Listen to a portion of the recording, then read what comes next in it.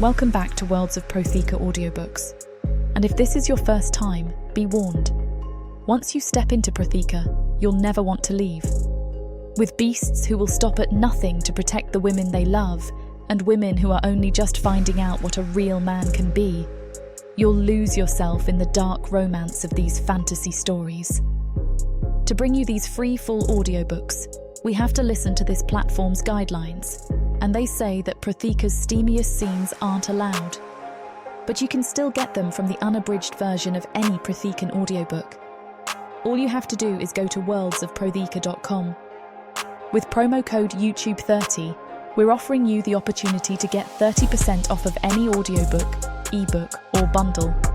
We appreciate you subscribing to the channel, as it makes bringing these free full audiobooks to you possible.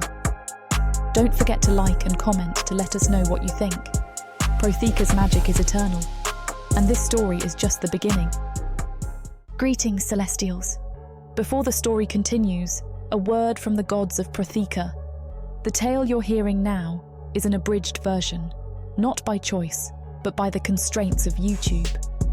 The full audiobook, complete with every forbidden chapter, every whispered secret, every stolen moment, was simply too powerful and too long to fit in the limited video length allowed by YouTube. Don't worry, we made sure to leave the chapters most crucial to the story. But if your soul craves the full saga, every chapter, unabridged and unbroken, you can claim it at worldsofprotheka.com. There, the full director's cut is waiting, and as a token for the inconvenience, it's offered at a discounted price, just for you, our fellow Celestials. Use code YouTube30 for 30% off. Thank you for listening to Worlds of Protheka on YouTube. May the eternal magic of Protheka guide you, and we hope you enjoy the rest of the story.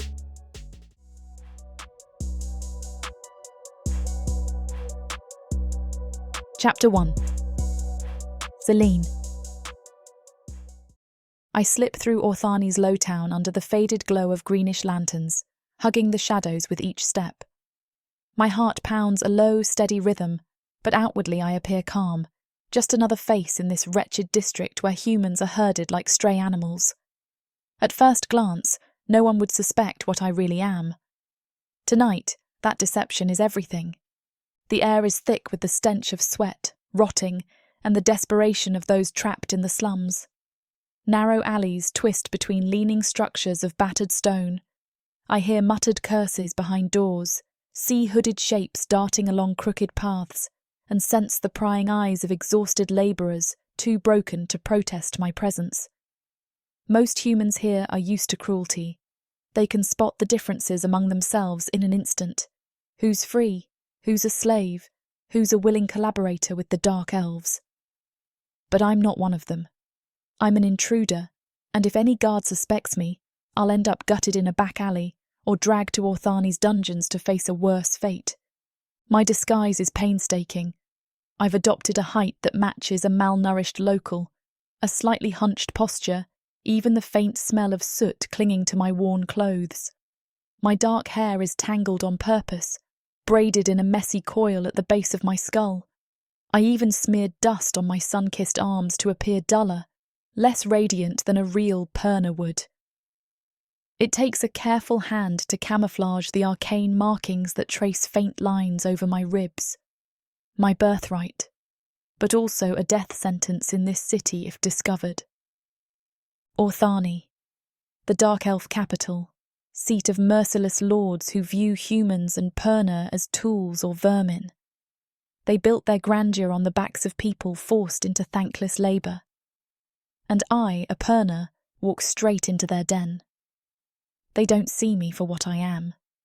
The battered cloak wrapped over my shoulders might help me vanish into the gloom, but I'm aware that magic throbs beneath my skin, like a potent brew ready to overflow if pressed.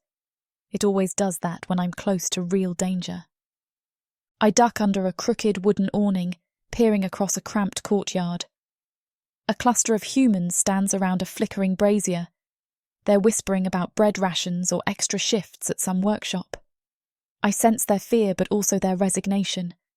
My gut clenches at the sight of so much hopelessness. A rumble from overhead draws my attention. Magic lamps strung along ancient walls flicker with an unsettling glow. Dark elves pay no mind to the meagre lighting in these slums. They prefer to keep humans in half shadow, the better to remind them of their insignificance. But that's not my immediate concern. My reason for being here is far more vital than a few pitiful lamps or the gloom that blankets these alleys. Iseth, she's the newly awakened Perna I've been sent to find. Word reached the Red Perna that I manifested her powers abruptly 3 days ago, nearly burning a row of storage buildings. The elves would kill to get their hands on her. Or worse, they'd keep her alive for their sadistic experiments. I can't let that happen. A sense of urgency churns inside me, but caution tempers every movement. The last thing I want is to reveal myself.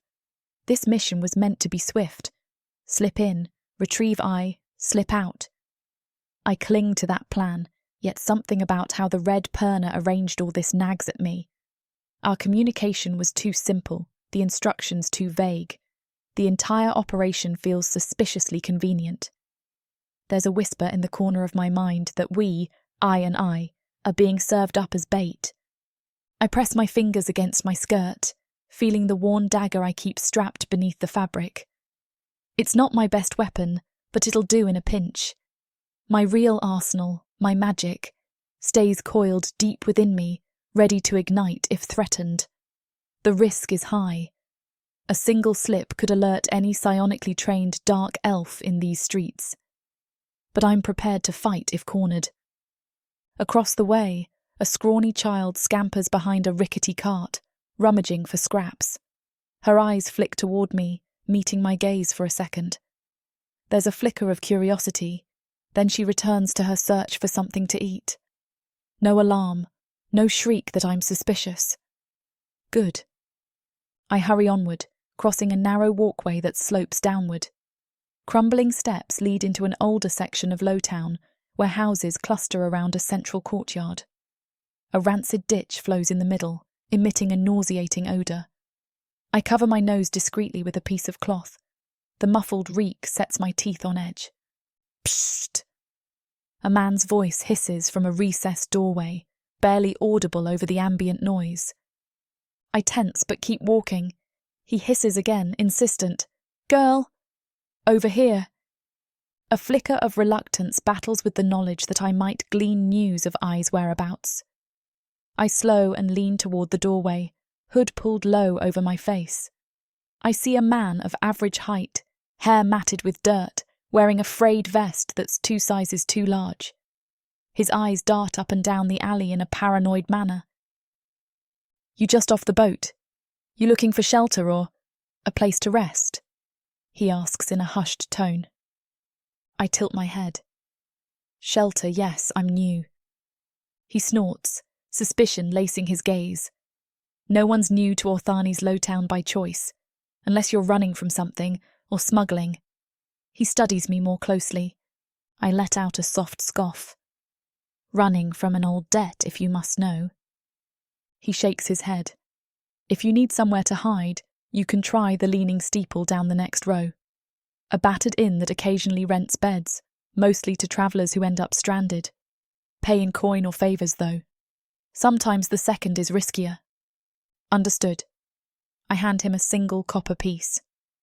Any rumours about unusual folks? Those rumoured to have some magic? His eyes flicker, then he shrugs. Word on the streets is a young girl was spotted conjuring sparks near the old mill. She vanished after that. People say the elves are sniffing around for her, but no one's seen her in 2 nights. He lowers his voice. If you're wise, you'll steer clear. The elves don't spare anyone who gets involved. My pulse stutters. Thank you. He slides back into the darkness of the doorway, probably returning to whatever shadowy deals keep him alive. I continue forward, stepping over soggy planks bridging a filthy puddle. The mention of a young girl with sparks is enough to confirm I was indeed spotted. I need more specifics, but at least I have a direction. Near the old mill. The gloom thickens as I approach a decaying archway. Painted letters, half peeled away by time, read, "The Leaning Steeple." Under the wavering lamplight, the building leans at a precarious angle, as if hammered by centuries of neglect. Music, or something that passes for it, trickles from inside, along with drunken voices. I push through the squealing door and step into the dusty common room. The odour of stale ale mingles with the tang of cheap perfume. Dim sconces along the walls cast flickering shadows that make it difficult to see who's lurking in the corners. Humans huddle around battered tables, sipping watery drinks. A few might be half-elves or other outcasts, anyone with nowhere else to go in Orthani. I straighten my spine, ignoring the curious stares. The innkeeper, a tall woman with fierce lines on her face, gestures me over. I approach slowly, noting how her gaze sweeps my ragged attire and the tension in my stance. She doesn't bother with pleasantries. Need a bed? I might, though I'm short on coin, I say softly. Word is the old mill's unsafe at night. I was hoping to ask around about that. Her lips twist. The old mill's always unsafe. The elves root out trouble there. If you're looking to sleep indoors, it'll cost you 2 coppers. If you're fishing for rumours. She lowers her tone. I'd advise caution. 2 coppers is fine. I pass her the money and lean in. I heard about a girl. Came here, maybe? The innkeeper presses her lips together, as if waging an internal battle. At last, she jerks her chin toward a hallway. Down the back corridor, second door. The occupant was here 2 nights ago. She left in a hurry. I wasn't paid enough to ask questions. A flicker of relief loosens the knot in my stomach. Thank you. I take the worn key she offers and head down the corridor. It's narrow, the walls stained with uncertain smears. A faint, musty scent lingers in the air. The second door squeaks open under my gentle push. I step inside, adjusting my eyes to the gloom. An unlit lamp rests on a rickety table, and the single window is shuttered tight. I allow myself a moment to examine the modest space. A straw-filled mattress on the floor, a broken chair, a small chest. No personal items remain, no clothing or scraps of fabric. If I truly stayed here, she left in haste. The adrenaline that's been simmering in my veins spikes. The elves might have forced her out, or she fled on her own. I crouch near the mattress, running my fingertips over the dingy blankets. A faint prickle of energy sparks under my skin. Residual magic, like a fading echo. A's presence lingers here, fleeting but unmistakable. She must be scared, possibly wounded. I shut my eyes, allowing my psionic senses to expand. Nothing concrete emerges, only the sensation of fear woven into these sheets. I stand and pace to the window, unlatching the shutter to peer outside. The alley behind the inn is deserted, except for a stray cat rummaging in a refuse pile. Not a single human or dark elf in sight, at least for now. My heart beats louder. I'm close, but not close enough. Footsteps scuffle in the corridor behind me. I stiffen. My hand curls around the hilt of my dagger. A soft rap on the door, then the innkeeper's voice trickles in. Thought you might want this. She slides a cracked lantern through the gap. No extra charge, just don't set my place on fire. I release a controlled exhale, accepting the lantern. I appreciate it. She hesitates. Look, I don't want trouble. If you're tangled up in this, do what you must and leave before you bring the elves to my doorstep. She's worried. Rightly so. I give a curt nod. I'll be gone soon. She retreats, and the corridor falls silent once more. I lift the lantern, illuminating corners of the room. My gaze catches on the chest. Old, chipped wood with a rusting lock. Something about it makes me curious. Perhaps I left a clue. The lock yields to a bit of effort with a small pry tool. Inside, I discover a tattered scrap of parchment and an empty pouch. The parchment bears a jagged symbol, the faint outline of a partial sun, or maybe a stylized crest. Beneath it, scribbled words read, "Under the water wheel, Iseth, R. R." That must stand for the red Perna contact, or so I assume. My breath stirs. Under the water wheel likely refers to the old mill's water wheel, which stands on the outskirts of Lowtown, half broken near a small canal. This clue is enough. AI must have hidden there or planned to meet someone. I burn with curiosity and apprehension. Why leave a coded note in a place so obvious? Everything about this mission reeks of a trap. But if I's in danger, I have no choice except to proceed. Lantern in hand, I slip from the room. Once I reach the inn's main area, I nod at the innkeeper and hurry out. The street outside is quieter than before. A group of bleary-eyed humans leans against a wall, muttering about the next day's labour quotas. On the horizon, the moon hangs low, painting the rooftops in silver. I set my course toward the old mill. The path takes me through a winding sequence of narrower alleys. A cluster of half-collapsed stalls lines the route, remnants of a market that probably thrived decades ago. Now only splinters remain. My footsteps make almost no sound on the uneven stones. I've trained my entire life for stealth like this. A flicker of movement at the side of my eyes puts me on edge. I pause behind a stack of rotting crates, focusing my senses. 2 silhouettes appear near a lamppost across the way. A pair of dark elves, from their height and bearing. One has a curved blade at his hip, the other extends an elegant staff. They're speaking in low tones, scanning the shadows as if searching for something. My pulse pounds. If these are Orthani soldiers, I'm an instant away from discovery. Quietly, I reduce the light from my lantern, covering it with my cloak. From behind the crates, I can make out fragments of their conversation.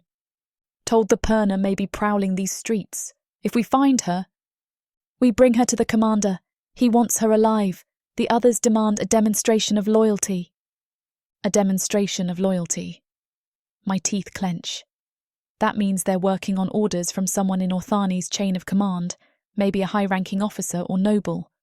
Could it be Vaelith, or another figure with enough influence? I wrestle with the urge to vanish into the night, but I have to get I. This complicates everything. I wait for them to move on, breath held tight, then slip down a side street. The buildings become more dilapidated, their walls riddled with cracks and scorch marks. Evidently, Lowtown has endured brutal incidents, possibly riots or forced relocations. My boots crunch over broken pottery. I keep my gaze sharp for any sign of watchers. Eventually, I spot a squat structure looming at the far edge. The old mill stands silent, its once mighty water wheel half submerged in the stagnant canal. A rotted walkway stretches toward the wheel's base. The entire scene exudes decay, from the slick algae clinging to the wood to the faint smell of mildew saturating the air. I approach warily, each step on the walkway eliciting a groan from the boards. A single moonstruck reflection glistens off the canal's murky surface, revealing the slow swirl of debris below. I pause at the spot where water spills lazily over broken sluices. The wheel sags, creaking with each erratic rotation. Something moves beneath the water wheel, a flicker of motion. My heart stutters. I edge closer, careful not to let my boots slip. The stench of wet rot intensifies, but I push beyond it. If I's hiding here, I need to confirm she's alive. Leaning over the railing, I see a small figure crouched on a ledge just above the waterline. Too dark to discern details, but I sense a presence that sparks faint ripples in my psionic awareness, like a muffled echo that calls to me. It must be AI. "Hey!" I whisper, voice as soft as I can manage. She jolts, pressing back into the shadows. In the dim light, I catch the pale glint of her eyes. "It's all right." I try to infuse calm into my tone. "I'm here to help." A tremor shudders through her slight frame. "Stay back," she rasps. Her voice is high, pitched with a swirl of terror. "The elves! They're hunting me!" I set the lantern on the walkway, the flame turned low, then show my hands in a gesture of peace. "I'm not with them, I promise. I heard you might be in trouble." She blinks, possibly weighing whether to trust me. Are you like me?" My throat constricts. "Yes, in more ways than you know." I check over my shoulder to ensure no one looms behind me. Then I kneel on the decrepit boards, bringing myself closer to her level. "We don't have much time, The elves are searching these streets. If we stay here, they'll find us." She swallows, eyes darting to the canal's surface. I can't control my power. It flares up. I almost burned a house the other night. Now they want to lock me away. Or worse.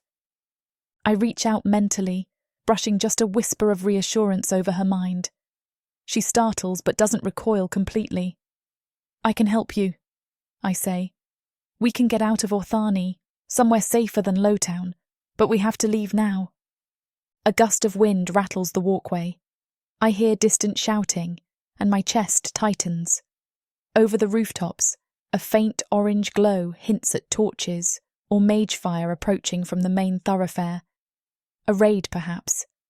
Exactly the kind of large-scale sweep Orthani loves to unleash whenever they suspect rebellious activity. AI's eyes mirror my alarm. "They're coming." I rise and offer her my hand. "Come on. We'll go through the back alleys, avoid the main roads." She hesitates a second, then seizes my hand with trembling fingers. Her grip is so frail it tugs at my heart. No child, no one, deserves to live with this level of terror. I help her onto the walkway, steadying her as the rotted planks sway beneath us. The flicker of torchlight glimmers ominously against the night sky. Shouts ring out, coarse orders from dark elf soldiers, the pounding of boots on cobblestone. Ai looks at me, panic etched across her features. I set a reassuring hand on her shoulder. "Stay behind me, keep low, and run when I tell you." She nods, hugging her scrawny arms to her chest. We creep toward the far side of the mill, where a crumbling gate leads to a tight side lane. Each footstep feels like a thunderclap in this tense hush. My gaze darts around, searching for silhouettes or flickers of movement. The world contracts into a condensed swirl of moonglow and dread. A's breathing stutters. Suddenly, a male voice barks from the main street. "Spread out!" She must be near. I grind my teeth in frustration. The city guard, or perhaps a specialized unit, is far too close. My mind replays the suspicion that the red perner intended for me to be caught, or at least tested. This is too convenient, the timing too perfect. We're cornered between the canal and a band of ruthless elves. Ai's hand grips the back of my shirt as she tries to keep up. I lead her deeper into the side lane, away from the shouts. A tangle of crates and debris blocks a direct path, forcing us to navigate around obstacles. Our pace quickens, fear fueling every step. The talk of adrenaline heightens my senses. My psionic awareness prickles the air, searching for minds that might be scanning for us. A sharper cry echoes from behind. I glimpse the bounce of torchlight. Dark shadows flit across walls. Ai looks at me with wide, terror-stricken eyes. My instincts scream at me to cloak us in illusions, but conjuring that kind of transformative magic right now could act like a beacon to any psionic hound they might have with them. Another voice slices the air, deeper and more commanding. "We know you're here, Perna. Surrender, and we'll let the child live." Ai quivers violently. I pull her around the corner, pressing our bodies flat against the rough stone. We can't stay hidden indefinitely. These elves are methodical. They'll comb every alley soon enough. A scraping shuffle behind me signals movement. My heart pounds in my throat. I risk a glance over my shoulder. A soldier steps into the lane, tall and wiry, chaotic energy flickering around the blade in his hand. He sweeps his gaze across the shadows, scanning for motion. I hold Ai's arm, urging her to remain still. My breath sits lodged in my chest. One step closer, and we'll be forced to reveal ourselves. We're pinned here, like cornered animals. Inside my mind, a single realization surfaces. The Red Perna definitely set this up. They knew I's presence would draw the city guard. They expected me to pull her out anyway, and maybe they assumed I'd prove our superiority in the process. I want to spit curses. Instead, I steel myself. I whimpers under her breath. I press my lips to her temple, whispering, "Don't make a sound." My free hand slowly lifts, shaping a small distortion in the air, just enough to project a fleeting hum that skitters against the opposite wall. The soldier's ears perk, and he whips around, chasing the phantom noise. I exhale shakily. Thank the source for illusions, even if small ones. We creep forward while he's distracted, inching along the wall. The glow of torches arcs over the rooftops. Another barked order rings out. "Form a perimeter at the cross street. Don't let them slip away." My stomach twists. They're systematically boxing us in. AI gazes at me in horror, lips trembling. The time for subtlety might be gone. Up ahead, the lane widens into a neglected courtyard with a single exit, blocked by a duo of dark elves, both armed. They haven't seen us yet, but it's only a matter of seconds. I scan for an alternative route. None. The walls are too high for I to climb easily, and we're too far from the canal to double back without crossing into the path of more soldiers. The pair of elves steps closer, scanning the gloom. I's nails dig into my arm. The flicker of an ember from their torch reveals their sleek obsidian skin, the high cheekbones that mark them as Orthani elites. For a heartbeat, their cruelty is almost tangible, a static charge in the air. I duck behind a splintered barrel. I huddles beside me, tears threatening to spill from her eyes. We share a single heart-pounding look. Movement near the cross street signals more elves converging. I catch glimpses of pointed ears, the gleam of polished leather armour, the swirl of arcane energy. They're systematically tightening the net around us. My pulse echoes in my ears. I have a choice: use my magic openly and risk them sensing it, or keep relying on subterfuge. If I don't act, we'll be captured. If I do act, we'll have to run for our lives in a city that belongs to them. Either path is fraught with danger. I trembles so hard I fear she'll pass out. Something in me coils with raw anger at the predicament we're forced into. This child isn't meant to endure such terror. Yet here she is, dragged into Orthani's darkest corners. One of the elves glances toward the barrel, eyes narrowing. I thought I heard something. That's all the warning we get. He steps closer, raising his blade. Torchlight spills across the ground, illuminating the edge of I's tattered skirt. She sucks in a ragged gasp. His partner smirks. "Come on out, little humans. We won't hurt you much." A mocking laugh echoes. A swirl of energy ignites in my core. I grip my teeth, preparing to lash out with a controlled burst. Before I can unleash it, a triumphant shout erupts from the corner behind us. Another group of soldiers marches in, making escape in that direction impossible. We are surrounded from both sides. For one breathless moment, the entire courtyard resonates with tension. I clings to me, her teeth chattering.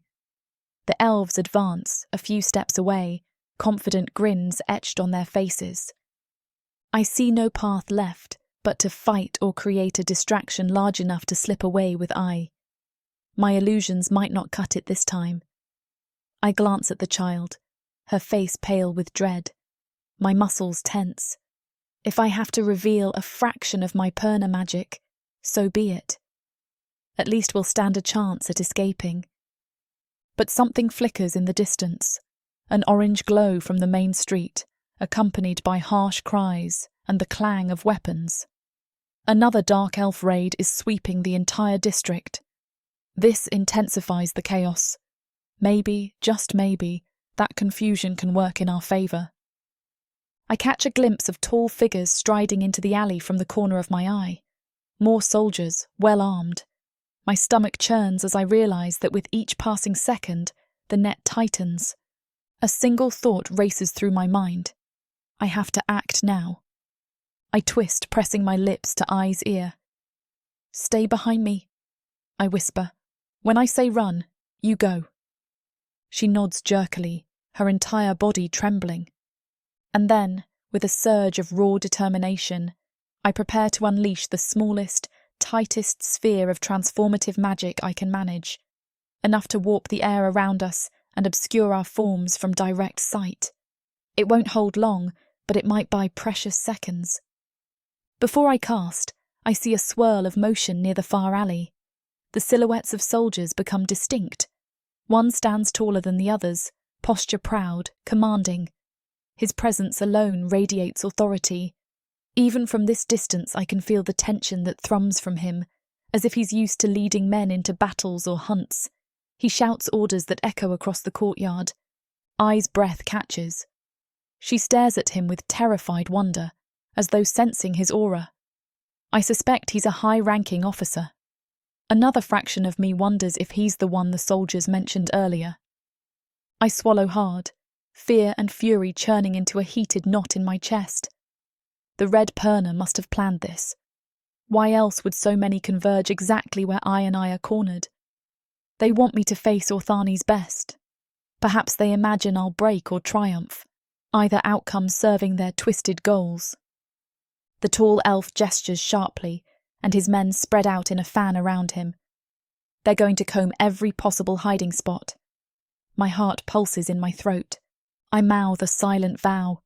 They won't take us without a fight. Then I set my attention on Ai, locking eyes with her. She nods, resolve flickering behind her fear. She's ready to trust me. Torchlight glitters off the soldiers' blades as they move in. Footsteps echo on the cobblestones, drawing closer. My blood thrums with psionic force, the edges of my vision tinted with the anticipation of wielding magic. I gather it in my core, shaping it into a protective cloak that might mask us for a short while. It's risky, but we have no other choice. A single shout rings out from the side alley, alerting the others to our position. They've spotted movement. I curse internally, pressing Ai against the broken barrel for cover. Moments from now, they'll see me. I will reveal what I am. The mission is compromised, but Ai's survival is what matters. I exhale, forcibly calming my pounding heart. The swirl of half-summoned illusions crackles along my arms, faint arcs of shimmering light that only I can feel in full detail. Footsteps approach, slow and certain. In the dim glow of flickering torches, I glimpse the group of soldiers creeping closer. Ai sucks in a ragged breath. I whisper, "Now." With a swift motion, I release a wave of distorted imagery. The air ripples, shimmering around us like a mirage. I grab Ai's hand and sprint forward, weaving past the stunned soldiers. They shout curses, brandishing weapons at illusions of multiple figures running in different directions. Ai and I dash toward the narrower gap between two half-crumpled walls, hearts hammering, illusions flickering behind us. My focus frays with each step, the magic unravelling. The soldiers realise the trick in seconds. By the time we burst into another alley, I hear them behind us, footsteps pounding on wet stones. A swirl of menacing flames brightens the sky, signalling a larger raid enveloping Lowtown. My mind races, searching for a path we can take. That's when I catch sight of the tall elf stepping into the end of the alley, cutting off our route. His expression remains hidden by the gloom, but the authority in his stance is unmistakable. He stands with sword in hand, poised to block our escape. I can't see his face clearly, but I sense the lethal confidence in the set of his shoulders. More figures gather behind him. Ai whimpers my name. My illusions are spent. The swirling energy in my veins flickers, half drained by the attempt. We skid to a stop, trapped on both ends. The situation is dire. My heart thunders so hard I feel it in my throat. A's small hand clenches mine, trusting me in a way that nearly breaks me. I don't have a real plan left, only my willingness to fight with every scrap of magic if it means keeping her alive. Torchlight blazes brighter as more soldiers flood into the alley, their voices a raucous clamour. My fear spikes, but fury ignites a savage edge within me. They wanted a cornered Perna. They're about to face one. The tall elf lifts his blade, pointing it at us. The gleam in his eyes speaks volumes. He expects me to surrender. He thinks I'm just another Perna too weak to challenge Orthani's might. My jaw sets. Eye trembles beside me, tears shining on her face. I glare at the line of soldiers, preparing to unleash the storm I've kept caged inside. Then something else surges up in me, a new wave of suspicion that the Red Perna orchestrated this perfect ambush. That knowledge only fuels my wrath. We can't remain here. The soldier nearest me snarls, "Drop your weapon!"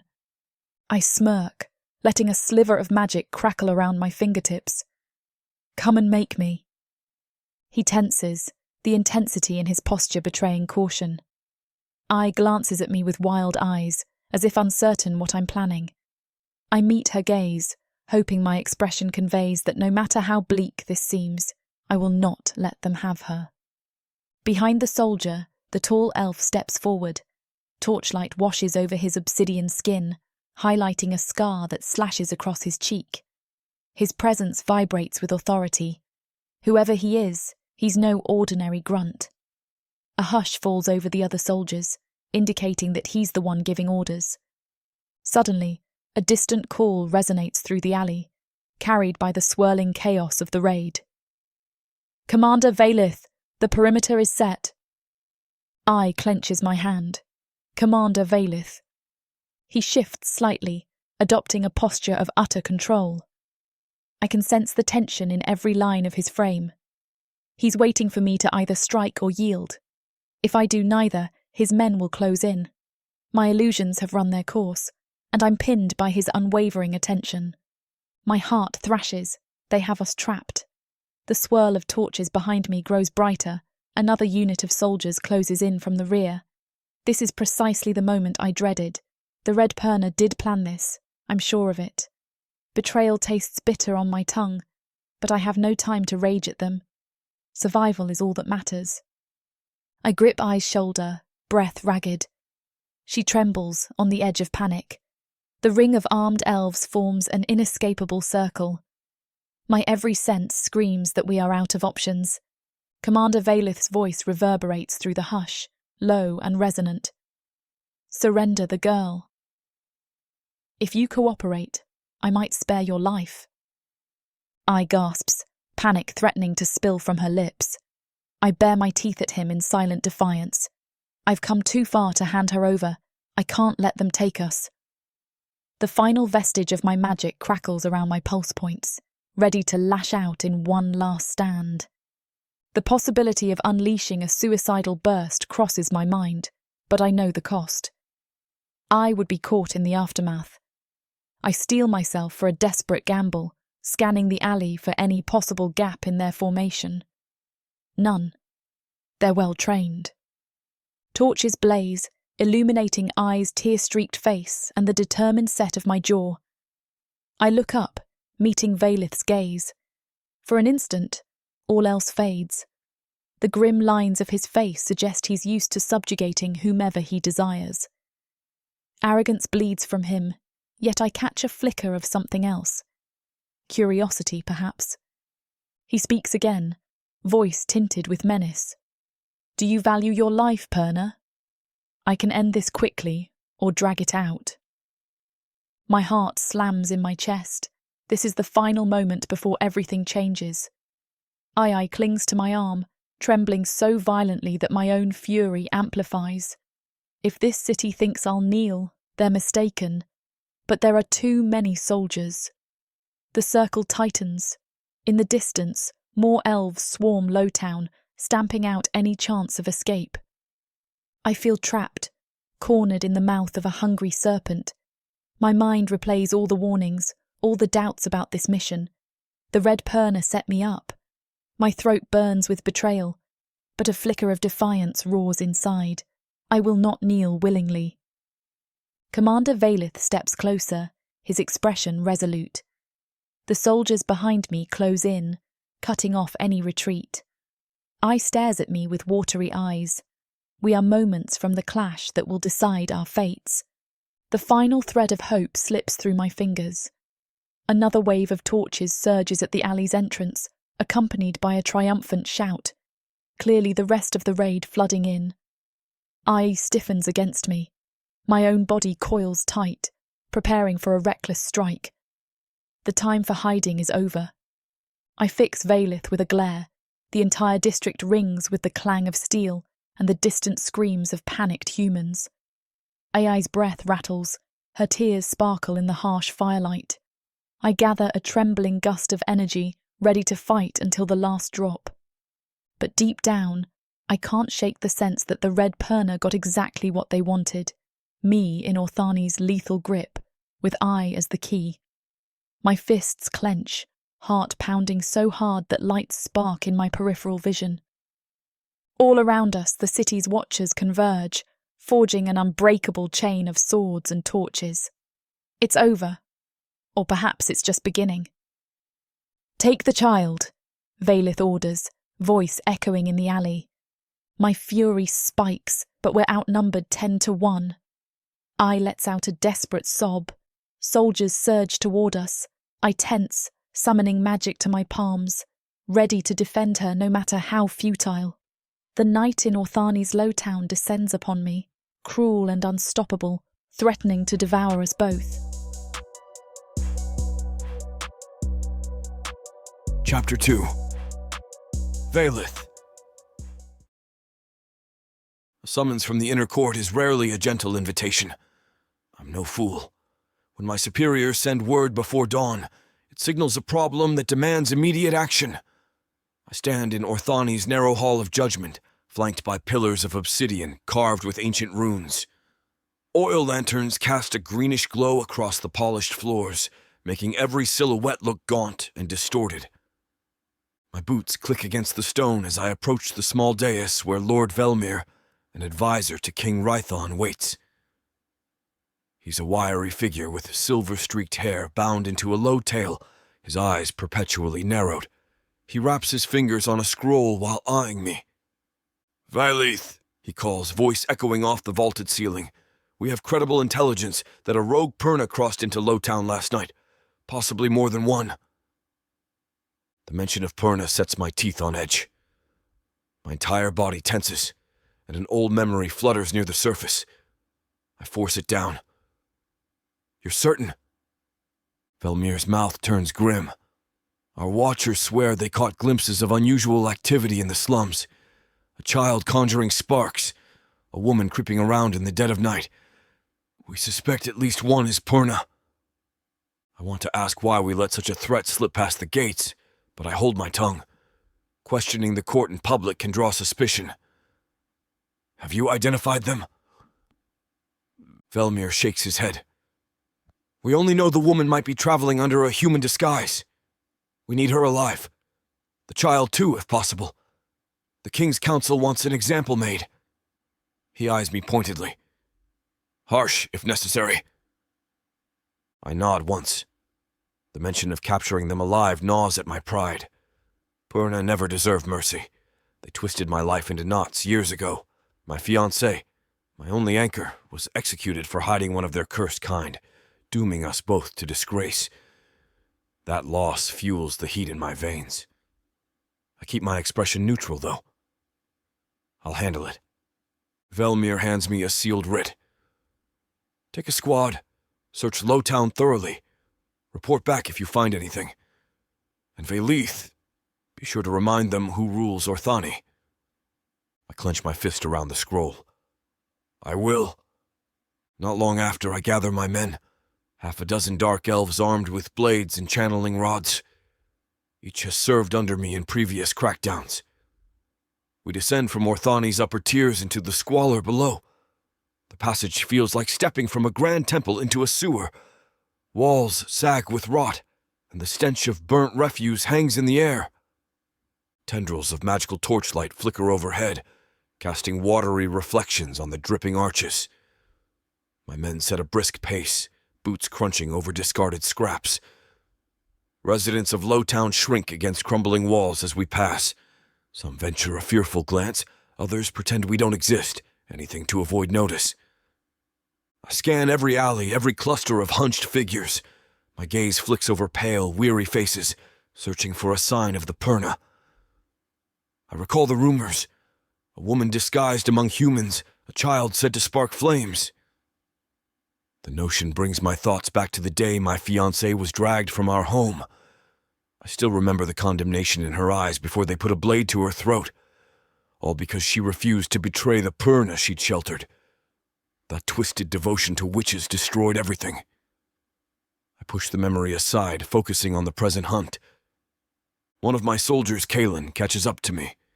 He's short for a dark elf, though still over 6 feet, with a well-toned frame and a scar marring his left cheek. "Commander, the beggar swears there's commotion near the old mill," he says. "Flickers of strange energy." My mouth sets into a firm line. Then that's where we'll head. We navigate deeper into Lowtown, winding through neglected market stalls. An abandoned cart blocks part of the road, its wheels caked in dried mud. A rancid smell drifts from a nearby ditch, making a couple of my men scowl. This part of Orthani is always an assault on the senses. A shifty-looking man darts out of an alley and nearly collides with me. He stumbles back when he realizes I'm not just any passerby. My men close ranks, ready to intercept him. He cowers, raising filthy hands in a pathetic attempt to appear harmless. I arch a brow. "Speak." He licks his cracked lips. "It's someone searching the old mill. Not sure why. Saw a woman heading that way earlier, looked like she didn't belong." My men exchange knowing looks. The beggar glances between us, probably hoping for coin or leniency. He won't get either. I wave a dismissive hand, and my soldiers let him scurry away. The old mill again. That lines up with Kalen's tip. We push on, faster now. Even from a distance, I sense faint traces of something arcane brushing my senses. It raises the hairs on the back of my neck. I've honed my awareness over years of fighting renegade sorcerers. This is different, though, like the hush before a thunderstorm. The presence unsettles me more than I care to admit. Could that be the Perna's aura? The thought stirs a dark thrill. If I capture her, the court will have their example, and I can bury another piece of my past behind me. We arrive at the mill's outer perimeter. It stands crooked beside a foul canal, its water wheel splintered and half submerged. The entire structure looks like it's one heavy wind gust away from collapse. A few ragtag humans linger by the canal, sifting through debris, but they scatter when they see us approach. My lieutenant, Roth, points to footprints near a collapsed portion of walkway. He's built like a living weapon, tall with rippling muscle, and his black hair is bound by a ring signifying his rank. "Commander, fresh tracks," he says. "Small prints might be a child, larger set beside it, an adult with a lighter stride." My pulse quickens. That matches our quarry. "They must be inside or close by," I say, gazing at the rundown building. "We'll sweep the interior. Roth, circle around with 2 men and block off the rear exit. The rest of you with me." Roth nods, splitting off with his sub-squad, while I lead the rest through the gaping doorway of the mill. The stench of wet timber and algae assaults my nose. Broken gears litter the floor, and a silent hush blankets the interior. We move carefully, scanning every corner. Lantern light reveals roaches scurrying over rotted boards. No immediate sign of our targets. A rasp of frustration grows in my chest. If they sense we're here, they might be slipping away already. I turn to my men. "Check outside again. They might be lurking near the water wheel." Kalen heads out, leaving me with 2 soldiers. We poke around the wreckage, but find only soaked planks and a few footprints leading back out. My jaw tightens. This is turning into a hunt that might drag through the night if we're not careful. I step outside, the faint wind tugging at my shoulder guards. The canal water glistens under a half moon, turning every ripple into silver lines. Lowtown's countless lanterns flicker in the distance, giving everything a sickly cast. Suddenly, a shout echoes from somewhere beyond a row of leaning buildings. I raise my head and catch glimpses of torchlight dancing across rooftops. That must be Roth's group or another patrol. Snarling, I gesture for my men to follow. Move, now! We thread through an alley slick with filth, quickening our pace. My heart thumps a beat faster when I hear more voices. The alley empties into a cramped courtyard, and I see several of my soldiers arrayed in formation, blocking the far end. Another small squad hurries in from the opposite side. The torchlight from both sides illuminates two figures pressed against the rubble, a woman and a child. My eyes lock onto the woman, and something in my chest seizes. She's not cowering the way a typical fugitive would. Her posture is defiant, hands positioned protectively around the trembling child behind her. Even from a dozen paces away, I notice the faint aura swirling around her. Magic, simmering beneath the surface, brimming with danger. My mind jolts with recognition.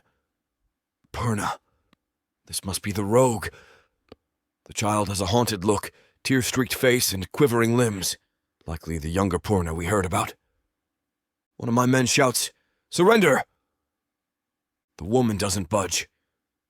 Her hair catches a thread of torchlight, revealing dark locks that fall in uneven waves around her face. Even disguised, she radiates a fierce presence, like a coiled serpent. I can't help the unwelcome pang of fascination that surges through me. I swallow my sudden tension. Every fiber of me demands that I hate this creature. She is exactly what destroyed my life. But there's a haunting beauty to her stance, the kind that stirs a strange, conflicting ache in my gut. With a curt gesture, I signal for the circle to tighten. Torches move closer. Soldiers loom. We outnumber them heavily. Yet the woman remains fearless. Her cheekbones catch the firelight, and I notice a faint pattern of scars or markings peeking from under her ragged cloak. She's slender, but I sense controlled power in her every shift. She glances at me, and our gazes lock. My stomach clenches at the sharp defiance in those eyes. Something about her expression, the curve of her lips, sends a warm spike through my system. A swirl of rage and something else. Attraction? I kill that thought instantly. This is a Purna, the same breed that ruined my life. I force my voice to remain cold as I call out, "You will come with me. Now." She stands straighter. Not without the girl. My men exchange derisive laughs. One steps forward, brandishing a blade. "You're in no position to make demands." She flicks a glance in his direction, but doesn't move. I see the faint tremor in her hands, though she tries to hide it. She's preparing a final gamble, I can feel it.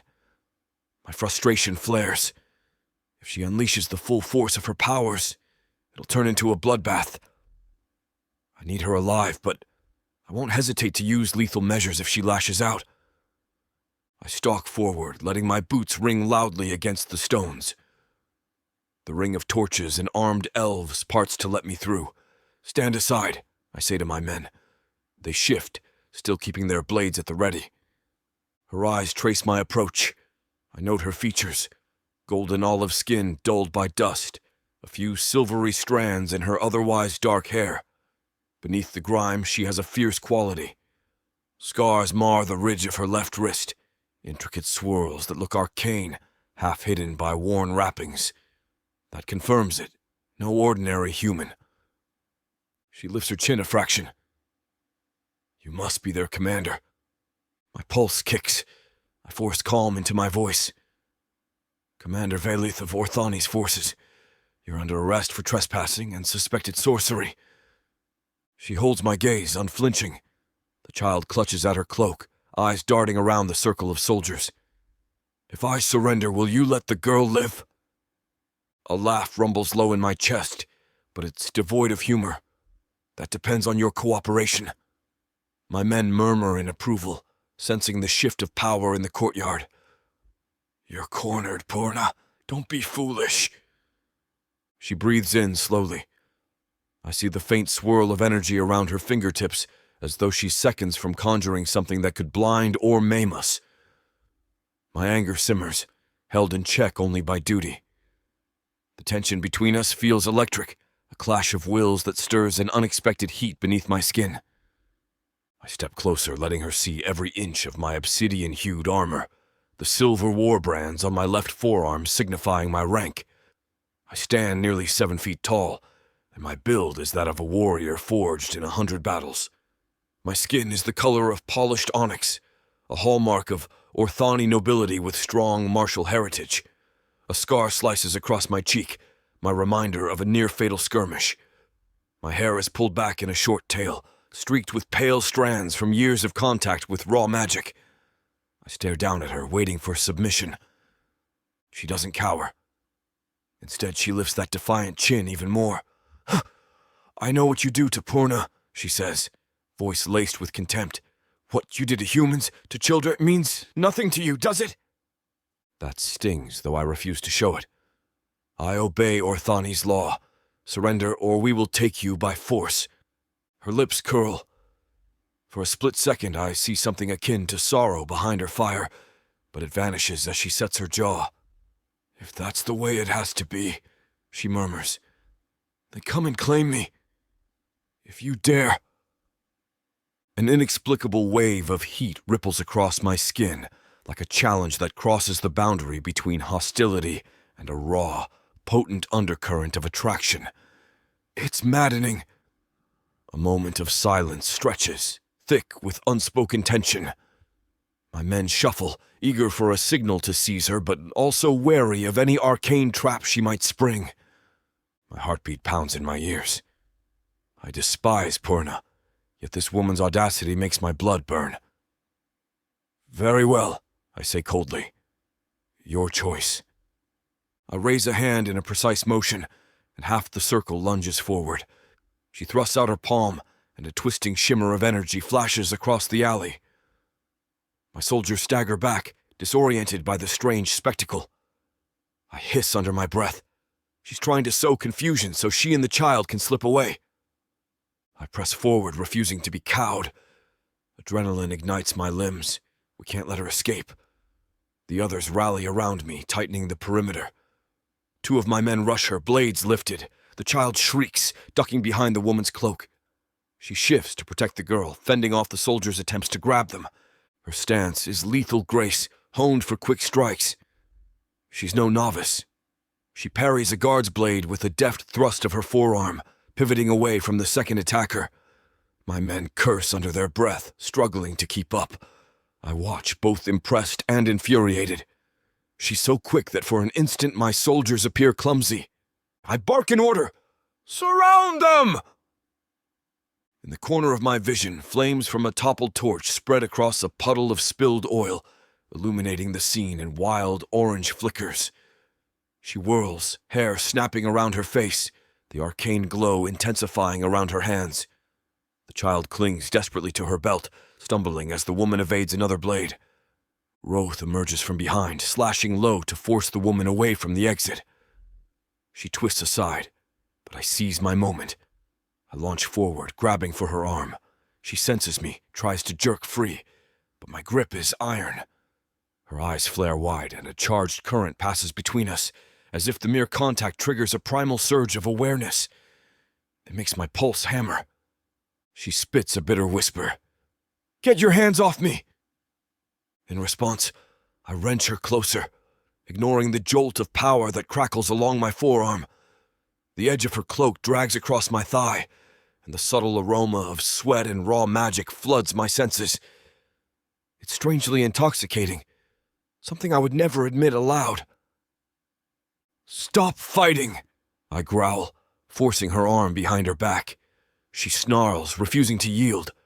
Her movements are sinuous, her body all coiled muscle and suppressed fury. It's nearly impossible not to admire that lethal elegance, though it sparks all my bitterness toward her kind. The child cowers behind a fallen crate, trembling in plain sight of my men. For an instant, the woman's attention flicks to the child, and that distraction is enough. I slam my weight into her, pinning her against the nearest wall. She gasps, the breath knocked from her lungs. My palm wraps around her wrist, pressing it to the damp stone. I can practically taste her rage. She glares daggers at me, face inches away. You think this ends with you? I hold her there, my breathing ragged, heart thunderous. It ends when I say it does. She tries to summon that flickering magic again. I feel the sudden rush of heated energy swirl near my chest. But now I have her pinned, and my men close in around us, weapons raised. Roth darts to the child, yanking her away from the debris. The woman hisses, "No!" I tighten my grip, ignoring how every cell in my body sparks at the contact. There's nowhere left to run, Purna. She bares her teeth, eyes wild. Sweat beads along her temple. If it weren't for the raw fury emanating from her, I might find that expression almost alluring. It's a twisted moment of shared breath, her chest heaving against mine, tension thrumming through every bone. Her next words slice the air. I'll kill you before I let you drag us into whatever sadistic cage Orthani built. I press my forearm against her shoulder, holding her tighter. The threat only adds a spark to the taut wire strung between us. Try. You'll find me ready. A flicker of something crosses her expression, defiance mixed with a flicker of reluctant intrigue. I can't fully decipher it, but it sends a prickle down my spine. My men remain on high alert, each second intensifying the stifling presence of steel and aggression. Slowly, she stops struggling. A faint tremor runs through her limbs, as though her magic is still coiled and eager to strike, but she can't find an opening. I exhale through clenched teeth, relief tangled with an odd surge of triumph.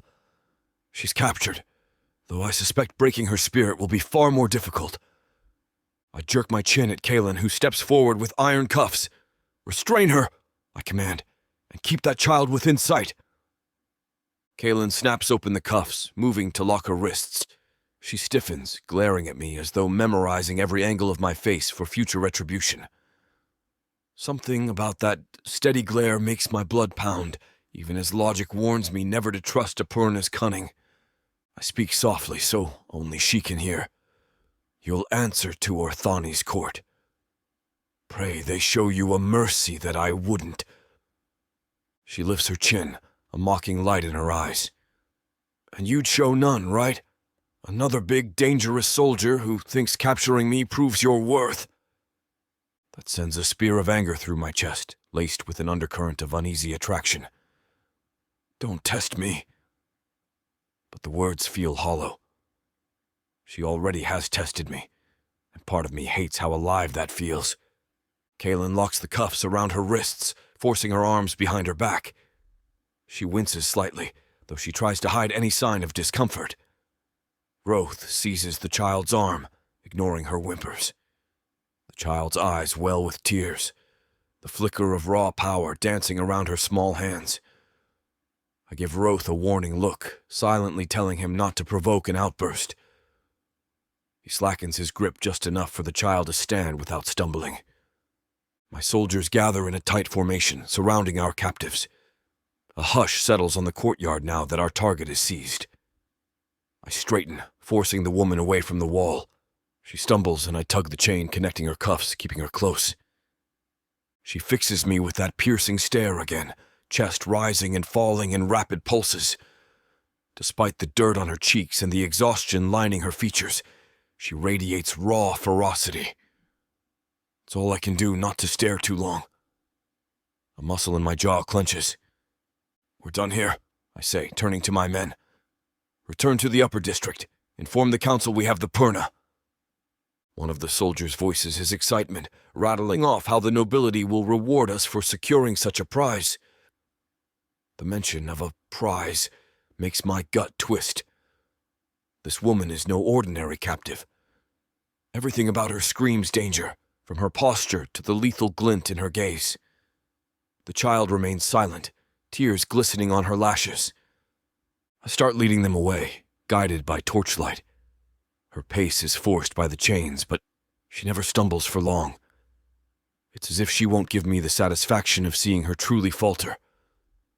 Beneath that cloak, she's all tense muscles and unspoken threats.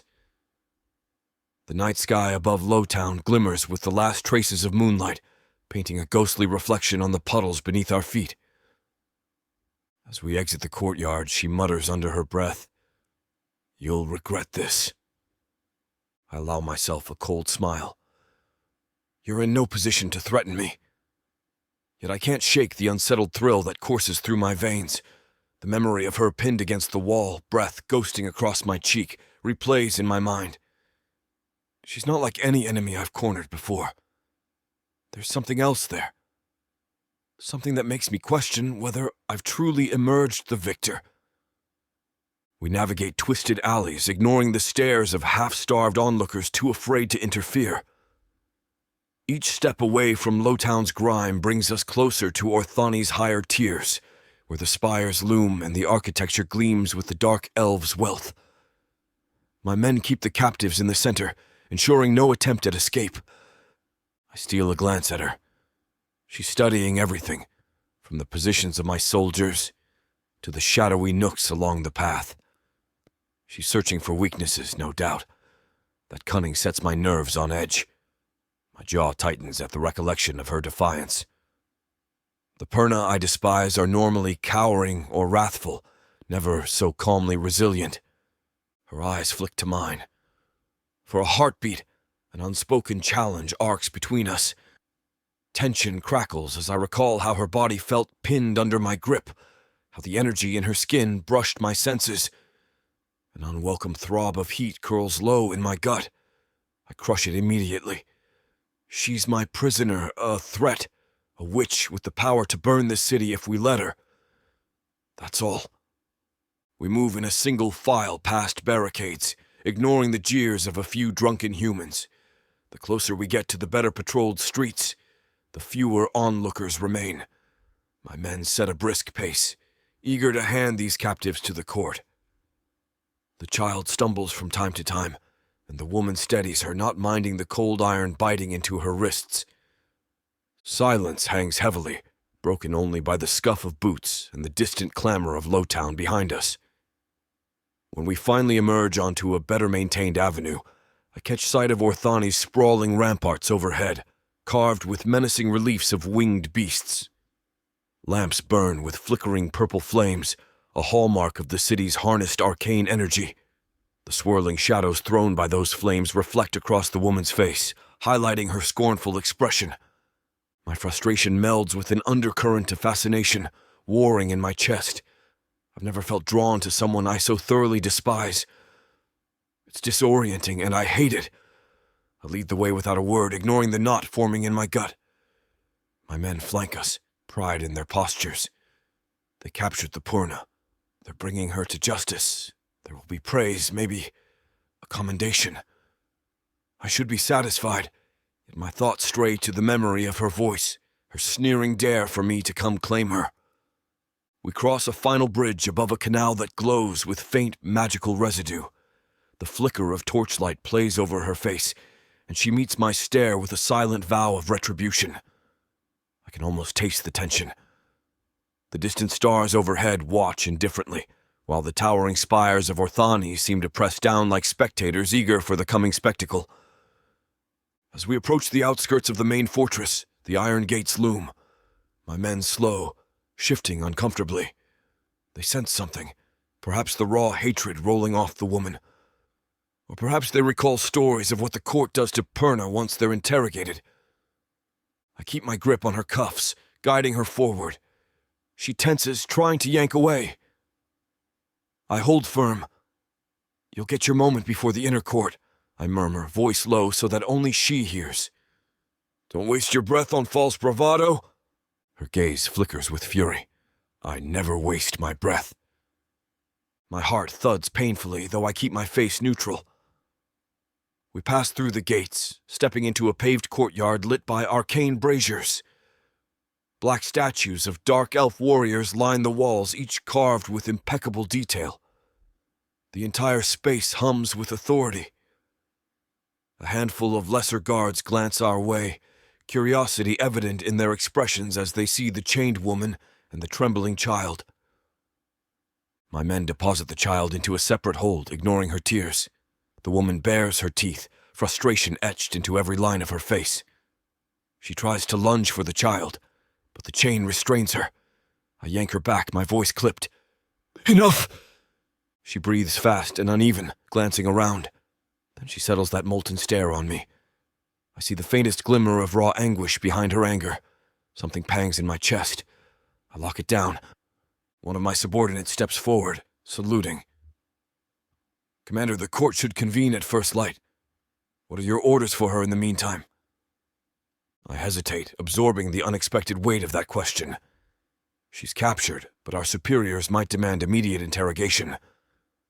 Still, they said they wanted her alive. "We'll keep her in the secured wing until we receive further instructions." The soldier nods. I push the Perna toward him, forcing her to break eye contact with me. Her tense muscles resist, but there's no choice left for her. She's shackled, surrounded by armed guards, and the child is in custody. As they move to lead her away, she glances over her shoulder. That single look brims with unspoken vows that make my spine prickle, like I'm glimpsing a tempest caged behind those dark eyes. My throat constricts, though I can't pinpoint why. I snap my attention to the nearest guard. "Keep watch, don't underestimate her, understood?" The guard nods, gripping the chains. The Perna is led down a hallway, her figure disappearing into torchlit corridors.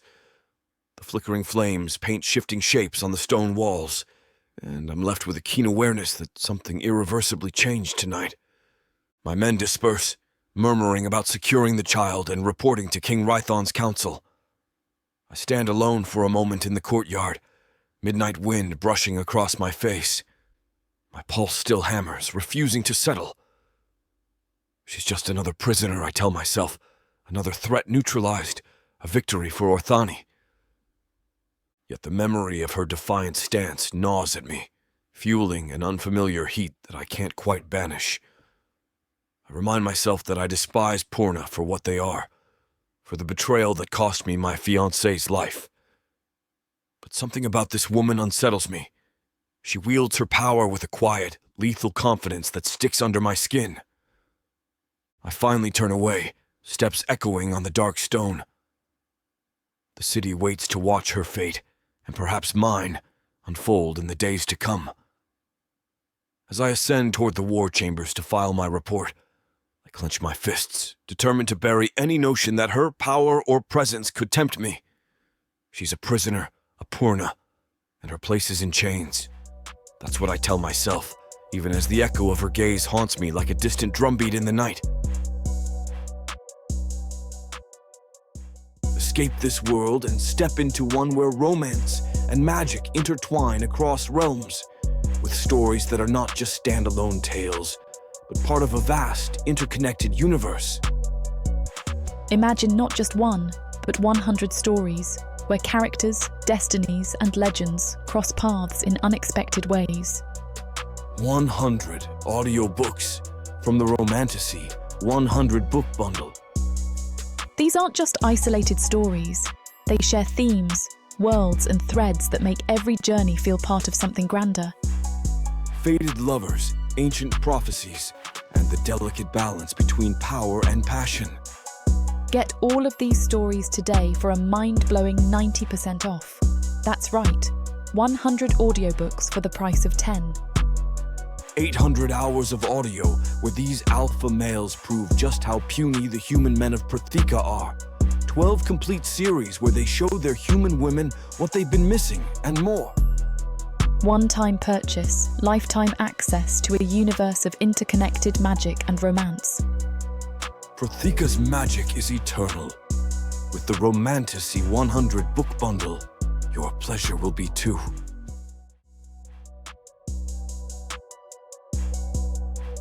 Chapter 3. Zelene. My eyes flick open to nothing but stone and darkness. The air tastes stale and metallic. A single torch sputters in a sconce on the far wall, weak flames illuminating damp floors streaked with something I'd rather not identify. My shoulders ache where iron shackles strain my arms overhead, leaving me barely able to stand upright. An incessant drip of water echoes from somewhere behind me, each droplet tapping on stone. I work a slow breath in and out, letting the stale smell of this cell fill my lungs. My wrists throb against these restraints, and my knees threaten to buckle from fatigue. Despite the discomfort, I raise my head, determined not to present any hint of surrender. If I slump, they'll see it as a victory, and I refuse them that pleasure. Ornate patterns carved into the walls catch my attention. Dark elf script frames a decorative crest, twisting lines that symbolize Orthani's power. My eyes narrow. I can sense faint magical wards woven into those etched runes, likely designed to dampen the abilities of captives. The air itself hums with low-level energy, clashing with my Perna magic. That would explain why my usual reservoir feels sluggish. They're cunning. I shift, and the chain overhead rattles. I can't fully move my arms, but I roll my shoulders to stave off numbness. My ankles remain free, though that hardly matters when I'm so securely bound from above. My thoughts turn to I. Have they caged her in a similar cell? Or is she locked in some distant chamber, terrified and alone? Anger sears beneath my skin, fueling a desperate desire to tear these shackles free and find her. But for now, I must remain focused, calm. The scrape of heavy boots approaches from beyond the iron door. Torchlight grows stronger, and my pulse kicks. The door creaks open, revealing a figure in black leather armour. He's tall, broader than typical for a dark elf, with a shaved head and a single silver brand cutting across his chin. A cruel grin twists his mouth. He holds a short rod etched with runic symbols. "Awake, are we?" His voice drips with condescension. "Good. The masters want answers, Perna." I keep my gaze level with his, not shrinking from the heat of his stare. "I can't wait to see how you plan to extract them." His grin widens. He lifts the rod and taps one end against his palm. "Spirited. That won't last long." He steps forward, sliding the rod's tip under my chin, forcing my head higher. An electric current prickles across my skin. "First your name." "Go to rot." A spark leaps from the rod, nipping at my flesh. Pain stings, but I clamp down on a hiss, refusing to give him the satisfaction. He laughs. "We can play all night, little Perna. The more you resist, the more I get to amuse myself." My anger simmers, threatening to burst. I swallow it down, letting cold scorn fill my voice. "I've endured worse than your pathetic rod. You have no idea who you're dealing with." Another crackle answers my defiance. My muscles seize under the sizzling jolt. This time a sharp exhale escapes me. My wrists jerk in the cuffs. My captor leans closer, inhaling my reaction like a sick thrill. His voice lowers. "Name, then the child's location, then your mission. We'll see how talkative you become once your nerves are on fire." I grit my teeth, willing composure to remain. "I'll tell you this much. You're going to regret keeping me alive." He strokes the rod against my collarbone, letting the threat hover. A cold sweat beads on my neck. "I see," he murmurs. "Well, we can do this the hard way."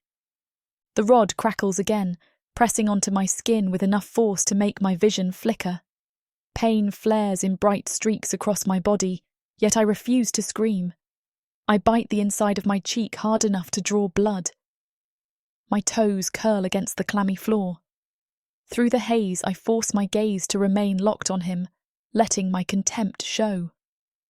When the voltage recedes, my limbs feel limp.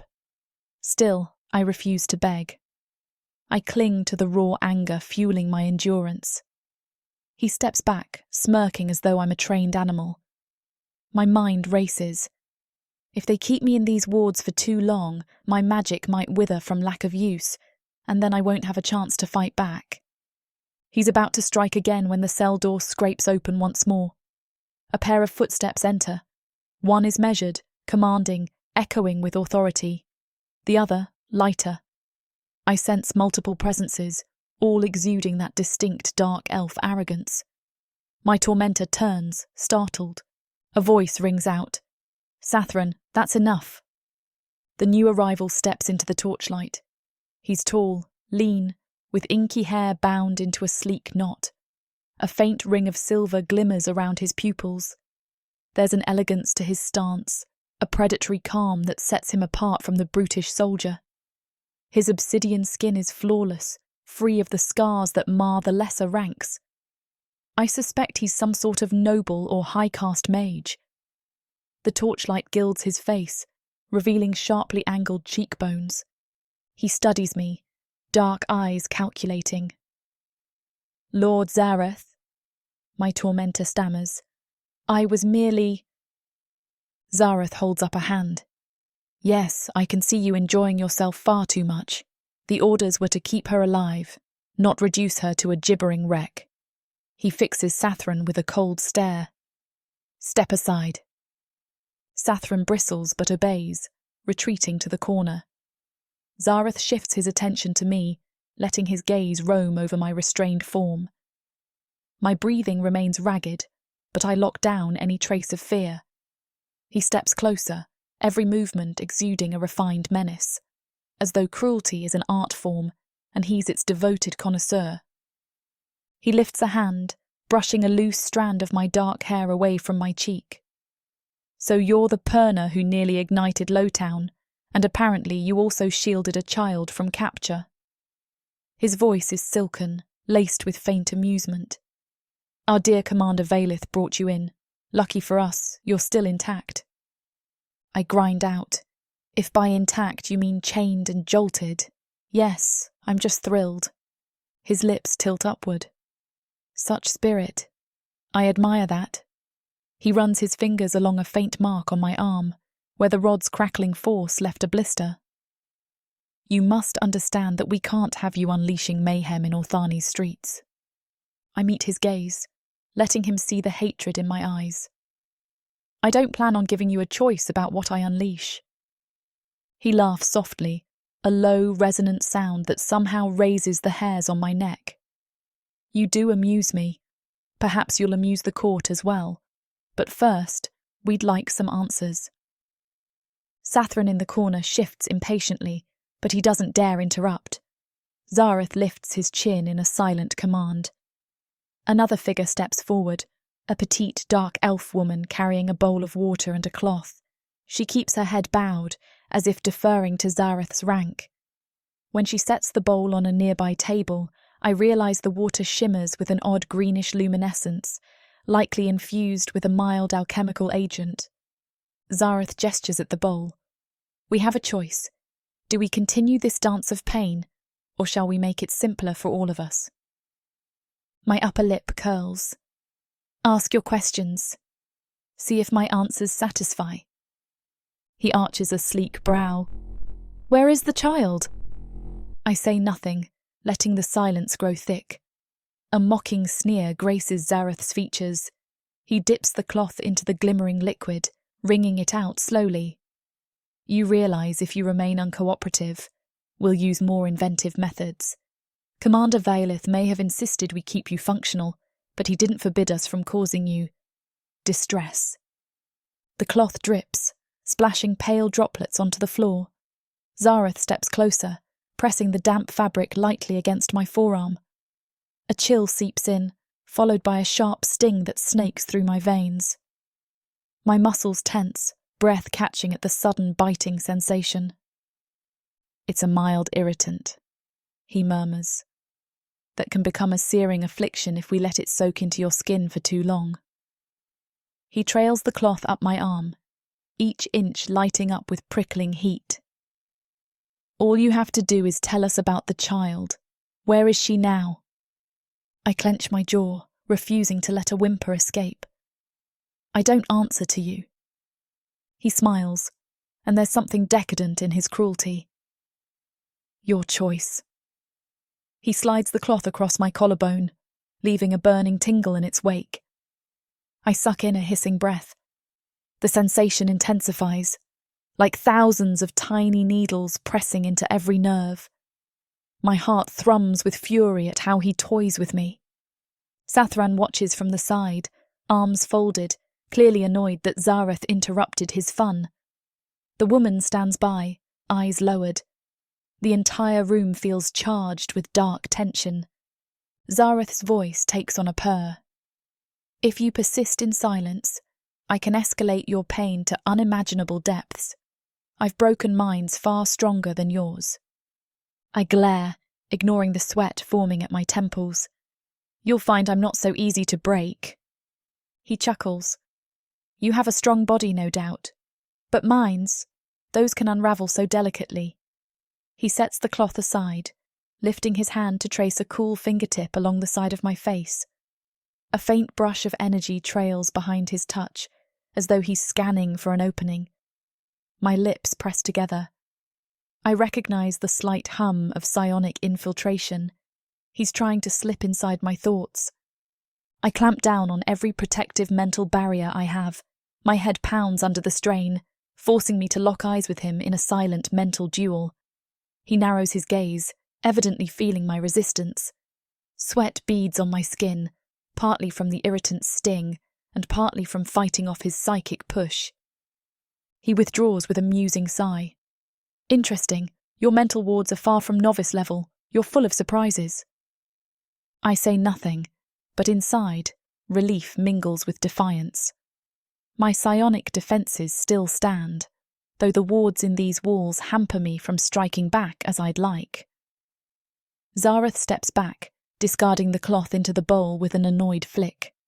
He's probably realising that a direct mind assault won't be as easy as he hoped. He turns, motions to Sathran. Carry on with standard interrogation protocols, but keep her conscious. I have a feeling she'll be more entertaining if she has her wits about her.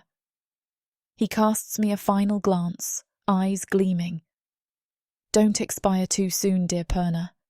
I'm not finished playing. Then he's gone, robes sweeping behind him as he exits. I bite back a torrent of insults. Exhaustion clings to my limbs, but the moment I see Sathran stepping forward with that rod, I brace myself again. He circles me, his footsteps slow and deliberate. The highborn likes you, so I'll try not to ruin his fun, he remarks, a sneer twisting his lips. But I'll have mine. He presses the rod against my ribs, sending a crackling surge that arches my spine. A choked cry escapes before I can swallow it. My breath comes in ragged bursts. Images dance behind my eyelids. A's frightened face. The note from the red Perna that led me into this hell. The cold fury in Vaelith's gaze as he pinned me. Fear tangles with fury, fueling a spark of defiance that refuses to die. I tighten my jaw, determined to show them nothing more. Sathran continues for what feels like hours, alternating jolts of that electric rod with questions. Name, affiliations, the girl's location, the red Perna's plans. I grit out no more than curses or stony silence. Eventually my legs buckle, and I hang from the cuffs panting. My eyes slide shut, fighting the spinning in my head. If I pass out, they'll likely revive me just to start again. A clang behind me signals the door opening. A new voice enters, deep and brisk. Enough, soldier. The council wants her in one piece for the hearing. I open my eyes to see Commander Vaelith standing in the doorway, flanked by 2 guards. He looks the same as in that alley, tall, imposing, obsidian skin reflecting the torch's glow. The silver war brands on his forearm catch the light. His stare slices towards Sathran. Unchain her. The court demands her presence. Sathran bristles but doesn't dare disobey. He sets the rod aside and fumbles with the cuffs overhead. Relief floods my limbs as the iron shackles release. I collapse onto my knees, arms screaming from overuse, yet I force my spine to remain as straight as possible. I glare up at Vaelith, breath ragged. He meets my gaze, expression unreadable, though I detect the faintest flicker of tension around his jaw. He's wearing black leather armour with plate accents, a sword at his side. Strands of dark hair brush the nape of his neck, streaked with arcane silver. Something about him exudes order and discipline, a stark contrast to Zareth's sadistic flair or Sathran's brutish approach. He gestures to his guards. "Bring her. Don't let her escape." His voice is taut. "And be mindful if she tries to conjure anything." The guards reach for me, hauling me upright. My legs nearly give out, but I refuse to show further weakness. One guard clamps new cuffs around my wrists, this time a single chain that I can hold at my waist. The second guard takes me by the elbow, steering me out of the cell. I lift my chin, letting the battered remains of my pride radiate in my glare. If they think these new restraints will tame me, they're mistaken. We shuffle through a dim corridor lined with more cells, the air stale with stale sweat and despair. Vaelith walks ahead, footsteps echoing in measured intervals. The tension between us simmers, a silent clash of wills. Each stride sends a jolt of pain through my battered muscles, but I maintain pace. I watch him carefully, noticing how his broad shoulders flex beneath his armour, how his posture speaks of unwavering control. He's everything I've come to despise about dark elves: arrogant, commanding, certain that all must bow. We emerge into a corridor of polished stone, lit by flickering sconces that illuminate ornate murals depicting Orthani's conquests. The images show dark elves towering over humans, subjugating them in a swirl of battlefield carnage. My stomach roils with disgust. The next panel shows dark elves defeating monstrous beasts with savage efficiency. Not a single mention of the Perna, though. Perhaps they prefer to keep that piece of history hidden. Two massive doors loom ahead, carved with the city's sigil. They swing open at Vaelith's command, revealing a grand chamber. Rows of seats line the walls, filled with dark elf onlookers dressed in finery. At the far end stands a raised dais, where 3 individuals in regal attire preside. I spot Zareth on a side bench, tapping a slender baton against his leg. He offers me a smug half-smile. Fury coils in my gut. A hush falls over the assembly. I'm shoved forward, steps echoing on the polished floor. My chain rattles, and I sense the weight of countless eyes upon me, some curious, others hungry for spectacle. This is Orthani's inner court, the apex of their authority. My attention snaps to the dais where a stately woman in a black gown, her hair an elegant swirl of midnight, gazes down with thinly veiled contempt. To her left stands a stern figure whose embroidered cloak denotes high status. To her right, a scribe or official flipping through parchment. Vaelith halts beside me, passing the chain to another guard. Then he steps back, posture rigid, as though washing his hands of me. My wrists ache, but I keep my chin raised. If they think I'll cower, they're delusional. The stately woman on the dais speaks first. "You are the Perna that dared to enter Orthani's streets, inciting chaos." My lips slips into a bitter smile. "Call it what you will. You left me little choice." Her eyes narrow. "You've already been questioned in the dungeons, I see. Yet you withhold vital information regarding the child's whereabouts. This is not wise." Zareth leans forward, voice silken. "She was quite stubborn. I suspect she's holding secrets on behalf of the Red Perna. We should press her further." Before I can hurl an insult at him, the woman silences us by lifting a hand. "We have heard enough. The city cannot abide a rogue Perna in our midst, especially one who disrupts order." Commander Vaelith steps forward, bowing slightly. "With respect, my lords, she can be useful. Her power is considerable." The mention of me being useful makes my jaw tighten. I glare at him, though he avoids meeting my eyes. The woman taps her fingers on the armrest of her chair. "Explain, Commander." Vaelith straightens. "We discovered she wields advanced psionic defences. She also demonstrates skill in infiltration. If we harness that potential, she could serve Orthani rather than rot in a dungeon. King Rython has need of specialists." I bristle at the very notion. Serve Orthani? The nerve. But I say nothing yet, waiting for them to reveal their hand. The stately woman exchanges a glance with the official on her left. Her expression cools. Are you suggesting we conscript her, place her under watch? Vaelith inclines his head. Yes.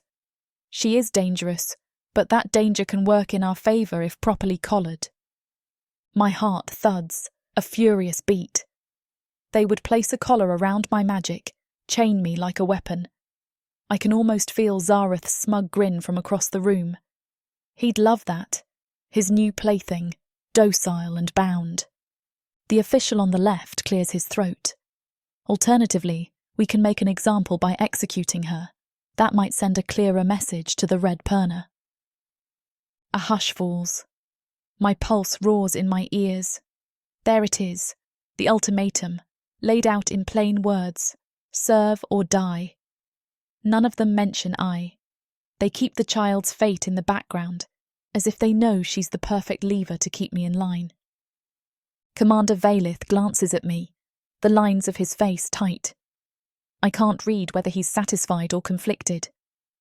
Zareth steps forward, addressing the dais. I propose we give her one chance. If she refuses Orthani's demands, we finalise her execution. He sweeps a hand in my direction. Let it be her choice. Then no one can say we didn't offer mercy. Those words spark fresh anger in my chest. Mercy. How they twist everything.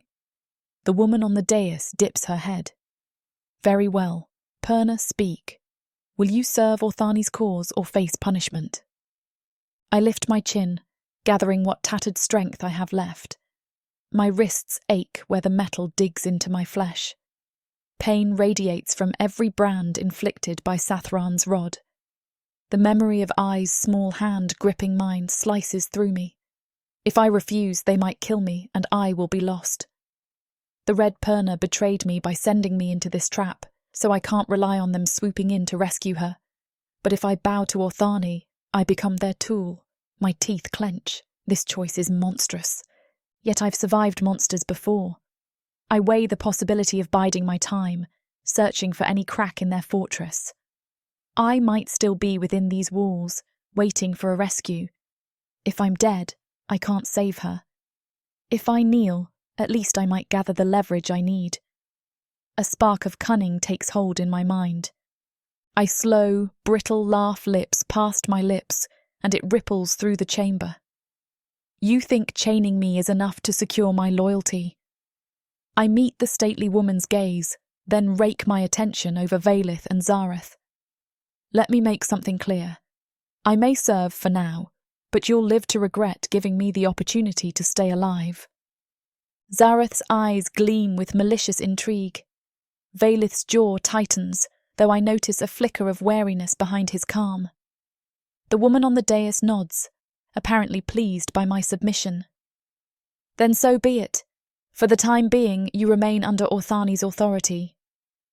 The official scribbles on parchment, finalising the arrangement. The crowd murmurs. I feel every burning stare, every hiss of disapproval. They want to see me chained forever. Vaelith steps forward again, reclaiming the chain tethering my wrists. His grip is firm, though not painfully so. I'll handle her transfer, he says. Ensure she understands the expectations of her new status. My stomach churns, but I clamp down on any outward reaction. The dais dweller waves a dismissive hand. Very well, Commander. Use her as you see fit, but keep her under strict watch. I catch a glimpse of Zareth's sultry smirk, as if he looks forward to testing me further. I offer him my best glare. Let him scheme. I have no intention of playing the role of subservient prisoner for long. One day he'll learn how easily I can crush those who think me helpless. Vaelith jerks the chain, urging me forward. My body protests each step as I follow him out of the chamber, ignoring the stares and whispers in our wake. Guards part to let us pass. The doors slam shut behind us, echoing down the corridor. We walk in tense silence, each footstep on polished stone underscoring the precarious path I've just agreed to. He glances over at me once we're alone, expression unreadable. You made the right decision. My mouth twists in a cold smile. Don't flatter yourself. I did what I had to. He looks away, jaw tight. I wonder if he's truly oblivious to the depth of my hatred, or if he senses the wild fury lurking behind my compliance. Probably doesn't matter to him. He's Orthani's loyal dog, after all. When we reach another hallway leading to a spiral staircase, I notice flickering torches set in silver brackets. A distant window overlooks a courtyard, revealing the city's black spires jutting into a sky tinted with approaching dawn. The tangerine glow hints at a new day. My captivity stretches ahead, but my vow remains unwavering. I'll endure. I'll wait for the slightest crack in Orthani's defences, and then I'll tear them from within. Vaelith pulls me to a stop at the base of the staircase. From this point on, you follow my orders. If you attempt to escape, you'll be executed on sight. I tilt my head, letting a slow, mocking grin spread across my face. You think I'm so naive as to try and run, while your entire army stands guard? Relax, Commander. His eyes narrow, as though he's trying to decide if I'm bluffing. A flicker of tension crosses his features. You'll learn your place soon enough. I snort softly. Don't hold your breath. He starts climbing the steps, forcing me to keep pace. Each step jars my aching muscles, but I refuse to stumble. Rage and determination drive me, fueling each movement. There will be a reckoning, and I plan to be the one standing when it arrives. We emerge onto a level with doors leading to administrative offices, bustling with scribes and lesser officials. They pause in their tasks to stare as Vaelith leads me past. I sense their curiosity. Rarely does a Perna roam these halls in chains. Lips curl in sneers, eyes glint with morbid fascination. I keep my gaze forward, ignoring their presence. Vaelith halts at a heavy door, unlocking it with a key. He gestures me inside. I step into a plain chamber with barred windows, containing a simple pallet and a small table. It's hardly luxurious, but it's better than the dungeon. He unfastens the chain from my cuffs, though the metal bracelets remain locked around my wrists. This is your holding cell until the court decides otherwise. I rub the chafed skin where the chain bit into me. I'll remember to send a thank you note for the generous accommodations. He exhales, seeming momentarily weary of the constant clash between us. You're alive, Perna. That's more than many get. I meet his gaze. For an instant, the memory of him pinning me in that alley flashes through my mind, stirring a swirl of resentment and another emotion I refuse to name. Congratulations, Commander. You can pat yourself on the back for not killing me outright. His expression flickers. You brought this on yourself by invading Orthani. My spine stiffens. I came for the child. If your city had any mercy, you'd free her. He scoffs. Mercy? Orthani does what it must to maintain order, and if you think we'll simply set her loose... He lifts a hand. No, that's not how this works. My nails bite into my palms. I want to lash out, to conjure a wave of retribution, but the wards around my cell press on my senses, keeping me at half strength. Instead, I fix him with a smouldering glare. One day you'll regret those words. He matches my gaze with a calm that borders on infuriating. Threaten me all you like. You're still the prisoner here. Then he turns on his heel, stepping toward the door. Before stepping through, he says over his shoulder, Food will be brought later. Don't test the guards. The door slams, leaving me alone in this Spartan chamber. My breath shakes for a moment, exhaustion crashing over me now that no one's watching, but I don't let the weakness linger.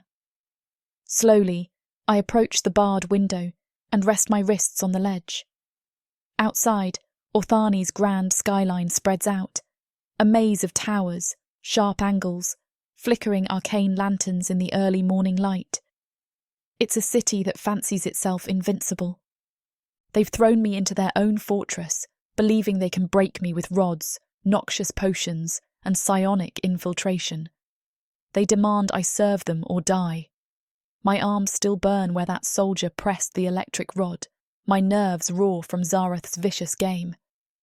Yet I'm still here, breathing. They have no idea how far I'll go to protect I, or how deep my cunning runs. I close my eyes, recalling I's tear-streaked face, the flash of despair when the elves seized her. A vow solidifies in my heart.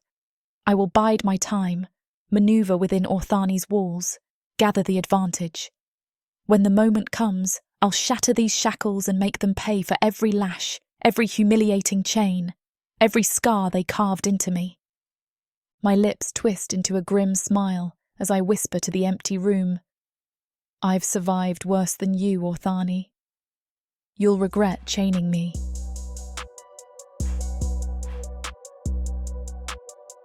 Chapter 4. Zareth. My footsteps echo across the polished marble floor of Orthani's inner halls. Torches set in ornate iron holders cast wavering light along the walls, creating a dance of living shadows around me.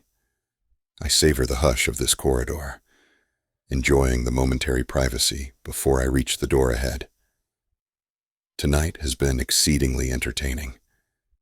The Perna we captured has stirred more excitement in these ancient chambers than I've seen in ages. I pause near a tall mirror, adjusting the black velvet collar of my fine robe. My hair, a deep crimson, is tied back in a sleek queue to reveal the golden sigils spiraling up the back of my neck, a mark of high-caste psionic mastery.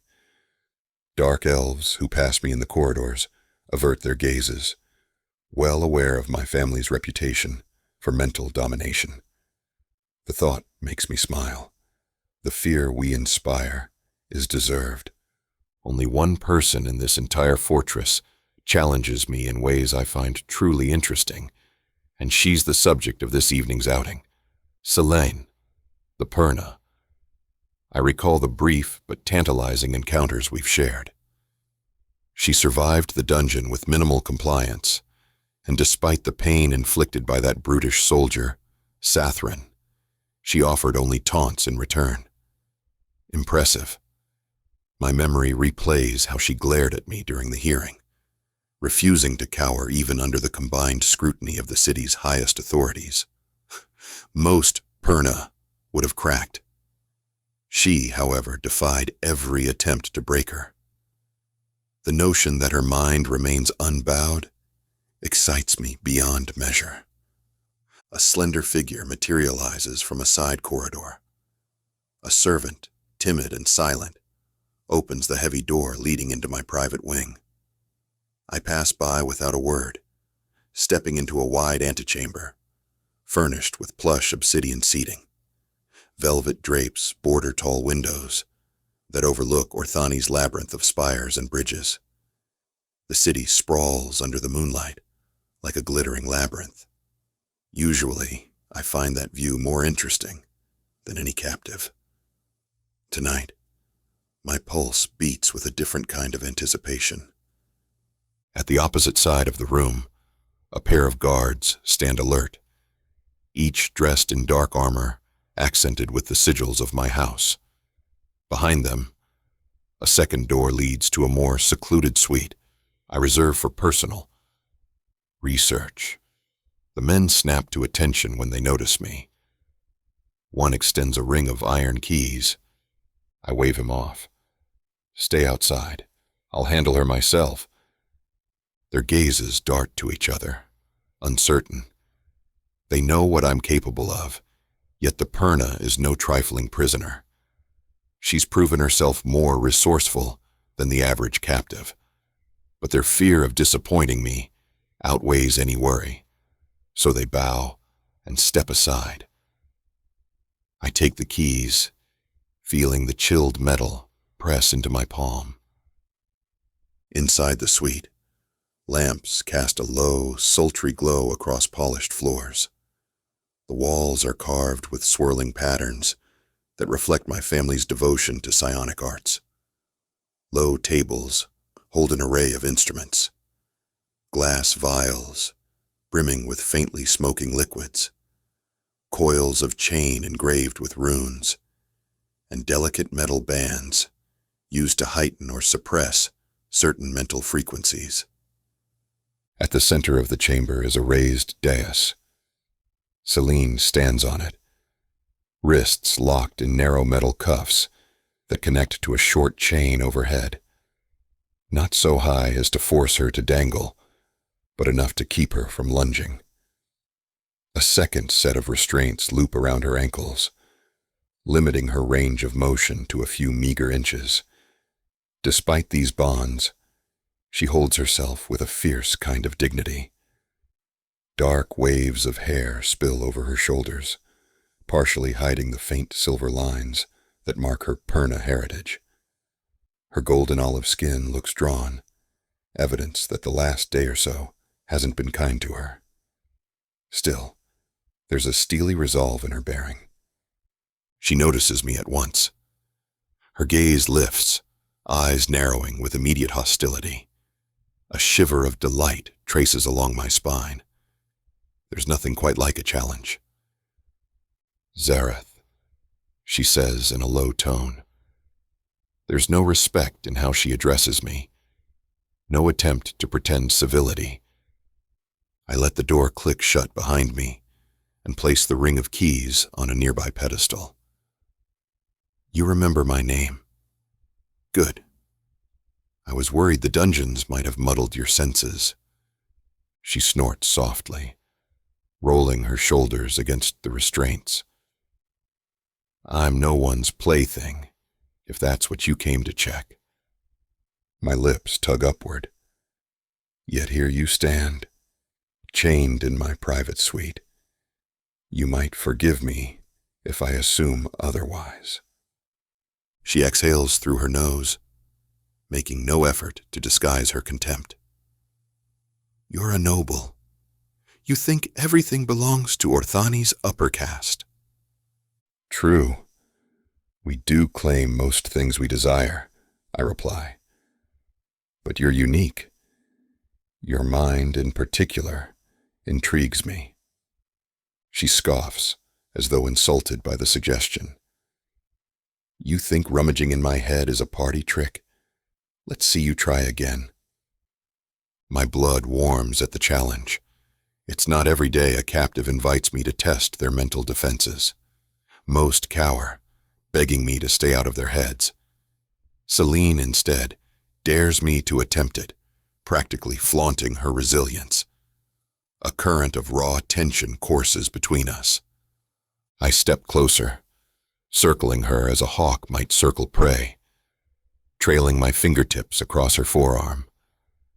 The cuffs clink in protest when she tenses. Even bound, she stands with her chin lifted, eyes tracking my every movement. The faint glow from a single lamp illuminates the curve of her cheekbones, the parted line of her lips. "You have no idea the levels of subtlety I can employ," I murmur, sliding my hand higher. "In the dungeon, you resisted my preliminary approach. I was impressed." "Is that what you call it?" She sets her jaw. "I call it you prying into what isn't yours." "Minds are infinitely more interesting than any body part," I say, ignoring her jab. My voice lowers as I brush the slightest hint of psionic energy across her aura. "I learned that the first time I tore open a captive's secrets. It was more satisfying than any physical conquest. But your mind is elusive. That's a rarity in Orthani." She shifts, rattling the chains overhead. Her eyes flash with something more than fear. Fury, possibly, but also a spark that might be grudging fascination. "Oh, perhaps you're used to powerless humans who break at a hint of your magic.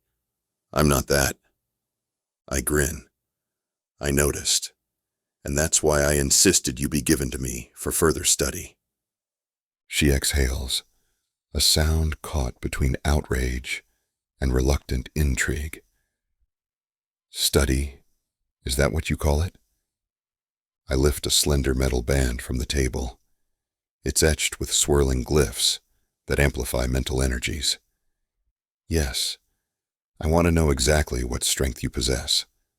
Commander Vaelith sees you as a tool to serve Orthani. I see you as something far more intriguing. Her mouth sets in a line. Then you'll be disappointed when I show no interest in serving anyone, especially not you. I take a step forward, holding the metal band near her temple. Let's not lie to each other. We both know the ultimatum that was forced on you. Serve or die. Perhaps that means you'll posture until you can wriggle free, but you still stand within these chains. She meets my gaze, unwavering. I stand here only because I haven't found a way to break them yet. Trust me, that day will come. Heat flares in my chest, stoked by the force in her threat. Goddess, how exhilarating. She's a phoenix caged by steel, ready to burn if she finds the slightest crack. I slip the metal band over her head, feeling the subtle shift in psionic flow as the glyphs make contact with her scalp. It's not a collar that chokes her physically, but it will allow me to sense her mental presence more acutely, like shining a light into a dim corridor. Her eyelids flutter for a moment when the band settles. She stifles a sharp inhale. I sense her immediate attempt to reinforce her mental barriers, walls of determination slamming into place. My lips part in appreciation. She is cunning. She's fought enough mental assaults to know how to lock her mind down. I exhale, letting my psionic energy seep out like tendrils seeking cracks in stone. She stiffens, a pained furrow appearing between her brows. Stay out, she manages. The chains overhead jostle when she jerks her arms, as though the mere thought of me crawling inside her mind disgusts her. Good. That keeps the tension high, exactly as I prefer. I let the energy swirl around her thoughts, feeling the first hint of friction. Her mind bristles with a storm of defiance, fierce and protective. She's learned how to shape her mental presence into a fortress ringed with sharpened spikes. I push gently, and those spikes push back, sending small jabs that make my head throb. Intriguing. A low groan escapes her lips. Stop it. I tilt my head, watching the lines of strain flit across her face. Beg me. Her eyes blaze open. Never. A wave of savage delight surges through me. She's truly captivating. I ease off for a heartbeat, letting her think I'm retreating. Then I press forward again, with a sharper thrust. My mental presence needles at her defenses, searching for a gap. Sweat beads along her temple. She bites down on her lip, refusing to cry out. The longer I pry, the more my own temples pound. She's forcing me to exert more power than I expected. She's no simple Perna. At last, I withdraw enough to stop the immediate clash. She exhales in relief, her body trembling faintly. I lick the taste of her resilience off my lips. My mind thrums with excitement. Her tenacity is delicious. She blinks, gathering the ragged scraps of composure. Felt good, did it? Playing with my mind? Another notch in your belt? I set my hand on the side of her throat, feeling the thunder of her pulse. It throbs against my palm, a bold reminder she's very much alive, and not some docile puppet. I don't consider you a notch. You're far too rare a specimen to be reduced to that. She tries to jerk away, but the chain above halts the attempt. Still, the angle of her jaw is pure defiance. Specimen. Gods, you're disgusting. Your city's no better, draining magic from anyone weaker. My grip on her throat tightens slightly. Have a care, Perna. Weakness is a choice in Orthani. We overcame our subterranean oppression generations ago, and will do whatever it takes to remain free. If that means harnessing the power of renegade witches, so be it. Renegade witches? She repeats, voice dripping acid. You can label me however you like. In the end, you'll never truly own me. My pulse races with a mix of annoyance and fascination. She wields her voice like a blade, forcing me to confront the rawness of her refusal. I'm tempted to break that refusal, hear her gasp when she finally buckles.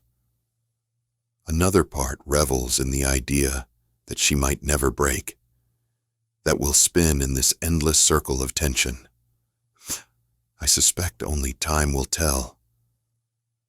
I lower my hand from her throat, trailing fingers across her collarbones. Her skin warms beneath my touch, and a faint spark of energy crackles along my fingertips. She's so charged, her entire body a nexus of pent-up magic and ire. My voice dips. Fighting me is thrilling, but you might find it simpler to yield. I could show you pleasure beyond mortal ken if you let me slip deeper into your mind. She arches an eyebrow. Your version of pleasure? I've felt the sting of your dungeons, your rods of torment.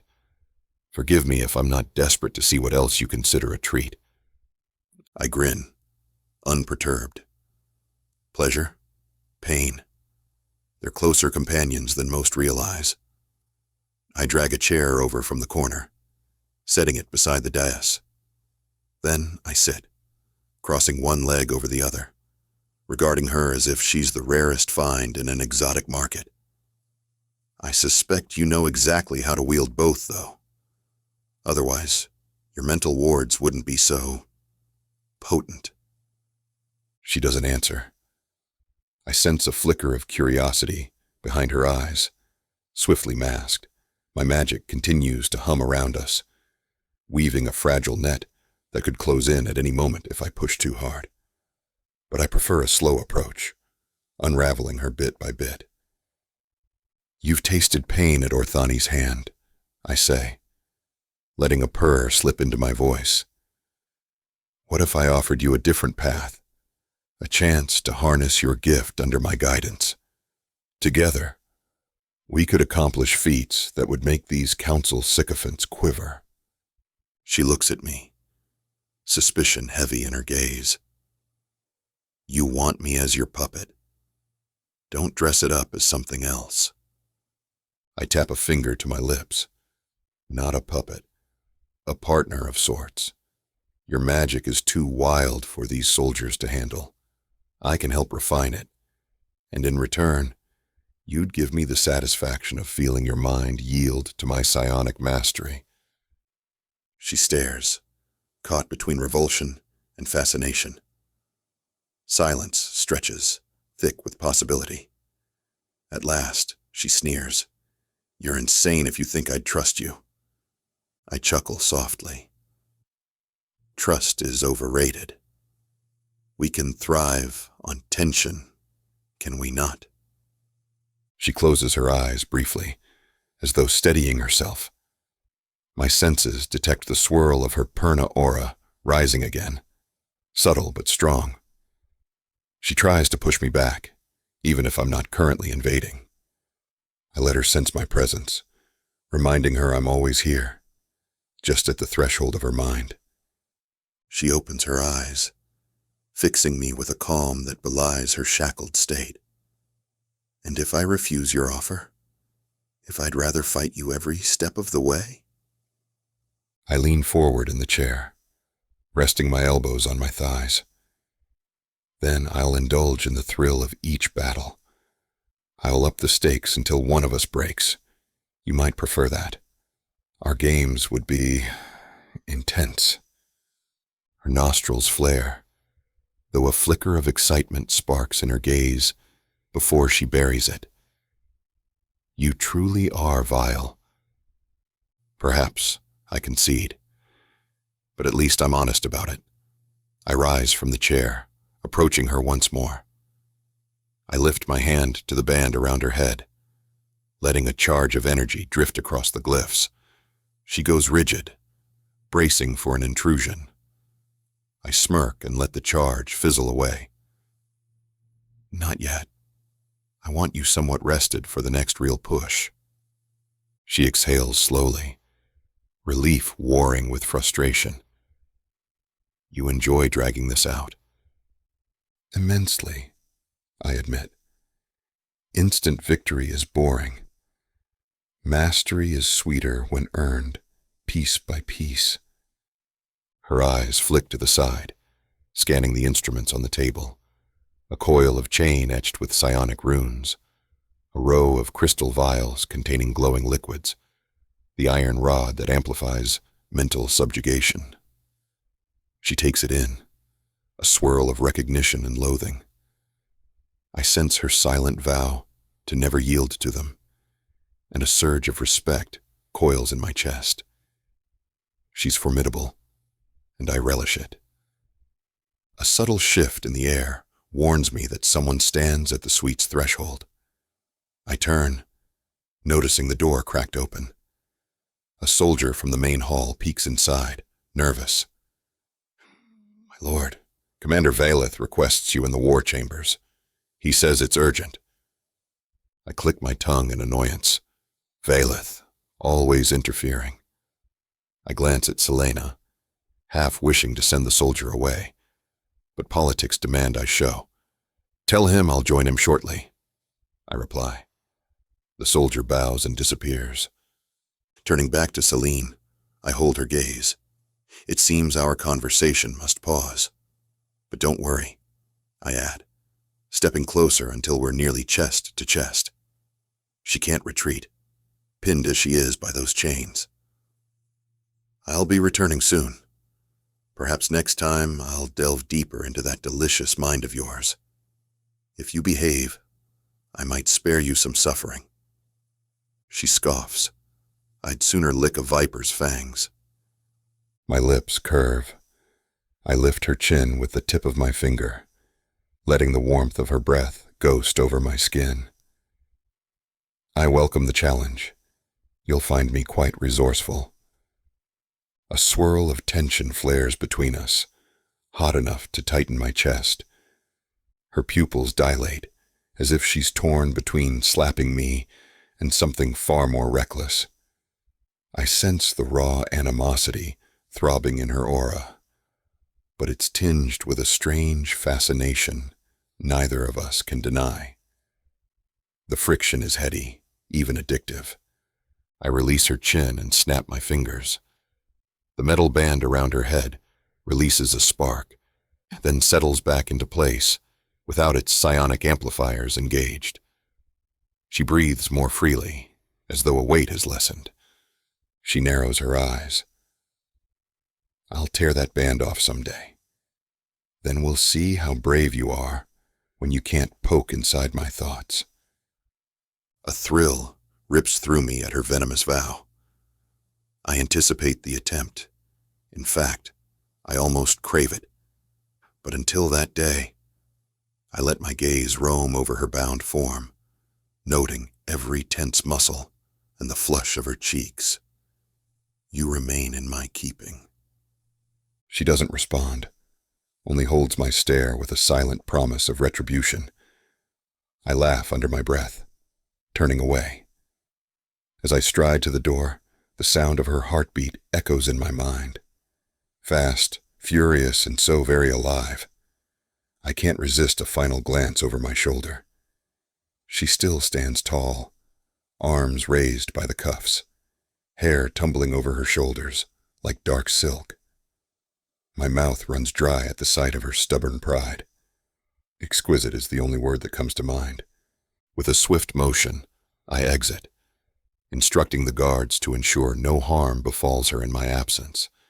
They nod, perplexed, but do as they're told, The corridor outside the suite feels too cold, too drab, after the charged warmth of that encounter.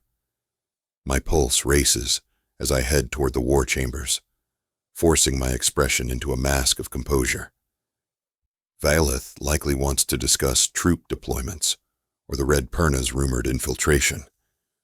My mind, however, remains fixated on the Perna behind that locked door, the woman who refused to cower and met my psionic advances with scorching defiance. The tips of my mouth lift, unbidden. She might despise me, but that doesn't diminish the undeniable spark I tasted. Let the rest of Orthani court their petty ambitions. Let Commander Vaelith cling to his militaristic codes. Let the Red Perna plot in shadows. I've found something infinitely more enthralling, a mind as sharp and unyielding as my own. She might not realize it yet, but we're destined to clash in spectacular ways, and I intend to savor every moment until one of us finally yields. It won't be me, of course. After all, I'm Zareth Velkarin, psionic master of House Velkarin. I've broken countless spirits, twisted countless minds, yet none have set my blood on fire like Zelene. So I'll watch her, corner her, slip under her skin until the day she kneels or devours me whole. It's a worthy game, and I do so enjoy my games. Chapter 5. Zelene. At dawn, I wake to a dull ache radiating along my arms and a faint taste of iron on my tongue. My new accommodations are no better than the cell I left behind. I'm in a cramped chamber that used to be a storage space, from the looks of the mismatched shelves lining the walls. Unlike Zareth's polished suite of twisted psionic gadgets, this place is more makeshift. A thin pallet on cold flagstones, a single slit of a window set too high to see the sky, and a battered metal door with a sliding panel at face height. No direct sunlight greets me, only the pale glow of Orthani's eternal gloom. I push myself upright, rotating stiff shoulders. My wrists carry faint bruises from shackles. My ankles ache from the nights spent in painful restraints. They didn't chain me again after Zareth's session, but the memory of those glyph-etched shackles lingers. My magic feels smothered beneath the weight of this fortress. I can smell the latent wards in the mortar. Dark elf enchantments meant to suppress arcane resonance. A timid knock rattles the door, a slot slides open, and a pair of distrustful eyes peer through. "Wake up," says a guard.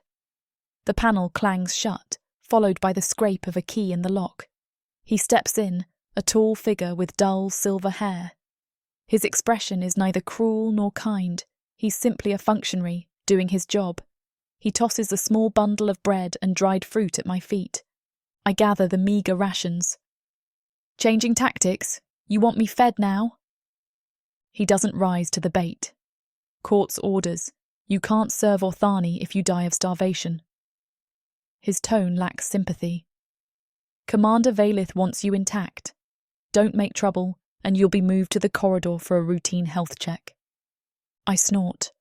A routine health check in Orthani's prison likely means another chance for them to poke needles into me or pry for weaknesses.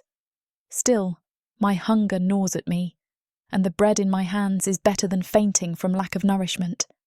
I break off a hunk, forcing it down with small sips of water from a battered cup the guard leaves behind. When the door slams shut, I allow myself a few minutes to eat in peace. My throat remains sore from shouting at Zareth the previous night. He cornered me with psionic force, testing how far my mind can bend. The memory of his smug face stirs a nauseating blend of fury and reluctant fascination, something I plan to bury until it's useful. I won't let him see how he unsettled me. I finish the bread, wipe crumbs from my lips, and rise. My legs still tremble slightly, but I refuse to show weakness. A swirl of determination flares in my chest at the thought of I. She's the reason I walked into Orthani in the first place, only to end up in these shackles. I have to see her, confirm she's alive. Another knock resounds, followed by the guard's return. He unlocks the door more cautiously this time, as if expecting me to pounce. "Time to move," he says. 2 more guards stand outside. Evidently no one trusts me alone with a single escort. Fine. The corridor beyond my little cell is carved from dark stone, lit by flickering lanterns. Each step of my boots on the ground echoes in the hush. The guards flank me, weapons at the ready. I keep my face neutral, storing each sight for future reference. We pass rows of identical doors set with heavy locks. A reek of damp air clings to the corridor, punctuated by faint moans or curses from other prisoners. My pulse thrums with dread as I think of I locked behind one of these doors. She's too young to face such cruelty. After several turns, the corridor widens into a small annex. A table stands in the middle, and a stern-faced dark elf woman dressed in a practical grey uniform organises rows of bandages and potion vials. Her hair is braided close to her scalp. She barely acknowledges me, focusing instead on the guard carrying a clipboard. "The Perna," he announces. "Health check, as ordered." The woman nods, gesturing me forward.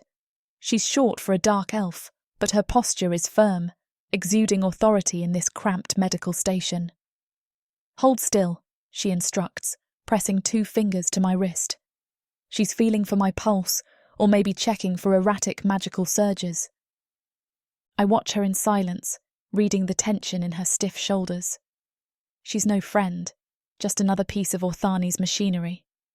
She prods my bruises, lifts the edge of my shirt to inspect old welts from the electric rod. I let out a hiss when she presses too firmly on a sensitive spot. She doesn't bother apologising.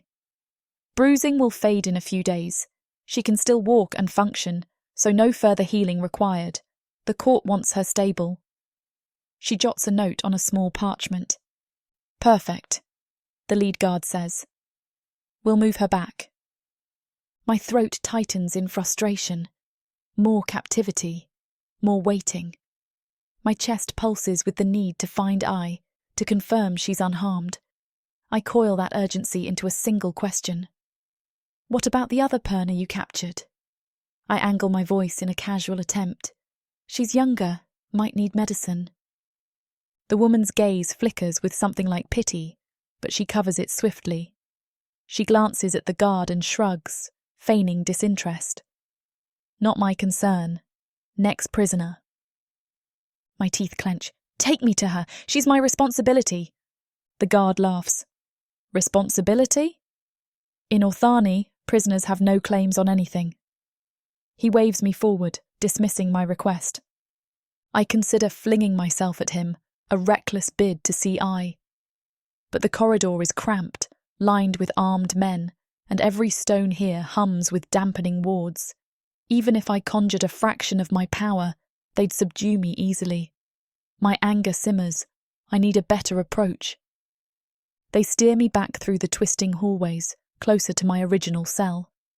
I memorize every arch and alcove. Then, to my surprise, they turn a corner I haven't traversed before, halting in front of a thick door. One guard raps a coded knock. Another unlatches a bolt. The door creaks open to reveal a narrower corridor. It's less musty, with a faint draft of cooler air from a grated vent near the ceiling. Something about the hush beyond stirs my instincts, like we've stepped into a more restricted block of cells. My heart thumps faster, hoping I might be locked somewhere here. The lead guard gestures me forward. Move. I follow, eyes darting for clues. The corridor's walls are etched with wards far more elaborate than the ones near my cell. They swirl in labyrinthine patterns, spiked with runic symbols that hum at the edge of my hearing. High-level arcana. Possibly used for containing strong magic or unstable captives. Guilt twists in my gut, imagining I forced to endure this at her age. We pass a cluster of smaller cells, each door reinforced with double locks. Faint scratching or whimpers come from within.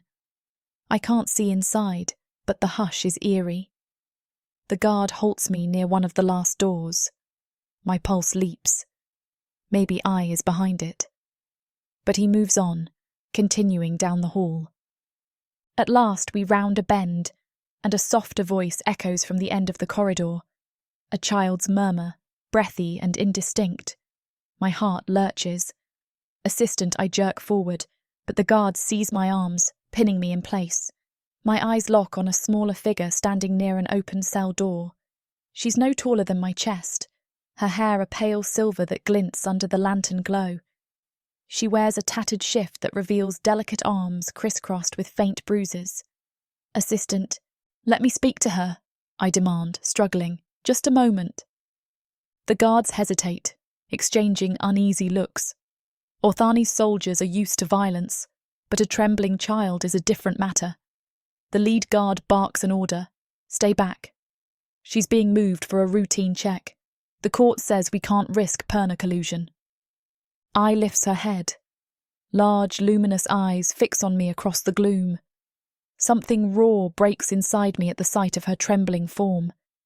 She's holding a ragged scrap of blanket, her slight shoulders sagging. She whispers my name, though it's barely audible above the shuffle of boots. A thick-limbed guard behind her scowls, shoving her forward. Move. She stumbles, nearly falling. Rage sears my veins. I tear free of one soldier's grip long enough to close the distance by a single step. Another guard clamps down on me from behind, pulling me back. My voice emerges in a snarl. Don't touch her like that. The tall guard smirks. And what will you do, captive? I cringes away from him, her blanket dropping to the floor. Her eyes gleam with tears, but she bites her lip, refusing to cry out. My heart clenches. This is exactly why I risked everything, to prevent Orthani from turning her into a trembling victim or a mindless weapon. Suddenly I shakes off her fear and steps closer to me. The guards stiffen. She tilts her head, that pale hair sliding over her face, and for a moment her eyes glaze with an odd light. Her voice emerges in a hushed, eerie tone. Zelene, the Red Perna, they whispered your name, said you'd be the bait. Cold dread washes through me. Bait. That confirms my suspicion. The Red Perna used me to draw Orthani's attention or incite some bigger plan. I's next words come out in a tumble, as if an unseen force compels her. They wanted you caught. They need a reason to strike at Orthani. You have to leave, or it'll get worse. The corridor falls silent, every guard transfixed by her cryptic speech. My fists clench. A swirl of betrayal collides with my protective rage. The Red Perna I once trusted set me up. They arranged for I to be discovered, ensuring I'd come for her. The knowledge burns, but we're both trapped here now. A's gaze sharpens, her voice fading back to that small, frightened child. I'm sorry, she whispers, tears slipping free. I didn't know. I wrestle against the guard holding me, desperate to comfort her. No, it's not your fault. I'm going to protect you. I swear it. She blinks, uncertain, as if not sure she can believe in hope. Another soldier steps in, shoving her toward a side corridor. Enough chatter. He spares me a scornful glance. Get the older Perna out of here. Wait, I protest, but the guard yanks me backward. I's eyes meet mine, a plea dancing in her expression. Then she's shepherded away, swallowed by the gloom, her small footsteps receding. My heart twists, each beat pulsing with fury that the Red Perna would stoop to sacrificing a child for their schemes. The betrayal tastes bitter on my tongue. I vow silently to tear them apart if I ever escape Orthani's chains. The lead guard forces me down the corridor in the opposite direction. My bones ache from frustration, but I keep my head up. At least I know I is alive. Bruised, terrified, but alive. That single truth anchors me. My mission has not ended. If I have to burn the entire city to free her, I will. We ascend a spiral stairway that leads to a broader walkway with black iron railings. Tall windows line one side, revealing a partial view of Orthani's lower tiers. The city's architecture looms, spiked towers and twisting bridges set against a swirling sky of ash-coloured clouds. I can't see the horizon, only more fortress walls. The gloom intensifies my sense of claustrophobia, yet I push that emotion aside, filing each detail away for an eventual escape plan. The guards march me into a reception hall where Vaelith awaits, arms crossed. He's dressed in his customary black leather with plate accents, his silvered hair catching stray beams of lamplight. A cluster of lesser officers stands behind him. The tension in his stance suggests he's been waiting a while. He nods curtly. "That took long enough. Report." The soldier nearest me bows. "We had a complication. The Perna child was being moved for a check at the same time." Vaelith's eyes flick between me and the guard. He says nothing, but the lines of his jaw tighten. A subtle question lingers in the air. Did I see eye? My glare remains steadfast, refusing to give him any more satisfaction. He exhales through his nose, dismissing the lesser officers with a wave. Once they file out, he steps closer, voice low. "I told them not to let you anywhere near the girl." I match his tone. "Then your soldiers are incompetent, because I saw her, and I know you're all using her." My anger simmers near the surface. Vaelith holds my gaze without flinching. She's dangerous. Orthani doesn't keep untrained Perna children in the general prison for pleasure. The High Council wants her powers contained. I grit my teeth. "If you think you can harness her magic, you're no better than the Red Perna who sent us here." His brow furrows slightly, as if my words strike a nerve. "We do what we must to protect Orthani from threats. That child nearly burned half a district." "She's terrified," I cut in, voice taut. "She has no mentor, no guidance, just a city of sadists prodding at her." Vaelith's expression flickers.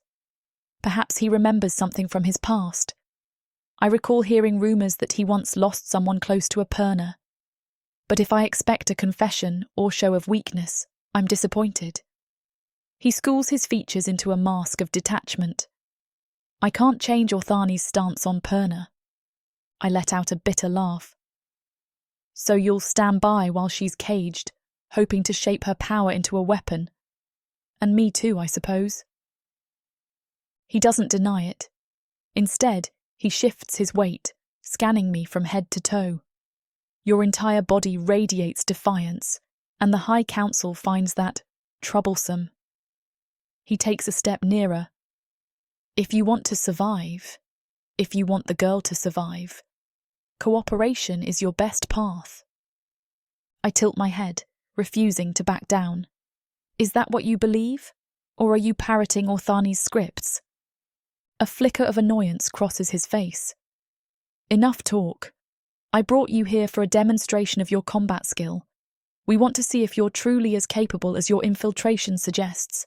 If you pass, you might earn privileges. If you fail, the decision on your future will be less kind." A demonstration. It sounds like a twisted test, but I sense an opportunity.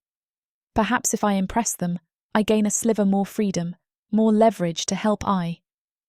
My mind examines every possible angles. "Fine," I say. He nods, motioning me toward a set of double doors at the opposite of the hall. As I walk, I notice the rhythmic clink of chain from my ankles is gone. They haven't replaced the shackles, which is interesting. I glance at Vaelith in suspicion. "You're giving me freedom of movement." His voice stays measured. "You'll be supervised, and the wards on this level are strong enough to hamper most Perna spells. Don't mistake this for leniency." We step through the doors into a wide training arena with a sand-covered floor.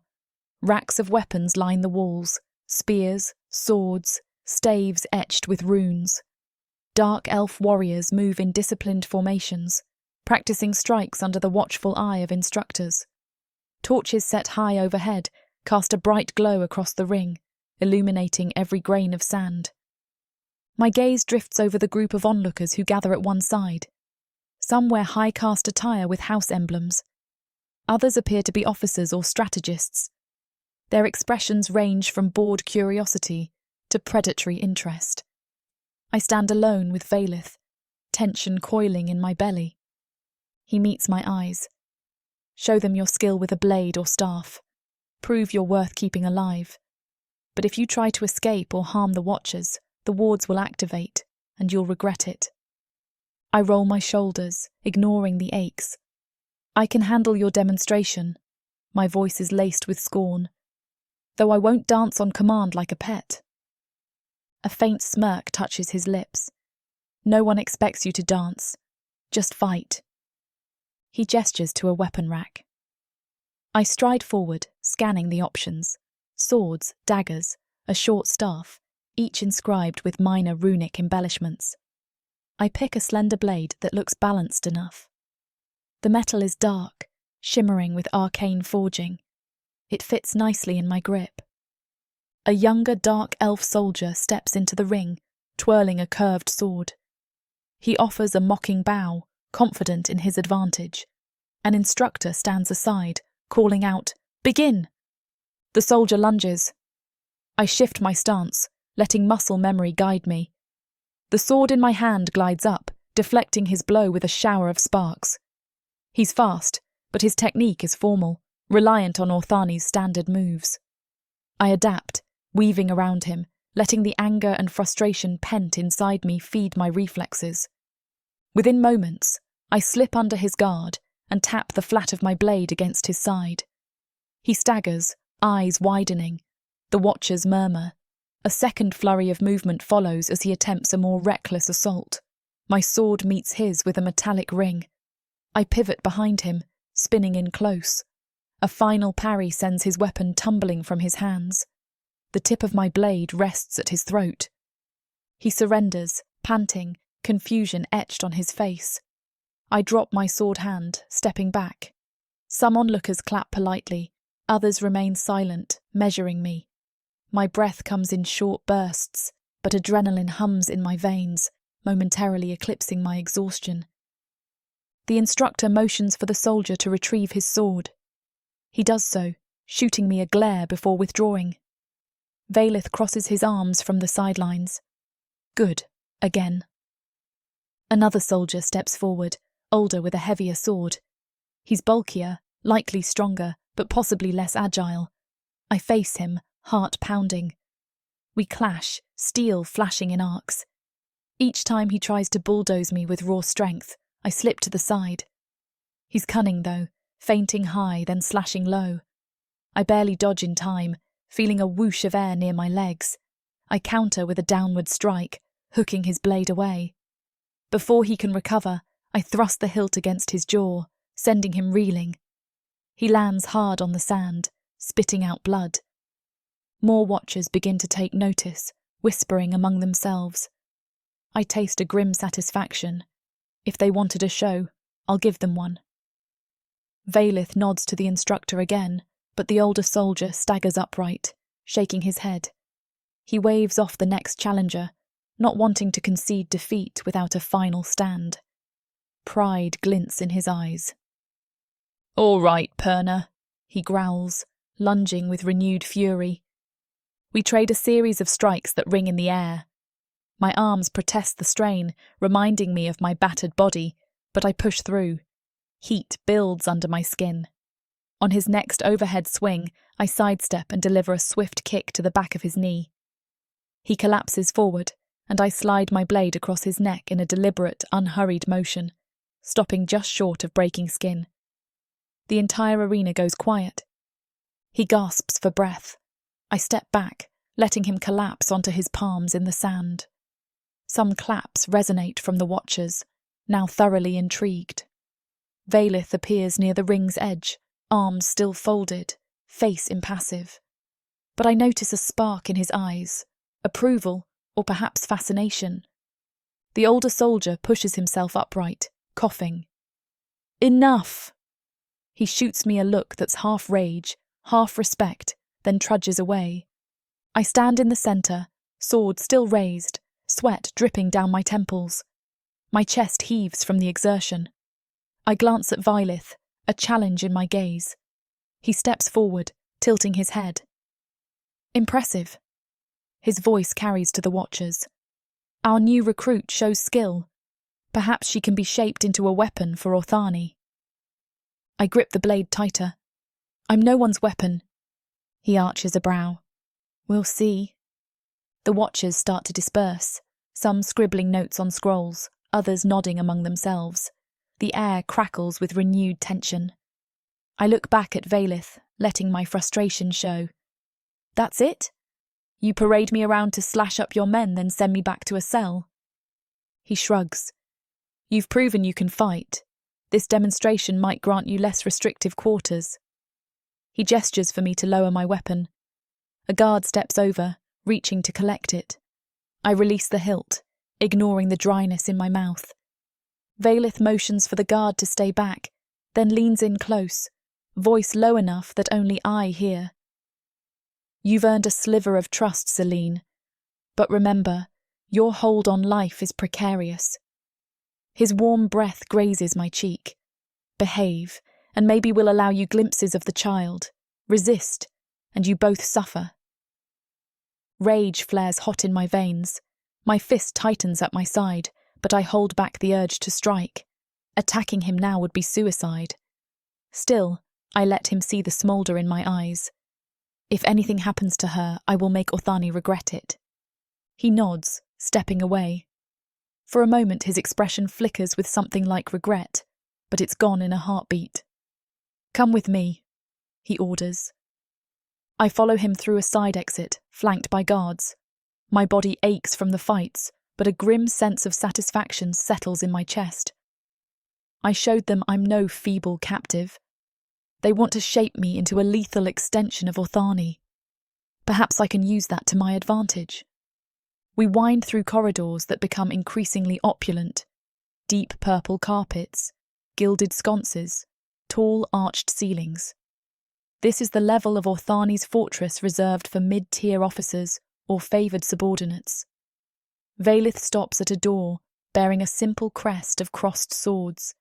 He pushes it open, revealing a modest suite, a single bed draped in dark linens, a small desk, and an arrow-slit window offering a glimpse of the city's outer ramparts. This will be your room for now, Vaelith says. It's warded. You can't cast major spells here, but it's more comfortable than the cell. I step inside, scanning the furniture. It's definitely an upgrade from the freezing storeroom. A large iron ring is set into the wall, likely used to leash a prisoner if needed. Lovely. A half-lidded lantern flickers on a side table, giving off a soft amber glow. Why the change of heart? I ask, turning to face him. His voice is measured. You've shown you have value. The council sees potential. We'll test your obedience. Try to destroy or escape, and I'll haul you back to the dungeons. I cross my arms, forcing calm. I won't perform any circus acts for Orthani's amusement. He gives a faint smile, as though used to my barbed comebacks. We'll see how you handle your new tasks. For now, rest. Another test awaits soon enough. A guard stands at the threshold, arms folded. Vaelith inclines his head at him. The guard steps forward, pressing a small iron bracelet around my left wrist.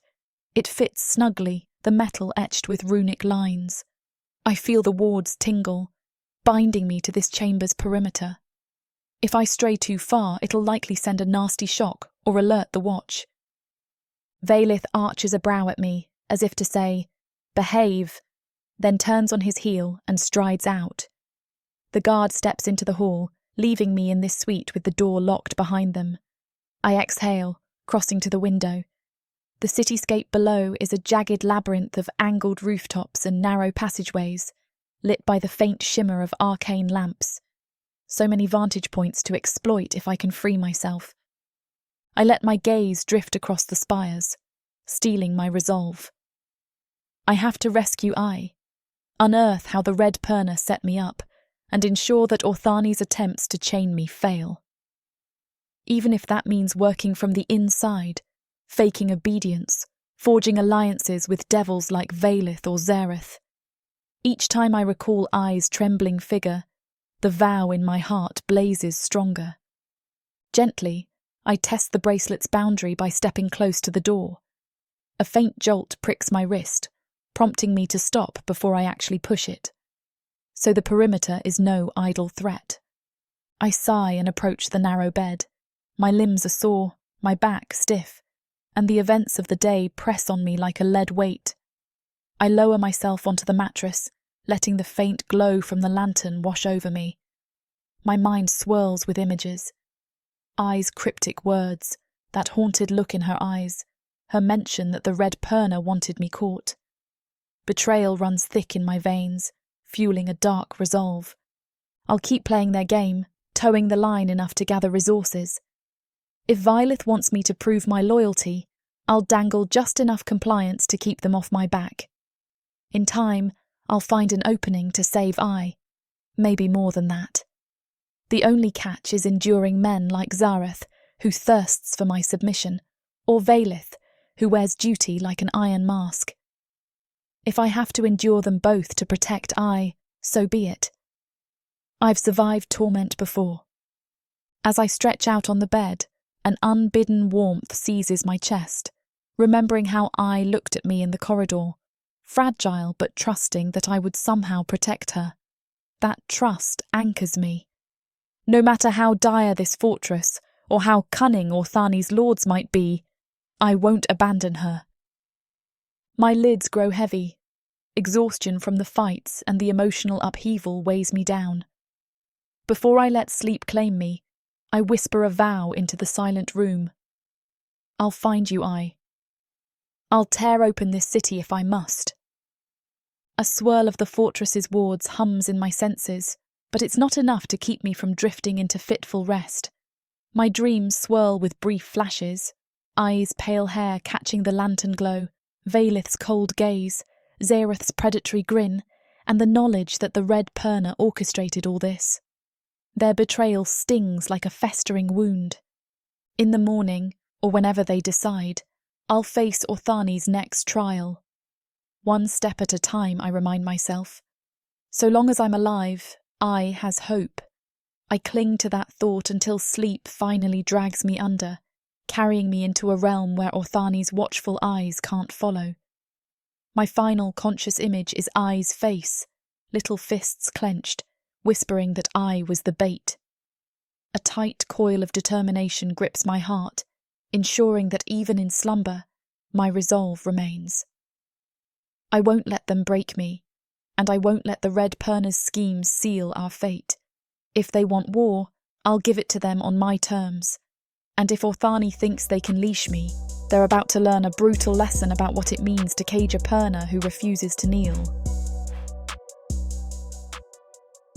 From the depths of the darkness of Protheka, Or clawing up from the realms of fantasy, come the most fearsome beasts you have ever seen. these monsters are done watching from the shadows. Now, as they step into the light, something unexpected grips them. Something even they can't fight off. Love, Vampires, demons, dark elves, gods. minotaurs, creatures of light and dark. They will protect their mates. Do whatever needs to be done. Morally grey heroes who will burn the world to protect the women who love them. 10 audiobooks, Fall into over 60 hours of fantasy romance. 20 ebooks, Over 1 million words of these brutes who will protect their women. even if they might destroy themselves in the process.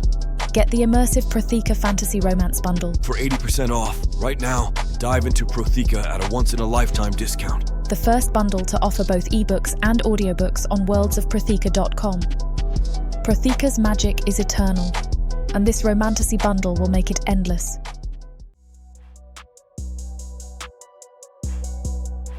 Chapter 7. Zelene. I stand in the cavernous chamber of Orthani's central court, wrists bound loosely by a single iron chain. The council has chosen to parade me in front of every noble house that bothers to show up, as if I'm some prized beast. The vaulted ceiling towers overhead, carved with serpents and swords entwined in a tapestry of dark legend. A row of crystal sconces line the walls, each glimmering with arcane energy, painting the black marble floor in hues of purple and blue. I swear I can feel the hush of anticipation in the charged air. These lords and ladies revel in the spectacle of a Perna dragged before them. At the front of the chamber, 3 council members sit behind a curved dais, each wearing the elaborate regalia of Orthani's elite. Their robes are studded with metal plates, and the silver circlets on their foreheads mark them as final arbiters of city matters. Vaelith stands to one side, clad in a dark sleeveless cuirass that shows off the muscle along his broad arms. His skin gleams obsidian in the light, and a purple sash with his family's insignia, crossed swords, drapes from one shoulder. He projects calm authority, eyes scanning the crowd as though he's already measured every threat in the room. Across from him, Zareth stands with calculated elegance. He's robed in black velvet, etched with golden psionic runes that snake over his chest and spine. His crimson hair contrasts starkly with his midnight attire, and when he looks my way, I sense his pulse spike, tasting that twisted fascination he directs at me. Other dark elf nobles mill around them, whispering behind fans and raised collars, eager for a spectacle. At a court herald's gesture, I'm pushed forward. My ankles chain lightly. They haven't locked me too tightly, not after my last demonstration in the training arena. But these constraints are enough to remind everyone that I'm captive. The hush deepens. A sea of slanted eyes observes me with a mixture of curiosity, fear, and cruel delight. The herald clears his throat. His voice booms through the chamber thanks to some small amplifier. We reconvene to address the fate of Zelene, the captured Perna. She stands accused of infiltration and defiance against Orthani's laws. The Honourable Council demands a resolution. A stern-faced councillor, a woman with braided silver hair and eyes like polished steel, folds her hands. She radiates the kind of authority that suggests centuries of power. "Step forward, Perna." I do, forcing my chin high. There's a soft ripple of reaction from the gathered nobles. Some appear surprised that I don't cower. Let them see that I refuse to shrink under their scrutiny.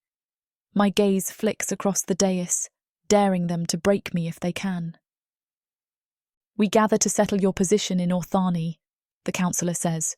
"You've shown combat prowess.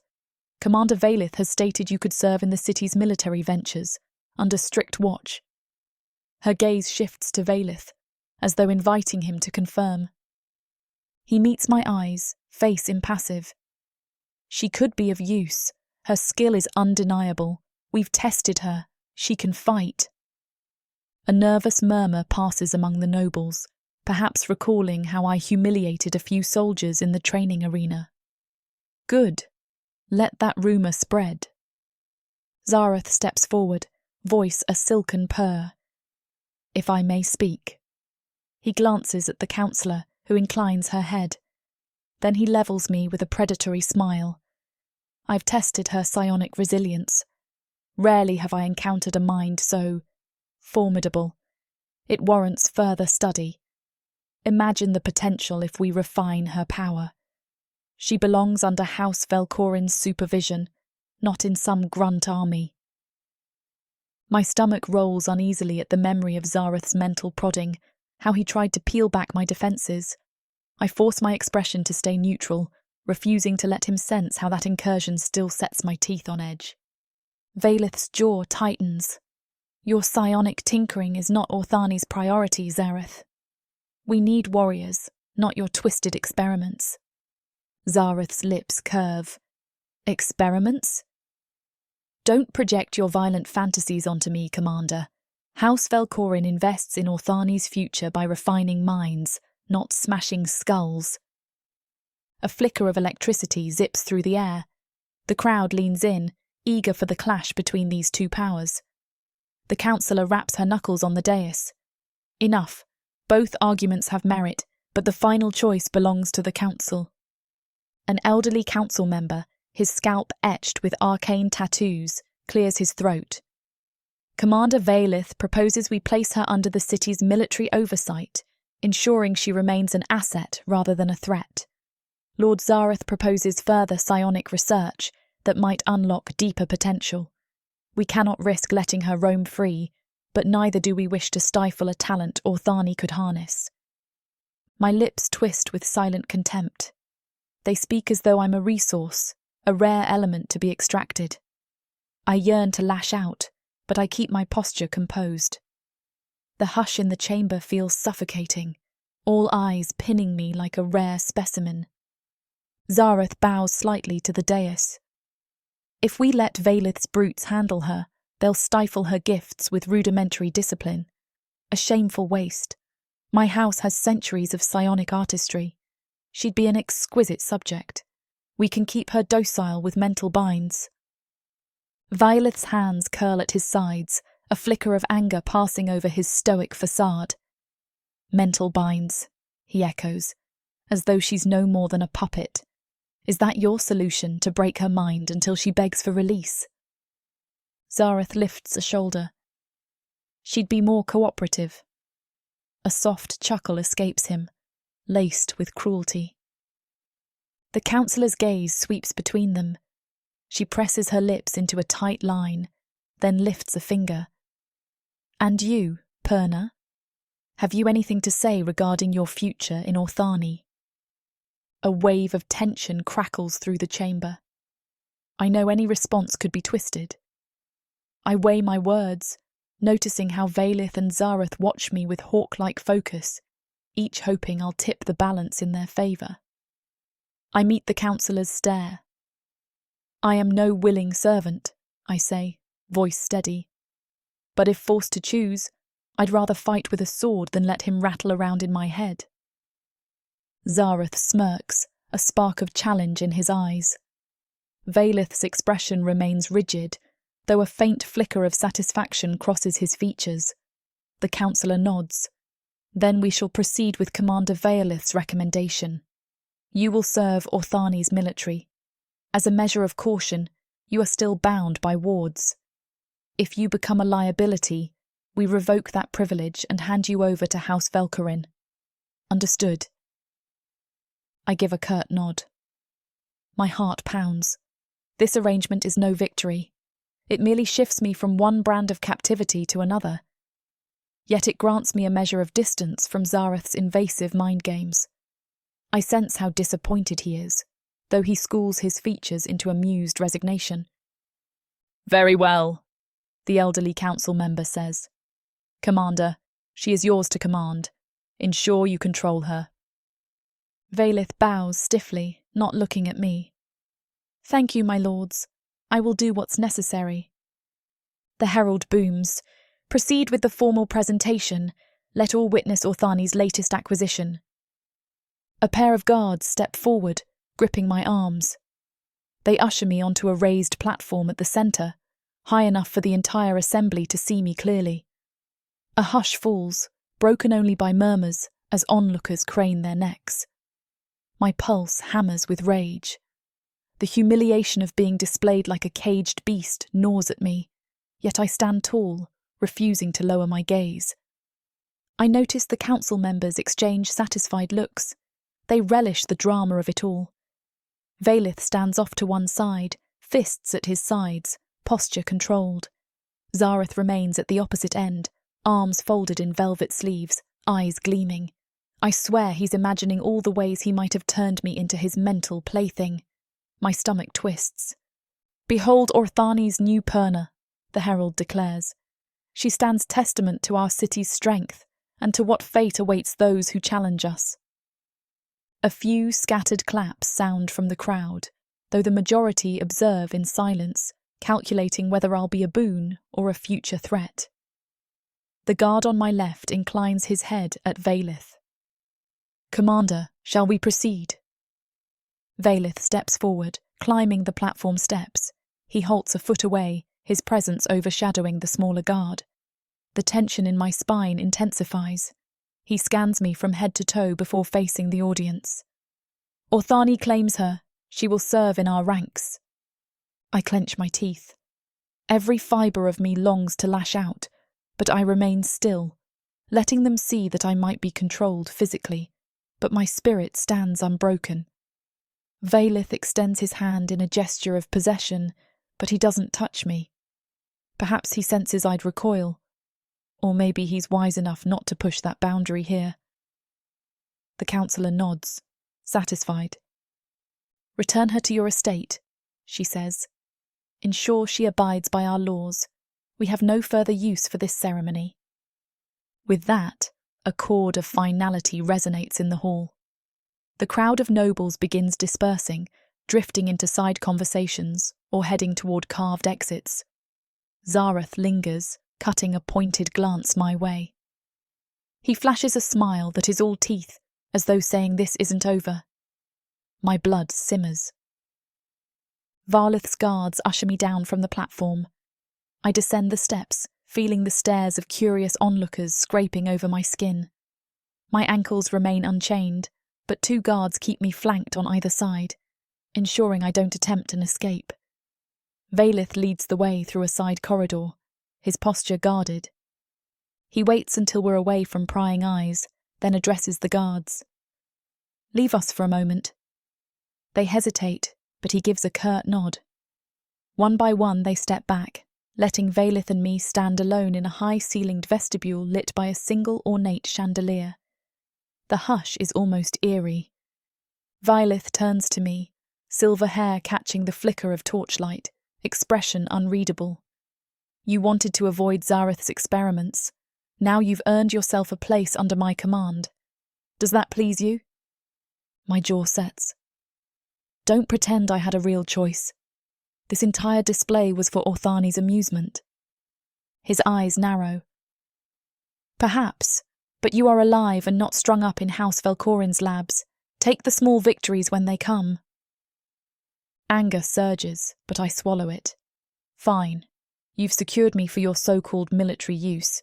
Are you going to collar me with wards or keep me caged in your cellar?" He exhales, something akin to exasperation crossing his features. "I'll provide a room in my estate. There will be rules.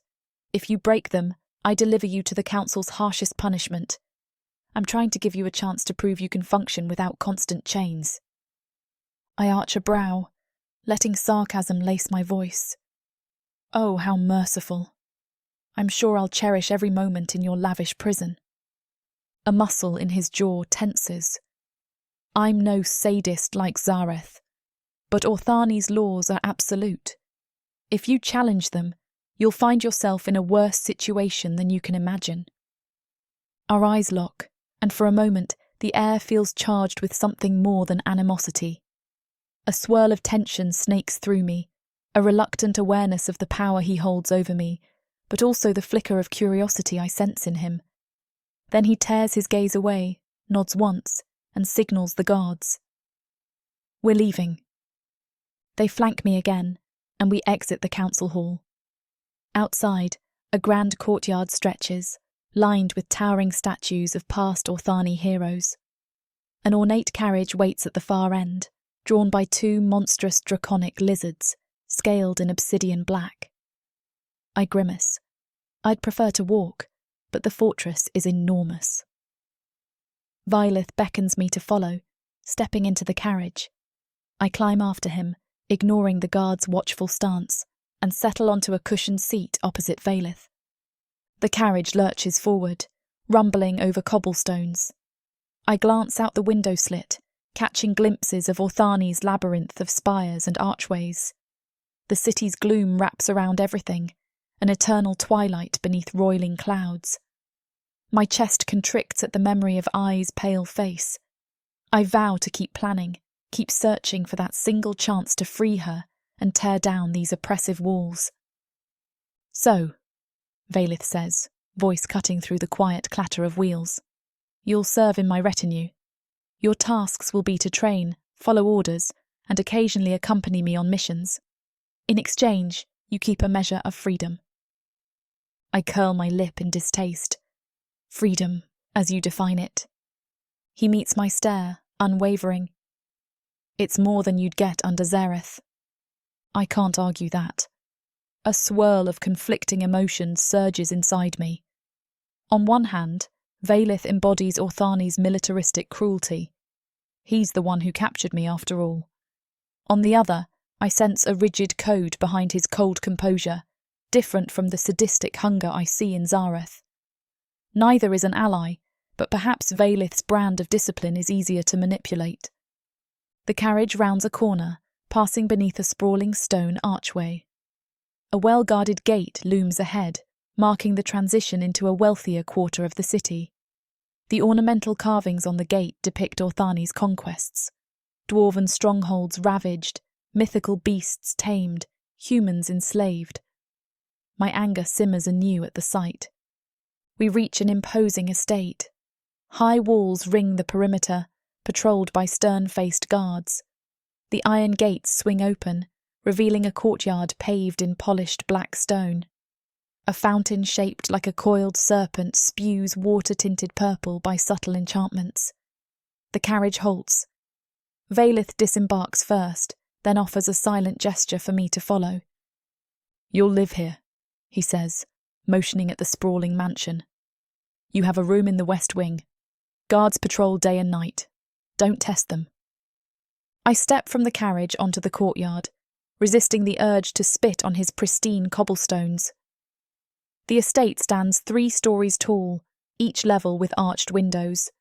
Banners bearing Vaelith's family crest, crossed swords over a serpent's eye, hang from balconies.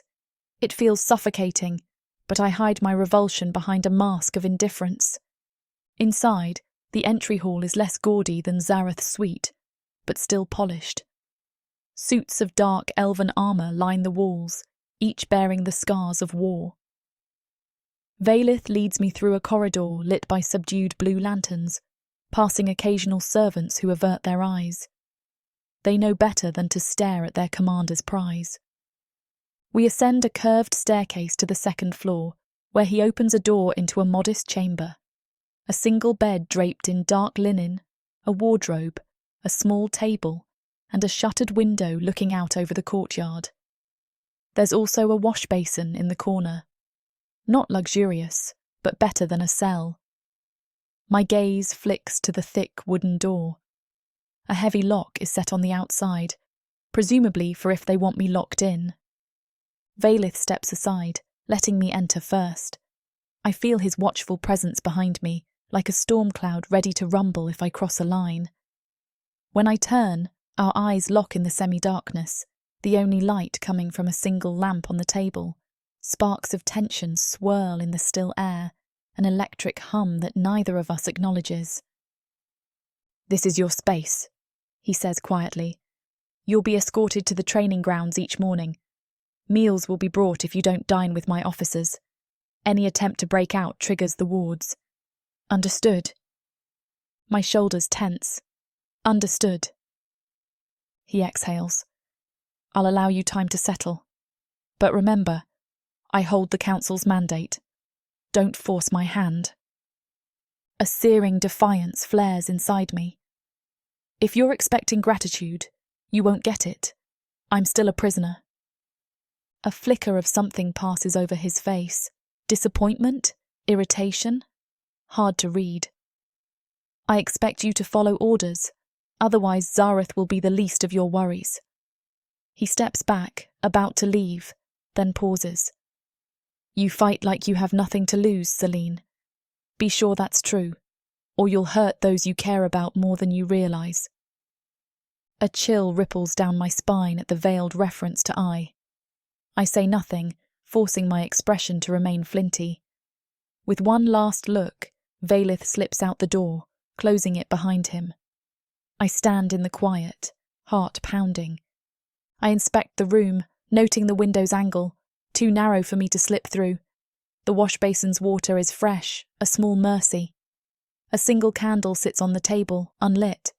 I spark a fraction of my magic, ignoring how the wards prickle against my power, and ignite the candle with a tiny flame. A sense of small victory blooms in my chest. At least they haven't muzzled me entirely. Sinking onto the bed, a shaky exhale escapes my lips. My mind races with the day's events. The court ceremony, Vaelith's claim, Zareth's lingering stare. The entire ordeal leaves me feeling hollow, but I refuse to break. My thoughts turn to I, locked away in the fortress's lower cells, a child caught in these monstrous games. And there's Eryx, claiming the Red Perna orchestrated this trap. He said he'd keep in contact, find a way to free me from the wards. I can't trust him fully, but his presence hints that not all hope is lost. I recall the swirl of tension between Vaelith and Zareth when they argued over me, like two beasts fighting over a prime kill. Despite hating them both, a strange part of me relishes that I've unsettled these proud elves. Their city thrives on domination, yet I'm no meek toy. I draw strength from that. My gaze drifts to a mirror on the wall, simple, no gaudy frame. In the faint candlelight, I see the bruises along my neck and arms, remnants of past interrogations. My eyes reflect a tired ferocity that no cell, no chain, can extinguish. Though Orthani's wards weigh on me, my magic still simmers, waiting for a chance to strike. I move to the window, pressing my forehead against the cold glass. The courtyard below is dim, patrolled by a few sentries with glowing staves. Beyond the estate walls, Orthani's spires loom, sharp silhouettes against a swirling night sky. The city feels alive with secrets and manipulations, Vaelith's discipline, Zareth's sadistic psionics, Eryx's half-alliance, and the Red Perna's hidden agendas. I stand in the heart of it all, forced into service that will test my resilience at every turn.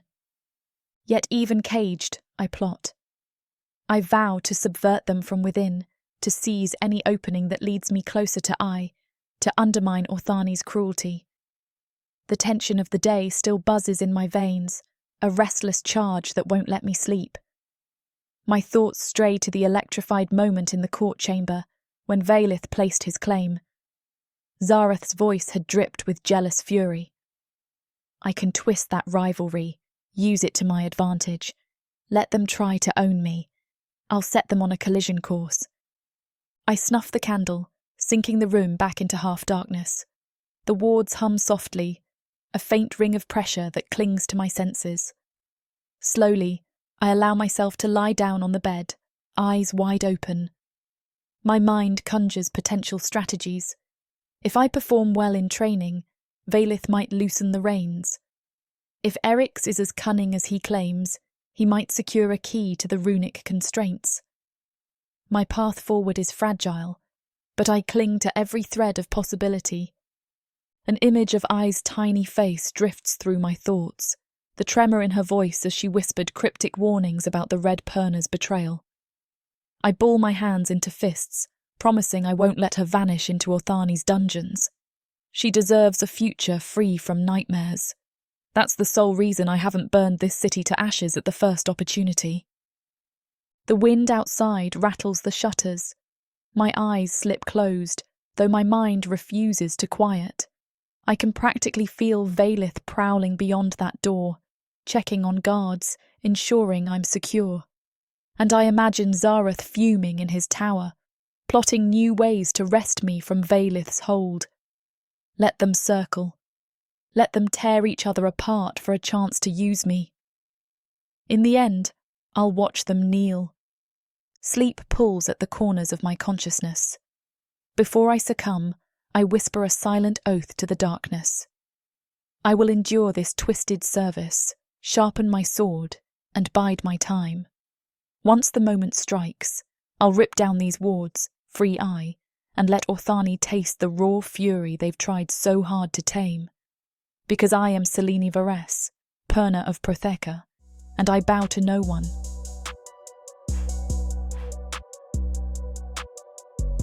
Chapter 9. Zelene.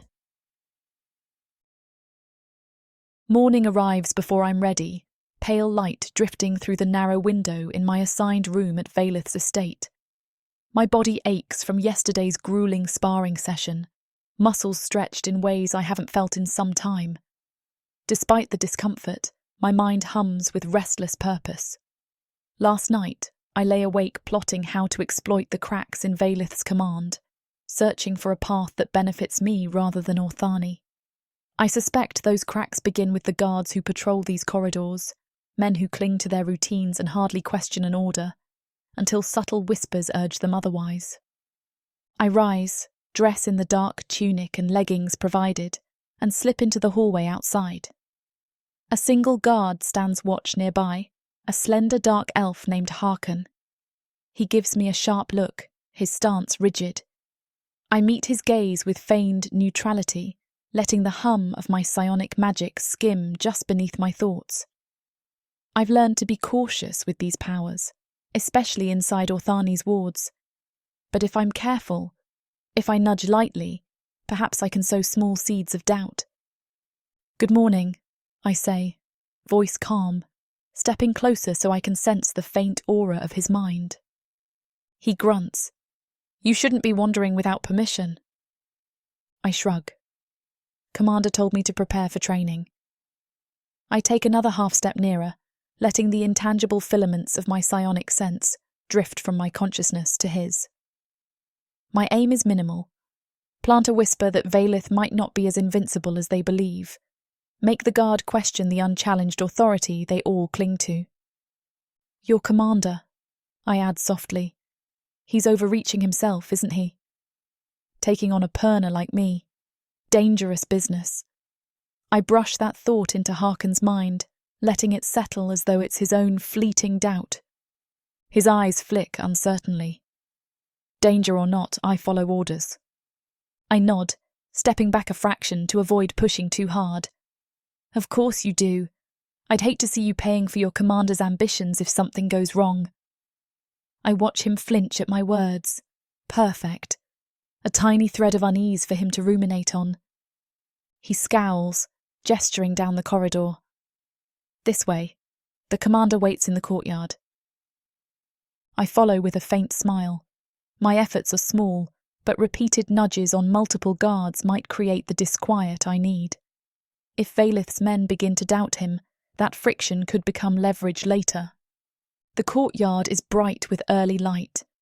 Vaelith stands at the centre, armed with a practice sword, scanning the ring of onlookers, mostly his own soldiers, plus a few high-born officers who occasionally drift by to watch me stumble or triumph. He spots me and inclines his head, summoning me forward. His arms glisten with a sheen of sweat, as though he's been warming up long before I arrived. A faint pang of admiration flickers through me at how he wields discipline, but I let it pass. We begin another round of drills, the wooden swords clacking in a sharp staccato. I'm still sore, but I refuse to show weakness. Each slash and thrust tests my reflexes. Our watchers murmur whenever I force Vaelith to block unexpectedly. The tension between us from yesterday is still potent, crackling in the air each time our weapons meet. A part of me hates how my blood quickens in response, feeding off the challenge he presents. I bury that reaction, focusing on every pivot, each parry. Eventually he lowers his sword, chest heaving from exertion. "That's enough," he says, voice rough. "We have a war council meeting in an hour. You'll attend." I wipe sweat from my brow, ignoring the guard who steps forward with a water flask. "I wasn't aware Perna prisoners were invited to strategic gatherings." He shrugs, sheathing the wooden blade at his side. "I want you informed of Orthani's tactics. You can't fight with us if you don't understand our next steps. Besides, the council demanded I keep you under watch. There's no safer place than at my side in a war council." I exhale, adjusting my stance. "Fine, show me the war room." He nods to a soldier who hands him a cloth. He wipes the dust from his arms, then beckons for me to follow. The curiosity of the watchers prickles my senses, but I keep my chin high, feigning indifference. Inside the estate, we climb a flight of steps to a circular chamber I haven't seen before. The door stands carved with Vaelith's crest. Harken and another guard hover at the threshold, letting us pass but remaining close enough to intervene if I try anything reckless. The room is spacious, a large round table at the centre covered in parchment maps, figurines representing troops, and small notes pinned by metal weights. Several tall windows let in the morning sun, and tapestries depicting Orthani's battles line the walls. I sweep my gaze over it all, noting which curtains hide alcoves, which corners remain unguarded, details that might matter later. Vaelith guides me to the table. A handful of dark elf officers are already seated, each wearing the black lacquered armour typical of Orthani's rank-and-file leadership. Their conversation pauses when they see me enter. Some bristle, uneasy that a Perna stands among them. Others eye me with curiosity that edges on hostility. I offer no greeting, simply meet each gaze with calm boldness. If they want to see me cower, they'll be disappointed. Vaelith takes his seat at the head.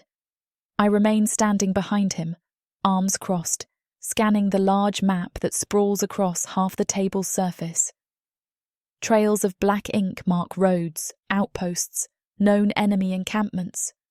Bright red lines trace potential routes for Orthani's next campaign. My mind stirs, recognizing a chance to slip in a sabotage. If I can misdirect them on a crucial detail, force them to rely on me for correction, that's a small step toward controlling the narrative. One officer, a woman with braided hair and a scar across her cheek, taps the map with a gloved hand. We suspect movement near the southern passes, Commander. Scouts report an increase in orc activity. They might be forging alliances with rogue humans or Perna. We must secure it before they unite. Vaelith nods. Agreed. If that region destabilizes, we risk losing supply lines to the warfront. We'll dispatch a regiment within the week. Another officer, a lean man with gold studs on his armour, frowns. We can't just send troops blind. We need precise coordinates. Our last recon was incomplete. Vaelith glances at me. Zelene, he says, tone measured. If you have knowledge of Perna or allied groups in the southern passes, you'd best speak. It might save us casualties. I raise an eyebrow. I know of some Perna enclaves that used to exist, but many have moved. The orcs could be a wild card. They don't trust Perna easily. One officer scoffs. We can't rely on her rumours. We need facts. Rumours are better than sending you into an ambush, I snap, letting irritation lace my voice. My brashness earns me several glares, but I don't care. I can refine your route, but you'll have to trust me. Vaelith straightens. She's proven her worth in combat. Let's see what she offers. He shifts the map, pointing to a broad forest region near the pass. We intend to advance through here, set up a forward camp to cut off the orcs' approach. I step closer, scanning the lines. My chest tightens with old memories of those forests, how I once slipped through them to escape a band of Orthani hunters. A plan forms swiftly. I'll pretend to confirm the route is correct, then subtly alter a detail that leaves them reliant on me when the time comes. Your route goes right through a ravine, I say, gesturing to a thin black line near the pass. It's known for rock slides. If you take that path, your supply wagons might be forced to slow, leaving you vulnerable. You should shift about half a mile west to this vantage ridge. I lean over, letting the ghost of psionic energy swirl in my mind, ready to do a gentle push. With a faint flicker, I manipulate the ink on the map. A small sabotage. I place my hand near one corner and concentrate, coaxing a subtle swirl of arcane heat to blur and shift the lines. To any onlooker, it appears I'm merely indicating a route, but I nudge the ink so the ridge's location drifts slightly, just enough that the coordinates are off. The wards of the estate might sense heavier magic, so I keep it minimal, working carefully. If they follow this altered route, they'll get lost in the foothills. Then, when confusion reigns, I can swoop in and correct them, assuming I want to help. For now, I keep a neutral expression, playing the helpful captive who points out a supposedly safer path. Vaelith frowns, leaning in. Are you certain? This map was updated by scouts. Shifting half a mile west might lead us to unfavourable terrain. I let my lips curl in a faint smile. I've travelled near those forests, enough to know the rocky outcrops. But if you doubt me, march as you planned. Don't blame me when half your regiment is stuck in a ravine. His jaw flexes, tension building. He exchanges glances with the other officers. Some watch me with suspicion, others with reluctant acceptance. Fine, he says, voice clipped. We'll adjust the route. But if you're leading us astray, you'll do what? I interrupt softly, letting the challenge linger. His glare could melt steel. I see the flicker of rage behind it, though he tamps it down. Then I'll hold you accountable, he replies, voice cold. The meeting continues, each officer reporting on supply levels, mercenary hires, and the shifting alliances of other dark elf houses. I stand there, silent but absorbing everything. My sabotage done, I savour the knowledge that I might undermine them further if the chance arises. Vaelith dismisses the officers with a brisk wave. They file out, some casting hostile glances at me. I remain by the table, arms folded. When the last officer leaves, Vaelith shuts the door and rounds on me. The warmth in the room intensifies as his eyes spark with a mix of exasperation and something more primal. You don't know how to hold your tongue, do you? He mutters, resting both palms on the table. I smirk. You brought me here to share my insight, not to echo your yes men. He exhales, a low hiss of breath. I brought you here so you'd grasp our strategies. If your knowledge aids us, fine, but keep your barbs in check. My officers won't tolerate your insolence forever. Says the commander who can barely hide his frustration. I tease, stepping closer. The tension that thrummed in our sparring session flares again. The war room door is locked, no guards inside.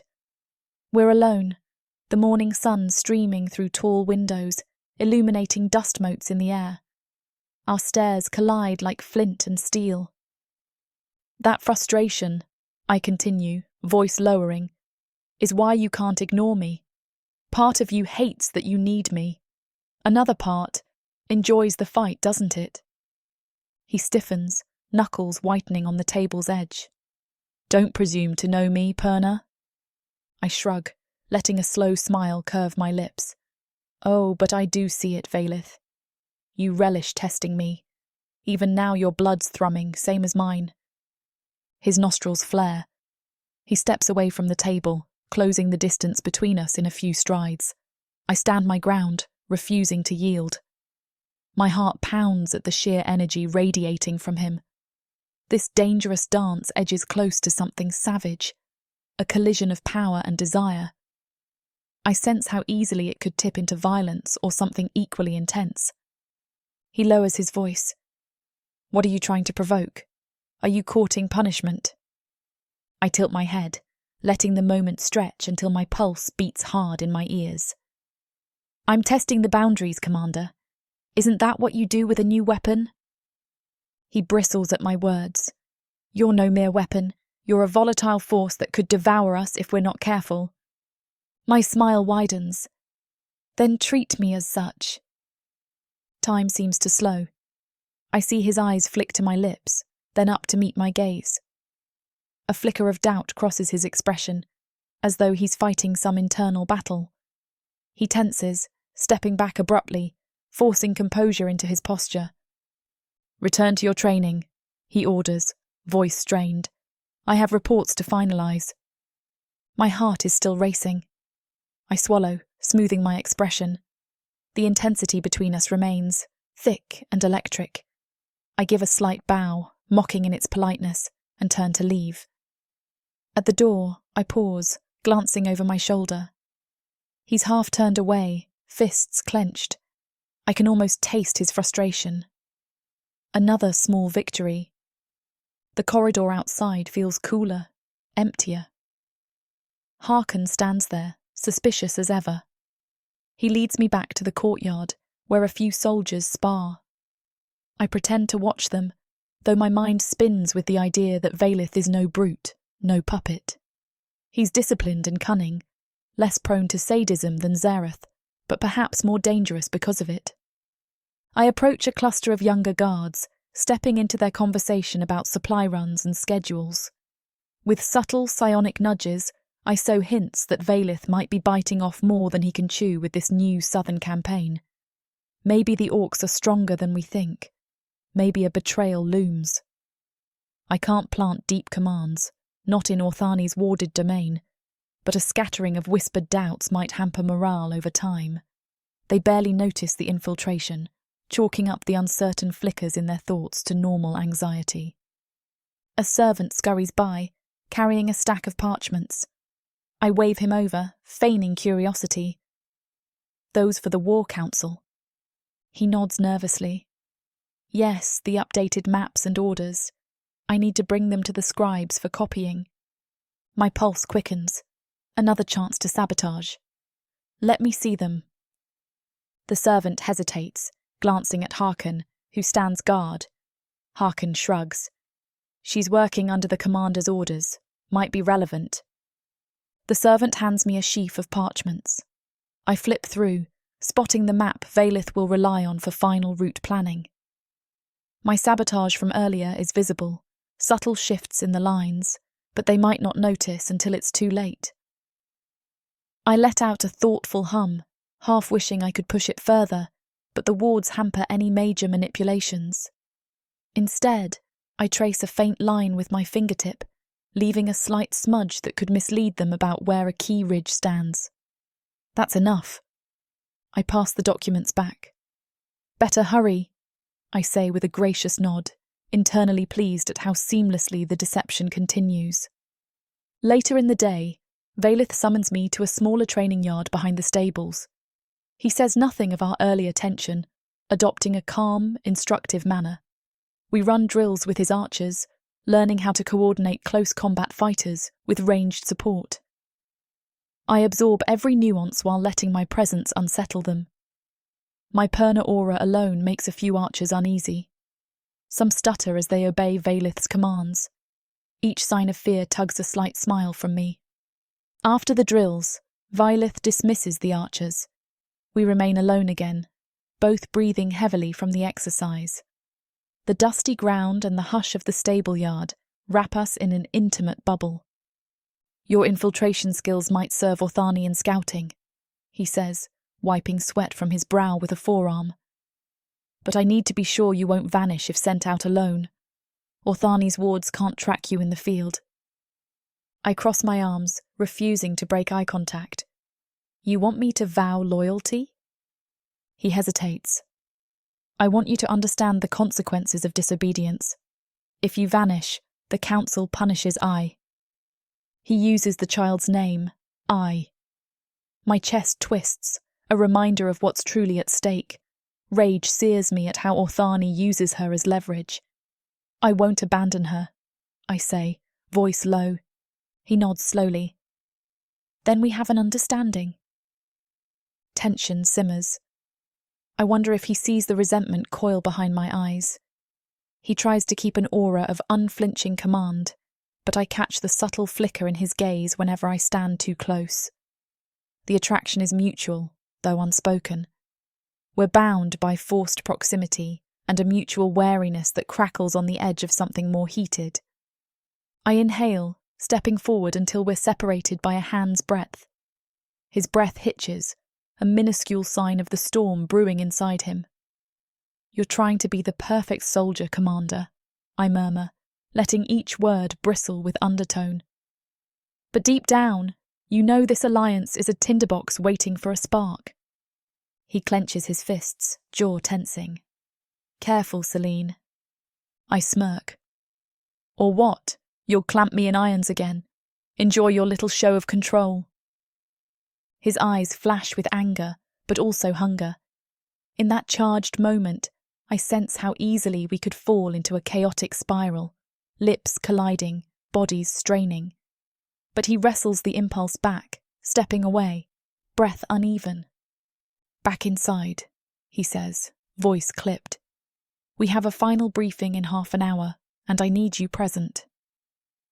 I swallow my own surge of adrenaline. Lead the way. He spins, stalking off, posture rigid. I follow at a short distance, letting the swirl of frustration and excitement swirl in my gut. Another small victory.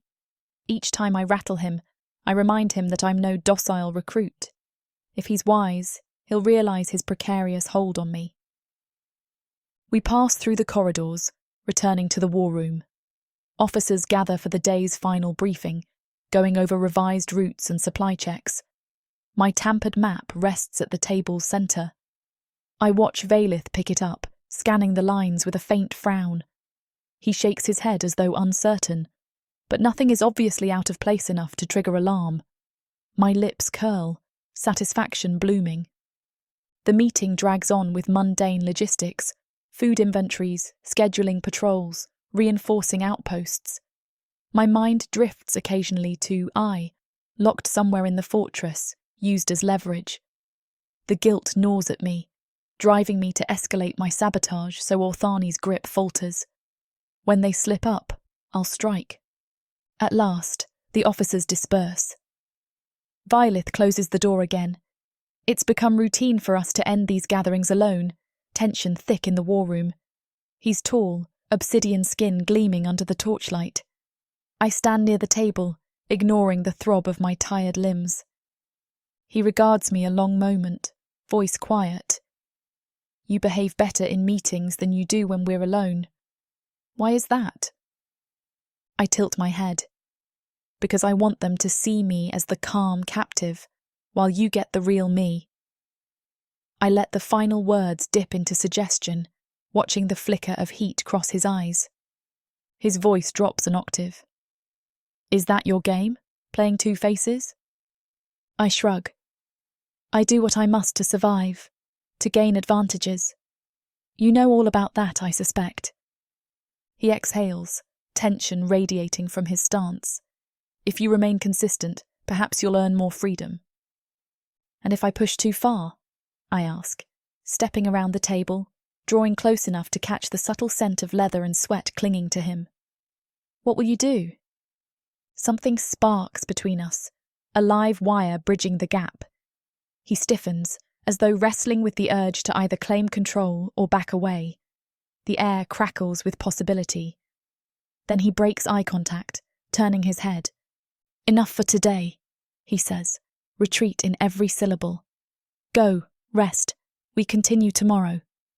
My pulse pounds, frustration mingling with satisfaction. Each encounter we share intensifies the thread between us. He fights it, I feed on it. This precarious dance is an advantage I intend to nurture, so long as it pushes him to rely on me, and eventually to slip up. Silently, I leave, crossing the hall to return to my assigned room. The entire estate feels like it hums with watchful eyes, but beneath that hum, I sense the seed of chaos I've begun sowing. Guards who feel uneasy, officers who might second-guess the map, Vaelith himself uncertain how to handle me. In my chamber, I close the door behind me. The day's strain settles over my shoulders, yet satisfaction warms me. I sabotage their map. I sow disquiet in the ranks, and I see Vaelith in a clearer light, not just a brute, but a disciplined commander who's as strategic as he is controlled. That means I must tread carefully. He's no fool. But if I keep stoking the tension, maybe I can unravel that iron discipline bit by bit. I settle on the bed, letting out a slow breath. My thoughts wander to I once more, and a pang of guilt returns. I vow to accelerate my manipulations. If Orthani's next campaign goes awry, the confusion might open a path to free her. If Vaelith looks to me for solutions after the sabotage, I'll name my price, I's safety. Let Orthani's empire strain under its own arrogance. I'll be the thread that unravels them from within. Tomorrow is another day of training, more subtle sabotage, more stirring the heated tension with Vaelith. My lips twitch into a small, defiant smile. This forced captivity might be the key to forging my own power, so long as I handle it with cunning. Let Orthani keep thinking I'm tamed. By the time they realise otherwise, I'll have twisted their war machine to serve my ends. With that thought, I extinguish the lamp, the room sinking into darkness. My body aches from the day's battles, but my mind hums with triumph. Even caged, I hold the reins of my destiny. Orthani is a labyrinth of ambition, cruelty, and secrets, and I've just begun unravelling its threads. If Vaelith is a gatekeeper, I'll slip through his defences with every heated glance, every whispered sabotage. Soon enough, we'll see who truly wields control in this dark empire. Chapter 11. Zelene. Morning's first light filters through the narrow window of my chamber. I lie still on the small bed in Vaelith's estate, mind already stirring with plans. My body has grown accustomed to the early routine: dawn training with Vaelith, bruising skirmishes, grim stares from his loyal men. But today promises something different. A war council, one that could yield a trove of Orthani's tactical secrets if I play my part well. I rise and move to the mirror near my table. My reflection reveals faint arcs of bruises from recent drills, along with the swirling arcane scars on my ribs, an unfortunate testament to a risky, transformative spell in my past. Orthani's generals would see them and suspect I'm more formidable than they realise, or at least suspect how far my magic goes. I want that detail concealed for now. If I plan to exploit them, surprise is my best weapon. I press a hand against my ribs. Warmth trickles through my veins as I summon a trick of flesh shaping. The faint hum of my transformative magic stirs. Carefully, I shift my skin's texture over the scarred areas, blending them into seamless flesh. It's no showy recreation, just enough subtle smoothing so my attire won't reveal anything suspicious. If the wards sense a faint surge, they likely won't sound an alarm unless I attempt something grand. This is small scale, a mere cosmetic shift. Still, sweat beads along my neck from the concentration. I can't risk a slip. When I glance back at the mirror, the scars have vanished beneath a delicate tapestry of unmarked skin. I exhale. The estate's wards haven't flared. No guard barges in. My secret remains safe. A rap at my door pulls me from my thoughts. A guard steps in, features stony, and informs me Vaelith expects me in the main hall for the council. I give a curt nod, retrieving the dark tunic and breeches assigned to me. They're standard Orthani attire for soldiers, but I add my own flair. Leather braces that conceal faint hints of arcane patterning, plus a belt carrying a single dagger Vaelith allowed me. He claims it's for my tasks, but I sense the unspoken tension whenever I wear a blade near his men. I follow the guard through winding corridors. Guards stand at intervals, hands resting on sword hilts, eyes flicking to me with caution. I pay them little heed. My heart pounds with an eager energy. This war council is a chance to gather intelligence. Orthani no doubt wants me present to show my supposed loyalty, but I intend to glean far more than they suspect. At last, we arrive at a broad set of double doors carved with Orthani's serpent insignia. The guard raps once, steps aside and gestures me in. I push through, entering a grand chamber dominated by an oval table cluttered with maps, arcane crystals, and scattered parchments. A row of tall windows admits the day's pale light, enough to illuminate half a dozen officers waiting in stony silence. Vaelith stands at the head, obsidian arms folded, wearing his familiar sleeveless cuirass and a black sash with his family crest. He glances up sharply at my entrance. His gaze flickers over me, lingering for a breath longer than necessary, perhaps noticing I've concealed my scars. Or maybe the tension from our recent training session lingers. Heat flares in my chest at the memory of that morning's clash, the crackle of energy when our weapons locked. I banish the thought. Focus, Zelene. He clears his throat. Good, you're here. Step forward. I do, keeping my chin level, ignoring the glares from the officers. Some remain seated, others stand, arms crossed in silent challenge.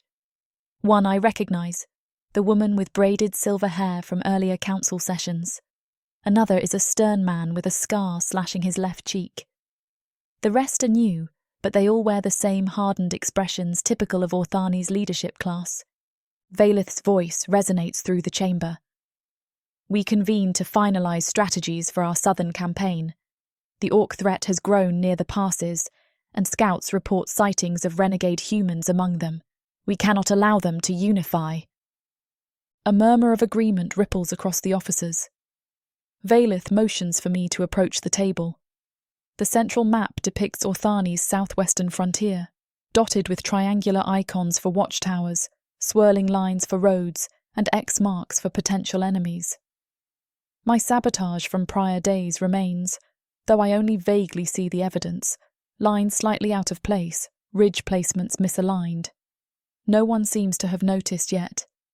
One officer, the scarred man, gestures at the map's edge. Commander, we propose sending 2 regiments through the ravine to outflank any orc strongholds. Our supply wagons can follow once we secure the ridgeline. Vaelith frowns. We risk entrapment if the orcs lay an ambush in that ravine. We considered a route further west. An older officer, wearing a high collar, chimes in. That route is uncharted. The terrain may be too rough. Our men could lose formation. I sense the opening Vaelith has given me. He specifically wants my input. Maybe he suspects I know more about that region, or maybe he wants to test my cunning. I let the hush extend a beat, relishing the chance to impress them, on my terms. Commander, I say, placing a steady hand near the map. The orcs aren't typically strong in siege tactics, but they excel at ambushes in tight spaces. That ravine is their dream scenario.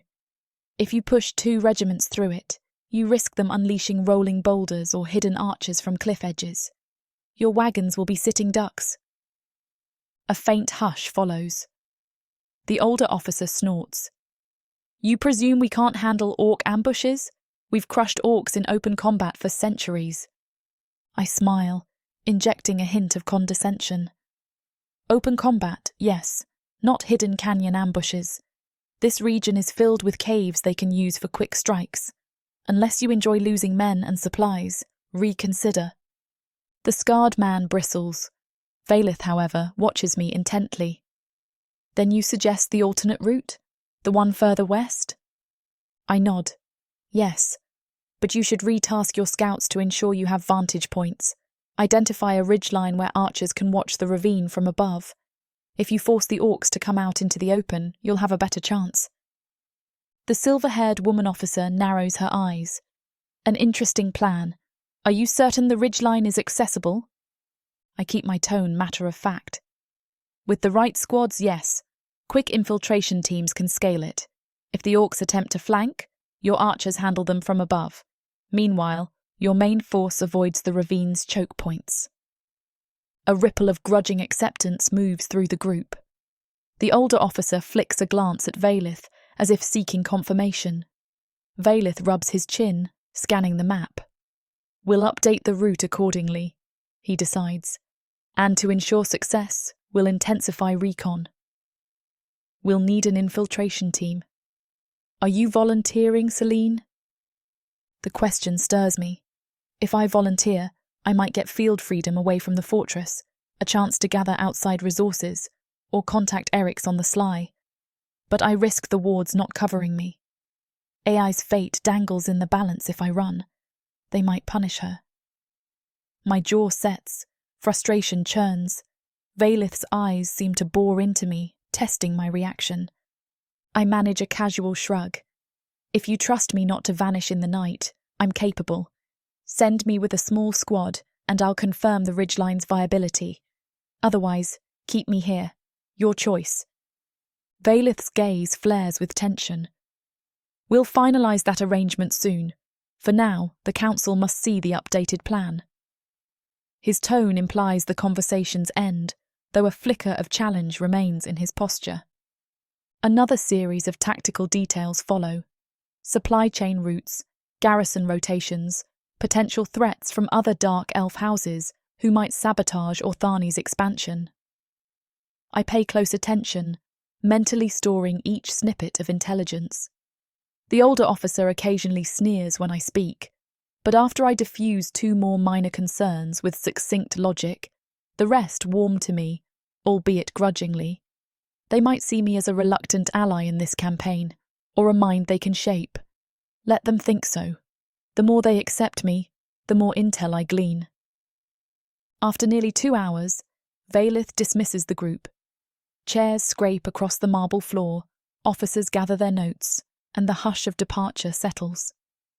I linger near the table, feigning interest in tidying scattered parchments. In truth, I want to see any side notes or records they leave behind. My discreet scanning pays off.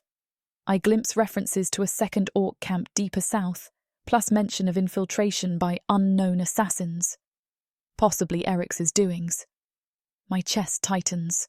So Orthani is aware of infiltration attempts. Something to keep in mind. At last, the last officer exits. Vaelith remains, arms folded. The tension between us ripples again, the sense of being alone in a big chamber with him. My heart thuds, reminding me that sparks of antagonistic chemistry have become routine, like a volatile tango we can't quit. He levels me with a look that's part scrutiny, part grudging respect. You handled yourself well. My officers might not say it, but they see your logic. I shrug, adopting a confident tone. If they took me for a fool, they've learned otherwise. He lets out a soft exhale. Yes, they have. For a moment, I sense him weigh whether to say more. Then he nods, as if reaffirming a decision. Tomorrow, you'll demonstrate your infiltration skills in a mock scenario. We'll simulate orc defences in the training grounds. If you excel, I'll consider sending you on the actual recon. My pulse stirs at the prospect. An infiltration exercise? You think that'll prove my loyalty? A muscle in his jaw flexes. It'll prove your competence and your willingness to follow my orders. Heat flares along my skin as I remember how we clash with steel or words so frequently. My mind flicks to the swirl of tension in the war room after everyone left. And if I pass your test, what then? You'll trust me with a squad? He arches a brow. I'm not one to dole out trust easily, but I might give you a leash long enough to see if you hang yourself with it. A smirk touches my lips. What a charming metaphor, Commander. He steps closer, presence dominating the space. My breath catches, though I refuse to back away. I don't do charm, he says, voice low. I do results. A swirl of electricity runs between us. For a single charged moment, I recall Zareth's attempts at mental intrusion, Eryx's shadowy offers, and Vaelith's unwavering discipline. Each man tries to shape me, each in a different way. But Vaelith alone stands as my direct jailer, the one who can test me daily, physically and strategically. Despite resenting him, I can't deny the pull of that challenge. I'll get you results, I murmur, letting a fraction of the tension slip into my tone. As long as you remember I'm doing it for me, not for Orthani. A flicker of annoyance crosses his features, but something else flickers there too, a reluctant fascination. We'll see, is all he says, stepping back. Guard, show her out. She has a schedule to maintain. I roll my eyes but comply. The guard who enters tries to loom, but I ignore his intimidation. We exit the war room, traversing corridors until we reach the open courtyard. The sky overhead is uncharacteristically bright, pale daylight reflecting off the estate's stone walls. A cluster of soldiers trains on the far side, swords clashing in a metallic din. I watch them for a moment, pondering how best to manipulate or glean more details. Then, deciding I need a private corner, I wander toward a small orchard Vaelith keeps behind the estate. The guard trails at my heels, though at a respectful distance. In that secluded orchard, rows of low fruit trees provide dappled shade. My guard stands near the entrance, glancing around idly. I drift among the trunks, casually practicing the faint touches of psionic suggestion I've been honing since I arrived. Nudging him with mild apathy, letting him believe there's nothing suspicious about me wanting to study the orchard. He relaxes, posture easing. Perfect. Another subtle victory. I settle under a gnarled tree, leaning back against the trunk. My mind replays the War Council discussion, each general's worry, the infiltration plan. The sabotage I introduced on their maps remains undiscovered. If the orcs prove more cunning than expected, Orthani might face a nasty surprise, and I can slip in to save them at the right moment, extracting favours. The notion makes me grin. I'm playing a high-stakes game, but each step draws me closer to a position of power. A rustle of leaves signals movement behind me. My hand goes to the knife at my belt. The orchard is supposed to be deserted, aside from the half-bored guard at the entrance. I peer around the trunk, tense. But no threat materialises, just a faint breeze stirring branches. I exhale. My nerves remain on edge, though. Zareth tried sneaking in before. Eryx lurks in shadows. Vaelith's watchers circle. This orchard feels like my only respite, and even here, I'm not fully safe. I push away from the tree, deciding I've lingered enough. The guard at the orchard's entrance perks up as I return, but I brush past him with a curt nod. "Take me back to my room," I order. "I want to rest before more training." He obeys, perhaps under the faint psionic ripple I'm weaving, or maybe because he's used to following orders from anyone Vaelith endorses. Once in my chamber, I ensure the door is locked. Then I pace the small space, mind swirling. My transformation spells remain stable, scars hidden. Good. I sense the wards pricking at the edges of my magic, but they're satisfied with no major usage. Summoning a stealthy hush, I kneel by the bed and pull out a small strip of parchment I pilfered from the War Council, plus a quill and ink I scrounged from a servant's desk. Jotting down key details of Orthani's upcoming manoeuvres, I plan to stash them, possibly for Eryx to find if he sneaks in again, or maybe for my own reference if an escape route emerges. AI's rescue weighs on me, though I'm no closer to knowing exactly where they're keeping her. I vow not to let that slip, but for now, I must strengthen my leverage. As the day wears on, a servant delivers a simple meal, a bowl of stew, a chunk of bread. I taste it warily, suspecting Orthani might drug me to keep me docile.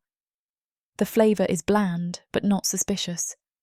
No dizziness comes, so perhaps they trust me not to attempt sabotage so openly. Fools. Evening draws near. Vaelith doesn't summon me again, so I suspect he's busy finalising tomorrow's infiltration test. I remain watchful, practising slow stretches to keep my muscles loose.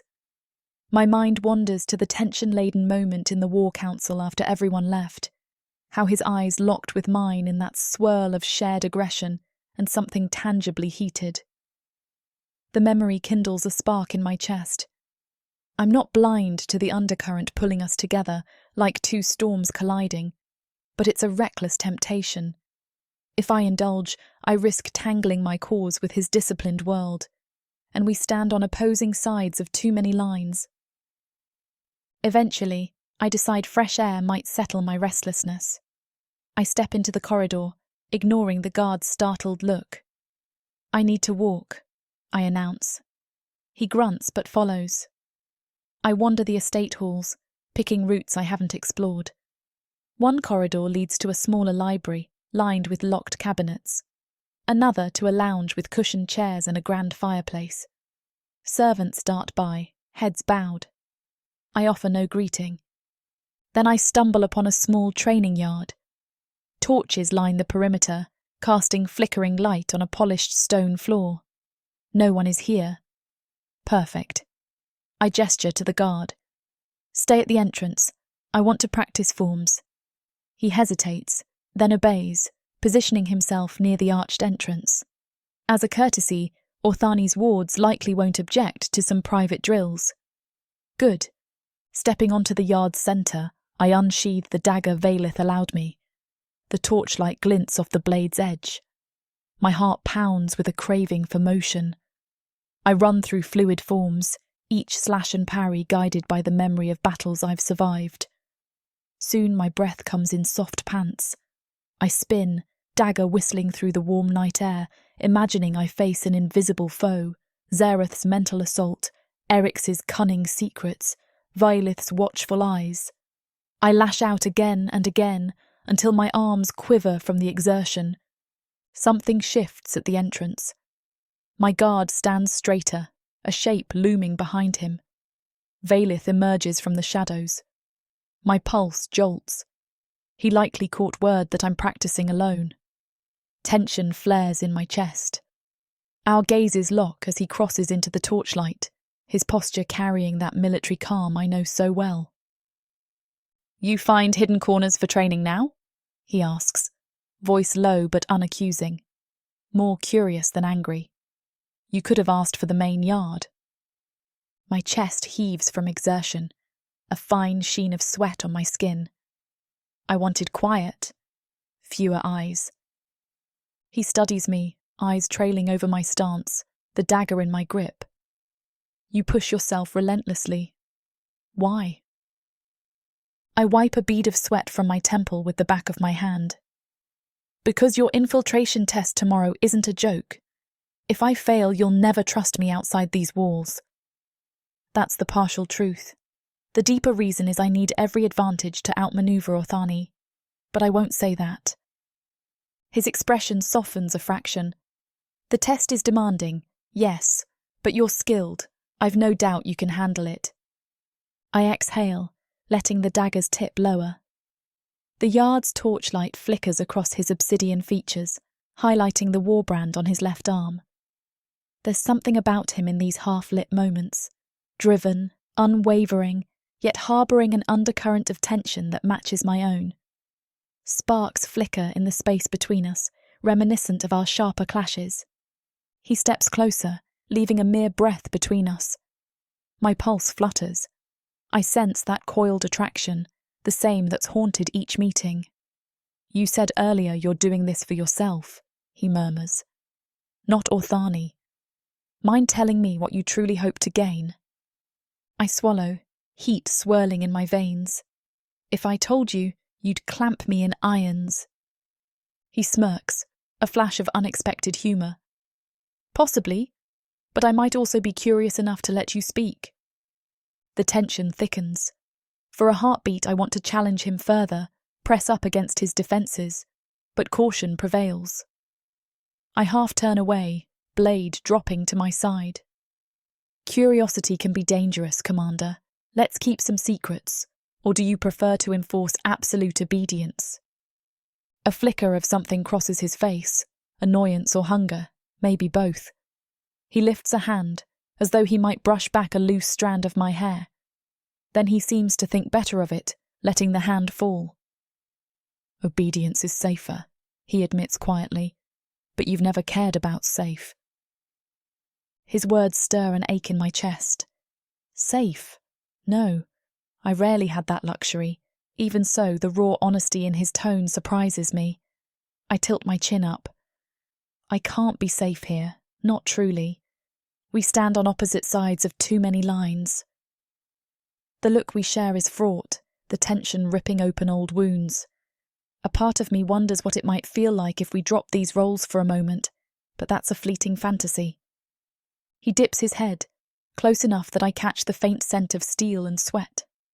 Torchlight gilds the curve of his jaw, the tight line of his mouth. My heart pounds in a painful staccato. The swirling energy that draws us is thick enough to taste, but it's layered atop all we resent about each other. Then, as abruptly as it flares, he steps back, an almost trembling exhale escaping him. His gaze flicks to the dagger in my hand. "Train as you will," he says hoarsely. "Don't exhaust yourself. Tomorrow demands your best." I nod, throat tight. "Understood." With a last lingering look, he strides away. The guard follows him, leaving me alone once more in the flickering torchlight. My breath shakes, and I curse inwardly at how easily Vaelith stirs me. I never asked for this undercurrent of desire, or for the way my body responds when he stands so close. It complicates everything. Still, tomorrow's infiltration test looms, and I'll need my full focus. Putting aside these tangled thoughts, I resume my practice, repeating fluid sequences, each slash a vow to remain in control of my path. Orthani's war council may think they own me, but I'll use their arrogance for my own ends. Let Vaelith harbour whatever curious pull he feels. Let Zareth circle with hungry psionic eyes. Let Eryx roam in the city's shadows. I stand at the centre of their ambitions, forging my own destiny. By the time I finish, my limbs tremble from exertion, sweat dripping along my brow. The torch flame has nearly burned to a sputtering stub. I tuck the dagger away, stepping back inside the corridor. A late-hour hush blankets the estate. My guard reappears, escorting me to my room with minimal fuss. My bed beckons in the gloom, a meagre comfort, but I drop onto it. Sleep remains elusive. I stare at the low-burning lamp, mind replaying the war council, my sly sabotage, the orchard solitude, the tense exchange with Vaelith in the training yard. My heart thrums with anticipation for tomorrow. In that half-dark, half-sleepless state, I let a soft chuckle escape me. I'm slipping deeper into Orthani's labyrinth, weaving trust with a city I despise, luring them into believing I might be tamed. But a caged viper is still a viper. The question remains whether I'll poison them from within or become entangled in these men's conflicting demands. For I's sake, for my own liberation, I must stay 2 steps ahead. Exhaustion drags me under. Tomorrow awaits, with infiltration tests, subterfuge, and more encounters with Vaelith that threaten to spark a wildfire I'm not sure either of us can contain. I close my eyes, allowing the swirl of my plans to lull me. My last conscious thought is a silent promise that I won't be broken by Orthani's chain. No matter how seductive or fierce the men in my orbit, I will carve a path to freedom, one cunning step at a time.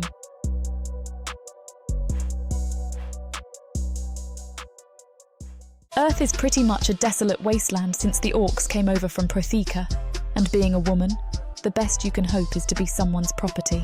Now, after my curvy body catches Corthar's eye, he'll claim me, and I'll serve him, in any way he pleases. You're mine now. Listen to this story and more when you get the complete Orc Warriors of Protheka audiobook and ebook bundle. 40 books, 19 audiobooks, 19 ebooks. You even get 1 free novella and 1 free audiobook. All for a shocking 90% off. Protheka's magic is eternal, and the complete Orc Warriors of Protheka bundle will bring over 100 hours of that magic to you.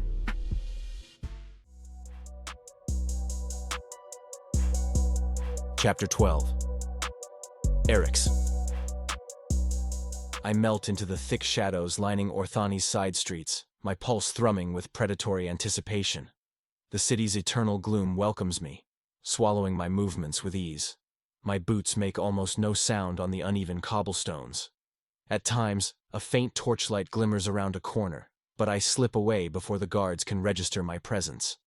This route is etched into my memory by now, an abandoned corridor that skirts Vaelith's estate, threading past collapsed walls and disused archways. In the distance, the estate's high towers loom, washed in wavering torchlight. Dark silhouettes of guards pace along the upper walls, scanning the perimeter for intruders.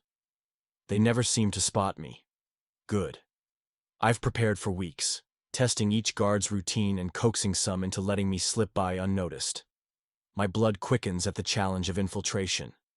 If there's anything I love more than outsmarting Orthani's watch, it's cornering the Perna who's caught in their snare. I cross a narrow footbridge spanning a half-dried canal. The reek of stagnant water clings to the air. Past the canal, Vaelith's estate gardens begin, a sprawl of manicured hedges and cunningly shaped trees. At night, the place looks haunted, lit by discreet mage lamps that cast pale glows along winding paths. A figure in black leathers guards the rear gate. I exhale, letting the faint hum of my chaos-laced magic swirl around me. A gentle push to his mind, like a whisper saying, "Look away," and he straightens, gazing into empty space. Perfect. I slip past him, rounding a thick hedge, my heart pounding in savage triumph. Zelene must be inside. Perhaps she's forced to stay in her assigned chamber, or maybe Vaelith has her training at all hours.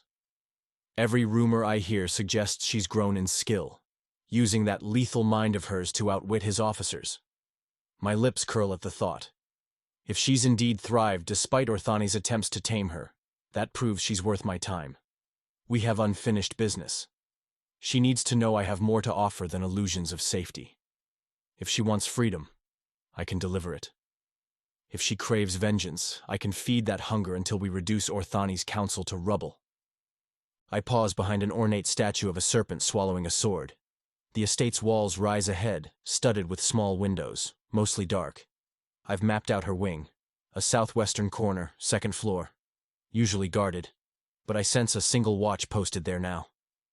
I scan for signs of movement, and sure enough, a lone figure stands on the balcony above, leaning on a spear in boredom. Good. One guard is manageable. I scale a low scaffolding along the wall, boots finding easy purchase in the stone's cracks. My breath comes slow and steady. The wind rustles a few distant trees. The guard remains oblivious. I climb higher, hooking my gloved fingers over a protruding ledge, then vault onto the second-floor balcony. In the gloom, I crouch, letting the guard pass by just a few paces away. Another mental nudge hushes his suspicions, turning his gaze to the courtyard below. He steps aside, offering me a narrow chance to slip through a half-shuttered window. My heart hammers, but each movement is a calculated dance. The window yields under my pressure. I swing inside, landing silently on polished floorboards. A dim corridor stretches ahead, lined with tall tapestries that depict Orthani's conquests in lurid color. The corridor is quiet. No voices, no footsteps. Perfect. I press forward, recalling the approximate location of Zelene's room from previous glimpses. I pass two closed doors, each with the faint scratch of occupant presence. Not her. The next door is slightly ajar, a weak lamp flickering inside.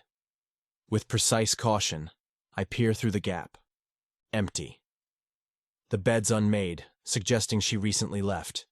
The lamp's nearly burned out, its flame guttering in the stale air. My chest twists with mild disappointment.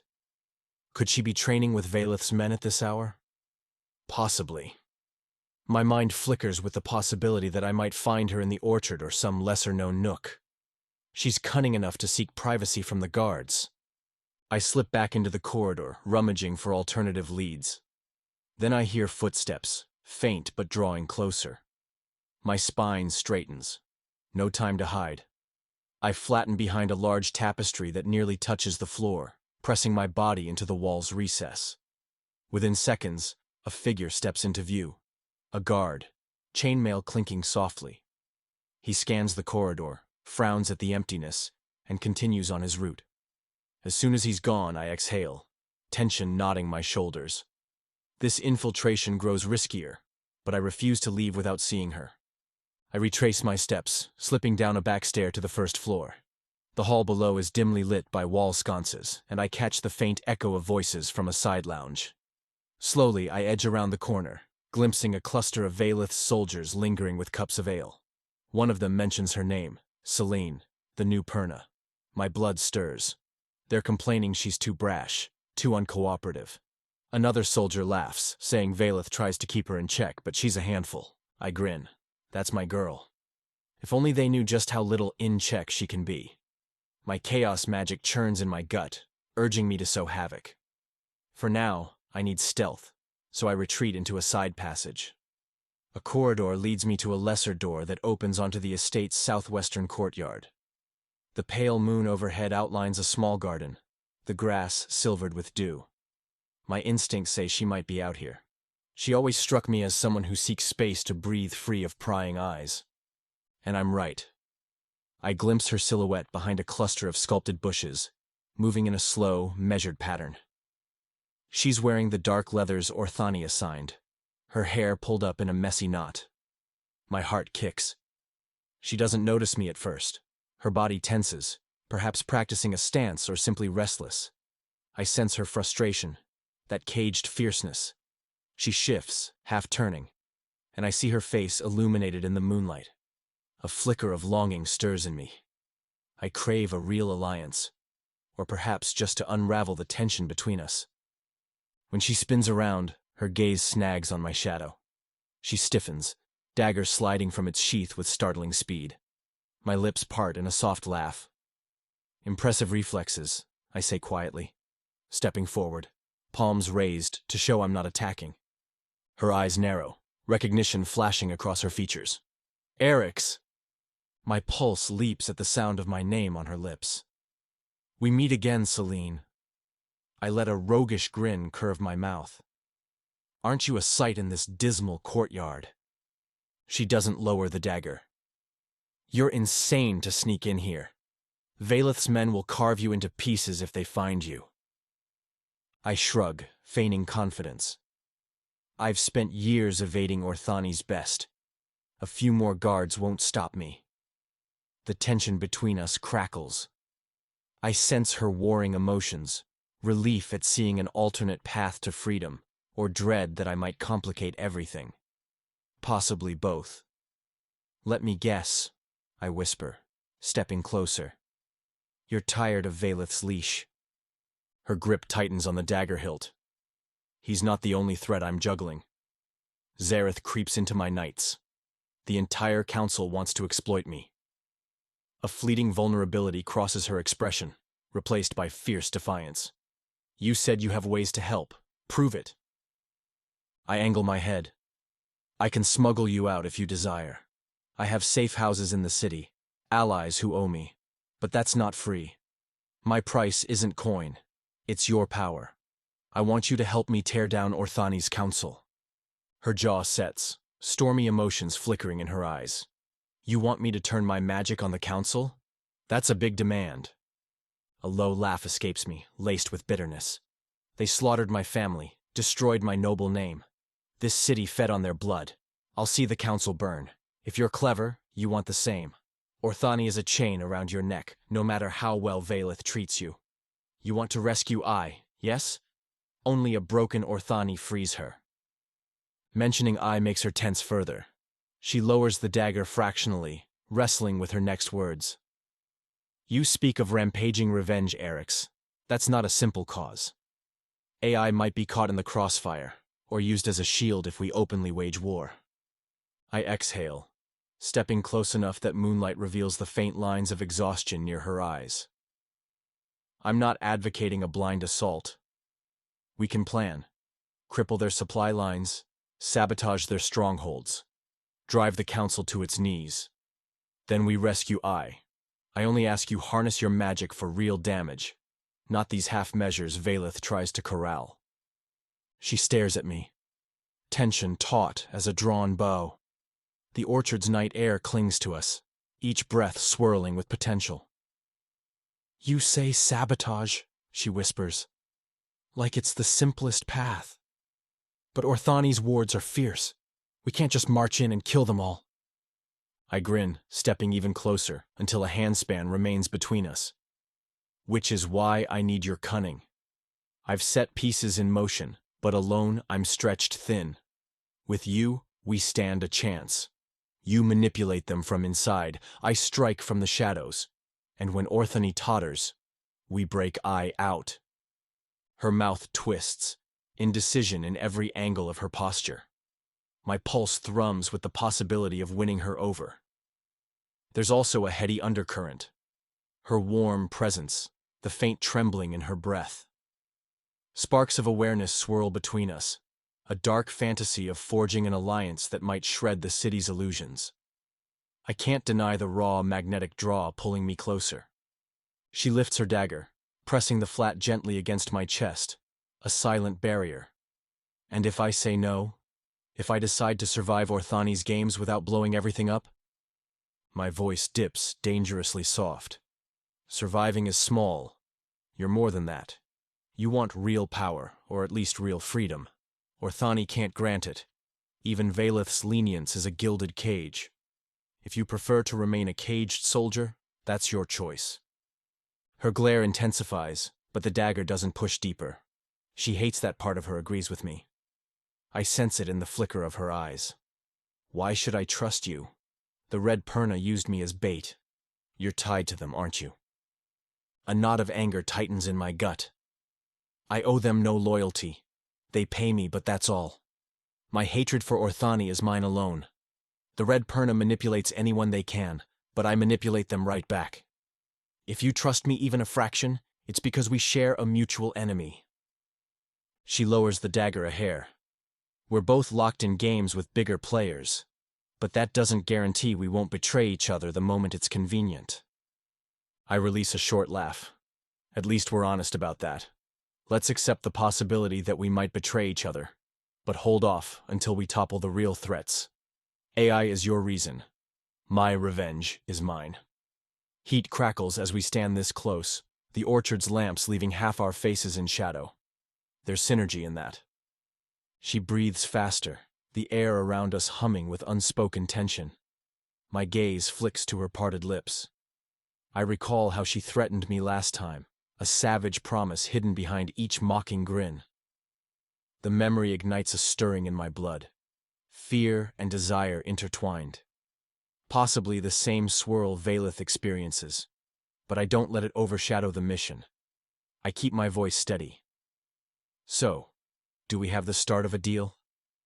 Her eyes flick away, scanning the silent orchard.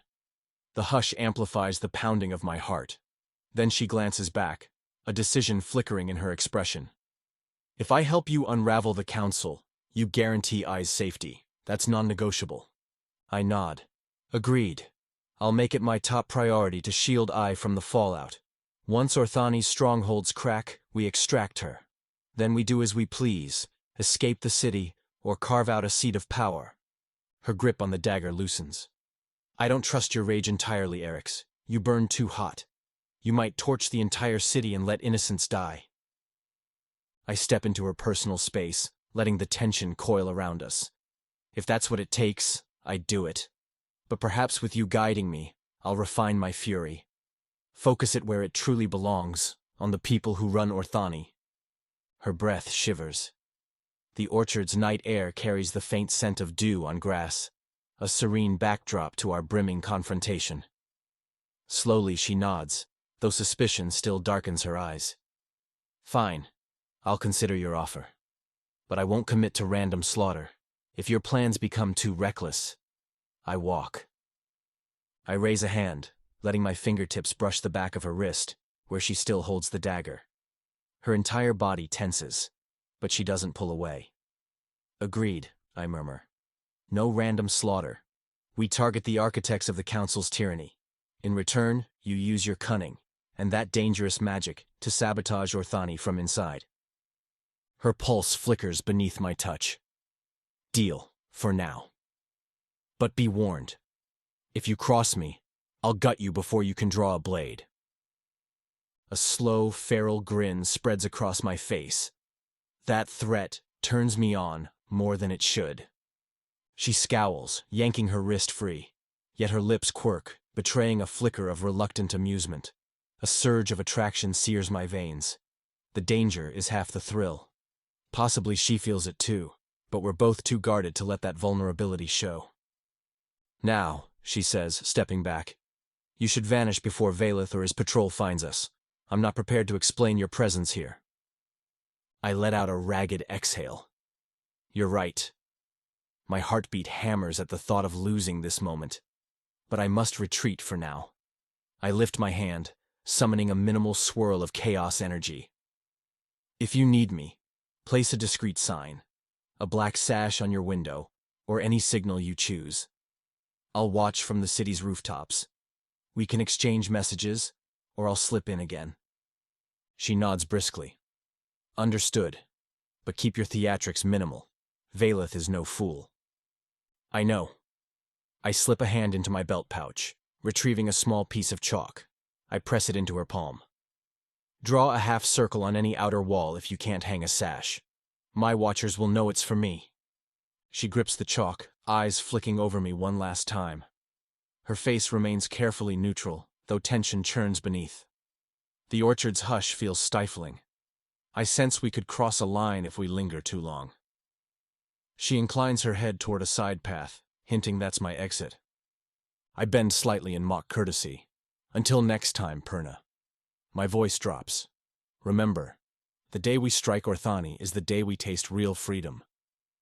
She doesn't respond, just watches me with that intense stare. The dagger remains at her side, a silent warning. I pivot, gliding back through the orchard, sticking to the darkest patches where the moon's glow can't betray me. Once I pass the hedges, I scale the same route I used to enter, vaulting over a low fence near the estate's boundary. Guards remain oblivious, lulled by my carefully curated infiltration schedule. Soon, I'm outside Vaelith's domain again, crossing that dilapidated footbridge over the stagnant canal. Relief and adrenaline swirl inside me. This visit was dangerous, but essential. She didn't outright commit to my plan, but she didn't reject it either. That's progress. I remains her soft spot, a precious thread I can tug to keep her by my side. Navigating Orthani's labyrinth of alleys, I head toward my hidden safe house.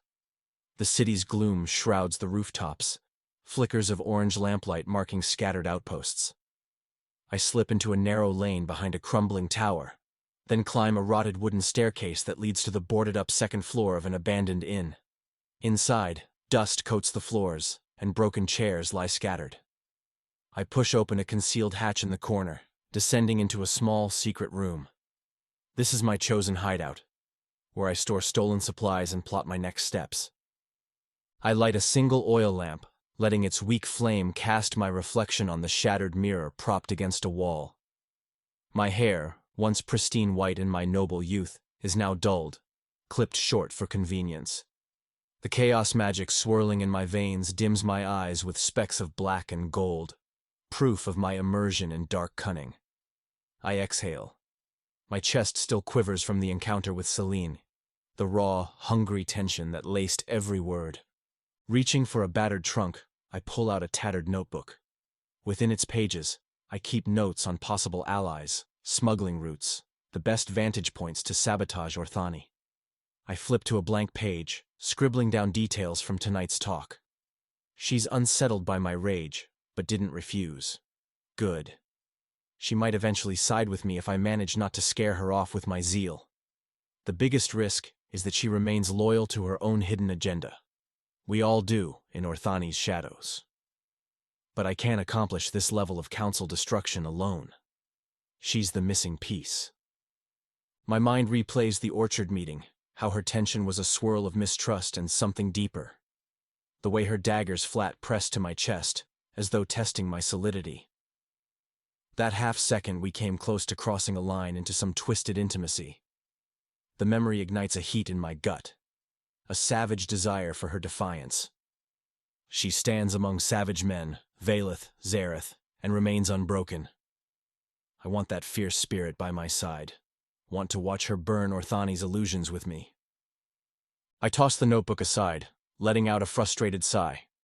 If only I could orchestrate a more direct strike soon, prove to her that we can cripple the council.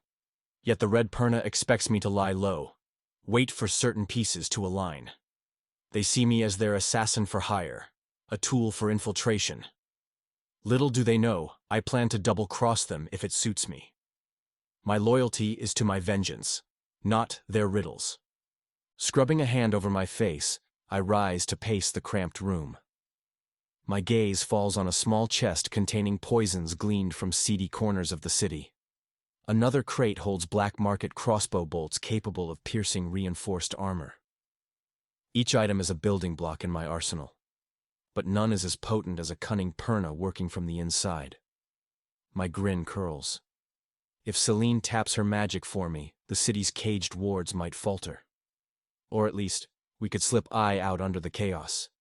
I vow to push that angle further, coax her to trust me, or at least accept me as the lesser evil compared to Orthani. Slumping onto a tattered armchair, I let the lamp's flickers lull my racing thoughts. My next move is to sabotage a supply shipment rumored to depart soon. A perfect chance to show Zelene we can undermine Orthani easily. If I do it well, she might see the advantage of working with me. I can slip her a note describing the plan, maybe coax her to assist from within, verifying which route the wagons take. The more we coordinate, the stronger our bond, or so I hope. Yet a gnawing doubt surfaces. She might set me up, feeding me false data to keep Orthani's trust. If that's the case, well, I'll see it as a test. This entire city teeters on a blade's edge. We all risk betrayal, but I can't let that paralyze me. I embrace the thrill, the scorching sense that at any moment we could tear each other apart. That sense of lethal tension is half the reason I do this. Eventually, exhaustion seeps into my bones. I extinguish the lamp, letting the room's darkness embrace me. My eyes remain open, adjusting to the gloom. The orchard's image replays in my head. Zelene half lifted her blade, voice hard, yet a flicker of desperation behind her gaze. The mention of I stirs her protective instincts. That might be the key to forging an alliance. If we stand a chance at toppling the council, we must keep I from being used as a pawn. I lean my head back, letting the faint swirl of chaos magic flicker along my fingertips. They glimmer with gold flecks, dancing in the blackness. I imagine unleashing it on Orthani's grand council hall, each noble screaming as their illusions of control crumble. My grin is savage. Then I imagine Zelene standing beside me in the aftermath, a shared triumph shining in her eyes. That fantasy spurs me forward, even as my chest aches with the knowledge of how uncertain everything is. She might never fully trust me, and that's acceptable. We only need an alliance of necessity. Lust, fury, revenge. These can bind us temporarily.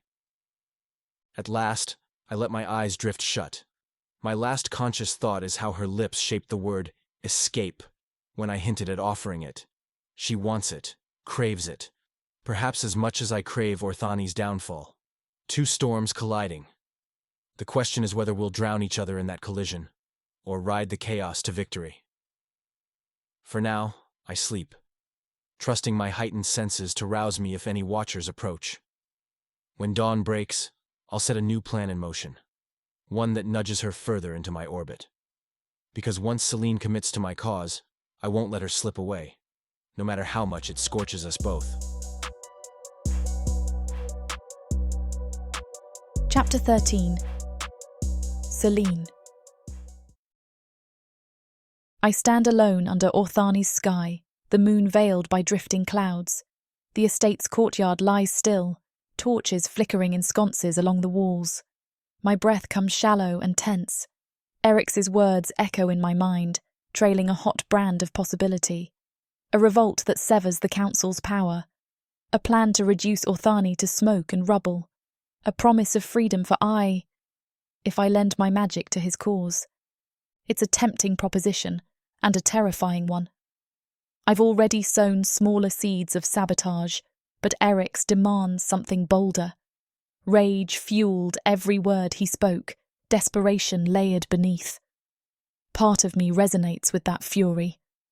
Another part seethes at the notion of dancing to someone else's tune yet again. The orchard's cool air earlier did nothing to calm me. I can't sleep, can't even think straight. I need an outlet. That's why I slip from my assigned chamber into the estate's rear yard, where Vaelith often conducts late-night drills with whichever soldiers volunteer for extra training. My heart pounds as I approach, unsure if I want him to be here or not. The idea of clashing with him right now, physically, violently, teases the edge of my pulse, weaving equal parts dread and excitement. We've grown used to these nighttime sessions. Me, restless with too many secrets. Him, a commander who never sleeps until Orthani's foes are subdued. If anyone can match the storm raging inside me, it's Vaelith. Torches ring the small training ground. The space is enclosed by high stone walls, offering privacy from the rest of the estate. War marks of light shimmer on the sand underfoot. At first it seems empty, but I catch a flash of movement in the far corner. My breath hitches. He stands by a rack of practice weapons, wearing his sleeveless black cuirass and simple trousers. The faint gleam of sweat outlines the muscled lines of his arms and shoulders. He's been working out alone, it seems. Heavy war staff leaning against the rack, chest rising and falling with each breath. He notices me instantly. Our eyes meet across the flickering ring of torchlight. That silent exchange brims with tension. "It's late," he says, voice low but carrying easily in the hush of the yard. "You should be resting before tomorrow's infiltration exercise." "I'm too wound up," I admit, moving closer. The sand shifts beneath my boots. "Thought you might want a spar." He arches a brow, assessing me. "You look ready to carve a path through a mountain. Something on your mind?" My mind whirls with Eryx's proposal, the swirl of treachery that calls me to war. I bury those thoughts behind a wry smile. "Perhaps I just need to let off steam. Are you going to deny me that, Commander?" He picks up a practice sword from the rack, tossing it to me. I catch it easily, the wooden blade whistling against my palm. The corners of his mouth tilt in a near smirk. "I doubt I could deny you anything right now if I tried."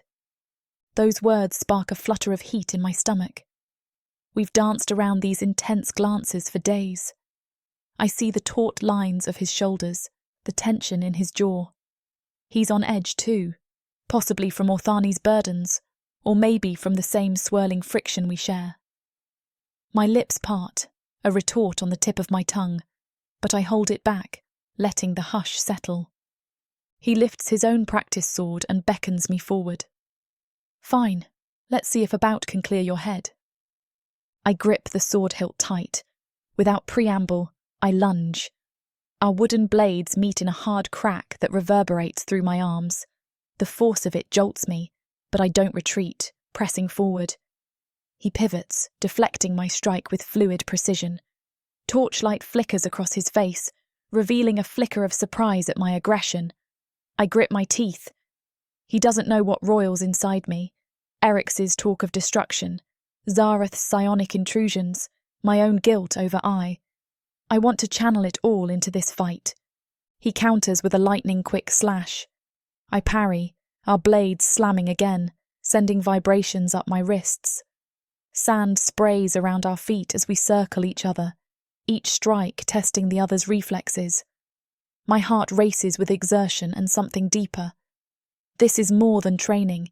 It's a raw release of pent-up fury. Vaelith meets me blow for blow, grunts mingling with each impact. I twist, hooking my foot behind his calf, trying to unbalance him. He shifts his weight, forcing me to break away. My pulse thunders. He lunges again, feinting high, then sweeping low. I barely dodge in time, letting out a breathless snarl. Our gazes lock, a mutual challenge flaring in the flickering light. "You're pushing harder tonight," he observes in a ragged voice, wooden sword held poised. "What lit this fire under you?" "Does it matter?" I hiss, driving forward. Our swords lock in a test of strength, pressing hilt to hilt. I see the sheen of sweat on his obsidian skin, the subtle clench of his jaw. My arms shake from the force, but my anger steels me. "Fight me. Don't ask me questions." His eyes narrow. "Fine." He shoves me back, then lunges with a sharp overhead slash. I spin aside, letting the blow glance off my blade. I retaliate with a slash toward his ribs. He parries neatly, hooking my arm with the practice sword's crossguard, forcing me to pivot away again. My chest heaves, hunger for more fueling every breath. We engage again, the ring of watchers absent, no one to admire or judge. This is for us alone. He thrusts, I sidestep. We clash near the centre, sweat flying as we both strain. My mind recedes into an almost feral state. There's no strategy but pure aggression. Wood cracks on wood, each collision a jolt to my core. When he tries a sweeping strike at my legs, I leap, hooking my practice sword behind his, flipping it from his grasp. It clatters across the sand. Surprise flashes in his eyes, but he reacts instantly, launching forward to grab me before I can finish him. We crash together, tumbling in the sand, a mass of limbs and ragged breathing. I snarl, pushing against his chest, trying to wrestle free. He's strong, honed by years of Orthani discipline. My elbow jabs his side. He grunts, refusing to let go. We roll, dust rising around us. My sword is pinned under my hip, useless now. He grips my wrist, forcing me onto my back. My heart hammers, a fierce rush of adrenaline spiking in my veins. Torchlight flickers across his face, revealing an intensity that's as much desire as anger. A guttural sound rips from my throat. I arch my body, hooking a leg around his waist. We are face to face, panting. The friction of his chest against mine sends shockwaves through me. A swirl of heat floods my center. This is madness, I think. We fight like enemies, but an undercurrent of raw, unspoken craving pulses between us. He tries to pin my arms, breath coming in ragged bursts. "You're out of control," he growls. "Maybe I like it that way," I snap, twisting under him. My nails clings into his forearm, not enough to draw blood, but enough to sting. "You want to tame me? Good luck." His eyes burn with equal parts frustration and hunger. "I never said I want you tame." He flips me onto my side, chest pressed to my back, his arm locking around my midsection. My body jolts at the intimate contact. A ragged moan escapes me, unbidden. I've never let a man manhandle me like this, but the friction of his body stirs a molten ache inside me. We're both shaking from the brutal exertion, from the swirl of tension we've refused to name. I lash out with my free elbow, catching him in the ribs. He grunts, loosening his grip enough for me to spin around and face him. We kneel in the sand, breathing harshly, faces inches apart. My chest brushes his, each breath forcing contact. A droplet of sweat trickles along my temple. "I hate that you make me feel this," I whisper, the confession harsh.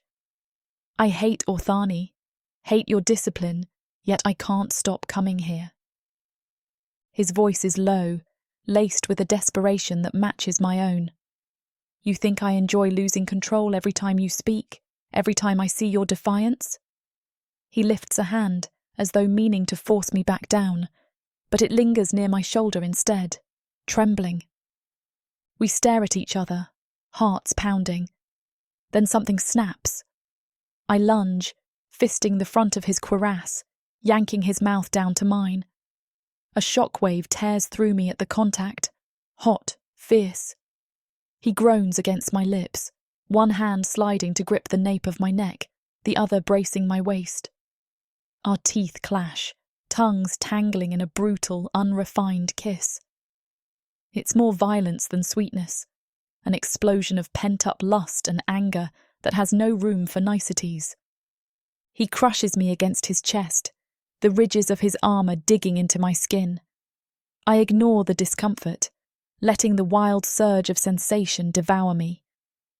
My nails scrape his shoulders, seeking any exposed flesh.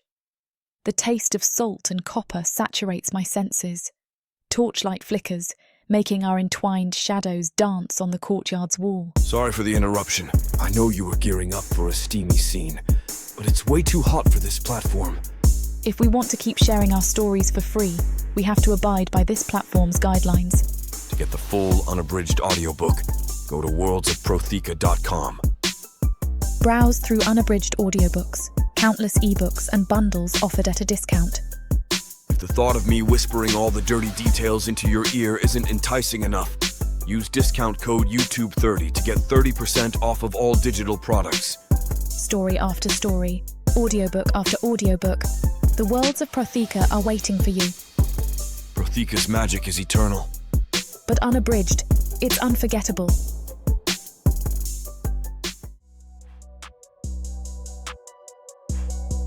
Chapter 15. Zelene. I wake before the sun has fully crested Orthani's jagged skyline, my pulse still unsteady from a fitful doze. My new chamber in Vaelith's east wing is more comfortable than the dungeon or the barracks, but no plush bed or soft linens can soothe the whirl of conflicting loyalties in my mind. I tumble out of the sheets, rolling my shoulders as I test any bruises left from yesterday's infiltration drills. My skin tingles where Vaelith's hands clutched me. The memory splices unease with smouldering need, leaving me more disoriented than any prison cell ever could. I pull on a plain tunic and fitted trousers, ignoring the ache in my thighs. Each faint twinge calls up images of our savage closeness, how we clashed until desire overcame us. I want to hate him for it, but the rest of me hungers for another taste. Shaking off the thought, I approach the wash basin to splash water on my face. The cold shock helps me focus. Today's tasks loom. I must keep playing Orthani's game, gleaning more intel, sowing quiet sabotage. And in the back of my mind lingers Eryx's proposition, his promise of a shared plot to ruin the council and free I. I rub a hand over my stiff neck, heading for the door. A guard stands outside, as always. He steps back at my approach, letting me roam so long as I don't stray beyond the boundaries Vaelith set. I need some open air, at least for a moment. But as I enter the corridor, a subtle shift in the estate's atmosphere prickles along my senses. Guards hurry by with hushed voices as if on alert. A tension seeps through the walls that I can't quite place. I head for the courtyard, hoping to practice forms and settle my restless energy. My guard trails behind me. The morning air is crisp, the sky tinted with a dull purple that heralds another overcast day. I cross the flagstones, scanning for any sign of Vaelith. Not here. Maybe he's convened with the War Council early. Fine. The fewer eyes, the better. I slip behind a row of neatly trimmed hedges, intent on drilling with my dagger. My guard stands at a discreet distance, arms folded. I exhale and start cycling through the motions, slash, pivot, strike. My mind empties into each movement, letting me vanish from the swirl of Eryx's demands and Vaelith's hold. For a few precious breaths, I'm simply honing my lethal skill. From the corner of my vision, a dark shape appears. My instincts flare, and I spin to face it. Zareth emerges from behind a twisted statue, his robed figure almost gliding across the stones. My stomach lurches. Of the three men entangled in my captivity, Zareth is the one who truly unnerves me. His psionic mastery brushes under my guard, prying at the corners of my mind. I see the faint flicker of gold in his eyes, the sign of intense arcane power. My guard stiffens, hand on his sword. Zareth doesn't even glance at him. Instead, he stares straight at me, a cool smile curving his lips. "I'd like a word with Zelene," he says softly, addressing the guard as though he's irrelevant. "Return to your post." The guard hesitates. "Commander Vaelith said—" Zareth lifts a slender hand, and a subtle wave of psionic force crackles in the air. The guard's eyes glaze over, his posture slackening. My heart seizes at the brazen display of mind control. In 2 slow strides, the guard turns, walking away with a blank expression. Zareth's magic nearly hums against my skin. A tremor of anger and wariness flows through me. "How dare you manipulate him?" I snap, stepping back a pace. Zareth cants his head, red hair shimmering in the half-light. "You speak as if I haven't done this 1,000 times. And you, little Perna, speak as if you truly care for a guard who'd toss you to the council if you slipped." His voice is low, seductive in its arrogance. I tighten my grip on my dagger, refusing to show fear. "I care about not having you violate the minds around me. You have no right." He smirks. "Orthani gave me every right. My house's lineage ensures it." Then his gaze drifts up and down my figure, as though dissecting me. "You've grown bolder since our last exchange. Perhaps Vaelith's questionable indulgences embolden you." A flicker of malice sparkles in his eyes. "No matter. Today, I've come to claim what should be mine from the start." A prickle of warning tingles over my scalp. My dagger lifts a fraction, ready to parry. "I'm no one's property. Vaelith might think otherwise, but I'll remind you both if necessary." Zareth's grin widens, twisted. "You misunderstand. I don't come to debate your cage. I come to secure your mind." Faster than I expect, he whips out a slender band from his robes. A hush of raw magic clings to its surface, runes etched in shimmering lines. A collar, he purrs, for your mind, not your neck. Once worn, it seeps into your thoughts, binds your will to me. My stomach knots. I sense the horrifying potential of that artifact. If he locks my mind, I become a puppet. A wave of defiance surges in me. Over my dead body. He arches a brow. That can be arranged, he murmurs, stepping closer, boots whispering across the courtyard's stones. But the council wants you alive. Let's not force me to make a mess. Stand still, little witch, and let me slip this collar onto your thoughts. Then we can proceed with more interesting tests. A hiss tears from my throat. I lash out with the dagger, but he anticipates, darting back. My blade whistles through empty air. He clicks his tongue, raising his robed arm. Psionic force slams into me, invisible pressure driving me to my knees. Pain blossoms along my spine.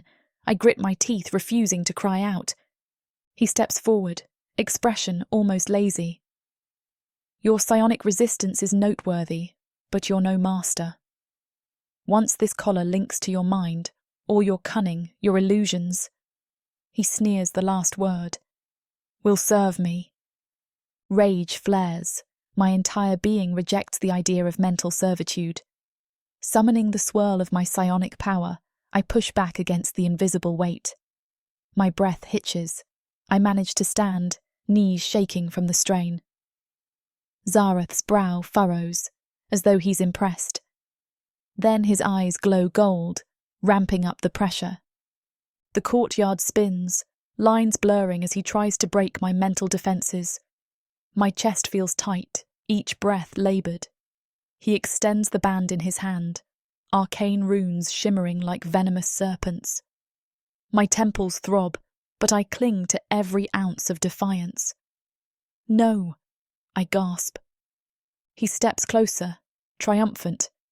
Yes, he whispers, raising the band. I see the faint lines of runic script that must latch onto the victim's mind. If it touches me, I might never break free again.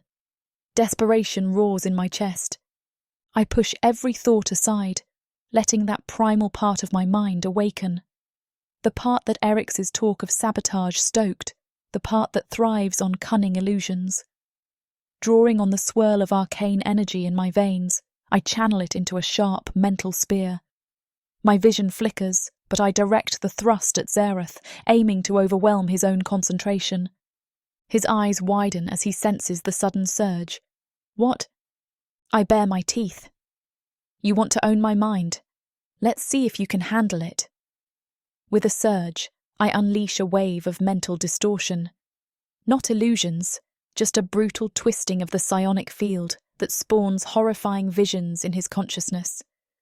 Nightmarish shapes swirl at the edges of his eyes, dark whispers hissing.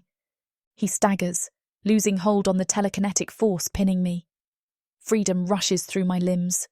I gasp, staggering upright. Zareth grips the band, fury twisting his face. You dare! He snarls, voice ragged. I roll my shoulders, dagger at the ready. I dare! I hiss back, letting the hallucinations intensify. I direct them with savage glee, shadows creeping over his skin, flickers of monstrous faces leering from the corners of his sight. If I push too hard, Orthani's wards might detect an abnormally intense psionic fight, but I can't hold back. This is life or death. Zareth's knees buckle. He clutches his skull, dropping the collar band. I note its arcane glimmer fading on the stones. The man who normally exudes unflappable psionic mastery now trembles, sweat beading on his brow. I don't let up, pressing the wave further. Sinuous shapes swirl in his peripheral vision, spectral horrors that claw at him. He chokes out a breath. Stop, he hisses, voice cracking. But his threat never finishes. The illusions tighten their grip, forcing him to stagger backward. My heart races, half exhilarated, half terrified by how close I came to subjugation. A cluster of guards appear around the courtyard's edge, alerted by the commotion. I sense them gawking as they see Zareth hunched in agony. The band lies at my feet, faint embers flickering from its runes. I could destroy it with one well-placed dagger strike, ensuring no other mind-enslaving attempts.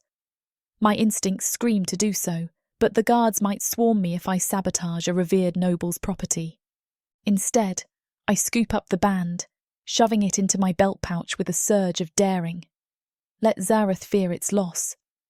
Then I grab the moment to escape. Guards converge, shouting for me to stand down, but I unleash a smaller psionic push, scattering them. They reel, momentarily disoriented. Taking advantage, I sprint across the courtyard toward a side archway.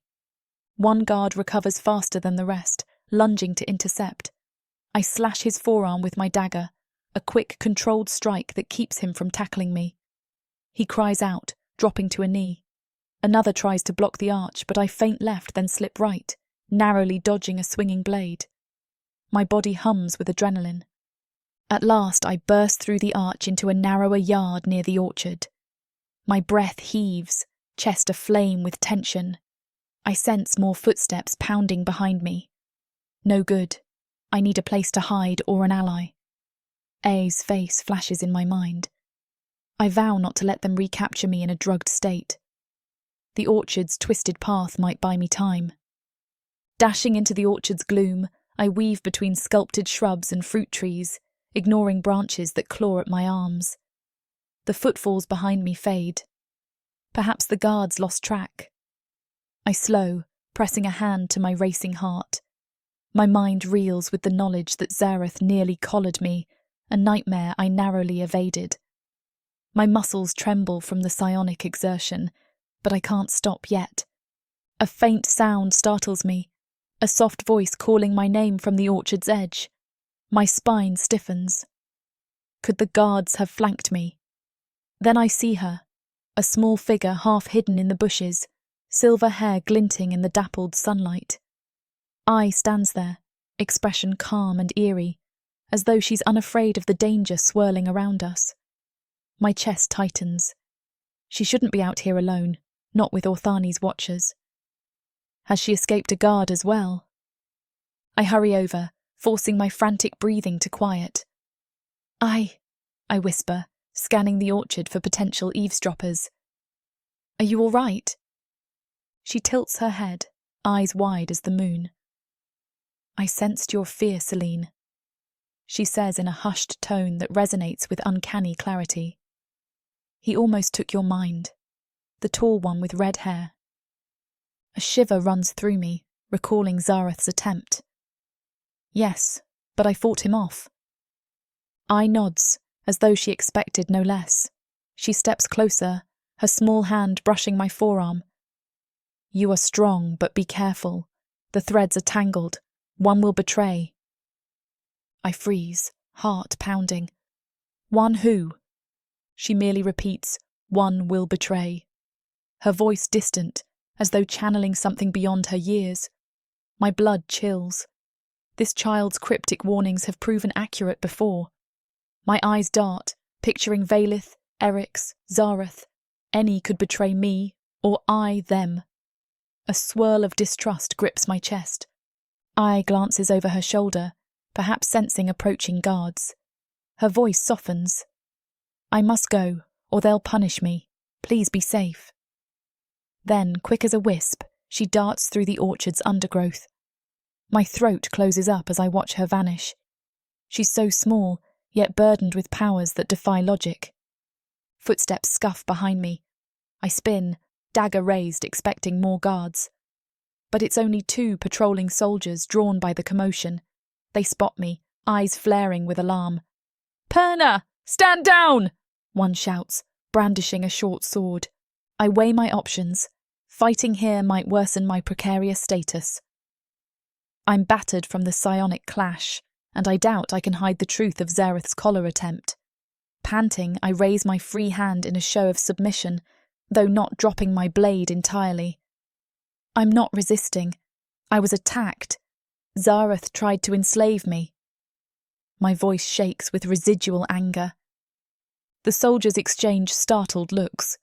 One lowers his weapon a fraction. Lord Zareth? The psionic noble? That can't be. Believe what you want, I snap. He used a mind collar. That's a crime even in Orthani's twisted laws, right? They hesitate, uncertain. Then the older soldier gestures for me to follow. We'll take you to Commander Vaelith. Sort this out. Slowly, no sudden moves. I exhale, giving a curt nod. Let them bring me to Vaelith, hopefully before Zareth recovers enough to spin the story. My entire body feels bruised from the mental war, but triumph edges my exhaustion. I have the collar band stashed in my pouch. That's proof of Zareth's treachery. Let him try to deny it. We wind through estate corridors until we reach a small guard station near the main hall. The soldiers keep a watchful stance, though not violently. They sense something larger is afoot. Another guard is dispatched to fetch Vaelith. I wait in tense silence, ignoring the suspicious glances from passers-by. My mind replays Ai's warning. One will betray. Did she mean Eryx, with his mania for rebellion? Zareth, with his predatory control? Or Vaelith, who stands at Orthani's heart? Soon Vaelith strides in, eyes dark with concern. He dismisses the soldiers, calling me forward. What happened? He demands, crossing his arms. My men say they found you in the orchard, claiming Zareth attacked you. I clench my jaw, rummaging in my pouch. My breath flutters as I pull out the slender band, runes now dim. He tried to fix this to my mind, I say, holding it up. A psionic collar. He wanted to break my will. Vaelith's gaze snaps to the band, fury flickering across his features. By the gods! That bastard! He rakes a hand through the air in agitation. Are you hurt? I swallow, feeling a trembling in my limbs. Nothing irreversible, but I had to lash back with my magic. He's probably reeling from hallucinations. A hollow laugh escapes me, though it's more relief than humour. Your guards might be rounding him up, or he's fled. I didn't stop to see. Vaelith's expression hardens. I'll see that the council hears of this. Even in Orthani, forcing a mind collar is punishable if done without council sanction. His voice drops. At least you're safe, for now. I nod, gripping the band until the runes cut into my palm. He might try again. He won't let me slip away now that I bested him. Vaelith curses under his breath. We'll address that. For the moment, come with me to my war chamber. We can't debate this in the open. He seizes the band from my hand, glancing at its inscriptions. We'll use this as evidence if needed. He leads me away from the guard station.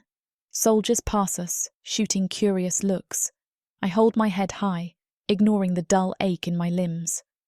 The swirl of adrenaline dissipates, leaving me drained. But the knowledge that I refused Zareth's mind slavery glows in my chest like a secret torch. I refuse to kneel for him. If he tries again, I'll cut deeper. Vaelith ushers me into the war chamber, shutting the heavy door behind us. He whirls, eyes raking over me. Tell me every detail. I recount the orchard scene, from Zareth controlling my guard to unveiling the collar band. Vaelith's fists clench. That monster, he mutters. He disrespects every boundary, every chain of command. If the council knew, but Zareth wields heavy influence. They might hush this up unless we force the matter. I let out a raw laugh. You're Orthani's commander, yet you worry they won't punish him. His lips curl in anger. His house invests heavily in psionic research. The council fears losing that advantage, but I'll ensure he doesn't roam free after this. I'll push for an inquest. Meanwhile... He exhales, stepping closer, scanning the bruises forming on my arms. I'll keep you guarded. More guarded, I mean. We can't let him corner you again. Guarded. Always guarded. The word stings, but I sense no malice in his tone, only concern. My chest tightens with an unwelcome warmth. "Thank you," I whisper, surprising myself with the sincerity, "for not brushing this aside." His gaze meets mine, tension sizzling. I recall the savage intimacy we shared, how he pinned me with the same force Zareth tried to harness, but the difference was desire, not enslavement. It's twisted, but I trust Vaelith more than Zareth. That doesn't mean I trust him entirely, though. Eyes warning rings in my head. One will betray.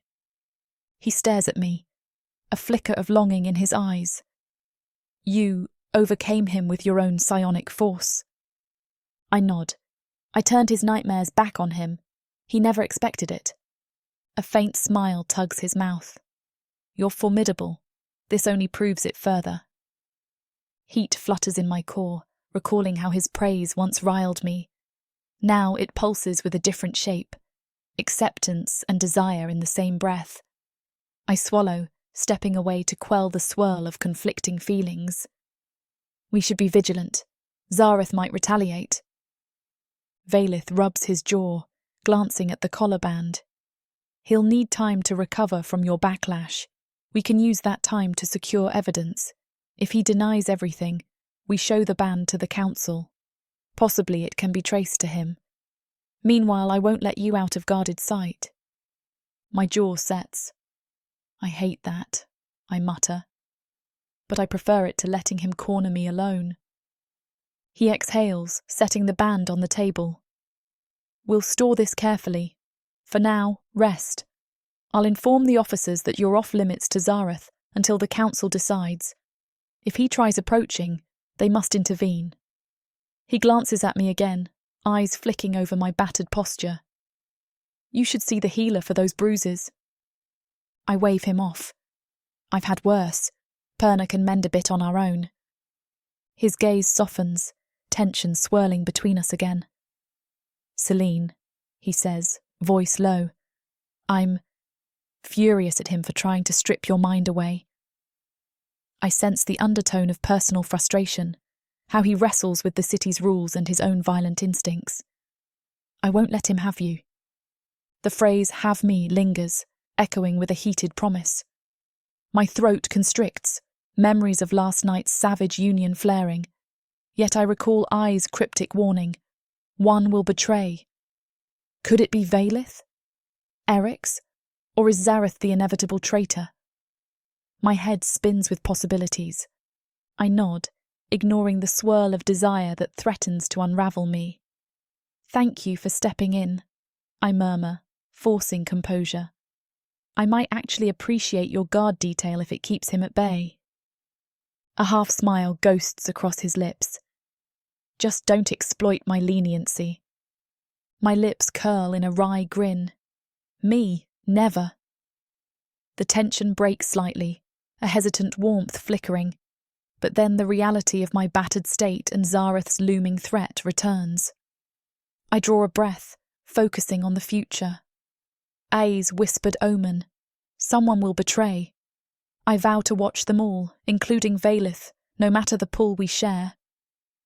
At last, he gestures me to the door. Go, rest. If you need me, I'll be with the officers finalising the next infiltration mission. I incline my head, stepping away. My body trembles, adrenaline slowly ebbing. The guards outside regard me with wide eyes, likely hearing rumours of what just happened. I ignore them, trudging through the corridors back to my suite in the east wing. My limbs feel heavier with every step, each bruise throbbing from Zareth's partial telekinetic assault. I want to collapse, let sleep claim me. But Eryx's plan gnaws at my thoughts, and Ai's warning sits like a ghost at my shoulder. Once inside my suite, I lock the door behind me, leaning against it as though shutting out the entire city. The collar band weighs my belt pouch, a sinister trophy. The runes remain dark, like a snake coiled in weight. I consider destroying it, but keep it for leverage. If the council demands proof of Zareth's crime, I'll produce it. For now, I stash it beneath the small writing desk, wrapped in cloth. I sink onto the bed, exhaling shakily. My bruises sting, but the deeper ache is in my chest. Orthani's fortress stands as a pit of vipers. Zareth tries to enslave me. Eryx wants me for sabotage. Vaelith claims me for war. And somewhere in the fortress halls, I creeps in shadows, whispering riddles about betrayal. I can't tell if I stand on the cusp of triumph or disaster. A single flickering lamp throws shadows against the walls. My eyes drift shut. As exhaustion tugs at me, I recall the moment Zareth reeled under my mental lash. That sense of power, of refusing to kneel, fuels me with renewed determination. I am not a toy for these men, no matter how alluring or threatening they might be. I will carve my own path, rescue I, and if necessary, burn Orthani's illusions of control. Slumber takes me in a slow descent, my last conscious thought a swirl of shifting images. Zareth's twisted grin, Vaelith's fierce scowl, Eryx's smug half-smile, and I's two calm eyes. In that shifting half-dream, I see faint glimpses of each man turning away from me at a crucial moment, a spasm of betrayal etched into their features. I jerk awake briefly, heart pounding, before tiredness drags me back under. The city's wards hum in the distance, muffled by the thick estate walls. A battered but triumphant sense of self lingers in my core. If Zareth tries again, I'll be ready to strike deeper. And if I's prophecy holds, I'll watch my every step, prepared for the betrayal that lurks. For now, though, I let darkness cradle me. The knowledge that I bested Zareth's vile attempt tonight remains my solace, a small victory in a labyrinth of threats. Whatever tomorrow brings, council inquiries, infiltration missions, Eryx's clandestine plots, I'll face it with my mind unbound and my will sharper than ever. Chapter 17. Zelene. I slip through the twisting back alleys of Orthani's underbelly, guided by a single lantern's glow in the distance. The early evening sky roils with clouds, a half-moon haloed in murky silver. The city's looming spires form black silhouettes overhead, and the cold air carries the distant clamour of drunken brawls and patrolling guards. Yet, here in the older quarter, the streets feel almost abandoned, as though Orthani's heart beats louder in the more prosperous zones. I pull my cloak tighter, scanning each shadowy turn. Earlier, I sent a coded message to Eryx using one of his rumoured drop points, a slip of paper tucked behind a broken statue. I told him to meet me here, at a particular safe house nestled in the labyrinth of decaying stone.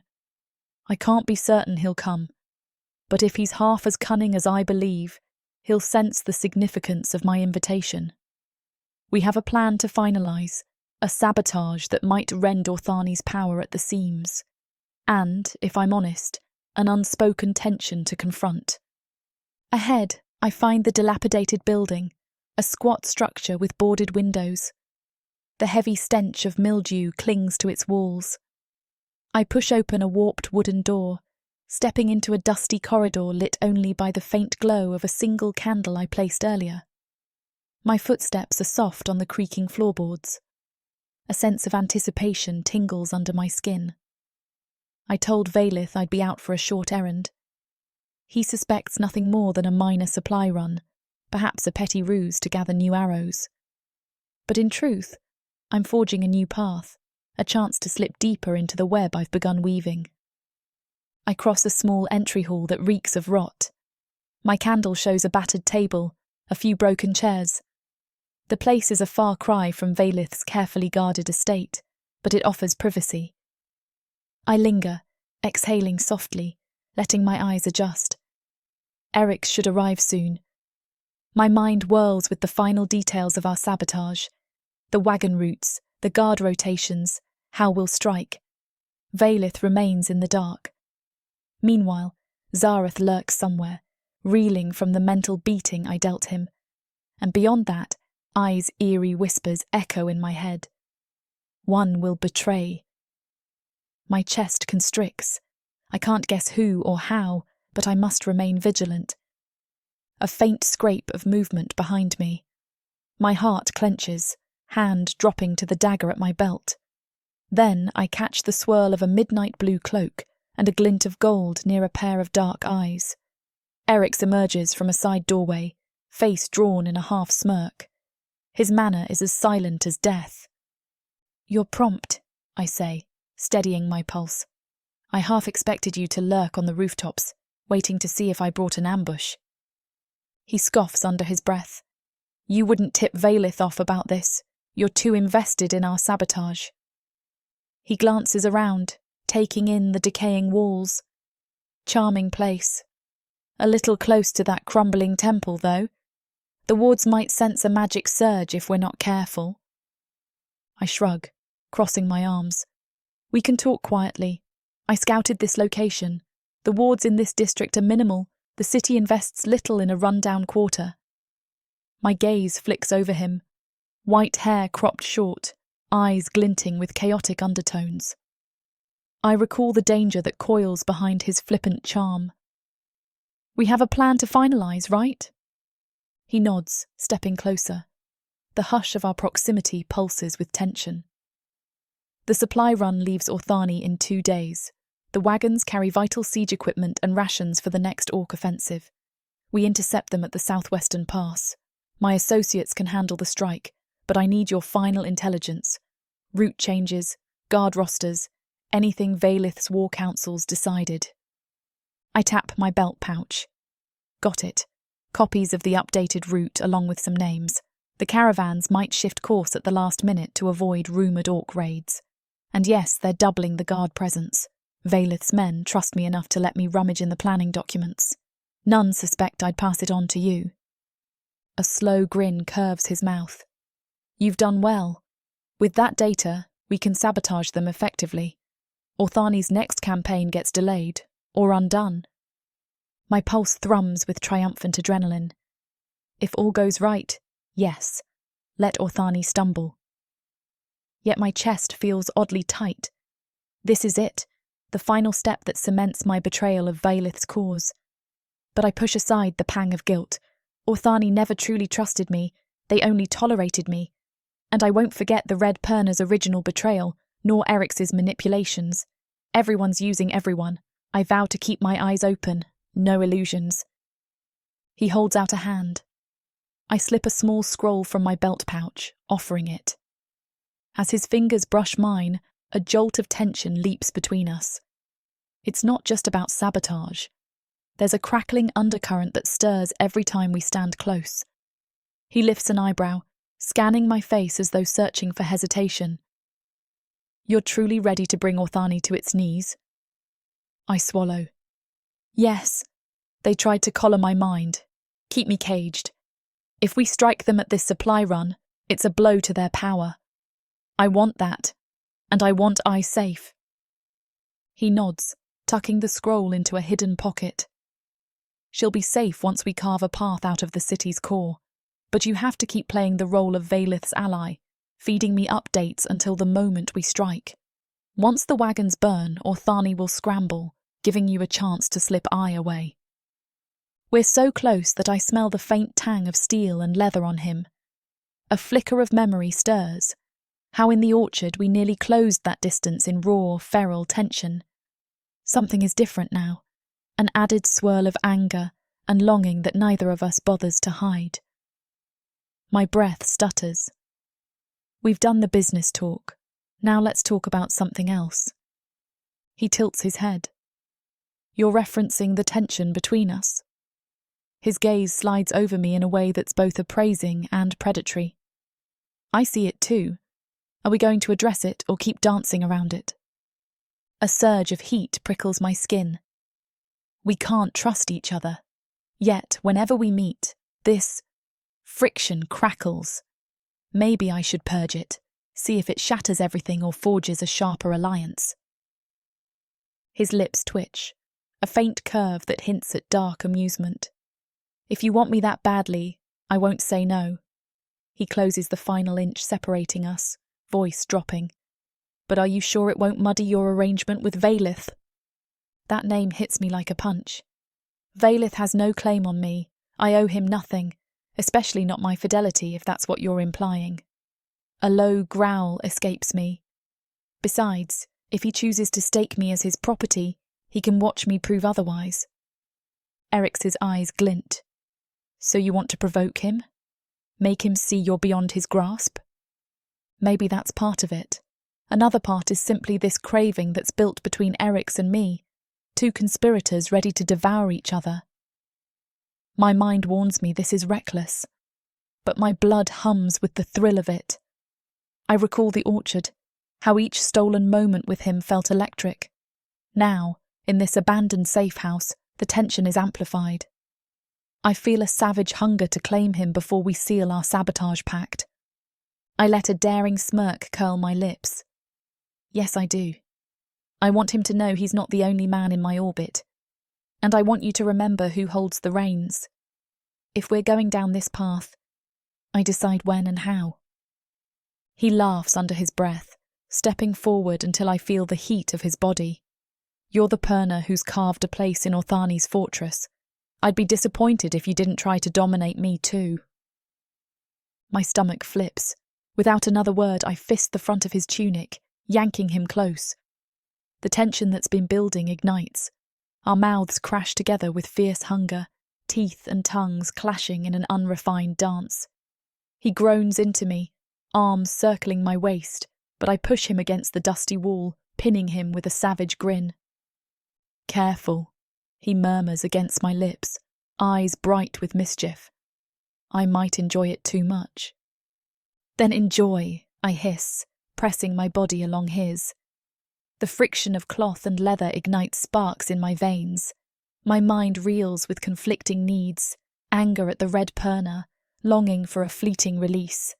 This man is both danger and ally, a liar I can't fully trust, yet I crave the taste of his cunning. He cups my face, dragging me into another bruising kiss. We devour each other's breath, hands roaming with unrestrained greed. My heart pounds so loud that I barely notice the creaking of the floor or the muffled wind outside. Everything narrows to this moment, my blood sizzling, my control straining. Eryx's chaos-laced aura skims my senses, swirling in a dance that merges with my own arcane pulses. As much as Samara and I want to finish what these two characters have started, it looks like this chapter is about to get too hot for this platform to handle. Unfortunately, we have to pause here because their guidelines won't allow us to reveal the spiciest details. They keep bringing you these free audiobooks. We have to follow their rules. But don't worry. You can experience the full, unabridged version over at worldsofprotheka.com, where the boundaries of passion and fantasy collide. Use code YouTube30 for 30% off any of our unabridged audiobooks set in the rich and immersive worlds of Protheka. Protheka's magic is eternal. With these scenes, it will be unforgettable. At last, he eases off, both of us panting, sweat shining on our skin in the candle's faint glow.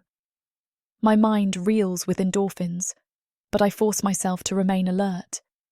Aftershocks of pleasure coil in my limbs, a reminder of how dangerously we feed each other's hunger.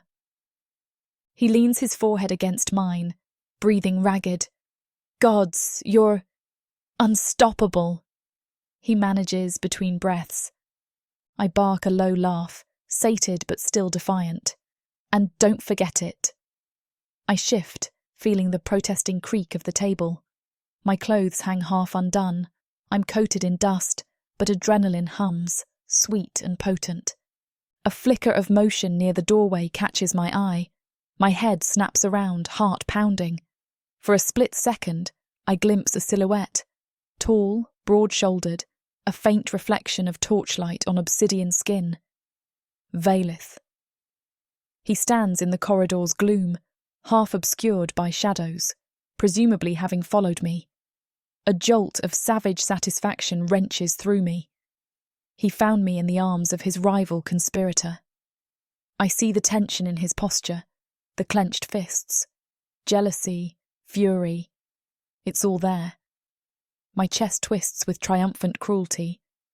I lock eyes with that silhouette for a razor-edged moment, letting him see how thoroughly I've claimed Eryx in this fleeting act. Then, as if on cue, Vaelith disappears into the darkness, swallowing any confrontation. My heart races, mind ablaze with the knowledge that he witnessed us, that I hold yet another blade in this war. Eryx frowns, noticing my sudden distraction. What is it? I consider telling him Vaelith spied on us, but hold back. Maybe the knowledge is a weapon I can use later. I push Eryx away gently, sliding off the battered table to fix my clothes. Nothing. I lie smoothly, forcing calm into my voice. Just a flicker of movement, probably a rat. He pulls his tunic back on, adjusting straps. We should slip out soon. I can't guarantee your new watchers won't track us here. I nod, ignoring the dull ache between my thighs. My entire being feels electrified, mind still reeling from the intensity of our raw coupling. Yes, let's be gone. We have the sabotage plan set, right? 2 nights from now we strike the wagons. I'll feed you any last-minute changes. We'll finalise a signal. He leans in, pressing a final rough kiss to my lips. Don't keep me waiting. If you want to keep dancing with me, you'd better show you can handle the next steps. I return the kiss with equal fierceness, then tear myself away. Oh, I will. Count on it.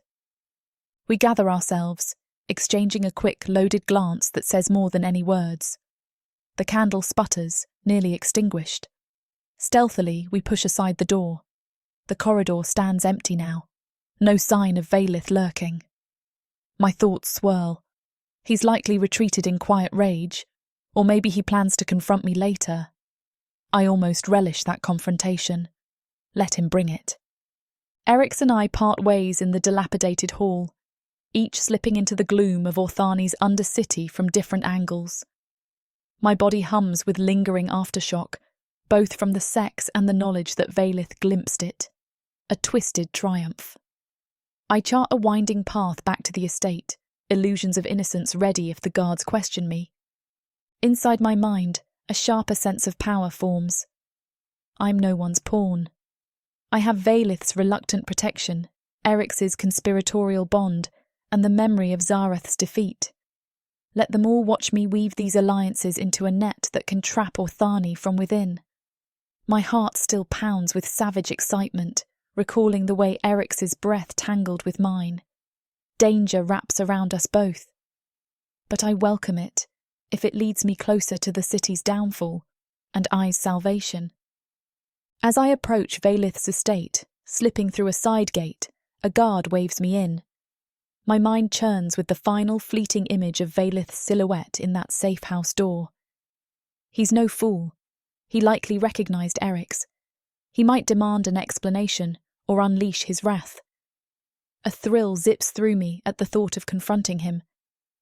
For now, I keep my face neutral, ignoring the suspicious stares of a few soldiers as I cross the courtyard. Once I reach the quiet corridor leading to my chamber, I press a palm to my chest, feeling the rapid beat of my heart. The warmth of Eryx's touch lingers on my skin, and the knowledge that Vaelith hovers in the shadows intensifies every breath. My steps carry me back to the door of the East Wing suite, the lock simple enough that I open it swiftly. Inside, the lamp flickers, revealing the modest bed and desk. Shutting the door behind me, I lean against it, letting out a trembling exhale. My reflection in the mirror near the bed shows flushed cheeks, eyes bright with a mixture of triumph and apprehension. I can't quite smother the smirk that creeps onto my lips. In these twisted games of Orthani, each step draws me deeper into a labyrinth of alliances and jealousies. A's whisper echoes in my mind. One will betray. Maybe more than one. But if betrayal is inevitable, I'll be the one orchestrating it, claiming each man's strength until my goals are met. Eryx wants me for sabotage and craving. Vaelith tries to hold me in the name of duty and desire. Zareth thirsts to enslave me. None realise how fiercely I guard my own will. Slipping off my cloak, I pad across the room, ignoring the bruises that form the ghosts of Eryx's rough handling. The memory of him surges again, my body tingling. Shadows dance along the walls, reminiscent of how Eryx and I must cling to secrecy. The thought that Vaelith saw my betrayal, saw me riding Eryx's chaos-laced heat, sends a twisted sense of power through me. Let him seethe. Let them all realise I refuse to kneel. I settle onto the bed, mind swirling with plans. 2 nights remain until the sabotage. I'll gather any final details from Vaelith's war councils, pass them to Eryx at the last moment. The city's next supply line will burn, fracturing Orthani's war machine, and then I might slip free in the ensuing chaos. After that, who knows? Maybe I'll carve a path to the Red Perna, returning as a conqueror instead of a pawn. My heartbeat slows, exhaustion sapping the last of my adrenaline. The flickering lamp reveals a swirl of dust in the air. I let out a breath, letting the day's tension roll off my shoulders. I have a new certainty. I can juggle these alliances. Eryx's cunning meets Vaelith's discipline, fueling my agenda. If Zareth tries again, I'll blast him deeper than before. Staring at the dimly lit ceiling, I allow a fleeting grin. Tonight proved I can claim Eryx as thoroughly as any man tries to claim me. And if Vaelith lurks with envy, so be it. He might lash out, but that only deepens my hold on him. I might be the caged Perna in Orthani's eyes, but behind these stone walls, I orchestrate a new order. Slipping out of my clothes, I crawl under the sheets, the memory of Eryx's rough hands ghosting over my skin. My muscles ache from the exertion, from the raw friction we shared on that battered table. Sensation throbs at my consciousness. A dangerous satisfaction hums through me. 2 nights from now, the city will witness the first crack in its fortress. Then the real unravelling begins. Curling onto my side, I extinguish the lamp with a flick of my fingertips, letting a tiny spark of arcane force snuff out the flame. Darkness enfolds the room. My thoughts remain bright with possibility. I have no illusions that this path will be smooth. IE's cryptic warning haunts me. But for now, the swirling excitement of what we did, what I'll do next, keeps me smiling even as sleep teases the corners of my mind. As I drift off, I picture Eryx's smirk, Vaelith's silent rage, Zareth's humiliated sneer. This new power I've claimed is not an illusion. It's real, coursing in every stolen breath, every clash of bodies, every cunning plot. If I'm a caged viper, then let me strike until Orthani has no choice but to kneel. After all, I've never feared betraying those who tried to own me first. Chapter 18. Vaelith. I stride through the estate corridors long after midnight, fury pulsing in my veins. Torches along the walls bathe the polished floors in flickering light, creating dark pockets where I can vanish if I choose.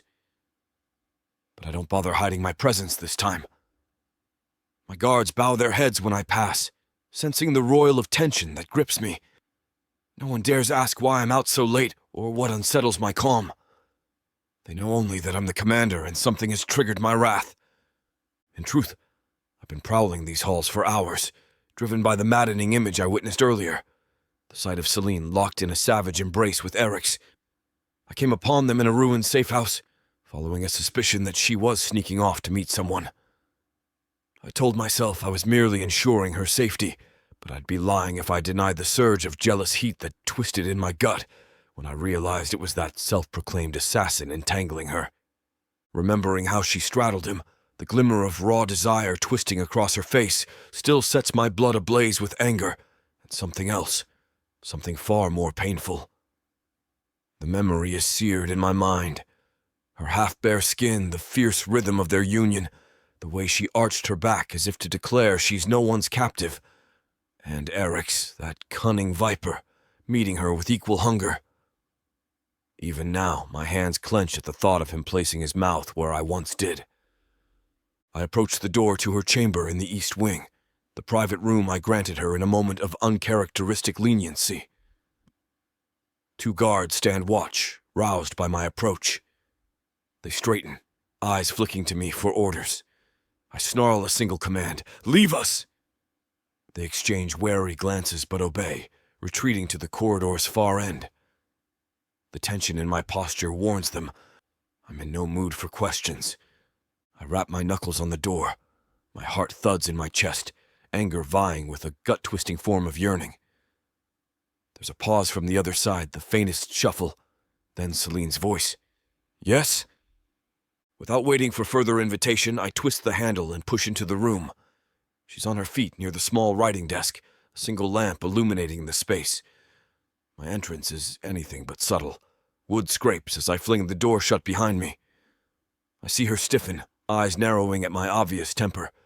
She wears a dark tunic that clings to her curves, black breeches tucked into boots, simple attire that does nothing to hide her fierce allure. "Commander," she says, voice laced with icy politeness. "Breaking in after midnight? Something gnawing at your discipline?"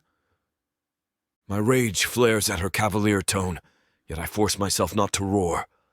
I stride closer, ignoring the sinking in my gut that's half jealousy, half longing. "Don't feign innocence," I snap. "I know you left the estate earlier. I saw you, Zelene. With him." She doesn't even blink. "Him?" she echoes, tilting her head in mocking ignorance. "You'll need to be more specific. There are many men in Orthani." I grit my teeth so hard my jaw aches. "Eryx, that assassin who prowls the city's shadows. I caught a glimpse of you too. The safe house. The encounter." My voice hitches, remembering how she moaned in his arms, her face twisting in ecstasy. "Do you deny it?" A faint smirk plays at her lips. "I have nothing to deny. You spied on me uninvited. Next time, try knocking." My anger pulses. I close the distance, not quite touching her, but looming close enough to see the flicker of challenge in her gaze. "He's dangerous. He manipulates you. Or do you not care that he's neck-deep in conspiracies? Maybe you even conspire with him." She lifts a brow, unruffled. "Did you forget I'm no Orthani loyalist? If I choose to conspire, that's my decision. Don't pretend you're purely righteous. The city is built on lies and power struggles, and you're the commander who enforces them." I bristle at that jab. "I'm trying to keep you from harm. If Eryx uses me." She lets out a cold laugh. "So we circle back to you thinking I'm some naive trophy? If I bet Eryx, it's because I decide to, not because he dupes me." The confirmation that she indeed betted him slashes through me like a blade. I closed my eyes briefly to rein in the surge of possessive rage. "I saw enough to know it was no gentle fling," I hiss, jealousy bitter on my tongue. My fists clench at my sides. "Do you realize what it does to me to see him touching you?" She crosses her arms, expression unreadable, but for the faint flush coloring her cheeks. "You have no claim here, Vaelith. Not truly. You might be my commander in name, but my body is mine to share as I wish." Her voice lowers, laced with quiet challenge. "You and I had a moment, yes, but that doesn't bind me to your bed exclusively." My breath snags, memories of that savage moment we shared flooding back. I recall how she trembled beneath me, how my name fell from her lips in a ragged plea. Something raw and vulnerable clenches in my chest. "You discard what we shared so easily," I demand, stepping closer. "That night we had, it meant nothing?" Her mouth curves in a dark smile. "I never said it meant nothing, but it doesn't overshadow my freedom. If I want Eryx or another man or none at all, that's my choice.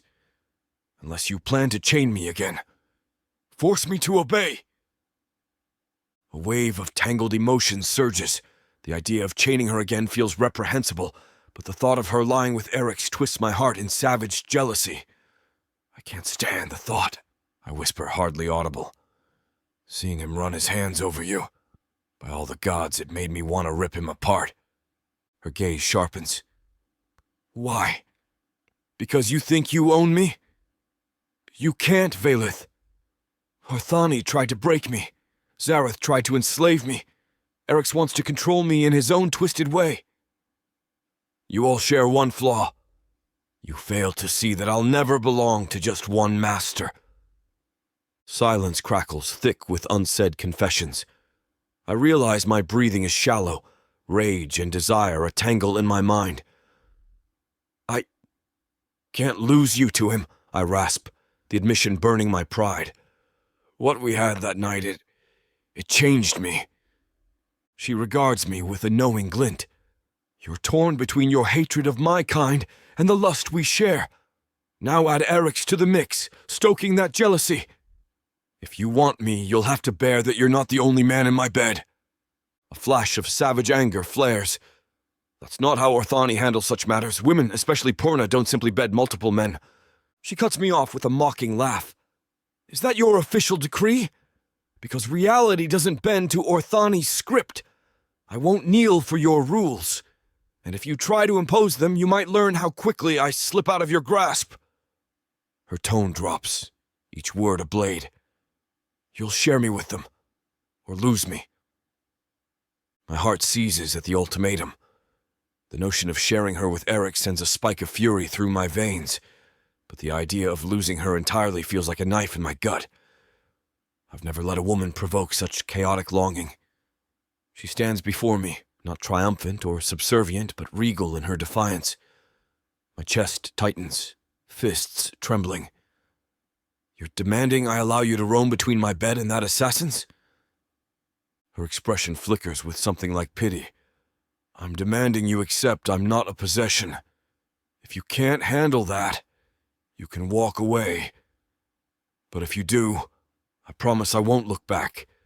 And I might remain trapped without a chance, because if I'm stuck with you as my guard, I'll find another route. She's using my sense of duty, my vow to keep her safe. A swirl of frustration tangles with the ache of needing her. I can't bear the thought of you in his arms, I admit in a hoarse whisper, each syllable ripping me open. But I can't bear losing you more. A flicker of triumph crosses her gaze. Then you know your choice. My body shakes with the effort of reining in my pride. Every Orthani custom rails against the notion of a woman lying with multiple men, especially a Purna. But I'm undone by her fierce spirit, enthralled by the heat that flares whenever she's near. I recall how I spied on her coupling with Eryx, how it ignited a dark, possessive need in me. That image still haunts me, stinging my pride, yet fueling my desire. I hate it, but I can't deny the raw truth. I'd do nearly anything to keep her from walking away. This is twisted, I murmur, raking a hand, avoiding the phrase about hair, through the air in agitation. I'm commander of Orthani's forces, and I stand here, jealous, undone, because you bed an assassin. My duty says I should punish both of you. My heart says I'd burn everything if it meant keeping you in my reach. She steps closer, voice dropping to a near purr. You see now how Orthani's shackles can't contain me? If you want me at your side, my power, my body, then let me roam free. Let me bed Eryx or any man and come back to you because I choose it, not because I'm forced. Anguish tears through me, but it's laced with savage yearning. She's offering no illusions of monogamy, only the chance to remain part of her life. You'd still come back? I ask, hating how desperate I sound. Her lips curl in a dangerous smile. So long as you don't try to cage me, I might find your bed interesting enough to return. I might let you carve me with that fierce discipline again. She steps close enough that her breath grazes my cheek. But never assume I'm yours alone. A low growl escapes me, torn between hurling her away and dragging her close. My body, however, decides the latter. I seize her arms, pressing her to the nearest wall, half expecting her to fight back. But she remains still, eyes locked on mine, breath quickening. My voice emerges a ragged whisper. I hate how your boldness sets me aflame. I hate how easily you manipulate me with a single threat of leaving. She arches an eyebrow. Hate it all you like, but you crave it too. Doesn't the thought of Eryx fueling your jealousy stoke your blood even more? My stomach twists in a savage knot. It does, I confess bitterly, and I despise myself for it. I've never let a woman toy with me like this. She lifts her chin, eyes blazing with victory. You want me to swear devotion? That's not my way. You want to punish me for Eryx? I dare you to try. See if I remain docile. Or you accept the heat you can have, knowing I give no vow to remain solely yours. My breathing is harsh, each exhalation trembling with pent-up desire. Her words flay me open, exposing the raw truth I can't evade. The swirl of her unique scent and the warmth of her body push me further from reason. With a ragged groan, I crush my mouth to hers. She doesn't resist. She kisses me back with matching ferocity. Our teeth clash, tongues tangling in an unrefined dance, the taste of her fueling my every nerve. I sense no gentleness, only a savage hunger that parallels our conflict. I pin her wrists above her head, letting my body press hers into the wall. A broken moan escapes her lips. You want me, she hisses between kisses. Then bear the truth. I won't kneel for you. I pull back, forcing my voice through ragged breaths. I can't stand the idea of you kneeling for anyone else. My jealousy stings again, recalling Eryx's hands on her thighs. She sees the flicker in my eyes and smirks. Then accept that you'll have to share me, she reiterates, as if driving the blade deeper. Her words sear my pride. My entire being thrashes between fury and surrender. Finally, I let her wrists go, stepping back. My mind churns, grappling with this new normal. She stands there, chest heaving, eyes bright with victorious defiance. I sense how her desire kindles again, but she's waiting for my decision. I exhale, the admission wrung from me in a husky tone. I'll share you, if that's what it takes. But don't expect me to like it. Every time I envision Eryx's hands on you, it might drive me mad. She places a palm on my chest, lightly. Her gaze softens, just a fraction. I don't ask you to like it, only to endure it if you want me to return. And let me remind you, Vaelith, this arrangement doesn't guarantee I choose you every night. Some nights I might crave my own solitude or relish stirring Eryx's chaos. You can't stop me. My chest constricts, but a sliver of acceptance seeps in. I could put a blade to his throat, I mutter, anger still simmering. She half laughs. You could try, but then you'd see how quickly I vanish from your fortress. Eryx isn't my husband, but he's part of my plan to sabotage Orthani. I need him. She arches a brow. And you need me enough to let me keep him. Painful as it is, I see her logic. She's forging alliances on every side, determined to remain unbound. And I'm no fool. If I try to chain her forcibly, she'll slip through my fingers or turn her wrath on me. You're ruthless, I say, voice low.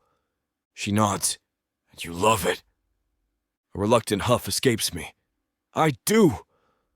My voice quivers with honesty. Gods, I never expected to be undone by a Purna.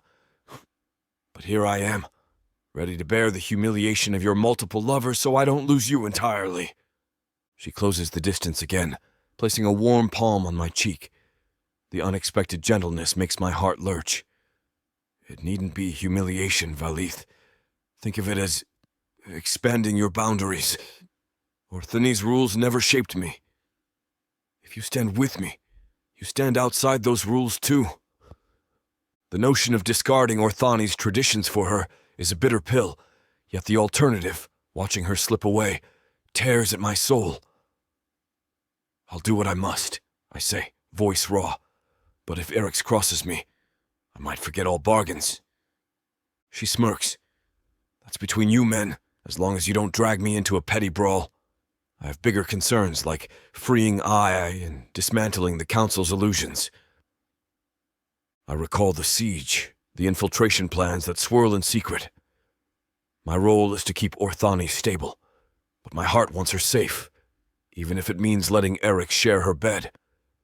The conflict sears deeper, but I can't let go now.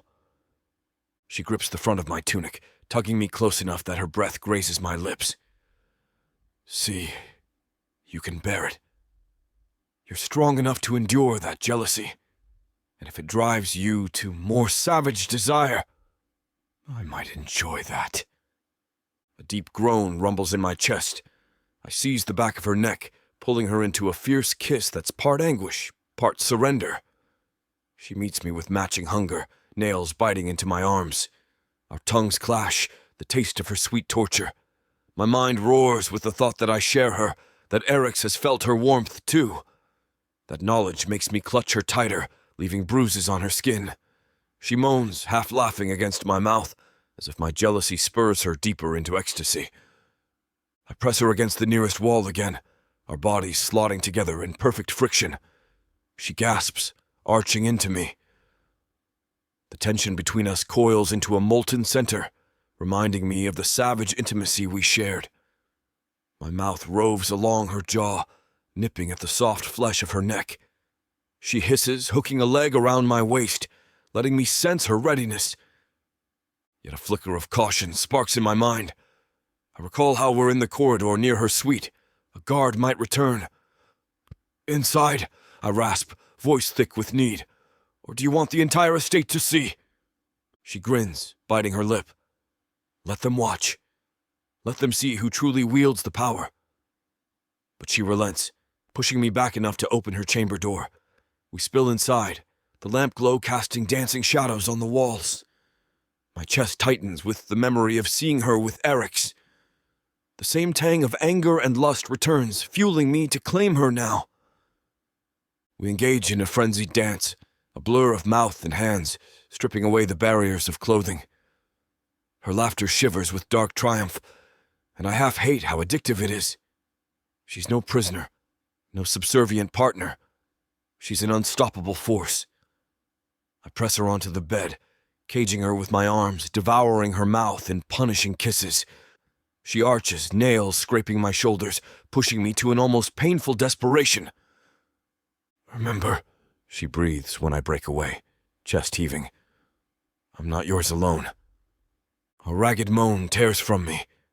I'll endure it, I growl, but you'll never forget how it feels when you're with me.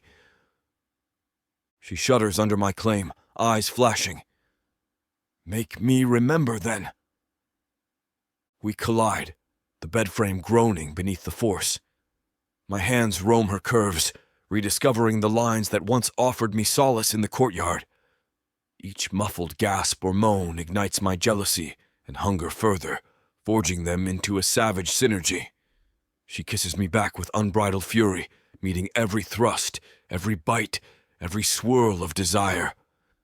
In that chaotic moment, I almost rejoice that I can't fully possess her, because it makes each stolen time sear deeper. As our bodies align, I close my eyes, banishing thoughts of Eryx. In these heated heartbeats, she is with me. She gasps my name, nails biting my flesh. I let out a strangled groan, feeling her muscles clamp around me. The swirl of pleasure is laced with the knowledge that she can choose another bed tomorrow. That knowledge both tortures and inflames me, fueling a near-violent desperation to leave my mark, to ensure she can't forget this. The crescendo surges, my mind drowning in the taste of her sweat, the frantic pounding of our hearts. I bury my face against her neck, muffling a roar as release claims me in a white-hot surge. She moans, arching beneath me, and we ride the wave together, a savage union of rage and lust that no Orthani rule could condone. When the tremors ease, we lie in a heap of tangled limbs, breaths ragged, hearts thudding. My body hums with aftershocks, but my soul remains torn. I shift onto my side, scanning her expression. She's flushed, eyes half-lidded in satiated triumph. A faint ache flickers through me at the thought that she might share that same look with Eryx. I press my lips to her temple, speaking in a low rumble. Do you regret your arrangement with me? Or do I measure up to your assassin? She snorts, running a hand along my chest. Comparisons are pointless. Eryx is chaos, you're discipline, and I relish both. So long as you don't try to lock me down, we can keep doing this. I close my eyes, loathing how fiercely I crave her acceptance. I'll keep your bargain, I manage. But if you toy with me, if you push me too far... She lifts my chin, eyes gleaming. You'll what? Break me, kill me? We both know you can't stomach that. She's right. A tired laugh escapes me, hollow. I'm already undone. Hate me if you want, but I can't bear losing you. My voice cracks with reluctant confession. You hold me in your palms, Zelene. She rolls onto her side, studying me with an unsettling gentleness. Then don't give me reason to discard you. Be what I need. A shield against Orthani's tyranny. A partner who accepts my choices. If you can do that, I'll keep returning. If not, I have other paths. I swallow the bitter taste of jealousy, brushing my fingers across her cheek. Fine, I whisper, forging an unsteady truce. I'll share you, but I won't like it. She chuckles, eyes gleaming with that predator's satisfaction. I don't care if you like it, so long as you endure. That's enough for now. Silence settles, a lull in the storm. My body is exhausted, but the ache inside me refuses to fade. I shift to hold her, inhaling the faint scent of sweat and sex. She lets me, not protesting the closeness, though her body remains coiled, ready to slip free if I show any sign of real ownership. I sense that tension in every muscle, a reminder that she belongs nowhere fully, but roams every possibility at will. Creeping guilt gnaws at my mind. Orthani's commander undone by a single Parna's savage independence. Part of me wonders how I'll face the city if they realize I share her with a wanted man. Another part welcomes the challenge, savoring the swirl of danger. At last she shifts, sitting up. I need to clean, she mutters, scanning the rumpled bed. And you probably have your duties in the morning. Guards might ask questions if they see you leaving so late. I sigh, sliding to the edge of the bed, searching for my discarded garments. They can suspect what they want. It's no secret I visit your room. But after tonight, they might sense the difference. A new tension.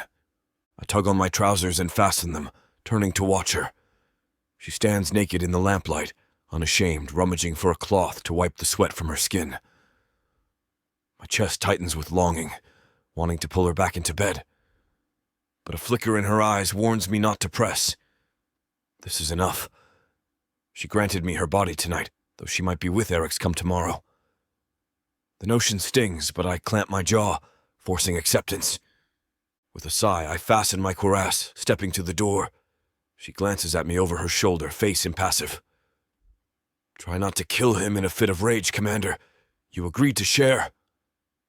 My jaw sets. I remember, I mutter. No promises on being pleasant, though. She smirks. Wouldn't expect any less from you. A wave of complicated affection washes over me. I hate and crave her in equal measure. My mind echoes the vow. I'll endure her multiple alliances if it means I can keep her close. Perhaps that marks me as a fool, but it's the only path forward. Good night, Zelene, I manage, voice raw with leftover desire. She nods, turning away to continue cleaning. I linger a second longer, memorizing the curve of her back, the fierce tilt of her chin. Then I push out into the corridor, shutting the door behind me. The two guards from earlier snap to attention, eyes carefully averted. If they sense the tension in me, they stay silent. I walk away, fury and longing roiling through my veins, certain that tomorrow I'll be no less haunted by her hold on me. As I traverse the estate, heading toward my own quarters, I reflect on how I've conceded more than any Orthani code would allow. I let her slip between my arms and Eryx's, yet I feel a savage sense of triumph that she still chooses me at all, that we collided in that moment of brutal, unrestrained passion. She might share herself with Eryx, but she hasn't forsaken me fully.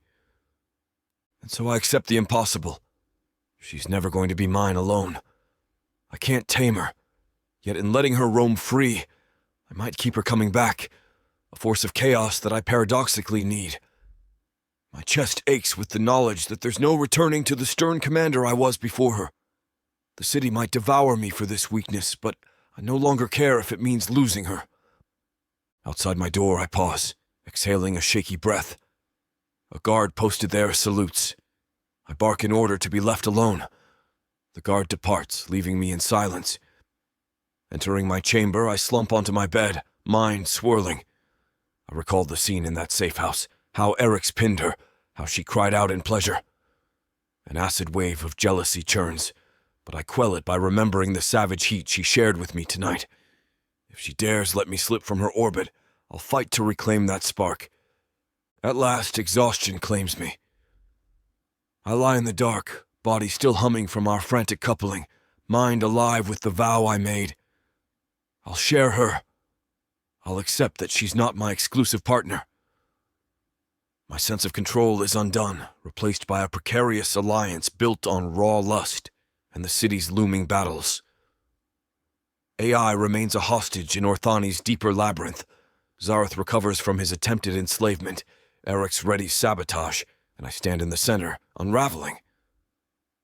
I wonder how far I'll go to keep her returning to me. Maybe it's best I not dwell on the answer. As sleep overtakes me, her voice lingers. You'll share me, or lose me. And I realize with a hollow ache that I'd rather share her than lose her. The city can brand me a traitor or a weak fool, but I can't resist the fierce intoxication of her presence. Tomorrow, I'll rise and maintain Orthani's facade of order. Tonight, though, I surrender to the chaotic hunger that binds me to Zelene, no matter how painful it becomes. Chapter 19. Zelene. The night of Orthani's grand gala arrives, and I stand before a tall mirror in a borrowed dressing chamber, heart pounding with a mix of daring and nervous tension. The estate belongs to some minor noble whose name I barely recall, but all that matters is that I have a quiet spot to shape my magic. Outside, the city's elite gather in a grand hall, eager to flaunt their finery and jostle for favour in the eyes of Orthani's upper caste. Tonight, I plan to twist that spectacle into a silent quake they'll never forget. I exhale slowly, calling upon the stirring energy in my blood, my transformative gift. A faint hum vibrates under my skin, like an echo from a distant realm. Transformative magic is a craft of subtlety and finesse. I need the right nuance to mimic the figure I've chosen. The Red Perna taught me the fundamentals, illusions of the flesh, though I was forced to refine them alone after their betrayal. Now, I stand here, determined to harness every skill to manipulate Orthani's court from within.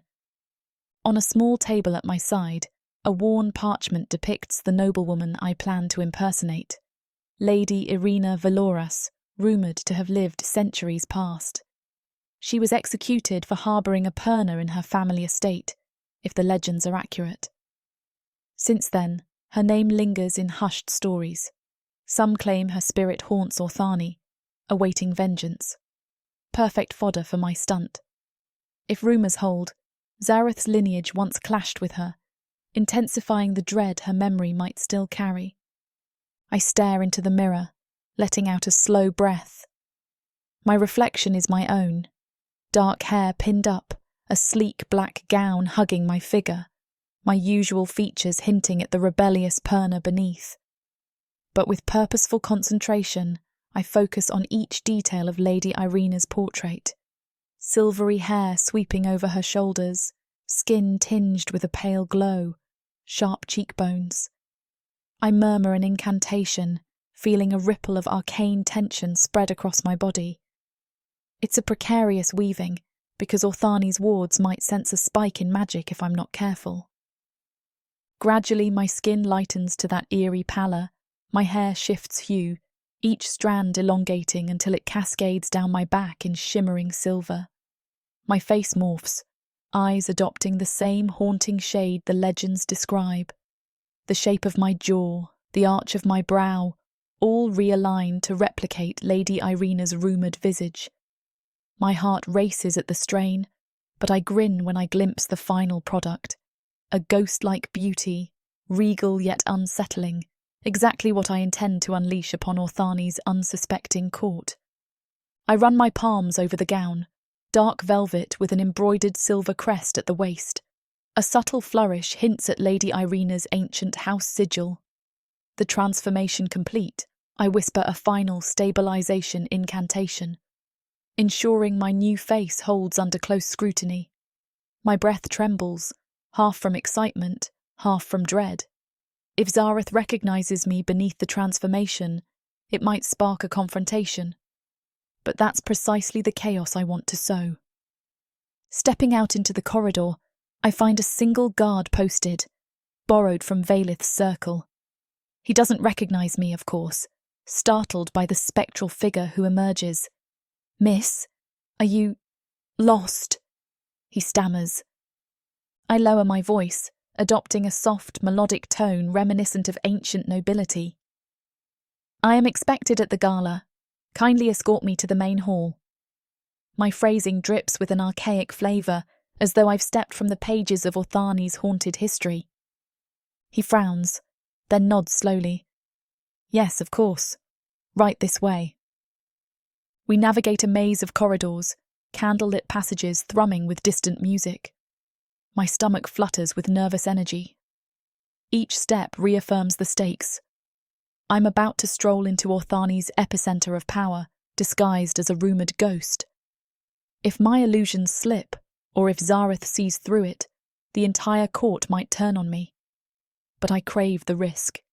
This city thrives on spectacle, and I plan to give them one that hints at perna retribution. The guard leads me through gilded double doors that open onto a vast ballroom. My heart quickens. Soft lamplight and shimmering orbs of arcane luminescence bathe the marble floor, where pairs of dark elves drift in elaborate finery. High pillars ring the hall, tapestries depicting Orthani's conquests hanging between them. A small orchestra plays a lilting tune from a raised platform. Hundreds of nobles chat and swirl in dance, their laughter echoing under the vaulted ceiling. The air smells of perfume and spiced wine. Heads turn the moment I step inside. My haunting appearance arrests their attention.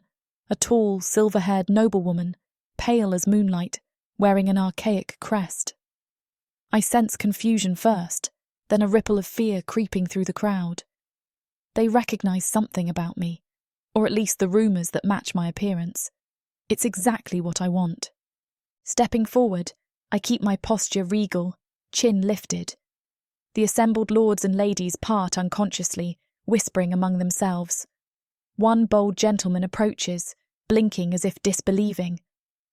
"Pardon me. Are you related to House Valorous? That crest, how—" I grace him with a faint smile, letting my voice carry a soft hush. "House Valorous is but a memory," I say cryptically. "I come tonight to remind Orthani of debts unpaid." My words loom in the hush, and a fresh wave of murmurs ripples outward. I circle deeper into the ballroom, scanning for Zareth's distinctive figure. He'll be here, no doubt. Any major gala draws the nobility who want to exert psionic influence. As if conjured by my thought, I spot him near the far end, robed in deep black embroidered with gold. He stands with a cluster of lesser lords, wearing that predatory smirk I've grown to loathe. But when his gaze lands on me, it falters. His eyes widen, the smirk vanishing. My heart leaps. Zareth breaks away from his companions, crossing the floor. The hush of the crowd intensifies, tension building.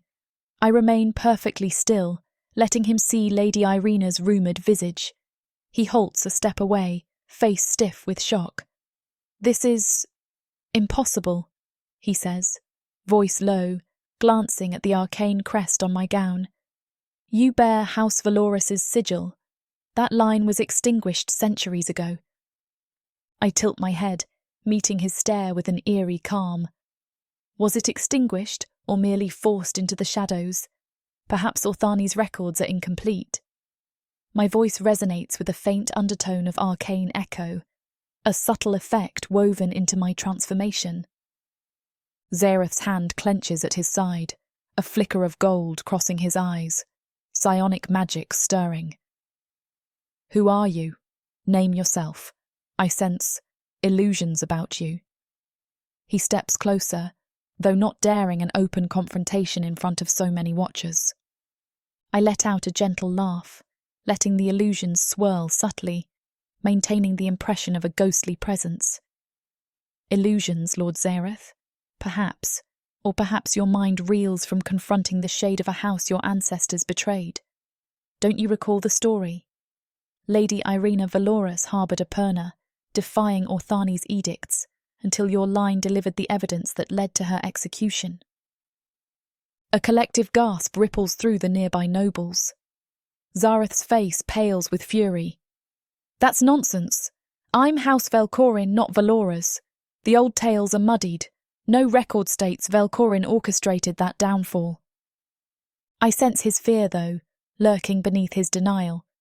The rumour that House Velcorin once destroyed House Valorous to gain favour with the council has persisted in hushed corners of Orthani's lore.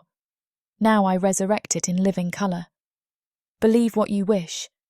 I have come to remind Orthani that Perna are not so easily erased. The lines that protect them persist, even if you prefer them forgotten. I let my voice carry, ensuring the audience around us hears. Excitement crackles among the onlookers. Some shift away, eyeing me as if I'm truly the resurrected ghost of a noble. Others lean in, enthralled by the scandal I'm invoking. Zareth scowls. You can't be Irina. She's been dead for centuries. I shrug elegantly, letting the arcane illusions flicker just enough to hint at an otherworldly glow. Orthani's actions have consequences. If you murdered me once, who's to say I can't return from beyond the veil? I step forward, lips curling. Perhaps your house hunts me still, but they will fail again. He growls under his breath, leaning in so only I can hear. You're a trickster. This is transformative magic. I'll rip it apart, expose you. He raises a hand, arcane runes shimmering along his wrist.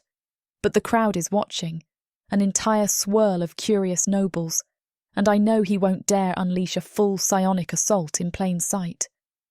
That would scandalise the court, especially after his recent fiasco with the collar attempt. I keep my expression calm, though my heart pounds. Do that, I murmur softly, and let the entire court witness another attempt at mind enslavement. The last time you tried, you ended up cowering under my illusions, remember? My pointed reminder makes him blanch. Zareth's eyes flick with hatred. He draws back, forcing a cool sneer. Fine, I'll play your game tonight, but I'll unmask you soon enough, little Perna. His last word is whispered, careful not to reveal it to the crowd. Then he storms off in a swirl of black velvet, face twisted in fury. A wave of satisfaction washes over me, though I fight to keep my regal composure. The crowd mutters, excitement growing. I sense people trying to approach me, curious about my claims. I pivot gracefully, gliding through the onlookers as if I belong, offering cryptic nods and half smiles. Whispers follow in my wake. Is she truly Lady Valorous reborn? Could that house still exist in secret? What does it mean for Orthani's purge of Perna centuries ago? I relish their unease. My presence is an affront to everything they think they know of Orthani's supremacy. From the corner of my eye, I spot Vaelith entering the ballroom, scanning the crowd with that stern air of command. My pulse flips. He's seen me in countless forms, but never quite like this. Will he recognise me? Possibly. My illusions are thorough, but Vaelith's eyes are trained to catch subtle details.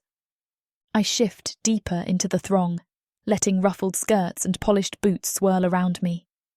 The music changes to a slower waltz, pairs forming on the dance floor. I linger at the edge, considering whether to join, when a group of younger nobles approaches, curiosity lighting their features. One, a tall woman in a turquoise gown, offers a hesitant curtsy. Pardon me, my lady, but your presence is extraordinary. Are you truly Lady Irina? I meet her gaze with a mild, distant smile. I answer to that name, though perhaps your records show me as dead. Orthani's archives often mislead. She pales a bit, but fascination overrules fear. Another nobleman pipes in. If you are the rumoured caretaker of Perna, that might incite quite the scandal. The council... I raise a finger, silencing him gently. The council can stand aside. Orthani has toyed with forbidden punishments. Enough. I come to remind them that even ghosts can return when wrongdoing is left unatoned. A hush cloaks the group, a mixture of awe and dread. Perfect. By sowing these seeds, I stoke the city's fear that Perna are never truly gone, my infiltration in full display. And behind them, I spot Vaelith at last. He stands stiffly near a marble column, eyes locked on me. My chest tightens at the swirl of emotion flickering in his gaze.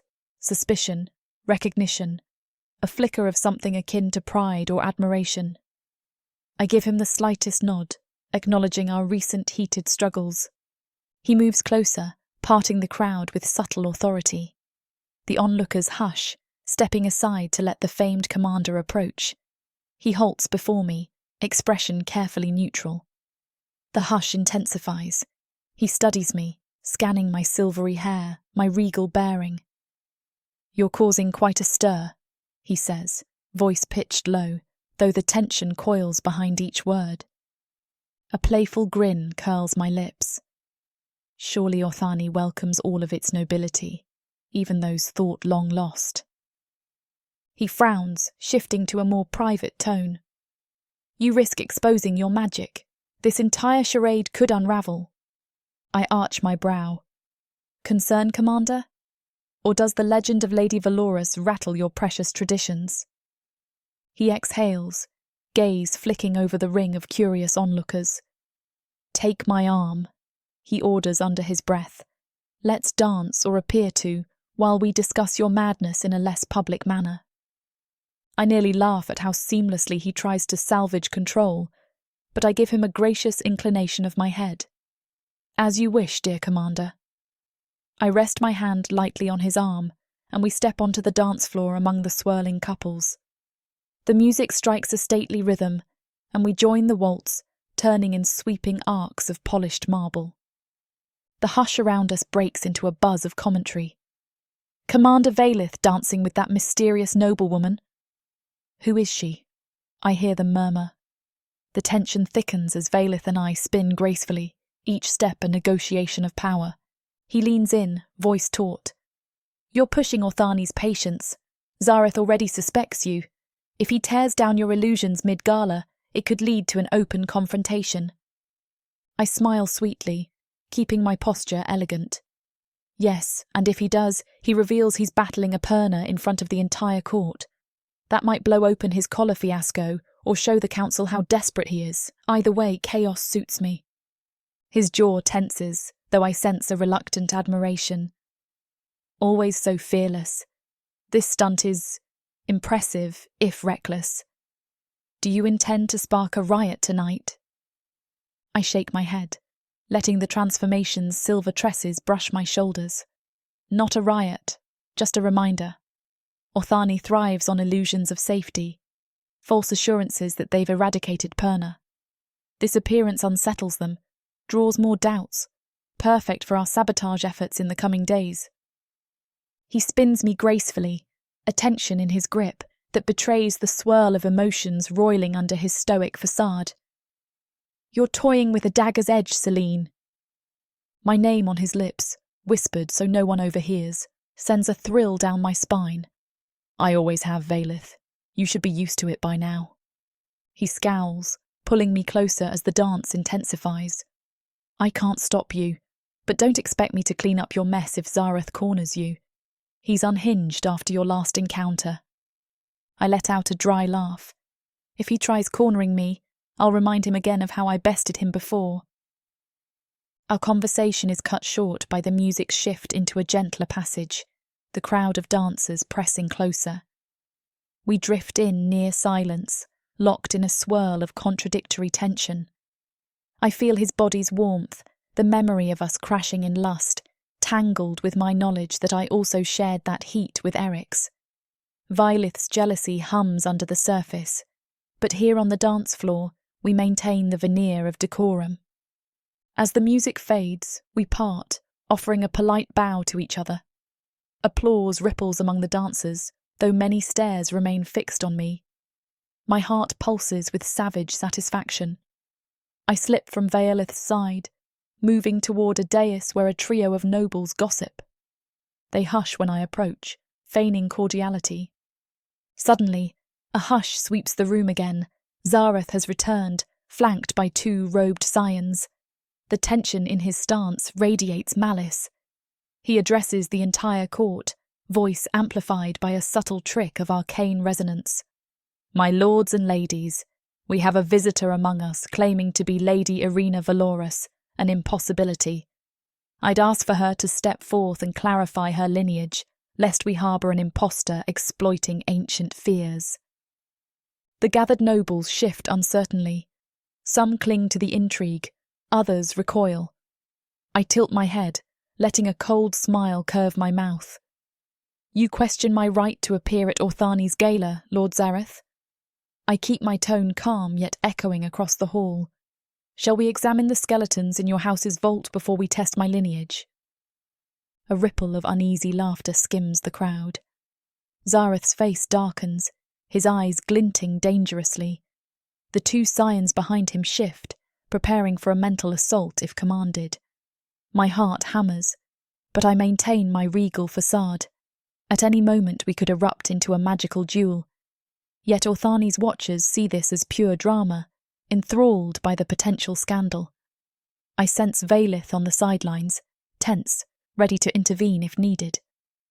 Zareth steps forward, raising a robed arm. "If you are who you claim, let us see you recite the ancient vow your house once swore to the 13, a vow only a true Valorous could know." A cunning test. My stomach twists. He's referencing a vow I've barely gleaned from old records. Fortunately, Eryx's infiltration retrieved some scraps of the oath. I recall the archaic phrases. Steeling myself, I recite them in a lilting tone, weaving in bits of formal archaic speech. The hush intensifies as my words bounce off marble pillars, echoing in the vast hall. Zareth's expression flattens. He didn't expect me to pass. The assembled nobles exchange shocked murmurs. Some clench their fists or place hands over their hearts, unsettled by the significance of that vow. I sense the tide turning in my favour, rumours of a vengeful spirit or a living descendant swirling anew. Zareth forces a brittle smile. "An impressive recital, but illusions can be taught. House Valorous was stamped out. You're no more than a cunning pretender. Surrender your charade, or I'll show these lords your true identity." Ice crawls along my spine, but I tilt my head imperiously. "Show them then. Reveal your psionic wrath in front of all Orthani, repeating your attempt to enslave a noble mind." I let my voice ring, ensuring no one forgets his rumoured collar fiasco. "Or do you fear repeating that failure?" He seethes, eyes flicking to the gawking crowd. He can't strike me down openly without scandal. My blood thrums. I press the advantage, stepping up onto a smaller dais near the main stage. "Orthani was built upon the bones of betrayed houses," I proclaim, voice carrying. "Lady Valorous may have perished, but her legacy remains, and that legacy does not yield to fear or psionic tyranny." Nervous chatter erupts. I spy some older nobles edging away, as if my presence curses them. Younger ones watch with open fascination. Among them stands a woman with an embroidered fan, eyes gleaming with excitement. She calls out, "If House Valorous truly stands, what do you seek from Orthani tonight?" I pivot, letting my gaze sweep the crowd. I seek no vendetta, only a reminder that Perna, those hunted by Orthani, can never be fully stamped out. Let Orthani recall it cannot silence every bloodline it deems unfit. Let them know that what they kill might rise again. A crackle of tension. Some watchers shiver. Others exchange glances that suggest this talk resonates with old resentments or personal fear. My pulse thrums with victory. This single performance has sown doubt across the city's elite. Zareth stands rooted, jaws clenched, powerless to forcibly rip away my illusions. Vaelith lurks by a pillar, face unreadable, but I catch a flicker of respect in his eyes. Amid the swirl of mutters, I slip off the dais and vanish into the throng. Several nobles try to chase me with questions, but I slip away deftly. My illusions hold strong, though I feel the strain on my arcane reserves. My mind spins with satisfaction. I've planted a seed of fear that Orthani's purges never truly cleansed the city, that any house they killed might return, that Perna still lurk among them, unstoppable.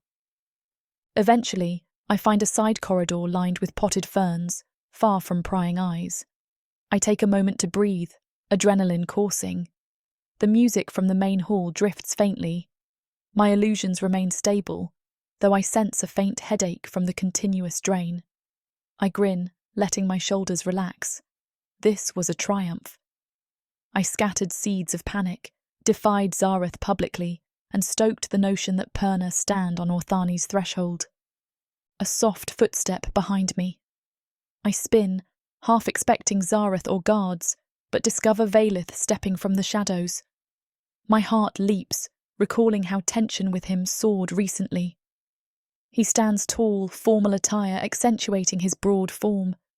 The flicker of torchlight catches the fierce angles of his face.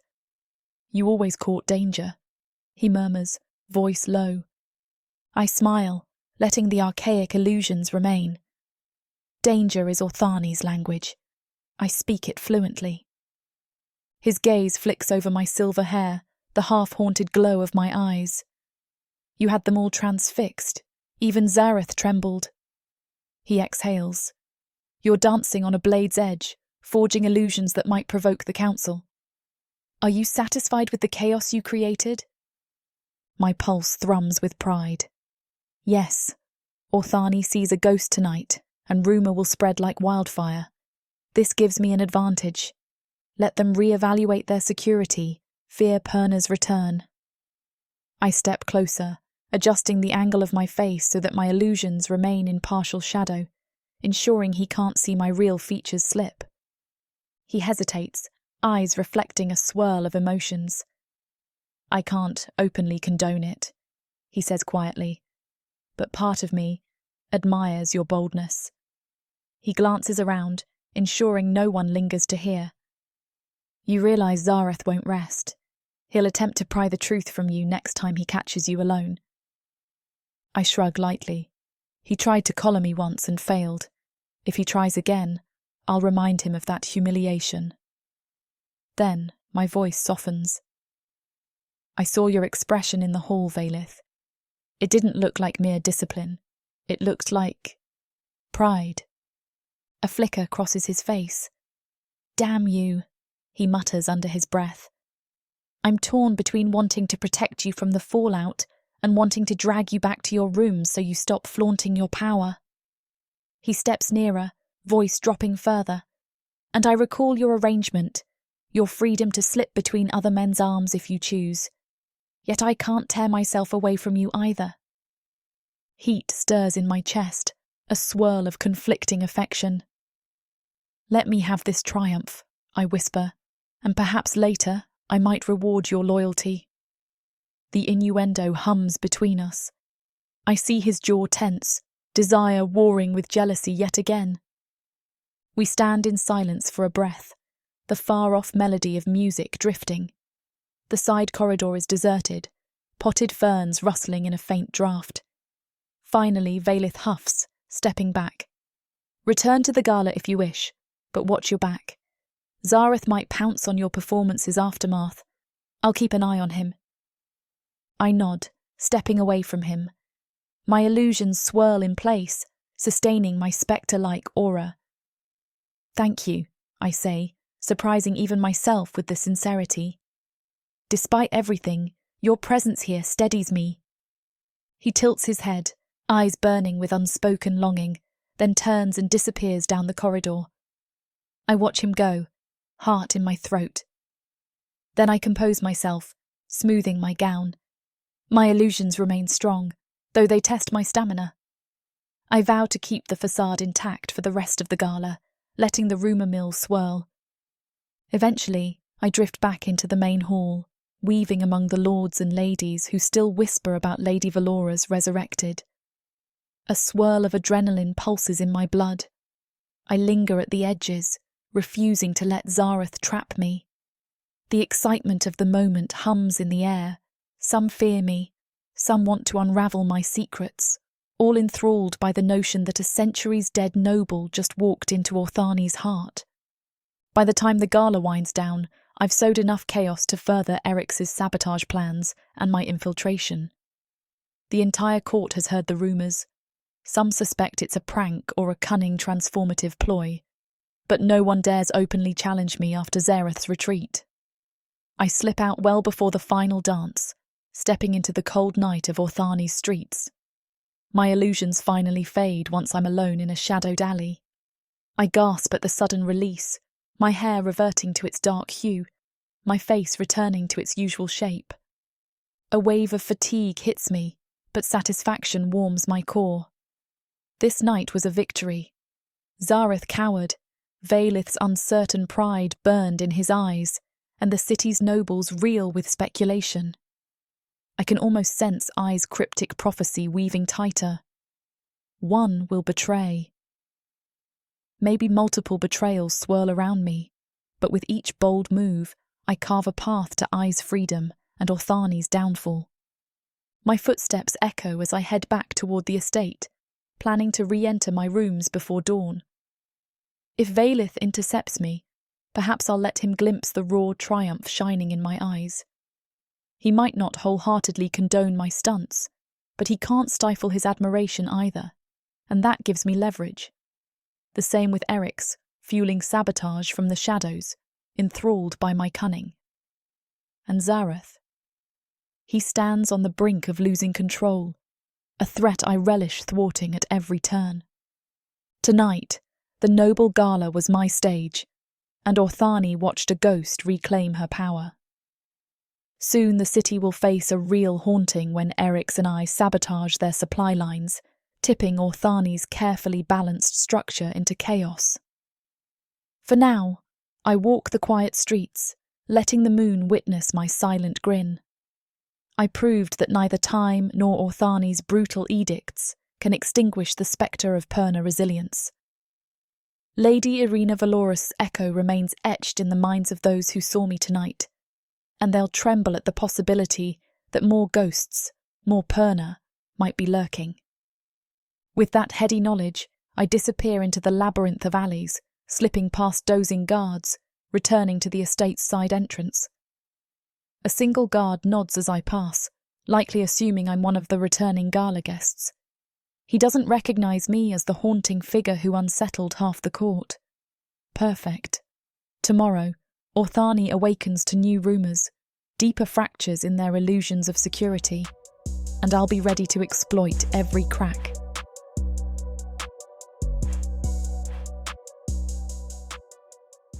This huge orc brings out the animal in me.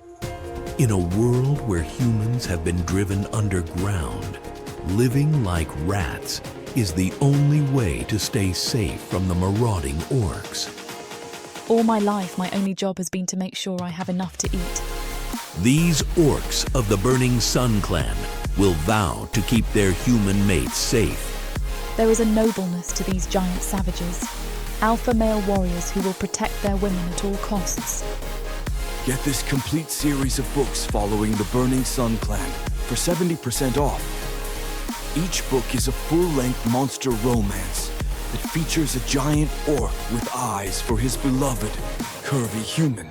Happily ever after guaranteed. Protheka's magic is eternal. This bundle will show you that size really does matter.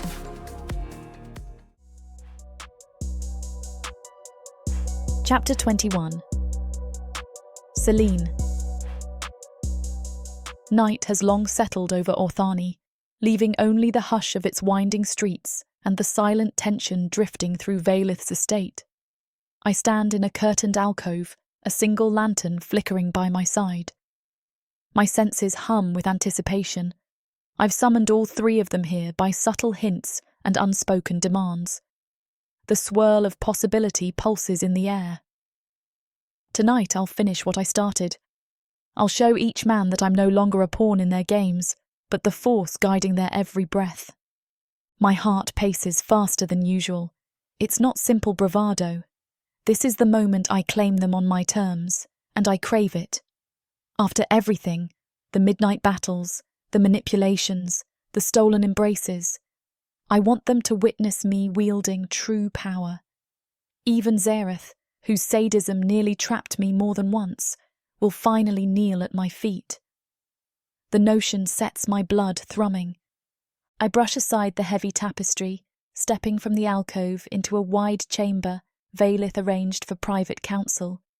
He has no idea I've twisted it into a stage for my own drama.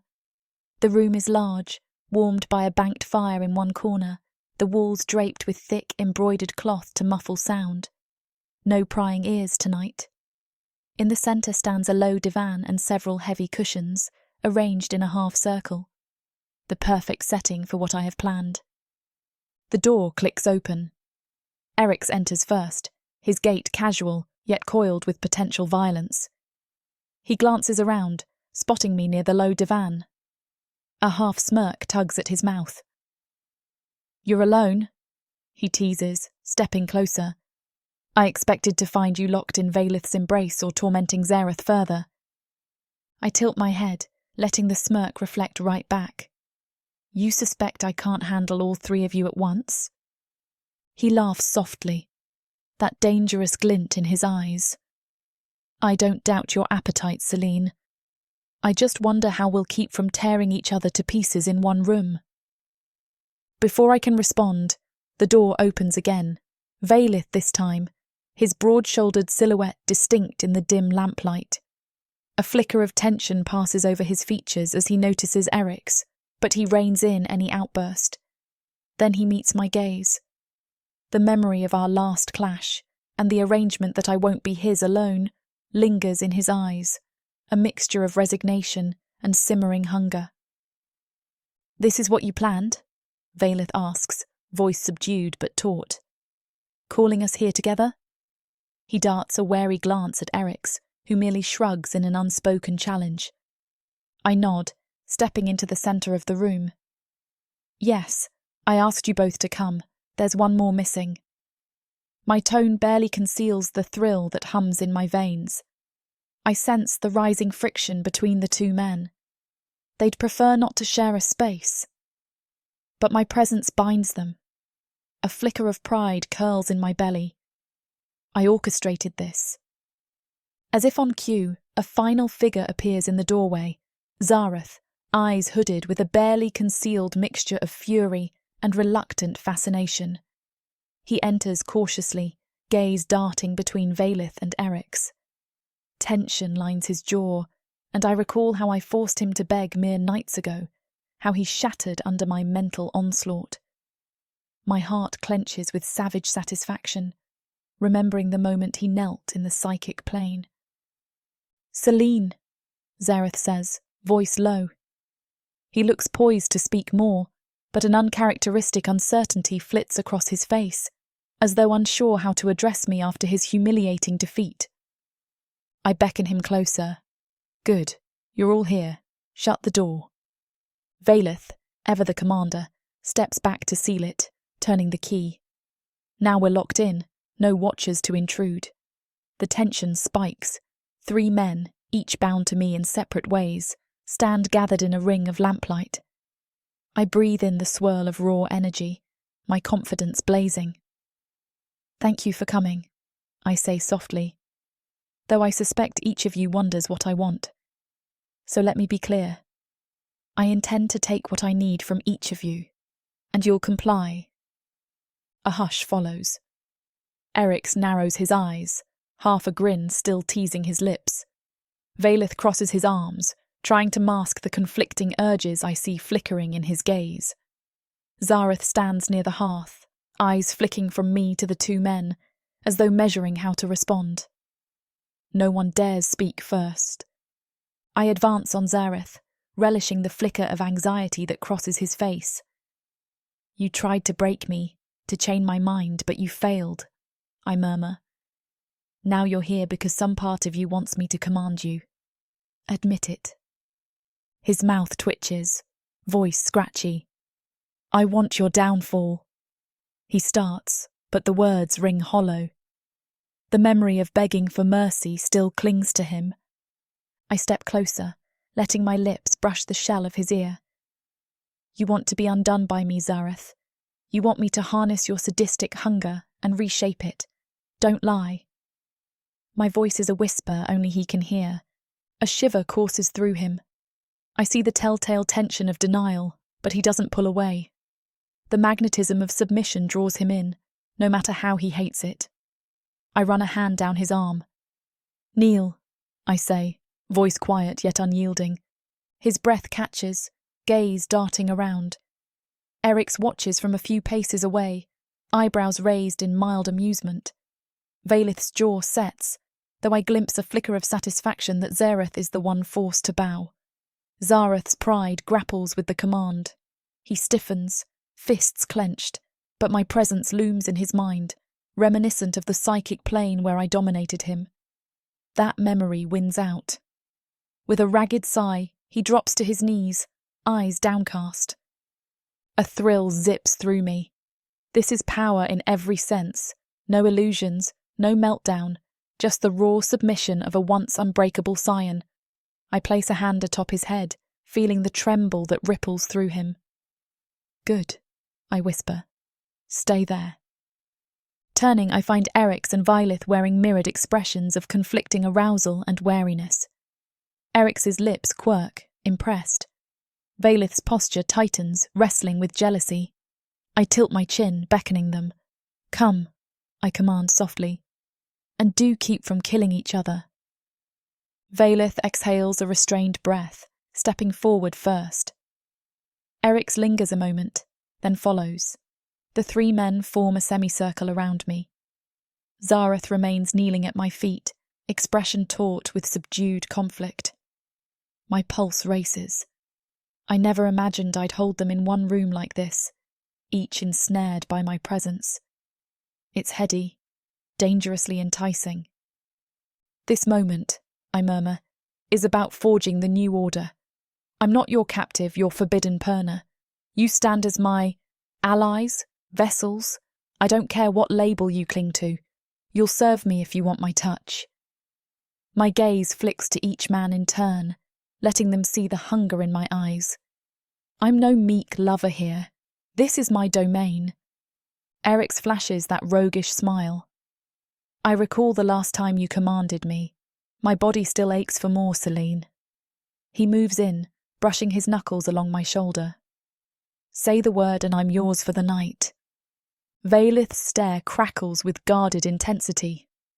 You expect me to stand side by side with that assassin? He growls, but there's a tremor in his voice hinting at unspoken desire. I cup Vaelith's chin, forcing him to meet my eyes. Yes, you told me you'd share me or lose me. Did you not? A flicker of pained acceptance crosses his features. He nods, face grim with the knowledge he can't push me away.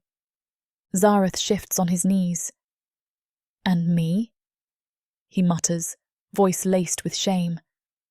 I tried to enslave you, but you want me here. I smirk, sliding my hand down to lift his chin. I want your submission, Zareth, every ounce of that twisted hunger. Serve me, and I might spare you the agony of my mind's lash. He shutters his eyes, a tremor of reluctant need humming through him. I step backward onto the plush rugs, guiding them toward the low divan. Candlelight dances over tense muscles and gleaming eyes. My pulse hammers with the thrill of having them all. With a single beckoning gesture, I slide the cloak from my shoulders, revealing an underdress that clings to my curves. 3 pairs of eyes devour the sight. Tension crackles in the chamber, thick with lust and rivalry. Zareth, still kneeling, lifts his gaze.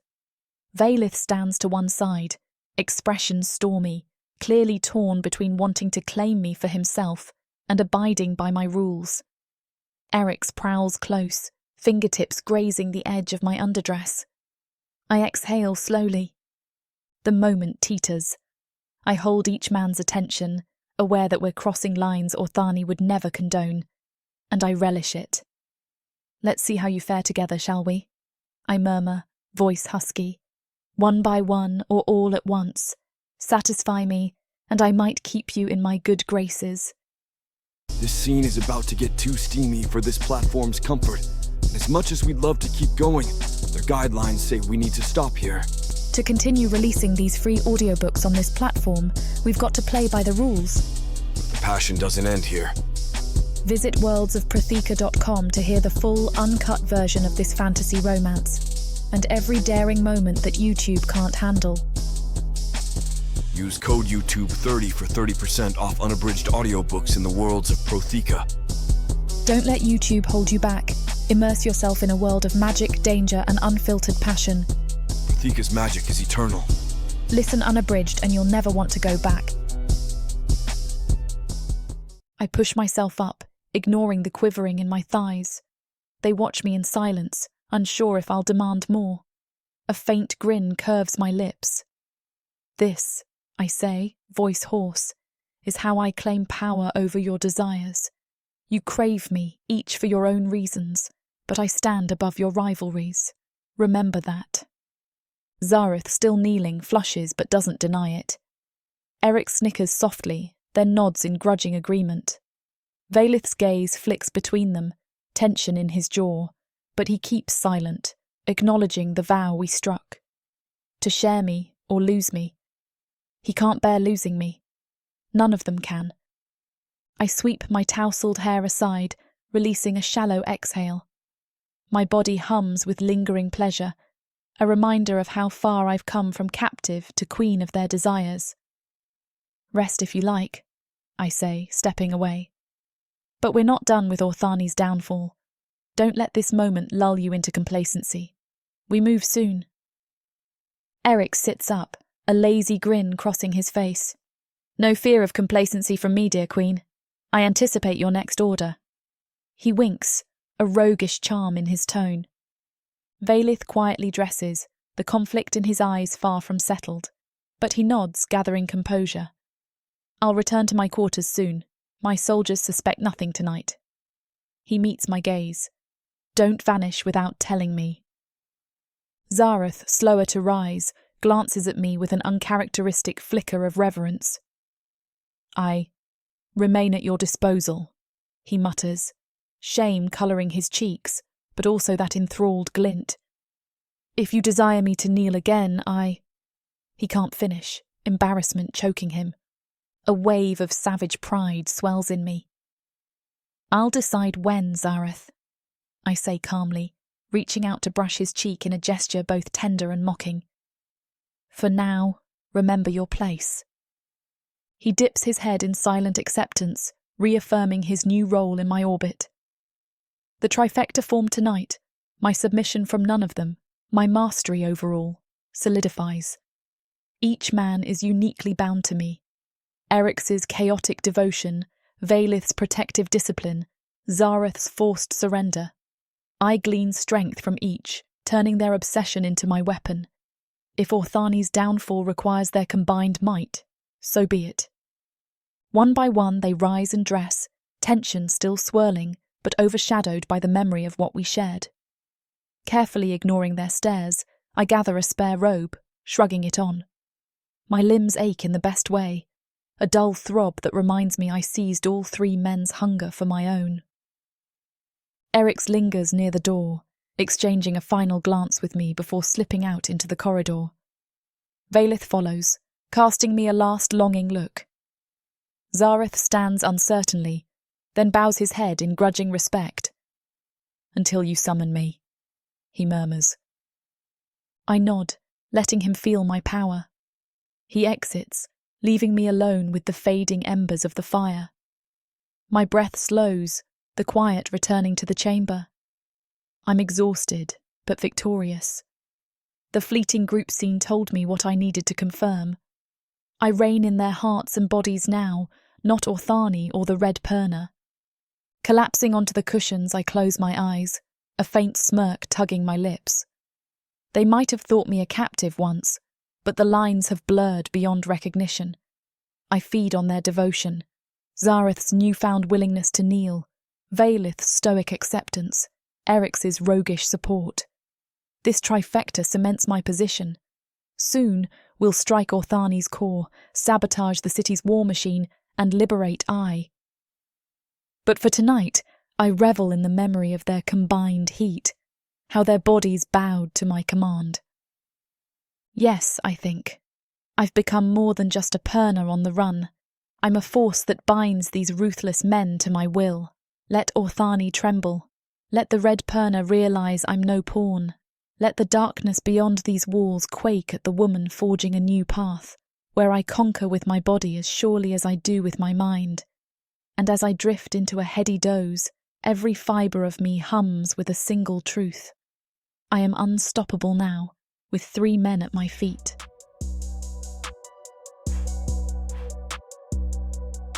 Chapter 26. Vaelith.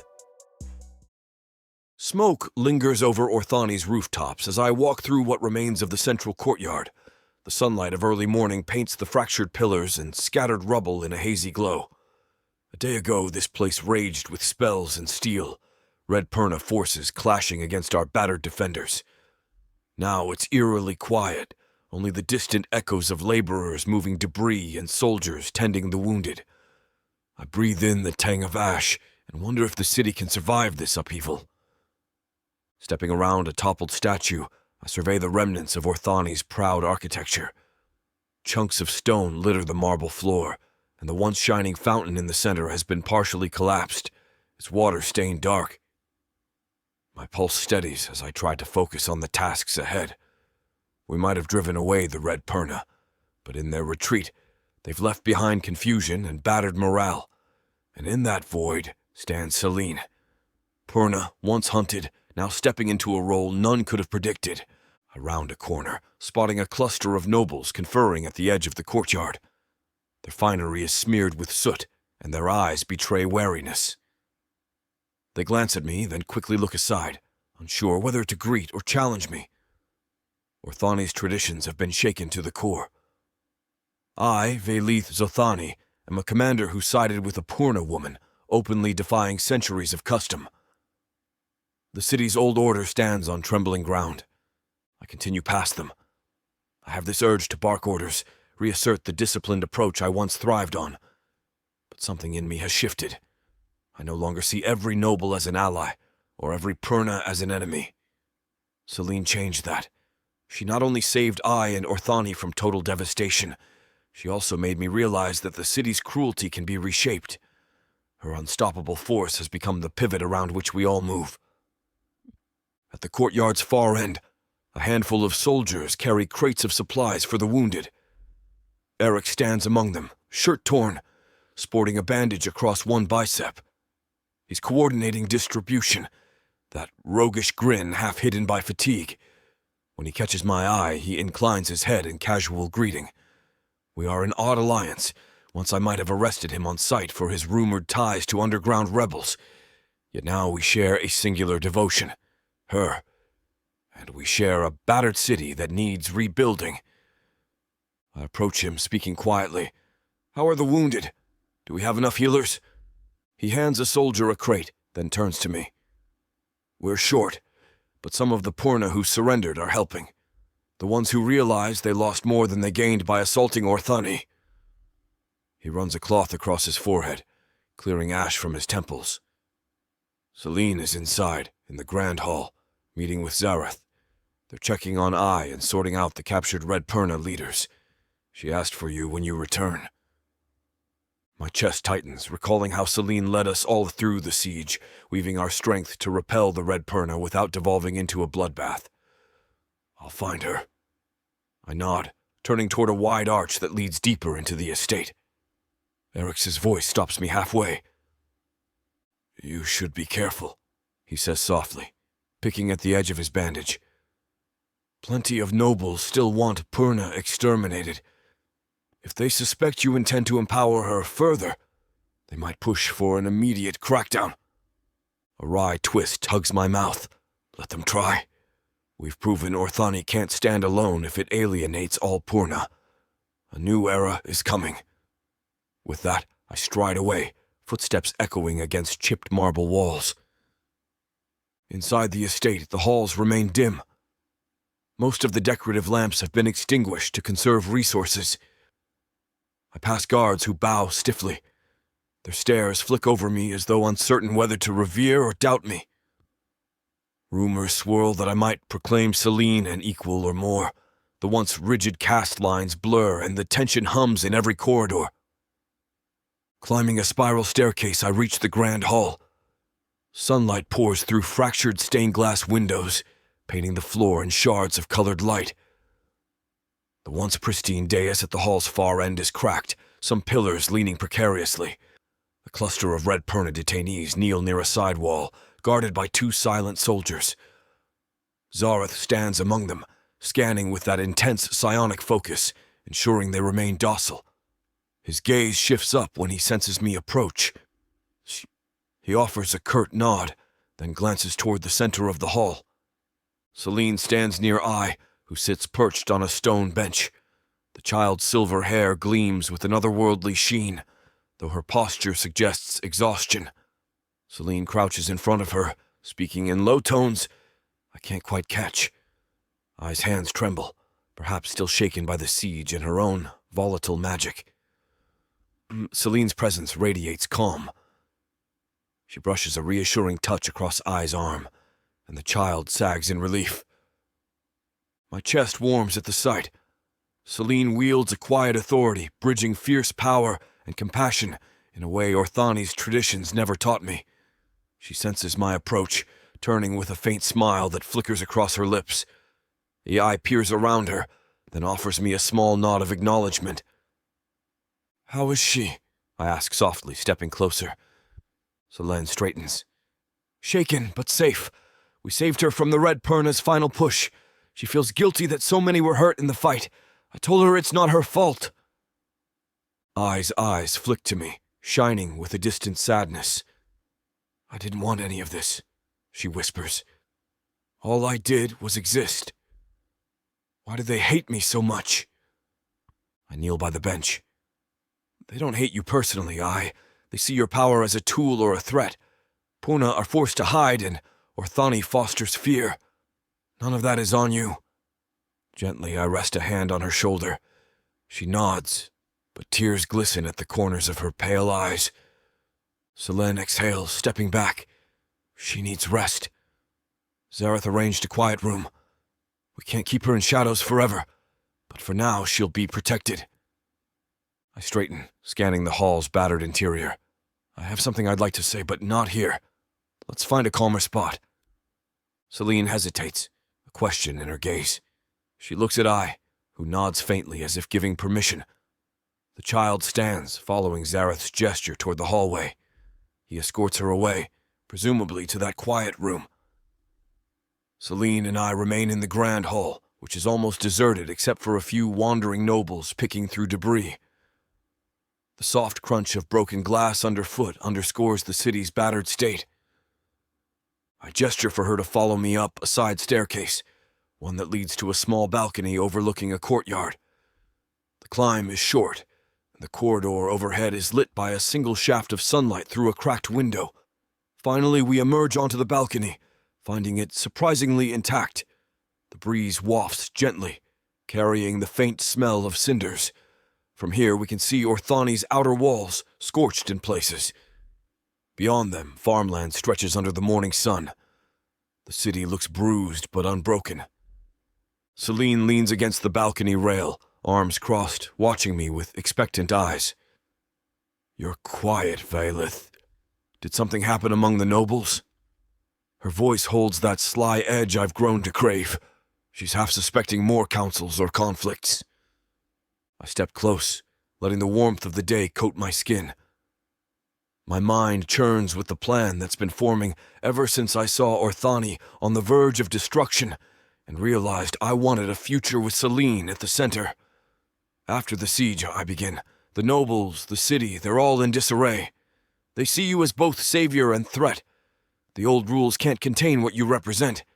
But if we don't give them some symbol, they might turn on you, or tear themselves apart. Her eyes narrow, curiosity ignited. Symbol? I breathe in deeply, feeling the flutter of nerves. Yes, a ceremony. A public vow. Orthani has many traditions, but none bridging Purna and Dark Elf as equals. Usually, a Purna might be enslaved or exiled. But we stand on the brink of a new era, and I see no stronger sign of that than a mating ceremony.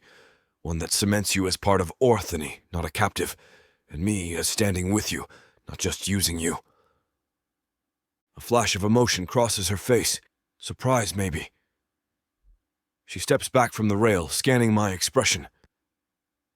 Mating ceremony, she repeats, voice husky with tension. You want me to marry into Orthani's old system? That hardly seems like the transformation we want. I raise a hand. It won't be the usual union, where the Purna is subjugated. We rewrite the vows. We hold it in public, so the city sees we stand as equals. Let them gossip. Let them witness that a Purna and a Dark Elf commander unite. In one stroke, we challenge Orthani's cruelty and quell their fear that you're here only to topple them. She studies me in silence. My heart pounds. What about Eryx or Zareth? She says quietly. You know I won't choose just one man. A faint, almost mischievous smile touches her lips, but there's a genuine question in her eyes. The idea of sharing her once rattled me deeply, but the battles we've faced, the nights we've spent, and the knowledge she is forging a new order have taught me acceptance. They remain yours, I say, voice low. This ceremony is a statement, not an exclusion. Orthani seldom acknowledges poly-relationships, but we can shift that perspective too. Eryx and Zareth can stand as your protectors or consorts. The city might balk, but they can't deny we all serve you. A tension breaks in her expression, a soft laugh escaping. Vaelith, you never cease to amaze me. A Dark Elf commander proposing a radical union with a Purna who refuses monogamy. Are you sure Orthani will accept that? I exhale, resting a palm on the rail. They'll have to. We saved Orthani. The city can't revert to blind dogma, or they risk another cataclysm. You are the pivotal figure, and I vow to stand with you. If a ceremony cements that, so be it. She steps closer, the breeze shifting her dark hair around her face. My chest tightens at her nearness, recalling the savage heat we shared. Her voice drops, laced with sultry challenge. You realize this means we formalize my hold over you. The city will see that you're not just the master. There's a power exchange they've never imagined. I meet her gaze, letting the tension simmer. I do. Orthani might see me as the warrior in the bond, but we both know who wields the deeper control. My words send a ripple of desire through me. She sees it in my eyes, smirking. She lifts a hand, brushing her knuckles along the collar of my tunic. The small contact jolts me with memories of how her touch dominated me behind closed doors. Then I accept, with conditions. It must be public, yes, so all see me as more than a novelty. And we allow Eryx and Zareth roles of recognition, so I'm not forced into some archaic notion of a single mate. My pulse quickens, voice tight. Agreed. Let the city see they're part of this union in spirit. No more hiding. The thought of publicly acknowledging her multiple relationships sparks jealousy and a twisted thrill. But I push aside my old pride. We've come too far to cling to illusions of exclusivity. She belongs to no one. We belong to her in various ways. She stares out at Orthani's battered skyline. Then we'll plan it soon. The city stands on unsteady ground. A ceremony uniting Purna and Dark Elf might calm them, or it might incite more controversy. I place a hand at her lower back gently. We stand strong enough to face it. Let them talk. Her gaze locks with mine, and the tension that's been humming between us since the siege flares bright. The memory of sharing kisses and blood, forging alliances in battle, all collides in this moment. I lean in slowly, waiting for her permission. She presses forward, capturing my lips with a sudden fervor that sets my heart pounding. The soft sigh that escapes her enthralls me. The balcony is quiet, except for the distant cries of workers below. But here it feels like a private oasis. I deepen the kiss, the taste of her filling me with raw heat. She arches against my chest, fingers sliding along my arms. A spark of primal longing surges, recalling the nights when she commanded me, how I submitted to her whim, letting her shape me. Even now I sense her power coiling, a promise that she can claim me as thoroughly as she claims Orthani. She breaks away slightly, her breath ragged. I want you to show them all that I'm not your prisoner, but your chosen partner. Her voice resonates with that commanding lilt. We'll craft a ceremony that honors Purna traditions and redefines Orthani's, with Eryx and Zareth standing as my protectors. A sly smile curves her lips. Then we see how the city reacts when a Purna stands equal to a commander, and also entwined with two other men. My cheeks flush. The idea still stings my old pride, but my devotion to her overwhelms the sting. Yes, I whisper. Let them see that we forge a new path. She inhales, stepping back from the rail. We'll need a gathering place large enough for onlookers. Possibly the courtyard near the old shrines. We do it soon, while the city remains uncertain and hungry for leadership. I nod, mind flicking through logistical details. We can rally the remaining guards to ensure no sabotage. The city's battered, but they'll come if only to witness the spectacle. We'll announce it as a vow of unity between Purna and Orthani, a new dawn. Let the Red Purna see we don't shun them if they come peacefully. Let the nobles see I'm not your thrall, that you lead me of my own will. She laughs softly. My stoic warrior, kneeling to a Purna. The nobles will faint. I can't wait to see their faces. Despite the teasing, I feel her sincerity. The plan stands as a powerful statement of trust and revolution. My chest rumbles with the need to claim her again, but we have responsibilities. Then we must prepare. We'll gather Eryx and Zareth, finalize the details. The city can't remain in chaos. She agrees, hooking her arm through mine in a surprisingly tender gesture. We leave the balcony and move through the corridors. Servants and soldiers pause to watch us pass, curiosity mingled with wariness. My posture remains proud, letting them see I walk with a Purna as my partner, not a captive. If they can't accept it, they'll have to face the consequences. We find Eryx in a smaller courtyard instructing a cluster of newly cooperative Purna to assist with healing spells for Orthani's wounded. Zareth stands nearby, overseeing the distribution of rations. The synergy we exhibit is unthinkable under Orthani's old laws, Purna and elves working side by side. Yet it's happening, bound by Zelene's influence. She calls them over with a firm wave. They follow without hesitation, eyes shining with that mix of devotion and attraction I know well.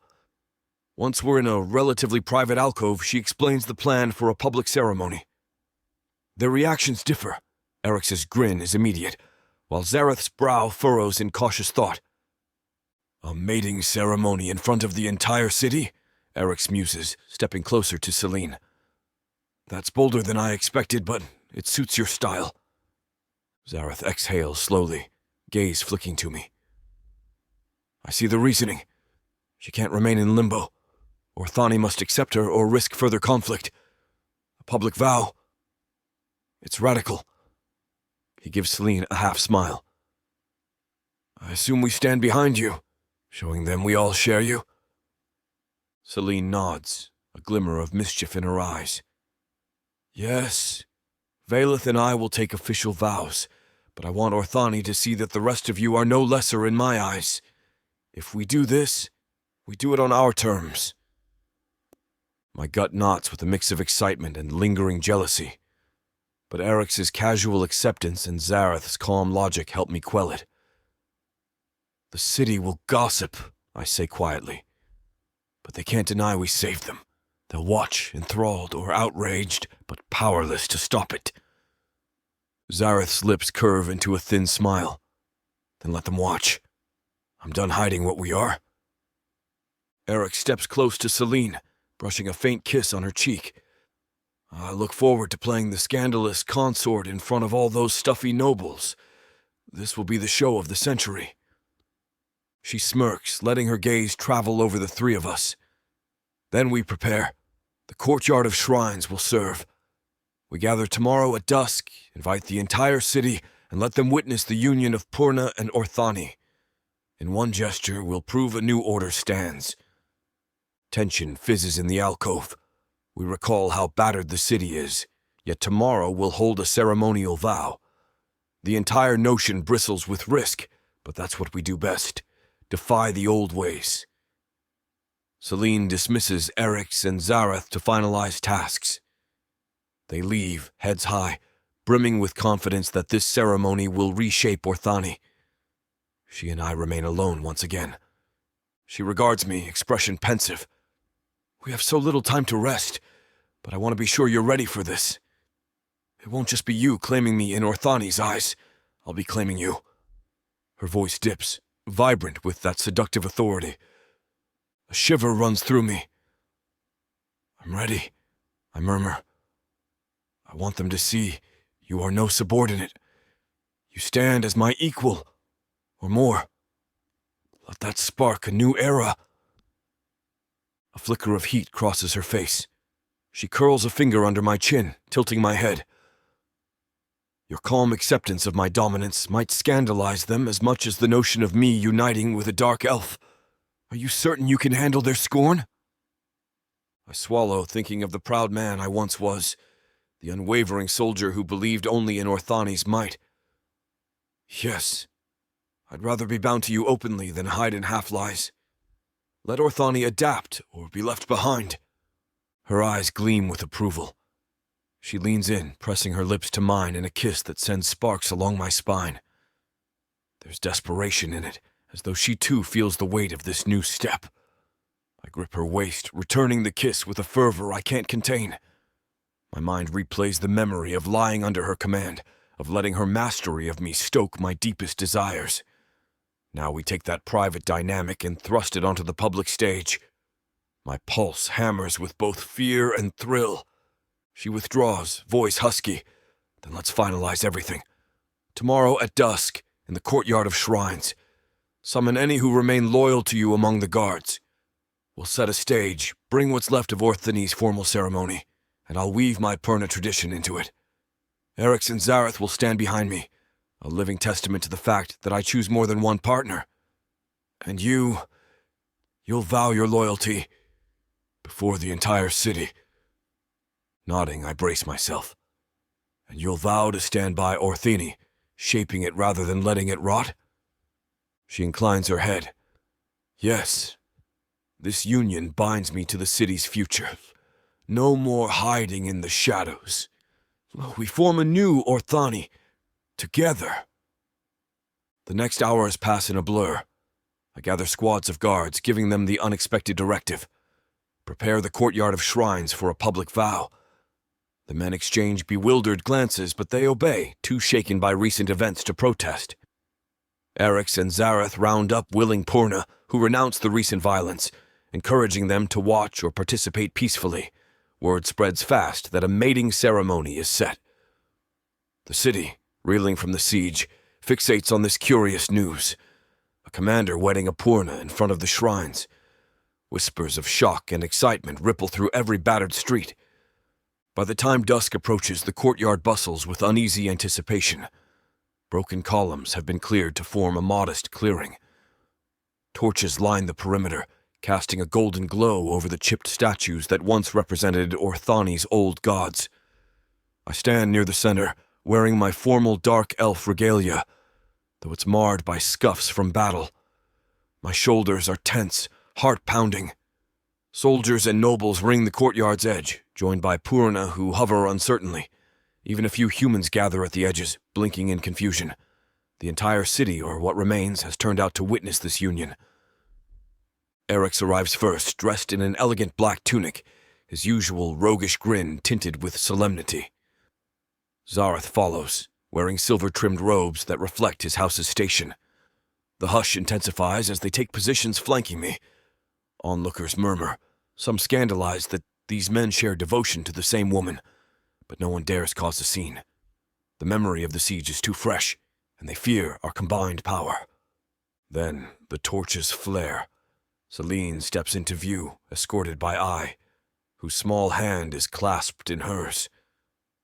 The child's silver hair shimmers in the torchlight, while Zelene moves with regal grace. She wears a long, dark gown that accentuates her Purna markings at the collarbones, runes that glow faintly signifying her awakened power. An audible gasp spreads across the crowd. My breath catches. She looks every bit a queen, dark hair partially pinned up, leaving streaks of shimmering color along her temples, perhaps a subtle transformation to enhance her allure. She releases I's hand, guiding her to stand near Eryx. Then Zelene meets my gaze, and we step together at the courtyard center. The hush grows profound. For a moment, I let my eyes linger on her, struck by how far we've come. We were once adversaries, then uneasy allies, then lovers bound by necessity. Now I vow to claim her before the city, and in turn, she claims me. A ripple of tension surges through me, part raw desire, part proud conviction. She lifts her chin, speaking in a steady tone that resonates across the courtyard. Orthani stands on new ground. Our old hostilities nearly destroyed us. I am Purna, once hunted by your laws. Yet I fought beside you to save this city. Now, I stand with Vaelith, not as a captive, but as an equal. Today we unite Purna and dark elf traditions to show that we choose a shared future. A wave of stunned whispers courses through the crowd. I step forward, breathing steadily. My voice carries as I address them, recalling the formality of Orthani ceremonies, but twisting it to suit our cause. I, Vaelith Zathani, once a commander sworn to Orthani's old ways, pledge my devotion to Selen Vares, Purna. I vow to stand at her side, not as master but as partner. Let the city witness our union as a bond of equals. Gasps flicker in the audience. Some watch in awe, others with uncertainty, but no one speaks out. The weight of the vow presses on me. My voice shakes with an intensity I can't mask. Zelene's eyes glimmer, a hint of relief and raw emotion shining through. She turns to me, stepping closer until our hands join. I, Zelene Vares, accept your vow. I offer my Purna magic not in subjugation, but in alliance. I vow to protect Orthani from tyranny, to guide it beyond cruelty. In return, I claim you, Vaelith, as partner and proof that Purna need not be enslaved. The shock among the crowd is palpable. Many likely believe she'd simply nod acceptance, but she openly proclaims her dominion in this vow. A swirl of tension and desire coils in me. My entire body thrums with the knowledge that I yield to her will. And from my peripheral vision, I see Eryx and Zareth stepping forward, positioning themselves behind her, forming a living testament to the men who share her bed, who obey her command. Another hush crosses the watchers. Humans and Purna exchange startled looks. A few even grin in cautious triumph, seeing Orthani's tradition shattered. Zelene glances at Eryx, who bows with a theatrical flourish, acknowledging her hold on him. Zareth dips his head more stiffly, eyes flicking to the startled nobles. Then both return to stillness, standing guard at her back. The entire scene is more provocative than anything Orthani has witnessed. One woman, 3 men, forging an alliance in broad daylight. I feel my pulse hammer. This is the future we shape. Scandalous, united, unstoppable. A faint wind stirs the courtyard. Overhead, crows circle as though sensing the city's transformation. AI stands to the side, wearing an expression of quiet wonder. She clutches Eryx's sleeve, comforted by his presence. On the dais, an old priest, likely dragged from some hidden corner, nervously steps up, uncertain how to handle a Purna wedding. He clears his throat, stumbling through a few standard lines about Orthani's blessings. But his voice trembles with confusion. Obviously never performed a ceremony for a Purna bride, let alone with her other lovers present. Zelene and I remain side by side, our clasped hands a focal point. The priest completes a disjointed recitation, then looks at us awkwardly. By the old and new gods, do you each vow to support the city and stand together? We both nod, ignoring the archaic structure. She leans toward me, voice low enough that only I catch it. Kiss me, Vaelith. Let them see it all. My heart clenches. Without hesitation, I slip an arm around her waist, pulling her flush. Our lips meet in front of the city, a searing moment of truth. The crowd collectively holds its breath. The contact is fierce and claiming, her taste a reminder that we broke chains to stand here. My entire body tingles with the surge of heat, recalling the nights we succumbed to each other's needs. This public kiss cements the vow. When we break apart, the hush is deafening. For a long moment, no one speaks. Then a few voices break the silence. Cheers from Purna, who slip from the crowd, uncertain applause from some humans. Many nobles stare rigidly, jaws tight, unsure whether to accept or condemn. But none raise an objection, daunted by our unwavering stance and the memory of the city's near destruction. We overcame the Red Purna. We overcame Orthani's old edicts. The city stares, marveling at what stands before them.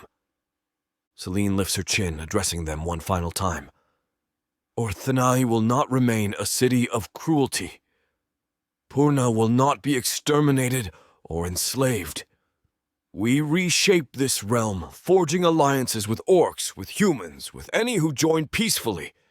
Let our union be the first symbol of that new era. The hush cracks with pockets of clapping. Some watchers depart, uneasy. Others linger, expressions filled with cautious hope. In that scattered applause, I sense we have accomplished something monumental. Eryx steps up, setting a hand on Zelene's shoulder, leaning in to murmur a sly remark about the city's scandal. Zareth remains behind her, face composed, yet I notice the flicker of pride in his eyes. Ai edges forward, smiling tentatively as she grasps Zelene's free hand. A swirl of relief and exhaustion settles over me. The vow is done. The city has witnessed it. We now stand publicly as Purna and Dark Elf, forging a bond that defies Orthani's hateful tradition.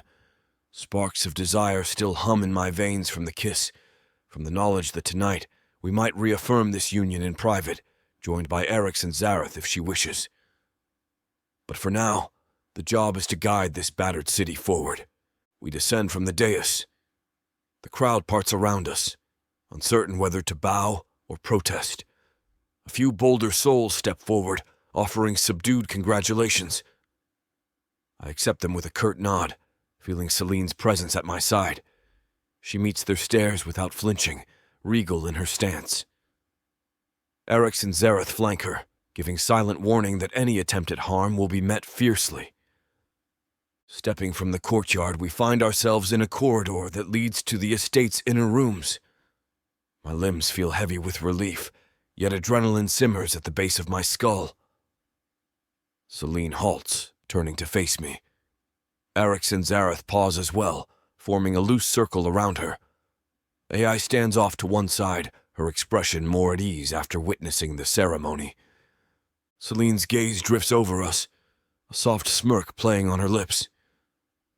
Well, we just challenged an entire civilization's beliefs. Where do we go from here? Zareth speaks quietly, a hint of tension in his voice. We gather those willing to rebuild. We show them that Purna, humans, and elves can coexist. We weed out the entrenched bigots who might resist. But they'll think twice before moving against us all. Eryx huffs a playful laugh. We also celebrate. That ceremony was monumental, but I sense you, my dear queen, need a more private completion of these vows. Zelene's eyes flash with a wry glint. Perhaps, after we ensure I rest safely, then maybe we find a quiet chamber. Her voice dips suggestively. I want each of you to understand that I haven't changed my mind about who truly commands whom. A wave of anticipation washes through me. My vow to publicly stand as her partner doesn't negate that behind closed doors, she still leads. I yearn for the moment when we can collapse into each other's arms, letting this day's tension erupt into raw desire. Eryx's grin tells me he feels the same. Zareth remains impassive, but the flicker of color in his cheeks betrays his interest. Ai steps forward, hugging Zelene's arm. Will you come tuck me in first? Her voice is small, tinted with lingering anxiety. Zelene softens, brushing a palm over Ai's silver hair. Yes, little one. I'll see you settled. Then, we convene in my quarters. My chest tightens at that promise. Eryx and Zareth both share looks of excitement. For all the city's glances, for all the controversies in private, we embrace a dynamic that defies Orthani's rigid caste. She leads, and we stand willingly as her men. The swirl of scandal and devotion only fuels the intensity. We set off, guiding Ai to her temporary room. She yawns, exhausted by the day's tumult. Once inside, she clings to Zelene's hand until gently coaxed to lie down. Zelene hums a soothing lullaby, a pernatune perhaps, and the child drifts to a fragile sleep. I watch from the doorway, heart full. This child was once the catalyst for Orthani's potential ruin. Now she's a living symbol that Perna have a place here. When Ai's breathing evens, Zelene eases out quietly. Her eyes find mine, a silent signal of longing. Eryx and Zareth wait in the corridor, tension thrumming in the hush. Without speaking, we all move in tandem, heading to the suite that once served as my private quarters, now claimed by her whenever she wishes. The hallway is mostly deserted at this late hour, the city's onlookers gone to rest or celebrate. We enter the chamber, shutting the door behind us. The lamp on the side table casts a gentle glow, illuminating the half-ruined furniture. The siege spared little extravagance, but a soft rug remains, and the bed is intact. Zelene turns to face us, eyes gleaming with triumphant energy. Eryx steps forward first, playful challenge in his grin. You've just declared your vow to Vaelith. Does that mean we watch from the shadows, or do we join the celebration? Zelene snorts, crossing her arms. Are you truly so dense? If I wanted just one partner, I would have said so. You're here because I choose you all. Her voice resonates with authority. Now come, show me your devotion. Heat flushes my face. Even after proclaiming a public vow with her, I still ache to prove myself in private. Eryx moves behind her, brushing the back of her neck with a careful, intimate gesture. Zareth circles to her side, voice husky. You commanded me to yield once. I remain at your service. She smiles, letting her gaze drift over us. Good. Then come to me, she murmurs, stepping backward toward the bed's edge. My heart hammers as she tugs at the ties of her gown, letting it slip from her shoulders. The faint lamplight glistens over her bare skin. Eryx releases a soft growl of appreciation. Zareth inhales sharply, and I press my lips together, fighting the wave of desire. In that hush, we converge around her. My fingers brush the side of her throat, feeling her pulse quicken. Eryx takes her hand, pressing light kisses along her wrist. Zareth stands behind, smoothing gentle touches over her shoulders. The tension is thick as we reacquaint ourselves with her warmth, each of us wanting to claim but also to be claimed. The memory of the vow in the courtyard merges with the rawness of this moment, forging a heady swirl of lust and devotion. Zelene's voice emerges low and resonant. Slowly, she says, we have all night. She glances at me, a flicker of mischief in her gaze. But remember who owns the final word here. I give a faint nod, stepping in to cup her cheek. "You do," I whisper. "Always." My mouth finds hers, the kiss electric. Eryx's hand glides up her arm, accentuating her hum of pleasure. Zareth leans in, nuzzling her temple. She arches, encompassed by us, her soft moan fueling the swirling hunger. Time dissolves into a flurry of touches, kisses, whispered affirmations. The bed behind us beckons, but she keeps us standing for a while, relishing the tension. My body roars with pent-up need. We survived the siege, we proclaimed a vow. Now we indulge in the savage bond tying us together. Eventually, Zelene her onto the bed's center, where we continue our slow, deliberate worship of her body, each man finding a place that pleases her. She gasps, eyes fluttering, as Eryx teases along her collarbones. Zareth focuses on her thighs, and I cradle her head, kissing her deeply. The synergy of four bodies unfolds in a mesmerizing dance, every moment steeped in dark romance that defies Orthani's dusty rules. She murmurs commands, sometimes pressing me down so she can tower above, sometimes beckoning Eryx or Zareth to shift angles. Our ragged breaths mingle, building a crescendo of ecstasy that fuses the day's triumph with an undeniable physical union. The swirl of raw desire and unwavering trust sets me ablaze. By the time we near the peak of our passion, my mind is adrift in a haze of her voice, her heat, the brush of multiple limbs. When we collapse hours later, each of us panting in a tangled sprawl, I realize how thoroughly we've shattered Orthani's expectations. A single woman commanding three men's devotion under one roof, publicly and privately forging a new standard for relationships. And the city can only watch, stunned that we have the audacity to exist so boldly. Zelene lies with her head on my chest, Eryx curled at her side, Zareth angled behind her, all of us drifting in sated exhaustion. My eyes sting with the fierce love I never knew possible. She stirs, murmuring, "Thank you," in a lazy hush. I press a tender kiss to her temple. "For what?" "For letting me stand as your partner in front of Orthani, for giving me your unwavering backing, and for accepting that I share myself with more than one man." I tighten my arm around her, ignoring the vestiges of jealousy that used to plague me. "I wouldn't have it any other way. You've changed everything. For me. For all of us. I want to see Orthani learn from this." She smiles in the dark. "They will, soon enough." Eryx shifts, voice muffled by the sheets. "We'll guide them or tear down those who refuse. We're unstoppable, remember?" Zareth's soft rumble. "Yes, let them fight us if they dare." We drift into a contented silence, hearts beating in sync. In the quiet, I imagine the dawn of our new rule. With Zelene as the pivotal figure, we'll mend or break Orthani's old caste laws, forging a city that doesn't fear Purna or enslave them. The vow we made, sealed by that public ceremony, cements my place at her side, and Eryx and Zareth's in her life.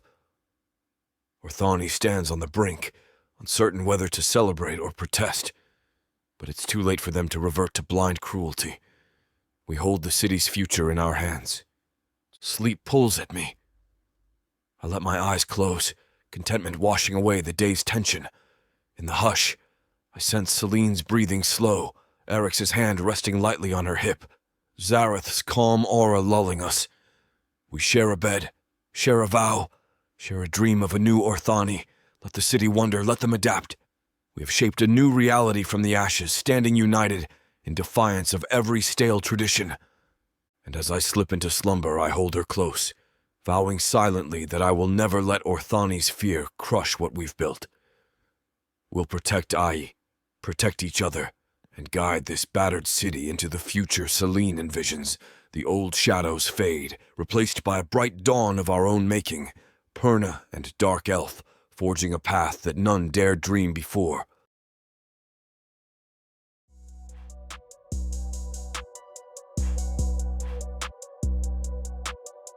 Chapter 27. Zelene. I stand at the edge of Orthani's western battlements, gazing out over the city that nearly tore itself apart. The morning sun sets the sky ablaze in gilded orange, a contrast to the lingering smell of scorched stone and singed flesh. I feel the breeze shifting against my skin, catching fragments of ash that still drift through the streets below. Even with our fragile victory, staving off the Red Perna's rampage, the weight of this city's devastation hangs in the air like a sentence not fully pronounced. Vaelith said King Rhython Vitoris wanted an immediate meeting once the dust settled. He's Orthani's ruler in name, cunning and ruthless in practice. With half the nobility in shock after the siege and the Red Perna temporarily scattered, I suppose he sees an opening to reassert control. But I'm not sure which side of me he intends to flatter or threaten. The Perna who can fling psionic blasts and transformations, or the woman who just publicly bound herself to a dark elf commander while keeping 2 other men in my thrall. Footsteps approach from behind. A faint rasp of steel along leather, Eryx's scimitars. First turn.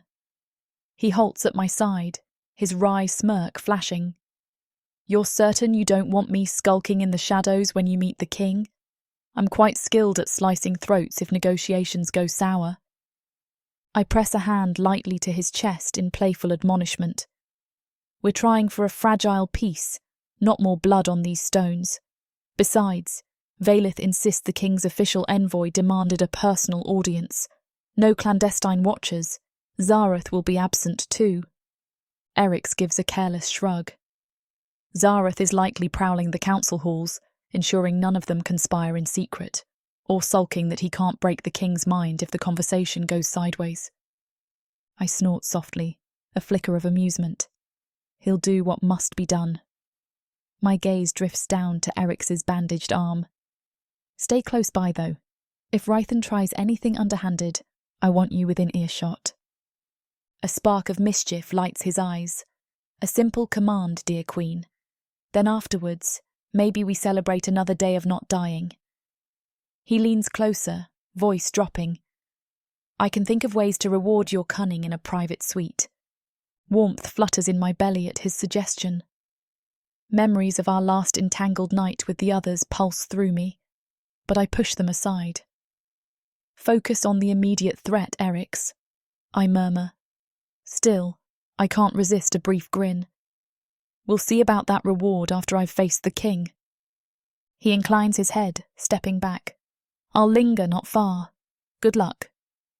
I watch him meld into a side corridor, tension thrumming in my shoulders. Then I descend the stone staircase alone, heading for the keep's antechamber, where Rhython insisted we meet. My footsteps echo in the gloom of half-broken corridors.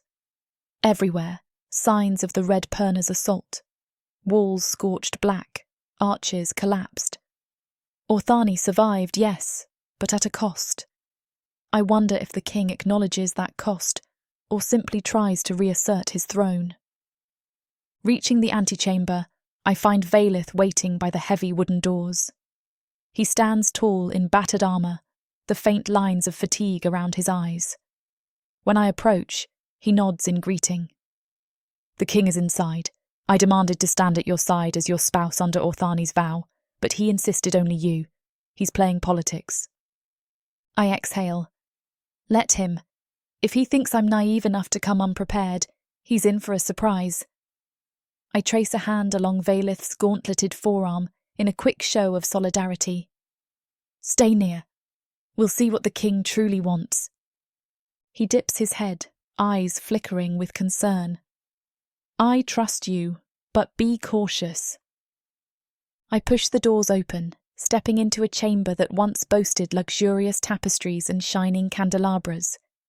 Now half the drapes are torn, and the gilded surfaces bear scorch marks. At the far end, King Rhython Vitoris stands among a cluster of advisors. He's tall, draped in regal dark robes, hair slicked back to emphasize pointed ears and a cunning gaze.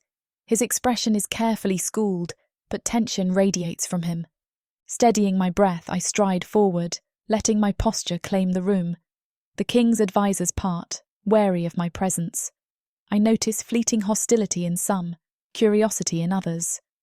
Rhython's gaze flicks over me, assessing. Then he waves a dismissive hand, and the advisors withdraw to the periphery, leaving us a measure of privacy. Zelene Varese, Rhython drawls, voice oozing politeness with a sharp undercurrent. The famed Perna who saved Orthani from the Red Perna's assault.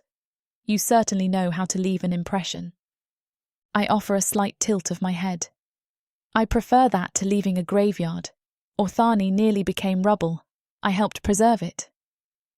He steps closer, the gleam in his eyes reminiscent of a viper. Yes, in the process upending Orthani's long-held traditions. Your public vow with Vaelith turned heads. Word spreads that you keep multiple dark elf consorts. I wonder what you truly want from my city, from me. I let a faint smile curve my lips. Only what Orthani refused Perna for centuries, a chance to exist without persecution.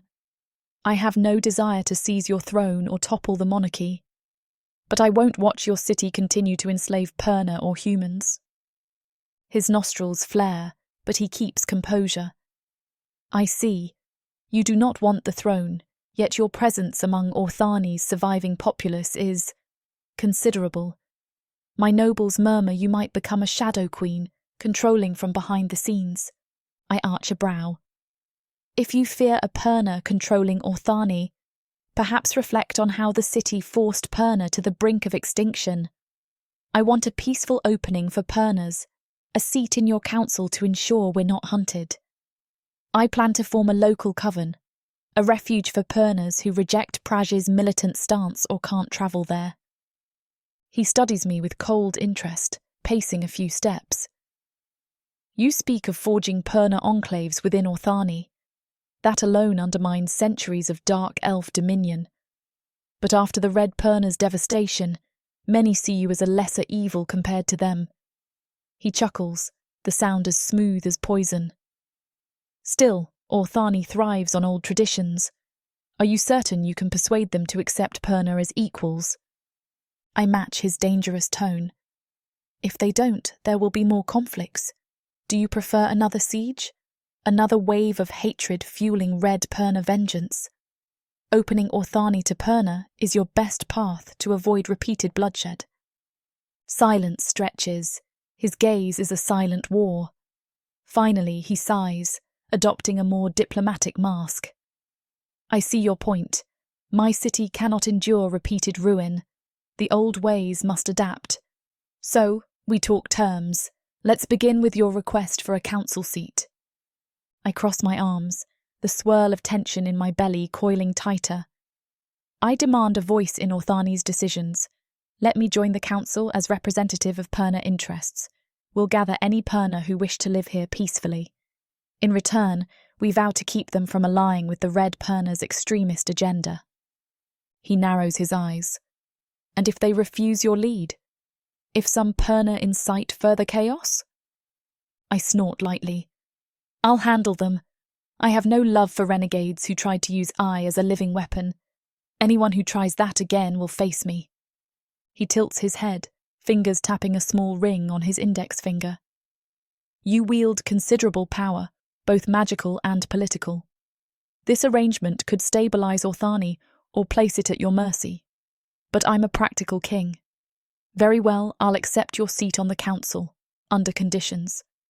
You must discourage any Perna insurrection, and if any new threats to Orthani arise from your kind, you address them swiftly. I step nearer, reading the subtle flicker in his gaze. He's not offering this lightly. He's cornered by circumstances. Agreed, provided Orthani's council does not attempt to enslave Perna again. We want open doors for them to settle peacefully, to form a hidden refuge if needed, but not hidden from your laws so much as protected from vigilantes. Hidden refuge within my city? He asks with mild skepticism. I let a soft laugh escape. Call it a coven, call it a small quarter. We won't be harassed by old prejudice. I prefer quiet refuge, so we don't alarm your populace with the term Perna stronghold. Willing Perna can live there, maintaining Perna traditions while abiding by Orthani's new laws. Rythan purses his lips. You speak as though you craft those laws. I smirk. That's the point of a council seat, yes? His gaze flickers, grudging admiration in it.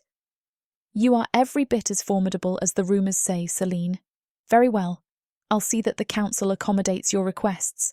A seat, a designated Perna quarter or quiet refuge, and no harassment of Perna who come peacefully. A slight weight lifts from my chest. I expected more pushback. He must see that Orthani's battered state leaves him no choice. Then we have a truce, I say softly. I, in turn, assure you no new wave of red Perna infiltration. I'll keep them at bay. He nods, stepping aside to reveal a small desk with a parchment. We'll formalise this agreement. I'll draft a royal mandate welcoming Perna, provided they register under your oversight. You will present it to the council, and they'll sign off. With our forces depleted, none will dare openly defy me now. Approaching the desk, I scan the parchment. Even in battered Orthani, the king's scribes remain efficient. It outlines the seat on the council, the refuge for Perna, and a clause forbidding any enslavement attempts. I sense Rythan's fear hidden behind official words. He wants my guarantee of no new conflict as much as I want Perna acceptance. He hands me a quill, eyes lingering on me. Add your mark. Then we are bound by Orthani law. I hold the quill, pausing. One last matter. What about I? She's a child of extraordinary power.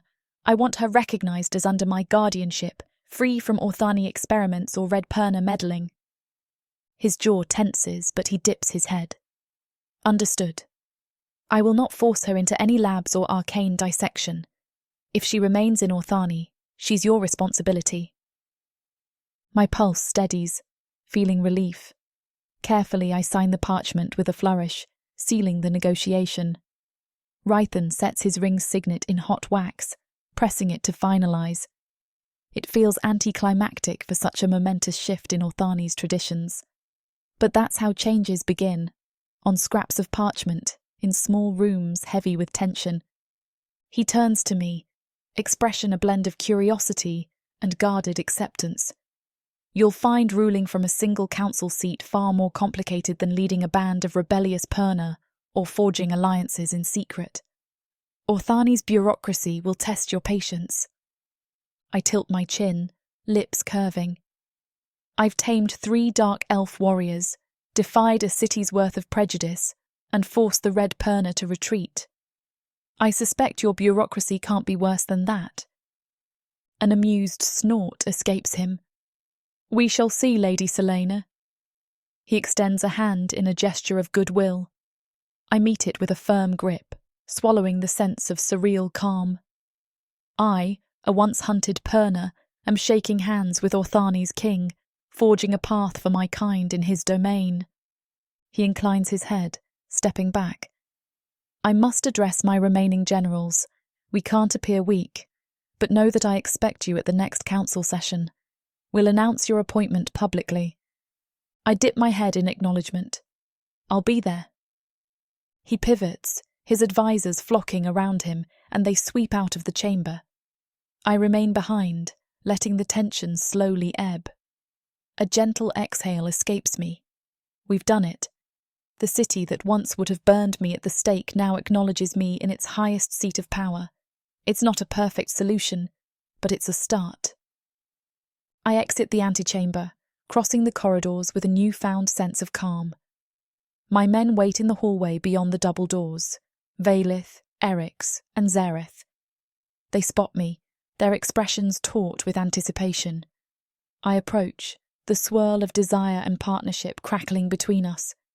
Vaelith arches a brow. Did he threaten you or yield? I meet his dark gaze, a soft grin touching my lips. We have a formal agreement, Perna acceptance, a refuge in Orthani, and a seat on the High Court for me, in the Royal Council. In exchange, I promise no new red Perna infiltration. AI remains in my guardianship. A flicker of relief crosses Vaelith's face. He nods, tension easing from his stance.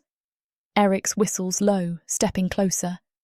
So you truly have your piece of Orthani's power. Where does that leave the rest of us? I smirk at him, letting my voice drop. Right by my side, obviously. We've already proven the city can't stand without us. This only cements it. Zareth approaches, gaze intense. The king yields just like that? I shrug. He sees the city's battered state. Better to ally with me than risk another conflict. I suspect he's still scheming, but as of now, we have what we want. My voice softens. Now we can build a quiet refuge for Perna, a place that ensures we never see forced captivity or extermination again. Eryx flashes a grin. Then let's celebrate this new dawn, dear queen. Or do you plan to bury yourself in council documents? Warmth spreads across my cheeks. I'll ensure the refuge takes shape. But yes, a bit of celebration might be in order. A swirl of desire stirs. These men are mine, and I can show my gratitude in more ways than speeches. Zareth dips his head, murmuring, "We can gather at your new seat, watch Orthani's reaction, then find time for ourselves." His gaze flicks over me with that subtle yearning. "I think you deserve a reward for forging peace from chaos." I arch a brow, letting a flicker of mischief show. "Oh, is that so? Perhaps I'll claim my reward in private." The memory of last night's stolen time with them tugs at my senses, but the city remains in a precarious state, so I focus on practical steps. First, let's announce the covenant to my Perna. We've several scattered from the siege, uncertain how to proceed. They need reassurance we're not forcing them to flee. Vaelith steps forward, offering a subtle bow. "Lead on. We'll gather them in the main courtyard. Then you can address them under official sanction." We make our way through the halls, encountering various guards and low-ranking nobles. Some draw back as we pass, others bow awkwardly. Word travels fast. Zelene negotiated with the king. I see a handful of Perna, battered but hopeful, trailing after us. Curiosity brightens their faces as they sense we're forging a sanctuary.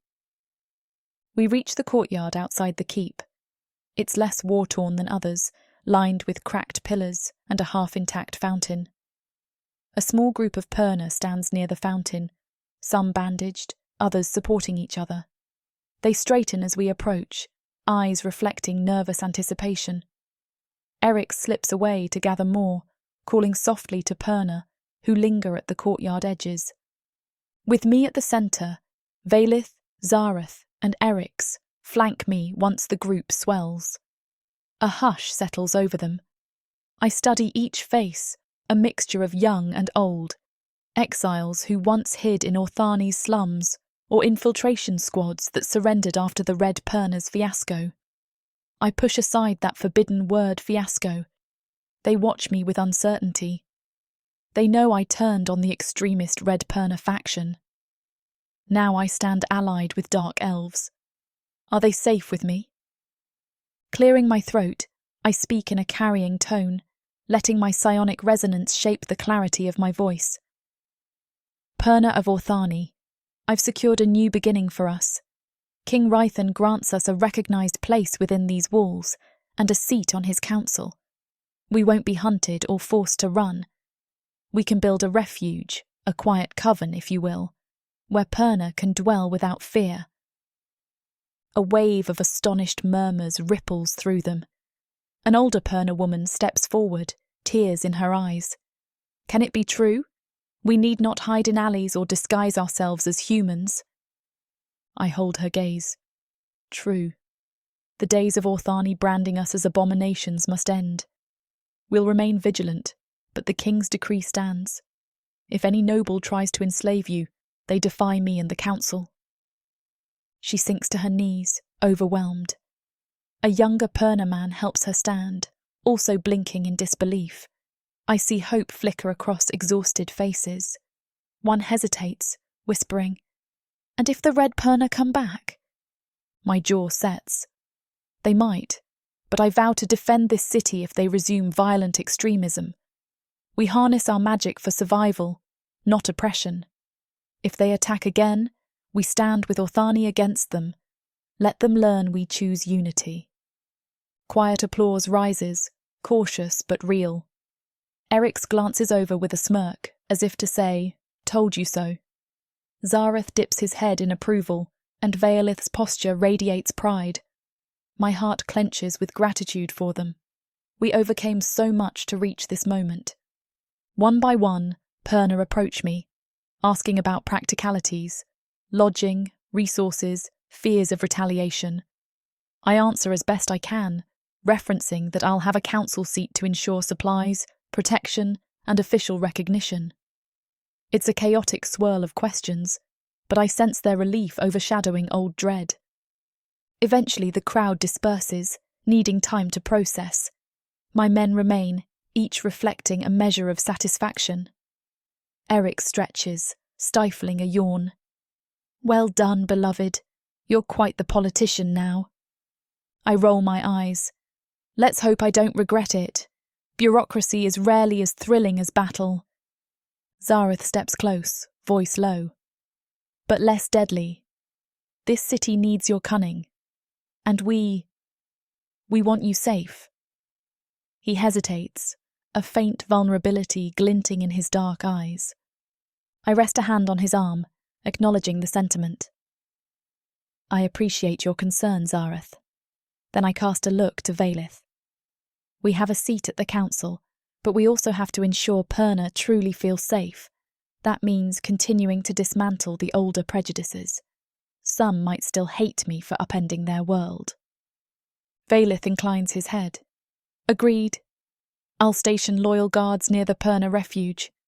Any harassment and we respond." I exhale, letting relief seep in.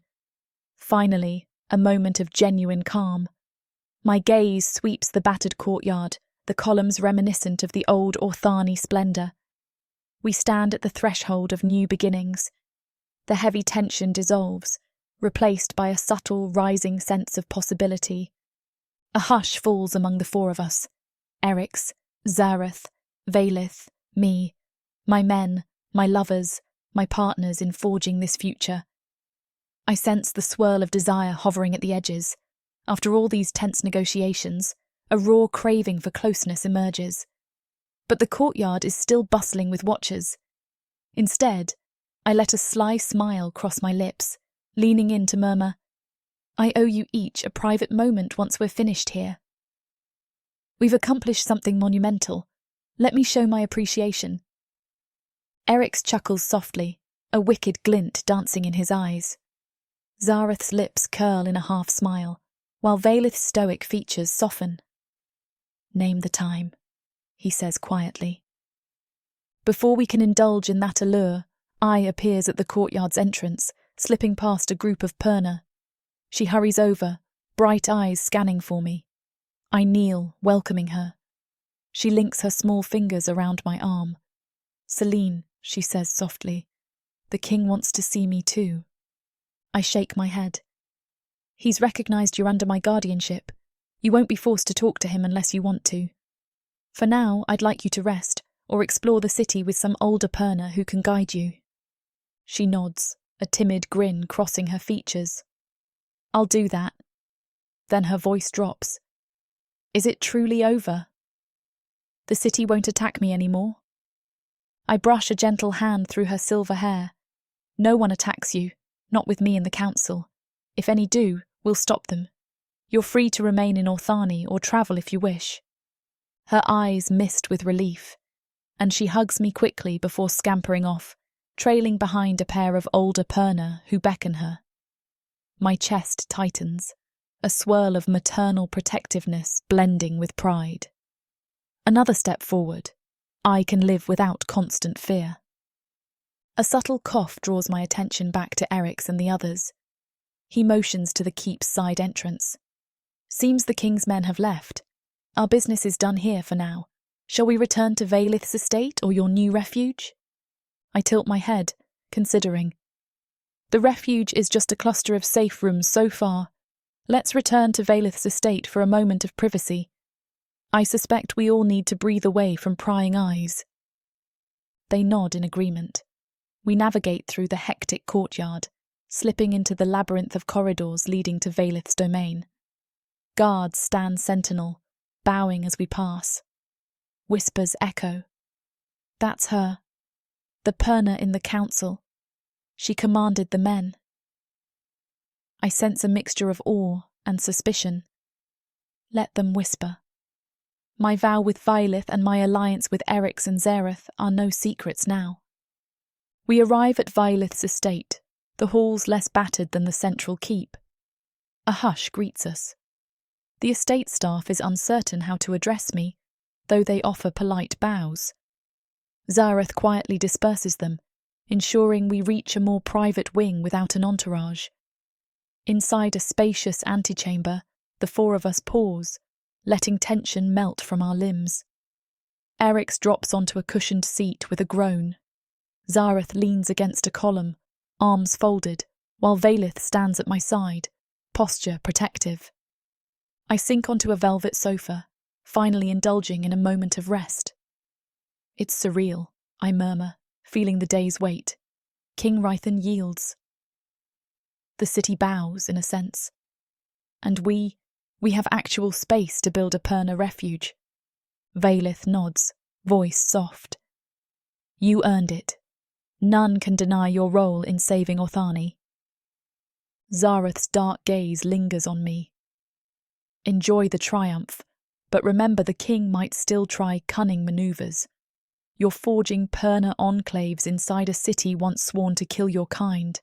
Suspicion won't vanish overnight. I exhale, acknowledging the truth. We'll watch carefully. Eryx can gather intel from the streets, you from the council halls, Vaelith from the guard. If anyone conspires against us, we cut them off quickly. Eryx's grin widens. And in the meantime, we enjoy this new status. After all, you stand at the apex, dear queen. Your men are here to serve. A spark of mischief ignites in me, remembering my earlier promise of private celebration. I recall saying I owe each of you a show of gratitude. Perhaps we should find somewhere more comfortable. They exchange eager glances, each stirring with the same hunger that fueled us in the nights after the siege. My heart thumps, pulse quickening. Yes, I say, standing with a languid stretch. Let's not waste time. The corridor leading to Vaelith's private rooms is deserted. My footsteps echo softly, my 3 men trailing behind with a predatory awareness that sets my nerves aflame. I sense Zareth's intense psionic aura brushing the edges of my mind, Eryx's cunning presence reading my every movement, Vaelith's protective dominance simmering just behind me. The tension between us crackles like a distant storm. Finally, we slip into Vaelith's chambers, a wide space of polished floors and heavy drapes. The bed stands in the centre, crowned with a carved frame. I shut the door, my breath catching in the hush that follows. They surround me, each reflecting different facets of desire. Eryx's dark grin, Vaelith's intense gaze, Zareth's controlled hunger. I tilt my chin, a teasing edge to my voice. You followed me faithfully through war and negotiations. Now I want you to surrender your burdens, focus only on what I desire, and trust me to guide you. Vaelith's eyes flash with a spark of recognition. I am yours, he murmurs, stepping nearer. Zareth stiffens with excitement, nodding once. Eryx rubs his neck, smirk deepening. I always love it when you take charge. Heat pools low in my belly, reminding me how deeply we needed a moment of raw intimacy amid the chaos. I spin toward Eryx first, trailing my fingers along his collar. You were my cunning blade in the streets, turning Red Perna infiltration aside. Let me reward you. He shudders at the promise, lips parting for a quip, but I silence him with a firm kiss, my hand tangling in the folds of his tunic. His breath hitches, and I sense him leaning into me, letting me dictate the pace. I deepen the kiss momentarily, tasting the salt of his lips. Then I break away, turning to Zareth next. I press a palm to his chest, feeling the tension thrumming in his heartbeat. You overcame your old sadism for me, forging alliances in the council, unravelling wards that once caged Perna. Let me see that submissive side I love to provoke. His eyes gleam with that mix of resentment and fascination. You know exactly how to break me, Zelene. His voice is nearly a growl. I smile. Yes, I do. I brush my mouth against his in a fleeting kiss, then pivot to Vaelith, who watches with simmering hunger. And you, my disciplined commander, you helped me face the king. You stood by me as an equal in the vow. Now I want to remind you who truly wields power behind closed doors. He exhales sharply. I yield. A flush of heat surges. I back toward the bed, hooking a finger at them. Come, show me your devotion. They close in, each unburdening armour or tunic. The tension sears my veins, a wicked thrill that after all the high-stakes diplomacy and mortal dangers, we still find time to indulge. I slip out of my garments with deliberate slowness, letting them watch. Eryx's eyes darken with arousal. Zareth's jaw clenches. Vaelith stares intently. I want them enthralled, to remember that for all my forging alliances, I'm still queen to their devotion. We tumble onto the bed, a chaotic tangle of bodies, moans, and whispered commands. My mind spins from the sensations. 3 men with distinct touches, each responding to the subtle power shifts I exert. Eryx's teasing kisses roam my throat. Zareth's skilled hands grip my hips. Vaelith's strong arms hold me with protective fervour. A swirl of primal desire wraps us together, bridging the lines between politics and raw intimacy. Time dissolves. I push them, test them, let them worship every inch of my skin. Their hushed groans fill the chamber, fueling my own rising lust. The bed creaks under our entwined forms, the warm lamp casting a flickering glow on sweat-slick flesh. My breath catches as Eryx nips my shoulder, while Zareth's psionic aura flutters at the edge of my consciousness, and Vaelith's low growl vibrates against my spine. When I finally rise above them, breath ragged, I see their gazes fix on me, sated, enthralled. The tension of leading Orthani, of forging this new path, briefly evaporates. We are only flesh and heartbeat, passion ripping away any semblance of caution. I press an open-mouthed kiss to Vaelith's lips, tasting the tang of exhaustion and longing. Eryx smirks from behind me, trailing lazy caresses across my thighs. Zareth's breath warms my ear as he murmurs a half apology, half plea for more. Finally, we collapse in a sweaty sprawl, hearts pounding in unison. My eyes half close, euphoria washing over me. For a while, no words need to be said. I relish the stillness, the comfort of their bodies pressed against mine. Sleep beckons in the aftermath, but I fight it, listening to each of them breathe, revelling in the calm after so much strife.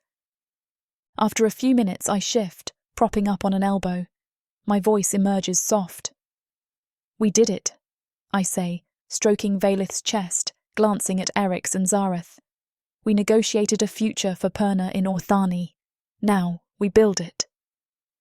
Zareth's eyes remain closed, a faint smile on his lips.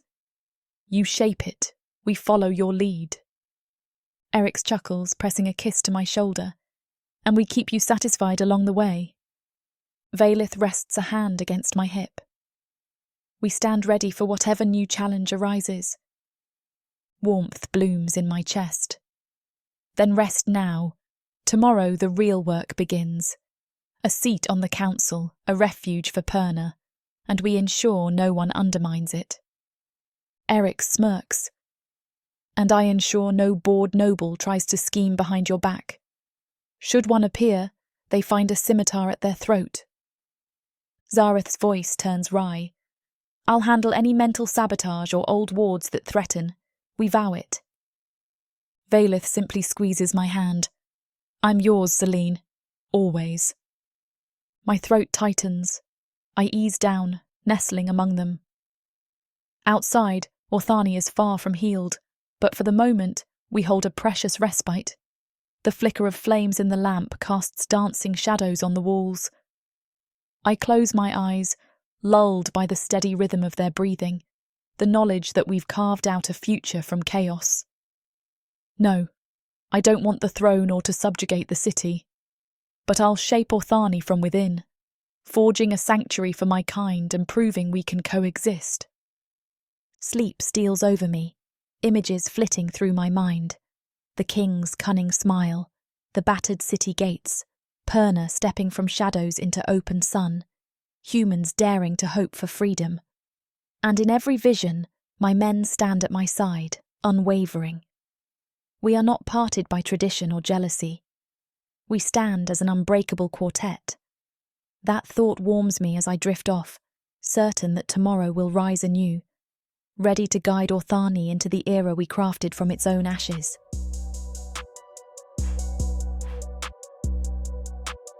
Chapter 28. Vaelith. I stand at the center of Orthani's grand courtyard, surrounded by more onlookers than I've seen since the siege. Torches flicker against twilight's fading light, illuminating the columns that still bear scorch marks from the Red Perna's assault. The air hums with a tense mixture of curiosity and apprehension. Voices drift over the crowd, whispers, hushed exclamations, as people crane their necks to watch the ceremony we've arranged on short notice. I inhale slowly, trying to center my thoughts. I'm wearing my formal armor, polished as best as possible despite recent battles, and my house's sigils gleam in the torchlight. To my left, Eryx fidgets with the hem of his dark tunic, scanning the gathered mass with that roguish confidence in his half-smile. To my right, Zareth stands straight-backed, his robes bearing the Velkarine crest. He is regal and impassive, though I notice the slight tension in his jaw betraying his nerves. The city rarely witnesses any ceremony involving Purna, much less one forging alliances in public. Beyond us, King Rython Vatoris watches from a raised platform, arms folded. His expression is measured, neither approving nor condemning. He allowed this event, no doubt to keep Orthani stable. But I sense the undercurrent of power beneath his calm. He won't relinquish his throne easily, yet we're here to show that Orthani will honor Zelene without dethroning him. An uneasy balance. A hush ripples through the courtyard, drawing my attention. Zelene appears at the far end of the plaza, stepping into the open amid a slow drumbeat that echoes off the stone walls. My heart lurches at the sight of her, dressed in a flowing gown of deep crimson Perna markings gracing her arms. The flicker of torchlight dances over her confident stride. People shift to give her space, half in awe, half in lingering fear. I exchange a quick glance with Eryx, who nods in silent admiration. Zareth's gaze flicks toward her, composed yet charged with intensity. Zelene crosses the courtyard, each step exuding quiet power. Around us, murmurs intensify. She's the Perna who turned Orthani's fate. Fought off the Red Perna and forced a negotiation. She took 3 dark elves as her consorts, so they say. Maybe it's just rumors. Their voices confirm the swirling gossip. Some remain hesitant, uncertain whether to bow or spit. My chest tightens, remembering how Orthani's old laws would have demanded her execution. Now she strides through the heart of the city to stand before the king and the watchers, forging an official vow that acknowledges her place without toppling the monarchy.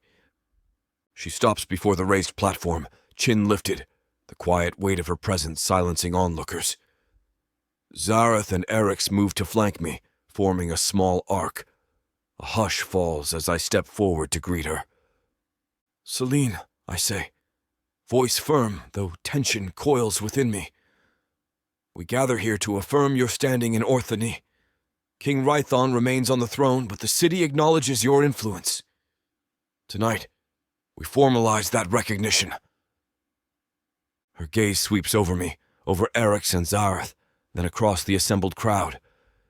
"Yes, Orthani must see we aren't here to dismantle everything.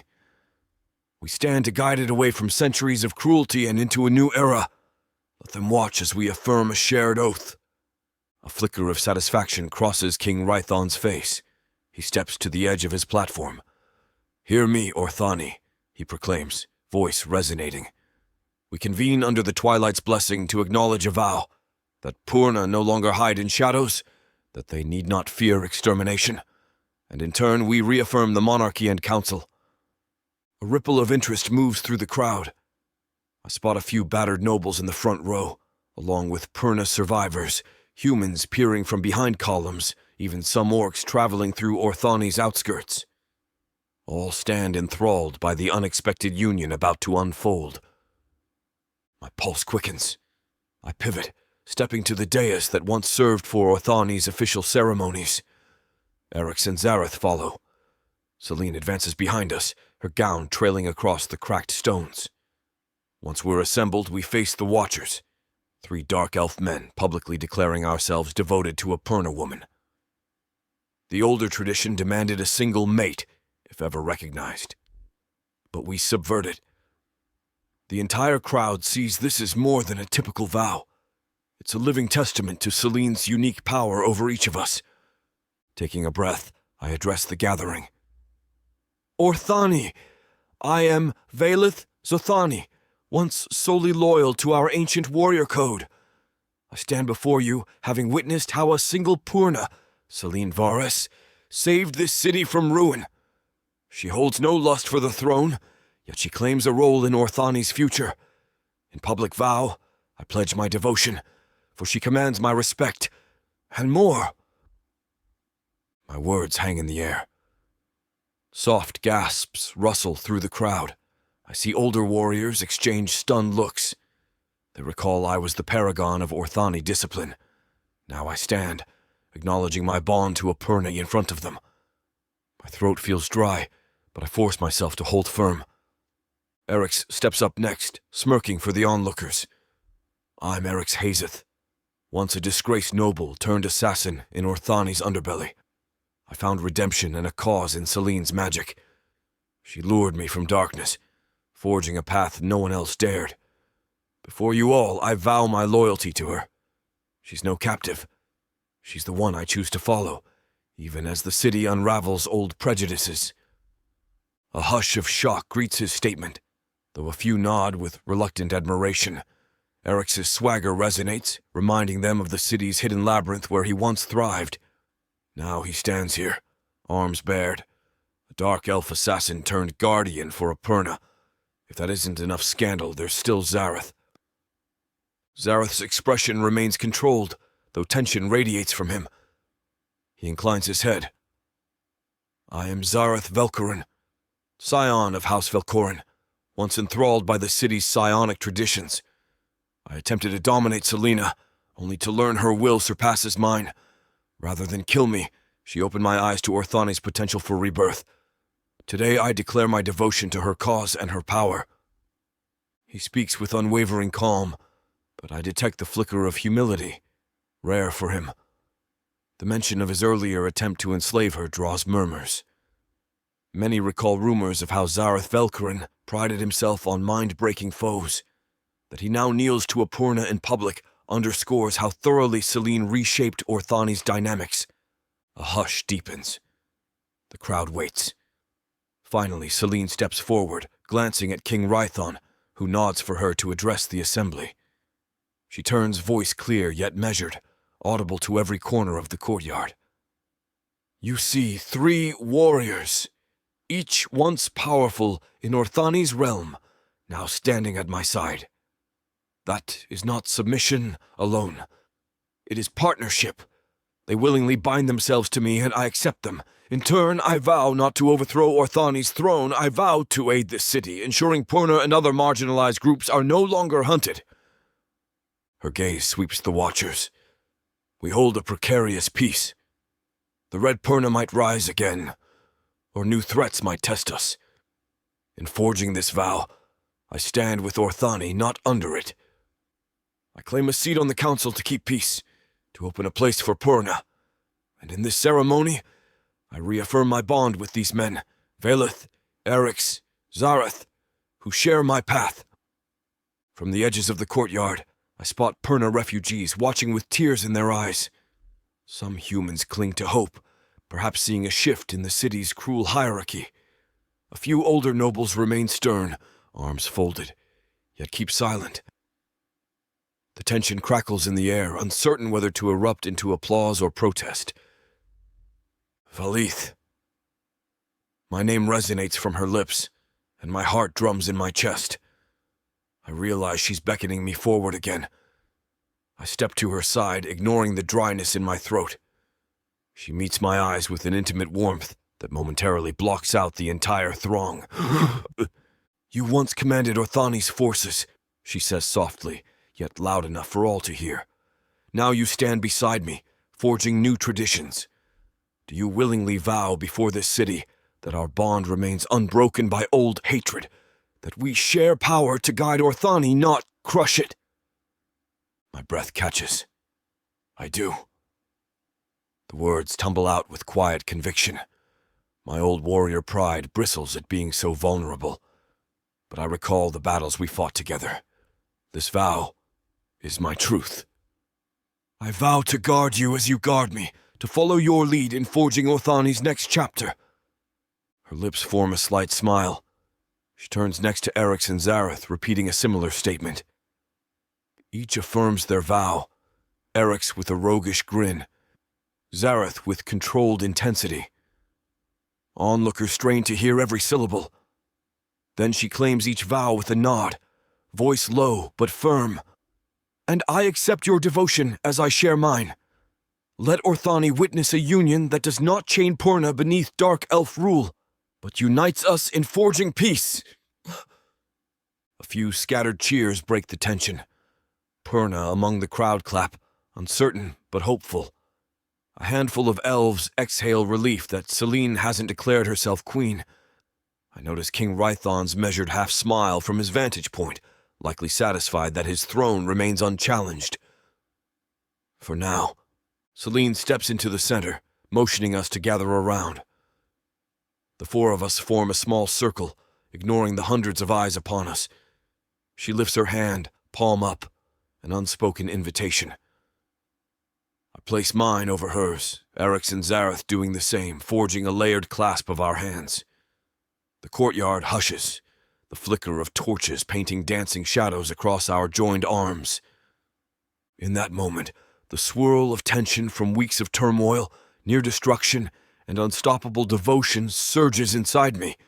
My entire body buzzes with an intimate memory of how each of us surrendered to her behind closed doors, how we overcame the city's prejudices.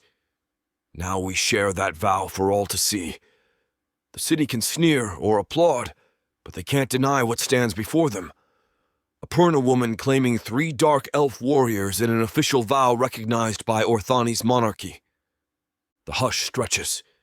Then Celine's eyes glitter with a subtle mischief as she leans in toward me, pressing her forehead to mine in a gesture part reverence, part unspoken ownership. I let my eyes close, feeling her breath mingling with mine. A wave of raw affection washes over me. She does the same with Eryx, and then with Zareth, a fleeting contact that highlights how each of us belongs in her orbit. The watchers stir, some pointing, some stifling gasps at the brazen display. But no one dares interrupt. At last, King Rython lifts a hand. Let Orthani bear witness. This vow is sealed. The city acknowledges Zelene Varys as an ally and council member, these men as her chosen partners. May Orthani endure under new traditions and preserve our unity. His declaration resonates off the pillars. A smattering of applause ripples. Perna refugees, and some open-minded elves. Others remain silent, but they do not protest. Gradually, the crowd disperses, voices rising in hushed conversation about the spectacle they just witnessed. Eryx exhales, releasing a short laugh. I never thought I'd see the day Orthani politely applauded a Perna publicly taking 3 men. Zareth sweeps a cool gaze across the courtyard. They're stunned, but they'll adapt or be left behind. Celine's shoulders ease, the tension of public scrutiny diminishing. She stares at the crumbling stone arches, inhaling as though tasting freedom. It's done, she murmurs. They can't tear me down easily now. My vow stands with King Rython's blessing, no matter how reluctant. I meet her gaze, letting relief flood me. Tonight, the city saw we aren't usurpers. We vow loyalty, but keep our own power. I allow a small smile, and if they test our unity, they'll find it unbreakable. She nods, stepping closer, voice low. Thank you, Vaelith. I know you once believed Purna anathema. You overcame that to join me. Eryx and Zareth, too. None of this would be possible alone. My chest warms, recalling how I first hunted her, how her defiance lit a spark in me. You changed everything, I say simply.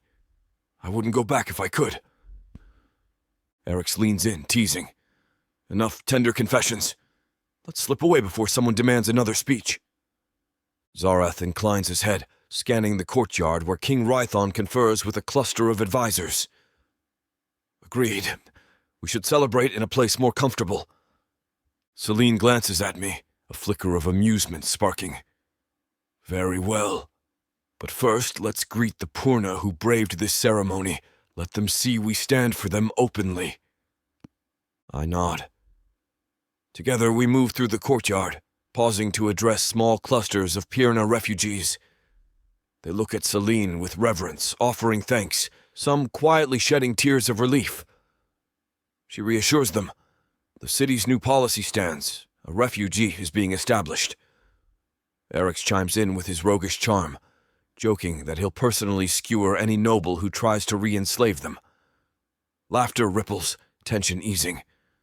Zareth calmly outlines how the council seat ensures their voices reach Orthani's heart. The Purna soak up every promise, hope blazing in their eyes. By the time we extricate ourselves from well-wishers, the courtyard empties except for a few curious onlookers drifting away.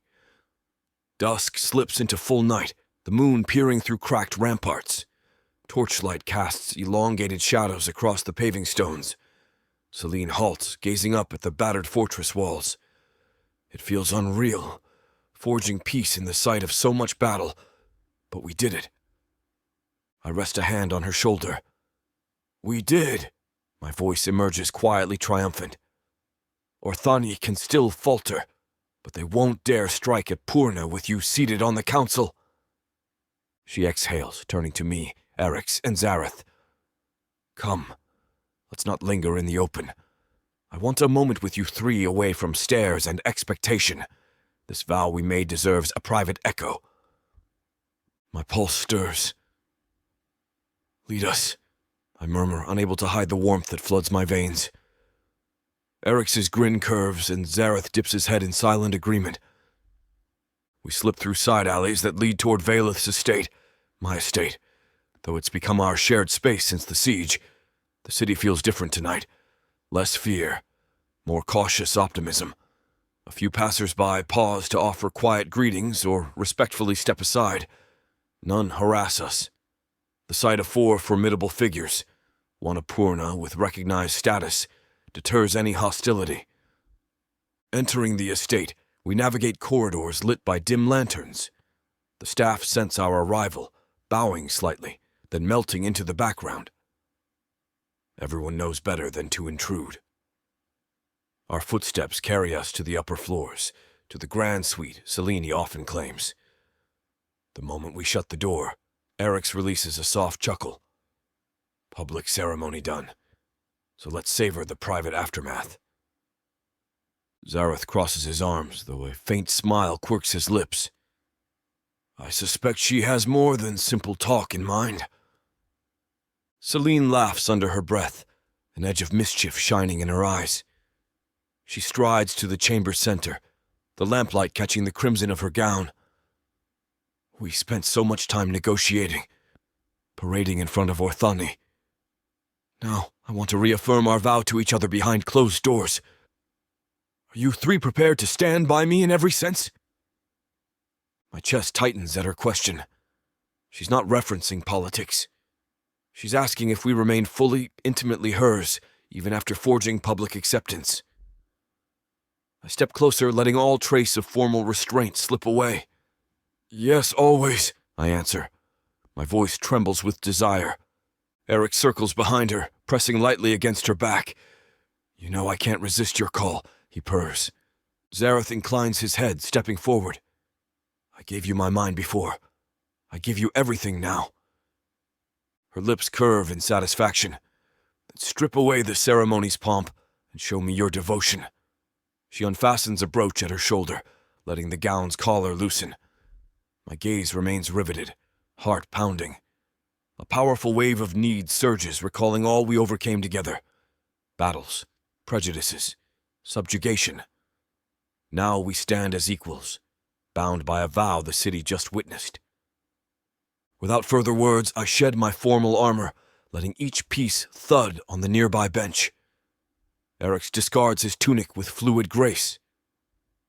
Zareth slips out of his embroidered robe. The air crackles with pent-up tension. Zelene's gown slides down, revealing the soft lines of her body. Lamplight sets her perna markings glowing faintly. My breath hitches. No matter how many times I've seen her, the intensity never fades. She glides forward, trailing fingers over Zareth's chest with a teasing smile, then shifting to Eryx, pressing a light kiss to his collarbone. Finally, she turns to me, hooking a hand around my waist. She tips her head back, inviting me to take her mouth in a fierce kiss that ignites every nerve. I oblige, tangling tongues in a deep caress that makes me forget the city's demands. We guide her to the bed's edge, bodies pressing in. Eryx's laughter rumbles as he kneels behind her, letting his lips skate over her spine. Zareth claims her hand, pressing it to his cheek, a silent homage. My mouth descends on the curve of her neck, tasting the salt of her skin. Sparks fly, an overload of sensation and relief. She arches, letting a soft moan escape. Time fragments into a series of heated moments, the slide of skin against skin, Eryx's playful nibbling at her shoulder, Zareth's slow kisses along her arm, my hands cupping her waist. She orchestrates us with quiet commands and subtle motions, ensuring each of us feels included, each man's breath hitching at her slightest touch. The synergy we found in battle becomes a sensuous dance here, exchanging urgent murmurs, matching rhythms. Her voice emerges in breathy whispers, fueling us. We respond with low groans or half-laughed teases, the swirl of arousal so thick I can't parse who touches whom in each moment. I feel Eryx's warmth at my side, Zareth's presence at my back, all oriented around Zelene, who anchors us with a seductive magnetism. At some point I find myself pinned beneath her. She stares down, hair framing her face, eyes glowing with that perna intensity. I recall how she subdued me with psionic might, how I once believed I should subdue her. Now I yield willingly, letting her set the pace, enthralled by her sheer force of will. She leans in for a lingering kiss, tasting my surrender.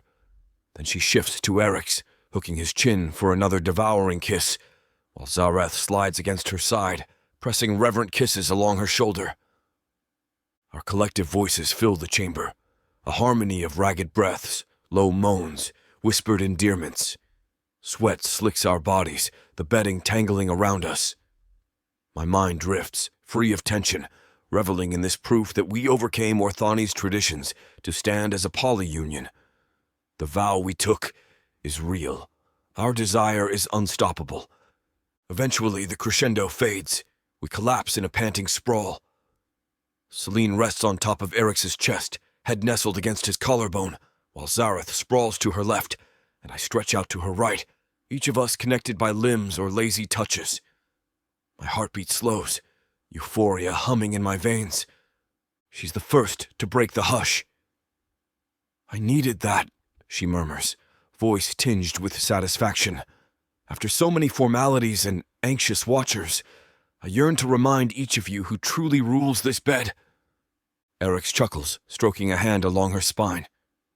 "Your dominion is absolute, dear queen. We can confirm it daily if you like." Zareth's chuckle is more subdued. A daily reassertion of your hold might prove overwhelming, but I won't complain. I let out a shaky breath, letting my palm rest on her thigh. I stand ready. Always. Orthani saw us vow our loyalty tonight, but they'll never see what truly happens here. This is ours alone. Her eyes flicked to me, a teasing glint. Yes, the city needs to know we're united in principle, but they need not see every intimate detail.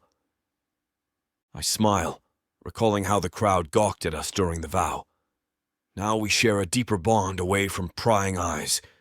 The entire city can speculate about our arrangement, but only we feel this raw synergy. Outside, the faint hum of Orthani drifts through an open balcony door. We can hear distant chatter. Somewhere a street musician plucking a cautious melody. People must be returning to daily life, albeit changed by the knowledge that Apurna stands in the monarchy's good graces. I half close my eyes, letting relief wash over me. Not long ago, I'd never have believed Orthani capable of such transformation. Zelene stirs, rolling onto her side, facing me with a soft grin. Tomorrow I meet with the king and council to finalize Purna refugee policies. You'll be there as well, I trust? She glances around at Zareth and Eryx. I want each of you present in some capacity, though not overshadowing the council. Apologies. Must avoid that word overshadow. I want you near, but not overshadowing. Let them see we stand firm. Eryx makes a lazy salute.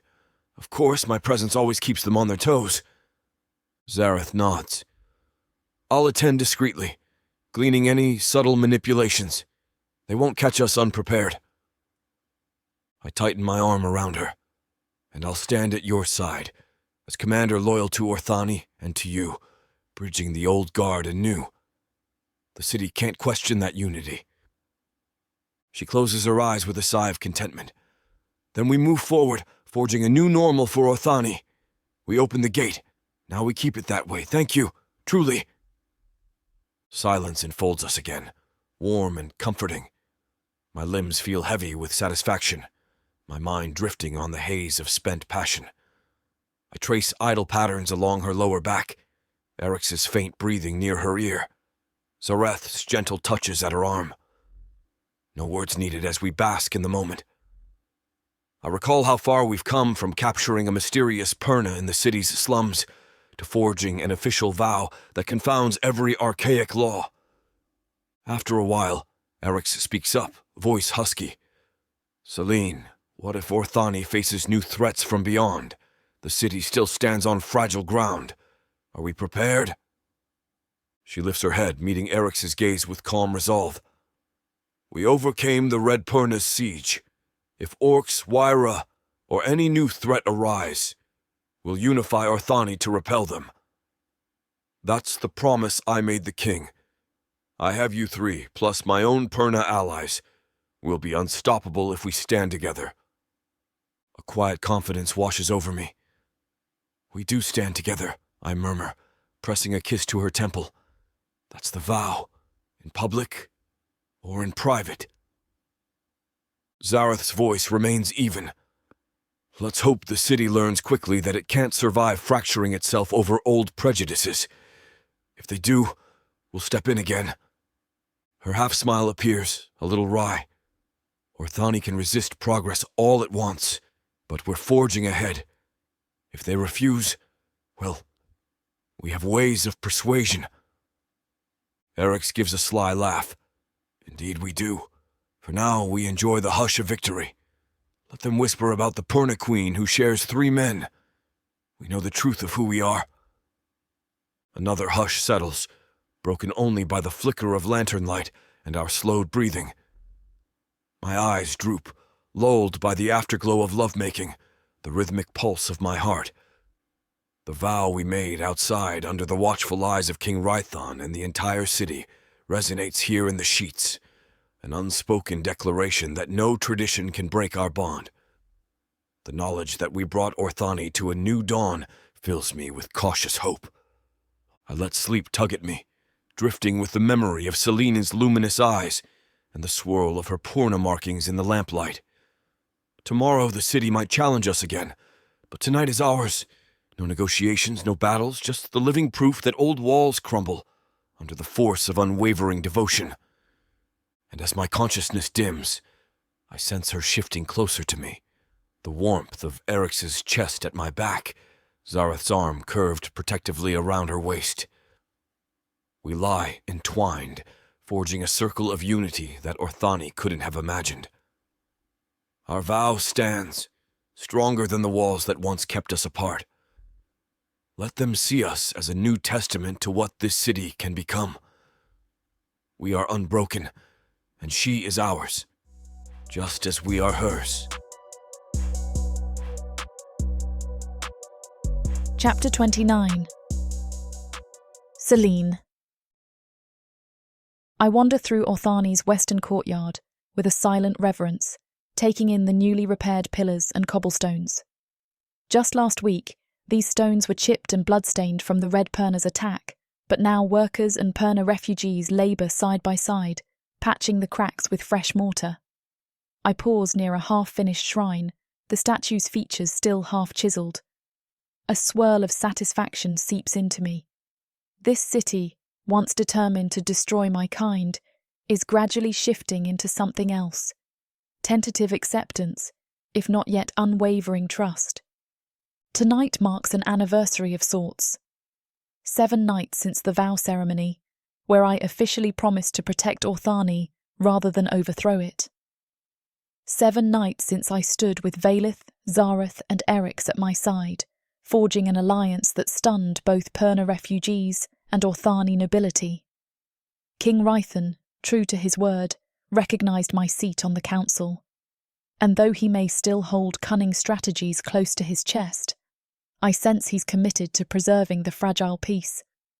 My footsteps echo on the newly laid stones, the air crisp under the evening sky. To the left, a handful of young Perna practice minor spells, guided by an older teacher who once hid in Orthani's slums.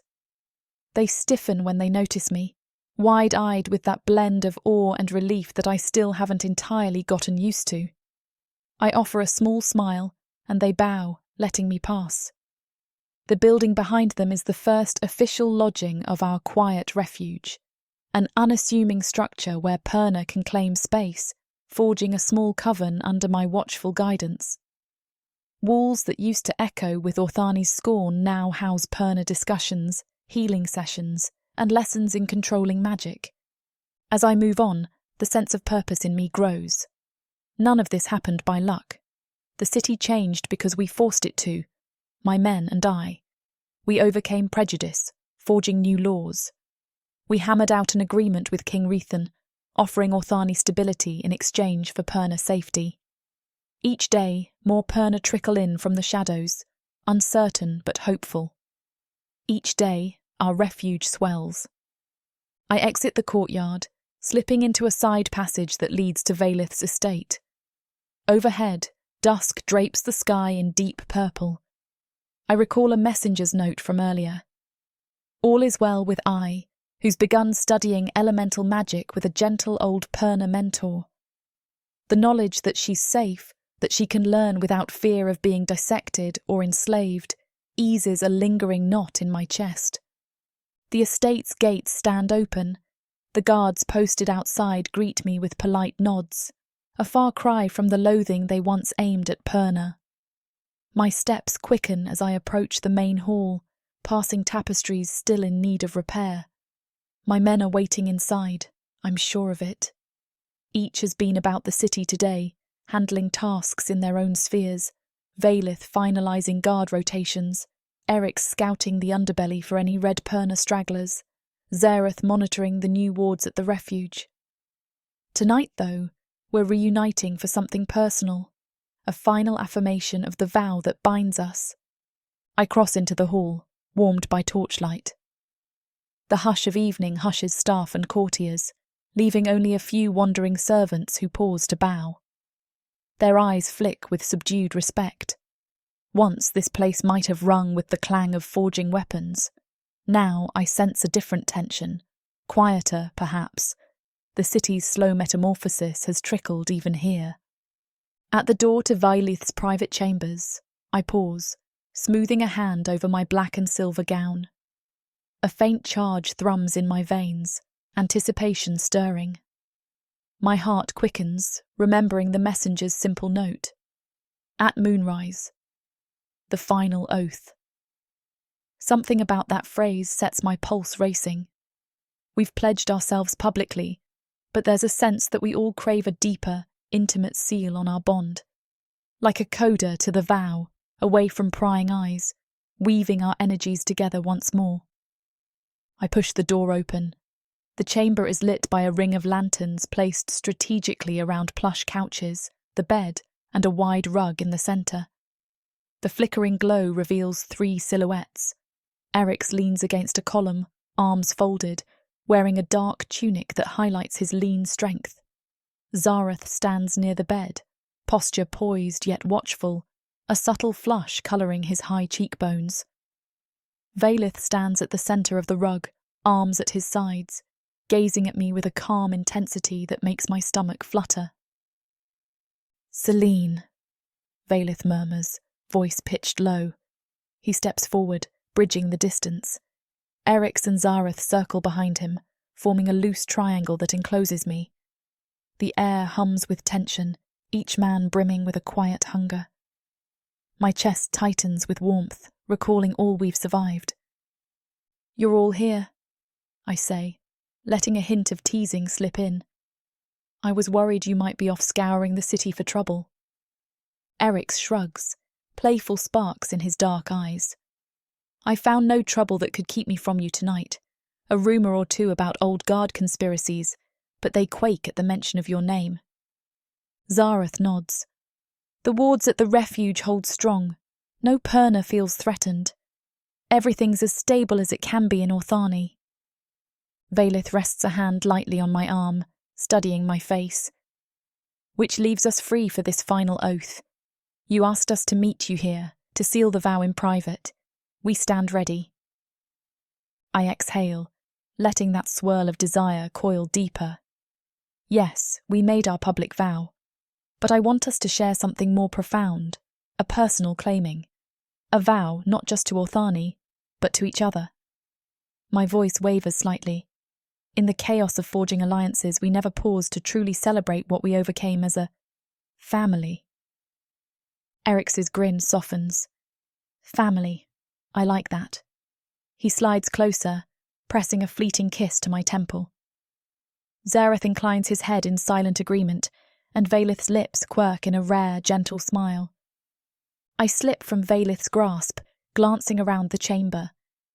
The flickering lanterns highlight a carafe of wine on a low table, 4 small cups placed neatly beside it.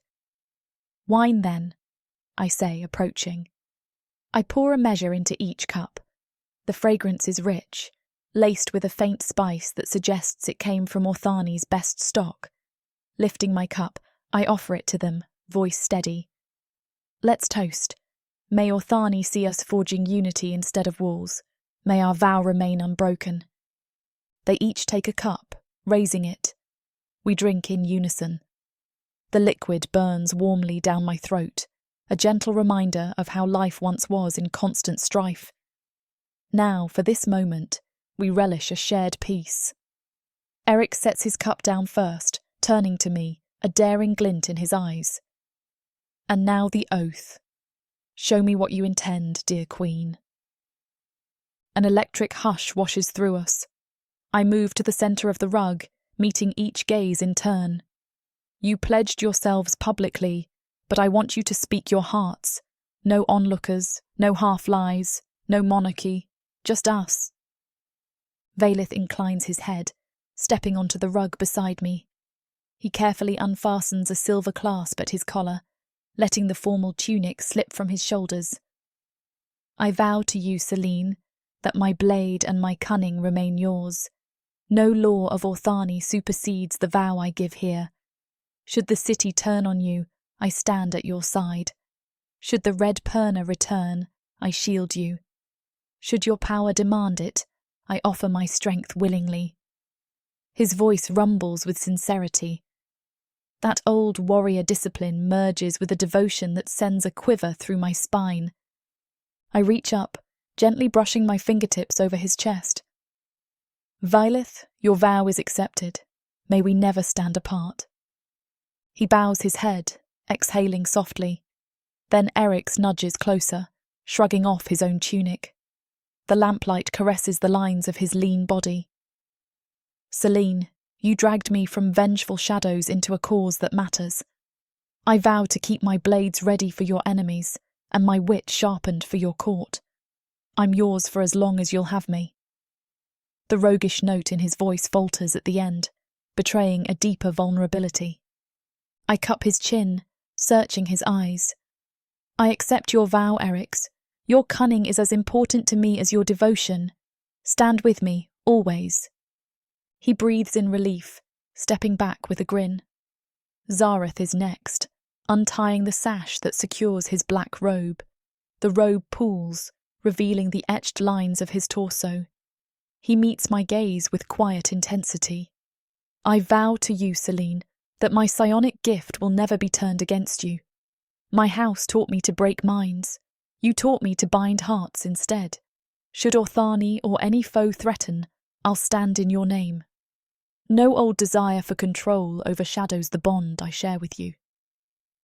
My heart clenches at the memory of how we once battled, each trying to subdue the other. I accept your vow, Zareth, and I vow to let you explore new paths free of old cruelties. He dips his head, tension draining from his shoulders. I swallow, now facing the three of them. My blood thunders with adrenaline and longing, their bare chests and solemn stares weaving a potent spell. Setting aside the wine cup, I loosen the ties of my own gown. The fabric glides down, pooling at my feet. Lanterns cast dancing shadows over my bare skin, highlighting faint perna markings swirling across my arms. Their gazes burn with raw hunger, but none moves yet, waiting for my final statement. I let my voice rise. Vaelith, Eryx, Zareth, you call yourselves my men. I vow to protect, to guide, to stand with each of you in forging this new future. In times of crisis, I'll not break your trust. I claim your bodies, your devotion, your souls, and offer mine in return. The last words tremble with emotion. This is the final oath, deeper than politics or fleeting lust.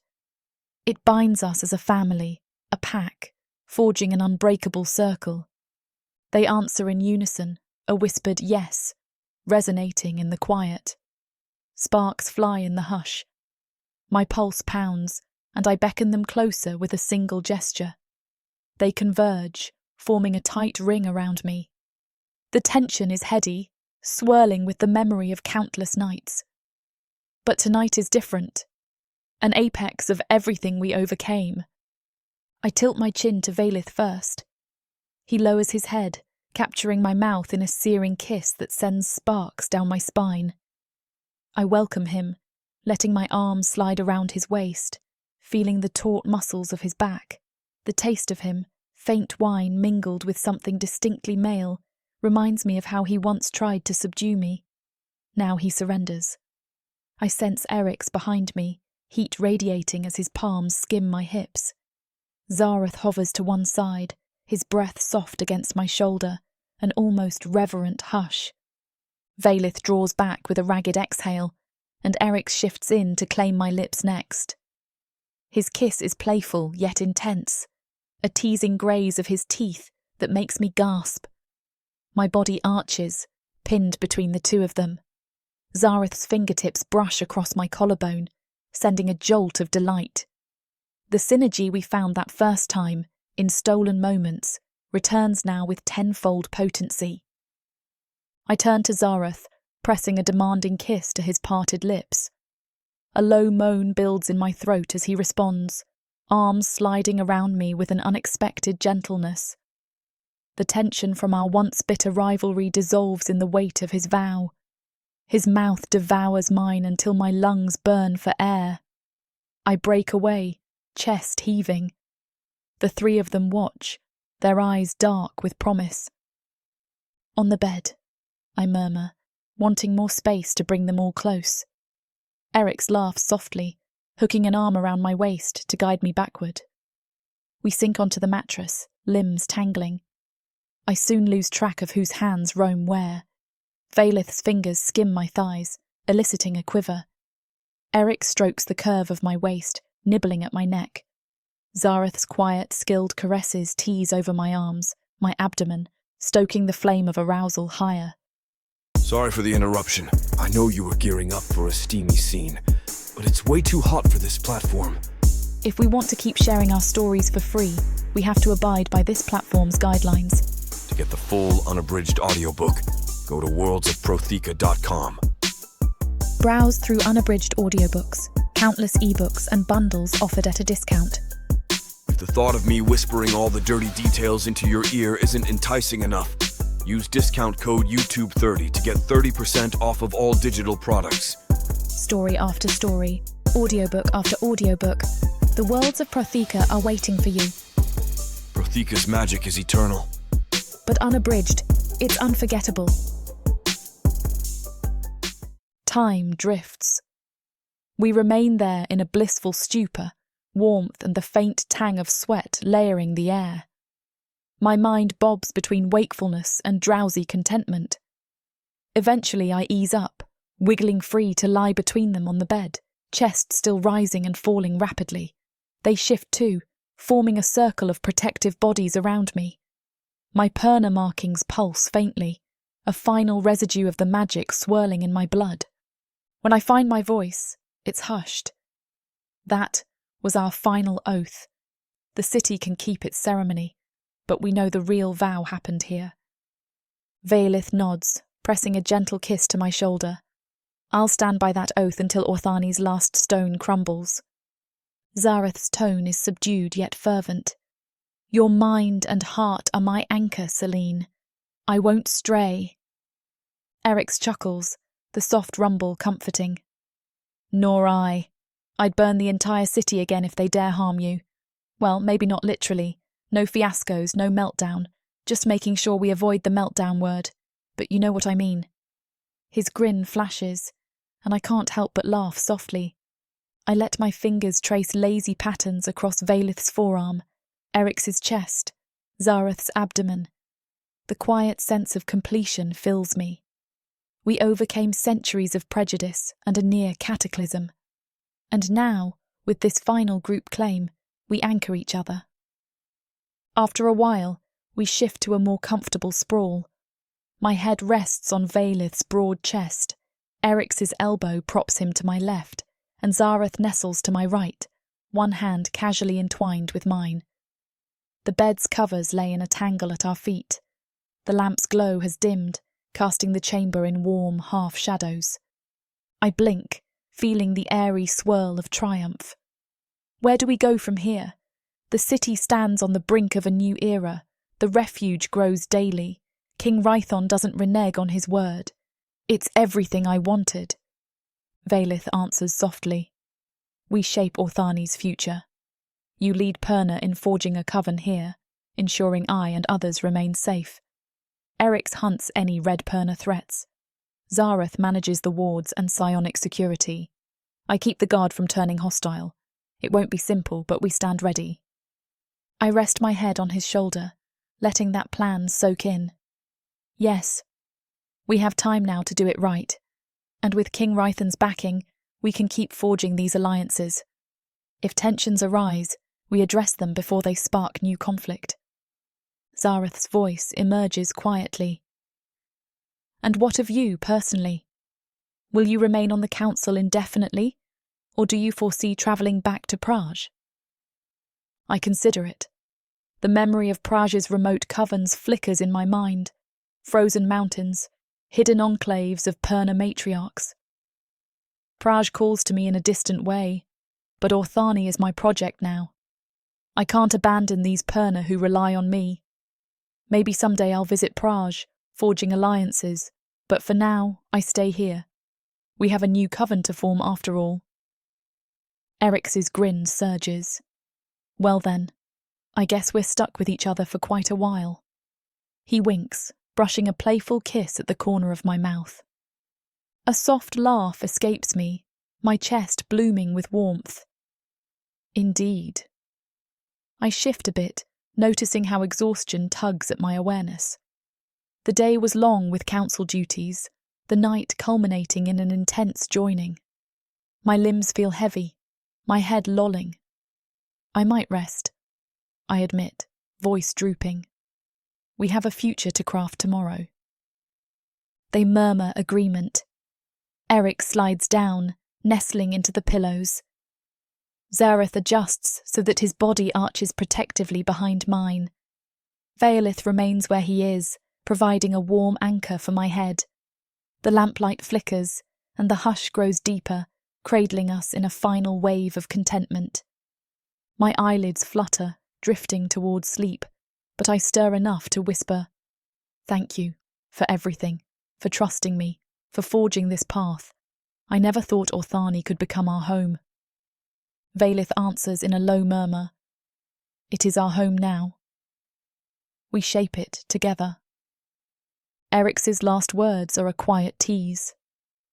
"And if Orthani rebels, we'll remind them what they're up against." Zareth simply presses a final kiss to my temple, a silent vow that resonates more deeply than any speech. I let the comfort envelop me, lulled by their breathing. Outside, the city rests under starlight, Perna hearts beating in unison with new hope. IE slumbers safely, the coven expands, and we hold the monarchy's pledge. Yes, there will be challenges, some hidden council intrigues, potential Red Perna resurgence, or perhaps new foes. But I'm no longer alone in the shadows. I have 3 dark elves devoted by choice, not chains, forging a bond that defies Orthani's ancient cruelty. We overcame captivity, discovered a new way to exist. This final group oath is proof we're unstoppable. In the morning, I'll awake to greet Perna at the refuge, attend council sessions, shape new laws. I'll unify humans, Perna, and elves where possible, employing my cunning and the unwavering might of my men. King Rithon remains on his throne, but behind him stands a city changed by my presence. A's future glimmers bright, a symbol of Perna's unstoppable magic. For tonight, I release the weight of responsibility, letting my body melt against them, the bed a nest of warmth and tangled limbs. The synergy of our vow thrums in my chest, a vow sealed on the battlefield, in the throne room, and finally in each other's arms. My final thought as I slip into slumber is one of fierce contentment. Orthani stands in a new dawn. I remain not its queen, but its secret matriarch, forging covens, leading from the shadows, with 3 dark elf vessels pledged to me for all the nights to come. I drift into sleep, breathing in the faint musk of our union, the echo of their voices still murmuring my name.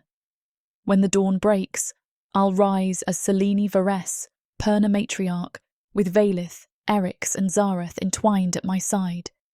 Our bond unbreakable. Our city entering an era of fragile peace. Our future as boundless as the starlit sky.